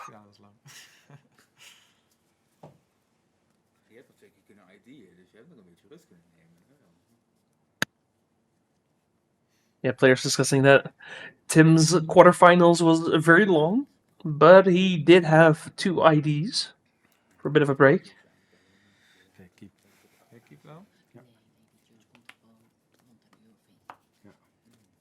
That is a Tameo. That's the one thing I was missing there. Like, it's fine to have a Daze and a Force of Will to use as a tempo play, but you need to actually be doing something. And if we can get a quick flip on the Tameo, that's exactly the kind of thing where Daze and Force of Will become a lot better here. Absolutely. Just sticking a game-ending threat and having all that backup is just pretty good. And even if Tameo won't flip yet without a brainstorm, she's gonna make clues. Oh. Okay. An early bog is potentially very scary for Bastiaan. It is, but it also means he might just respect days. True. And we get the turn 2 flip. Like he drew it up. Yeah.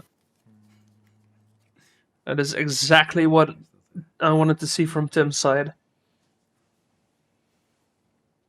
Looks like we also still have plenty of blue cards left for Force of Will, so no There's a worries fatal there. push in there. There's a fatal push ponder, as well. fatal push. Yeah, this is looking grim for Bastiaan at this point. Yeah, I think he's going to be too slow against all of this interaction. I think so. Like by the time you'll manage to stick a threat that can do something, that Tameo is going to be too far. I think the one out for Bastiaan would probably be Abrupt Decay then. Remove the clock, and then you can once again just take it easy, play around days. There's no need to force anything. That's a lot to ask from that deck without cantrips, but who knows, you might have it. Yeah. You're right, that is the out here. Oh, you forgot your Tameo. Yeah, exactly. Someone in chat managed to spot an Abrupt Decay in Bastiaan's hand.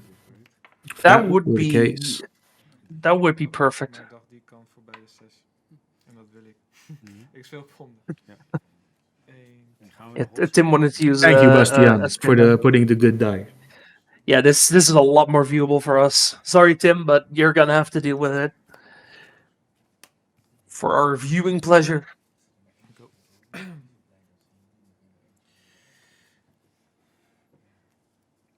Show me the Greenland. You know exactly what you're scared of, Bastiaan. Basic Yes, forest sir. even. Solid. Yeah, you're gonna do it now. You're not gonna take the risk. He's gonna buy back a cantrip. Like, yeah, most likely he's going to. Oh, he is gonna pass it. Okay, that's a choice. I believe I also saw Once Upon a Time, so he can still cast that now for free as he hasn't cast any spells. Yeah. That's a Barrogoyf, I believe, in Tim's hand too. That would help for sure. If there is an Abrupt Decay coming here, then the Bargoyf is the next best thing. There it is. I think You still gotta that is hit going the to be Tameo. Yeah. I think you still have to hit the Tameo.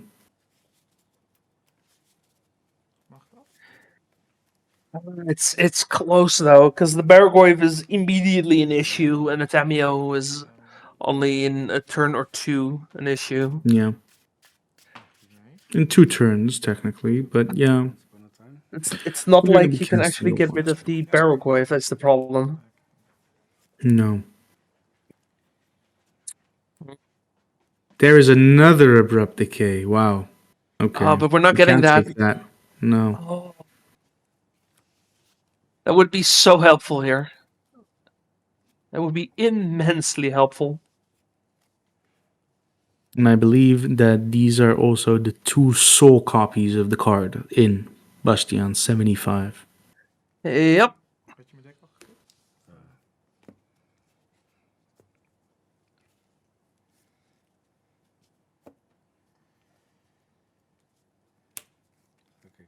Takes the land. Okay.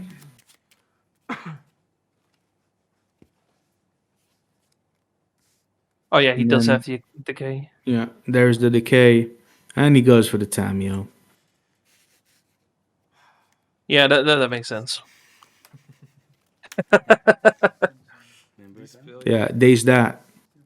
And then Tim looking at a hand of counter spells is like, dude, really? I mean, it still works out for him just so well, because now there's also another creature Definitely. type in the graveyard. And we're just right back at square one. There's something funny you can do here. You can play a fetch land, and into the Badger Mole Cub that he just drew, that can negate 1 attack of the Barrogoyf. Sure.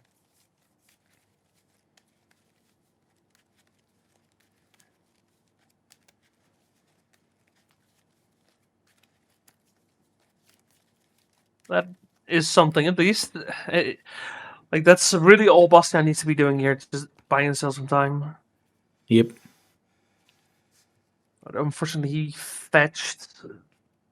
Which means you're not fetching him in spawns, so you're not denying the damage, and the Bargoyf is going to pick up the cards.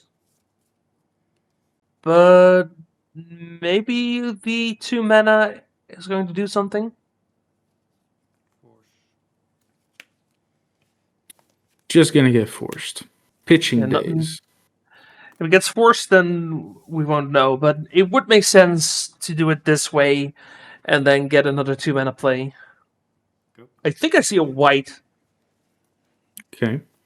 But now That would have made sense. Yeah. now we're gonna get a connect of that Barrogoyf, and that's gonna make things a hell of a lot tougher for Bastiaan. Yeah, this complicates things a lot.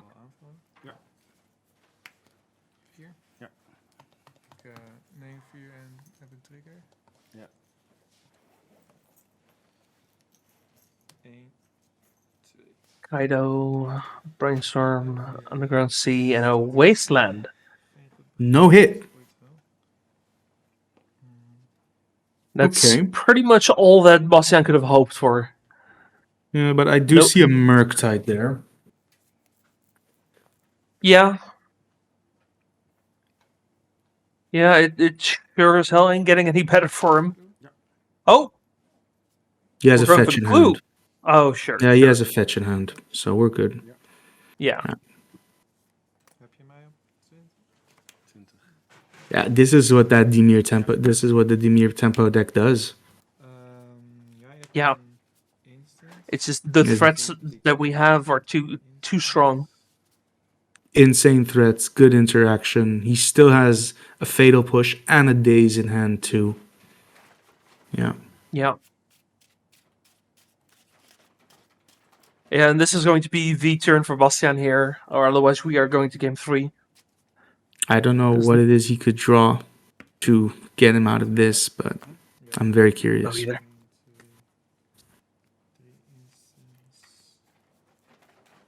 It's not going to be Abrupt Decay, because that is...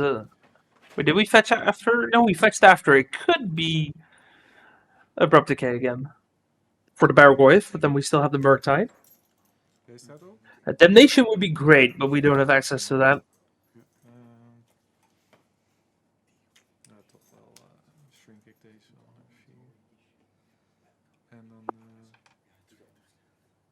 Some of the Cradle controllers like to play things like Toxic Deluge. Bastian did not.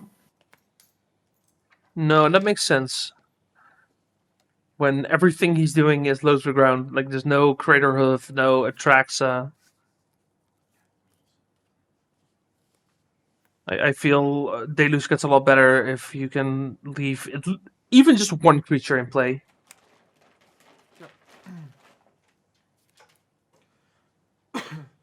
It's a Dryad Armor. I think we still have the White of the Reliquary.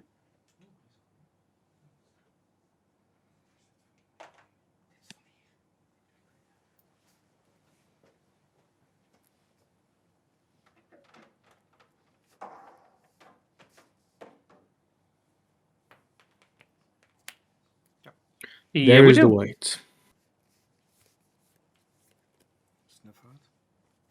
Snuff out is big. That helps a lot, for sure. So Absolutely. that's the second of our 3 threats here. Okay. And now here is a dazed target. Will this be dazed? I think it should. Yeah.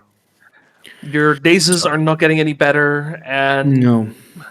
I mean, you might as well remove the blocker, right?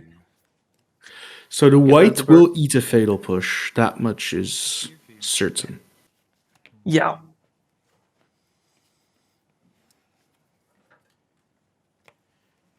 And then I suppose we have a chump blocker, if we want to. I think it's better than letting him connect. Yeah. Tamio Sure. for turn.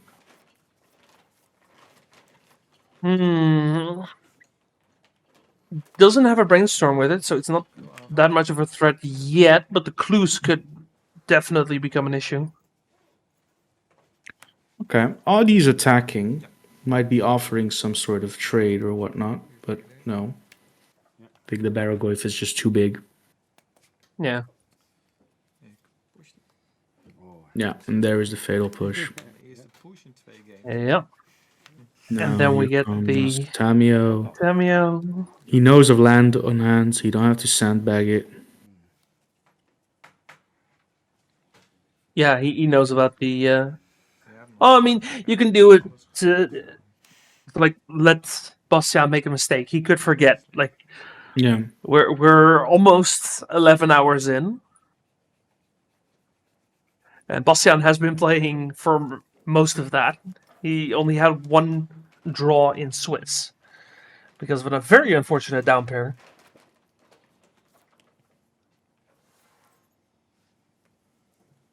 Ik wil gaan aanvallen. Ja. Krijg een clue.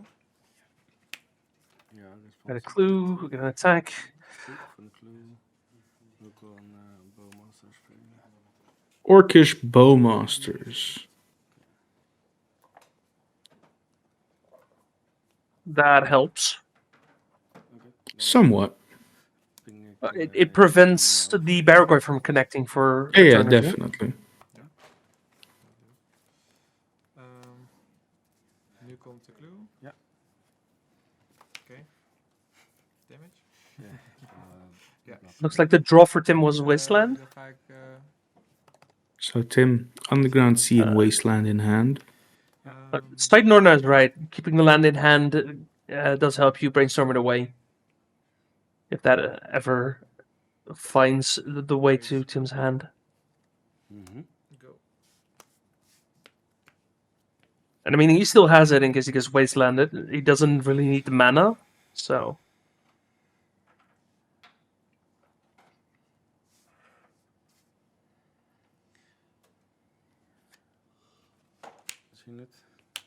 Green Sun, X's 2. I think that would be a white of the Reliquary. Yeah, I agree. I think that's the best option you have available. And if you ever untap with that, then we have options. Not a whole Another lot of reason why options, but we do have them. why 4 mana might be necessary for the Dimir tempo deck is hard casting Kaito. You'd much rather ninjutsu it more often than not, especially with Tamiyo as a flyer. But yeah, it's a possibility to just cast it then. And at that point, you can play the land right before you cast it with no downside. So it makes sense to keep it in hand. Ik wil wel aanvallen. Krijg een clue. Will Bastian chump, or would he rather have more sacrificial fodder? Can he afford to wait? I think is the bigger question.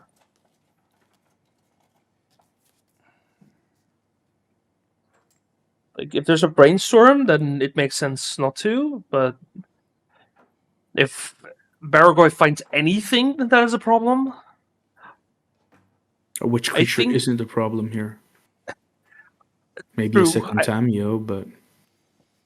Honestly, I think you chump and deal with the threat that the problem you know is there.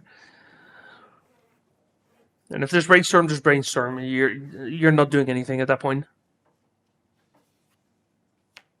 You can just kill the Tamiyo on the backswing. Yeah, I think we have enough creatures for that. I think the game has lasted long enough for that. I cannot ascertain with the die in play how big the Baragoi is and how many creatures there are in the graveyard. Let's see if I can see that. Ik naar 31. En ik wilde 4. Nog steeds 4. No, I can't see it either.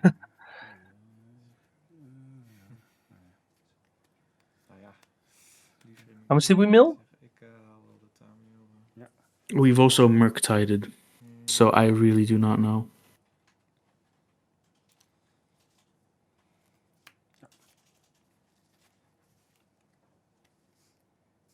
It's going to be another one. Yeah, that's tough. Okay, go. I think it's still a 4/5. Yeah, it's still a 4/5. Sorcery times. Oh yeah, now it's a 5/6. Yeah. It was a Okay, 4/5. That's what you want to see. That and the white of the Reliquary together can nullify both damage of both Baragoys for a turn.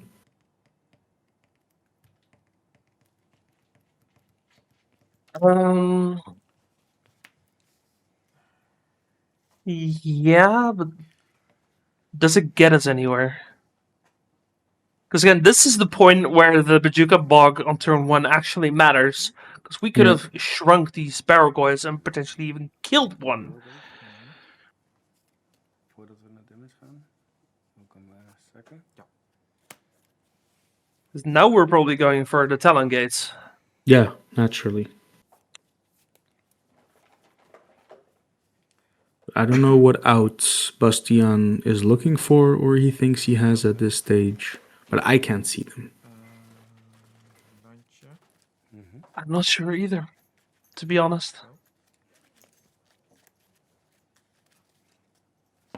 But he might as well try, right? You're in the finals.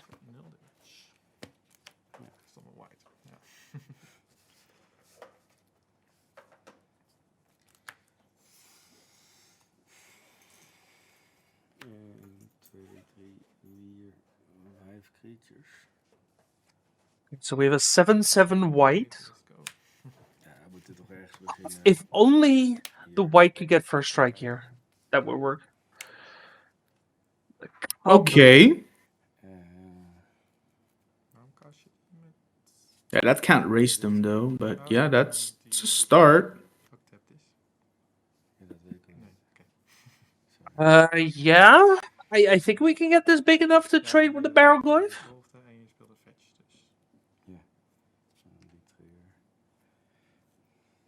So that's 1. And then next turn, fetch white. We go to 4. Yeah. I think that trades. If we wait.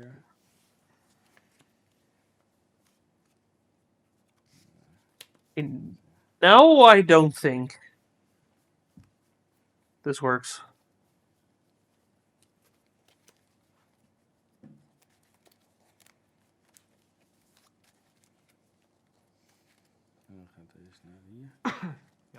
Was that a mistake? Or is there something I'm missing? Dan valk je aan met de white. Ja, dat is 6. 7. 7 nu. Even kijken. 1. Second with the whites. That's 7. En dan 2, 7. Dan ga ik naar 4. 20. Okay, I think he's planning on grabbing the second Talon Gates. Yeah, but I'm thinking now that he fetched in his turn, he doesn't trade with a barrel glyph, right? I don't think he needs to trade with one yet, because he can do the same trick that he did last turn by sacrificing the Orcish Bowmasters and getting the second Talon Gates of Madara. Yeah, so the plan here is to not trade with a barrel glyph. Als aanvaller krijg je clue. Do we have lethal here? Yeah. I mean, if we sack the Bowmaster, then now the clues are online.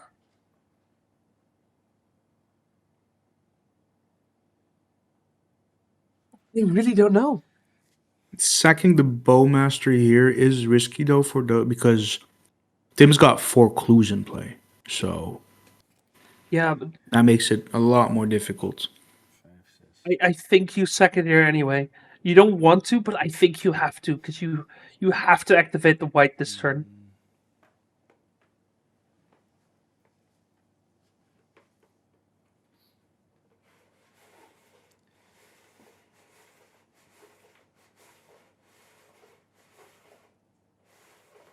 Making sure the white does not sack itself. But No, is it a says other 7/7. creature. Yeah. It is a 7/7. That might be something worth considering. Yeah. The error here was putting the counters on the cub and not on the white. Blokkeen. Ja. 4 damage. Dan komt het zakken. Maybe, yeah. Yeah, if we're sacking it, then yeah. Yeah, exactly. Nog een keer zo'n telen.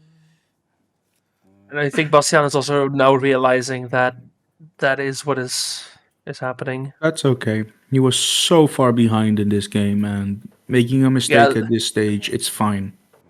Like, the fact that we're even still playing this game is a testament to how good this deck is and how good of a player Bastian is. Mm-hmm. Exactly. Echt als die Bowmaster weg is. 4 clues. Dan zak maar hoor. He's We're looking at thinking the of Basing Basing Say, but he dies then to the second one, no? Nog een Yeah. Yeah. Okay.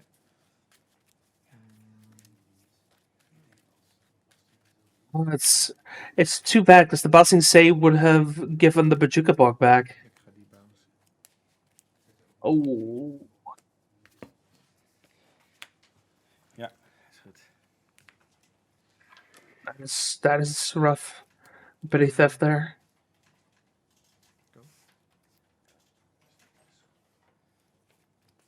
Ja. Always the petty theft out of left field to save the day for the tempo players, huh? Yeah. And I think this unlocks the clues as well.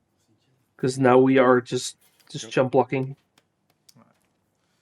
dacht dat ik Liberation Boros ging casten. Maar ik heb mijn vierde C Immigration. Dus ik ga voor een surfen. Okay. Ook goed.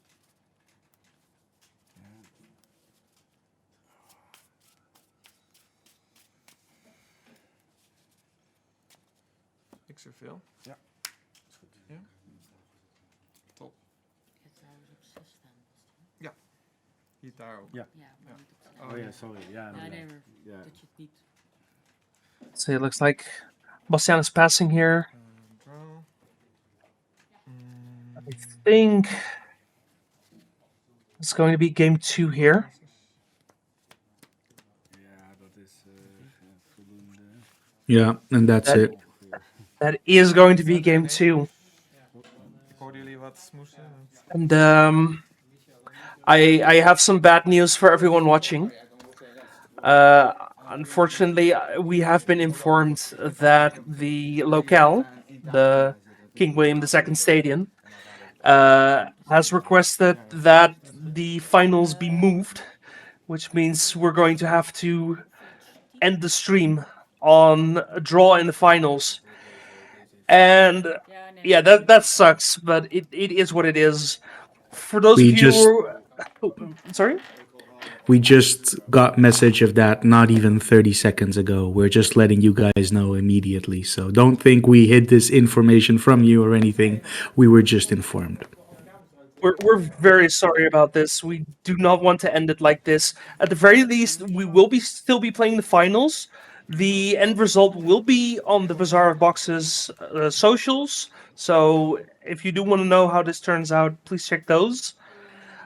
Again, we're very sorry about this, but it's the location is everything.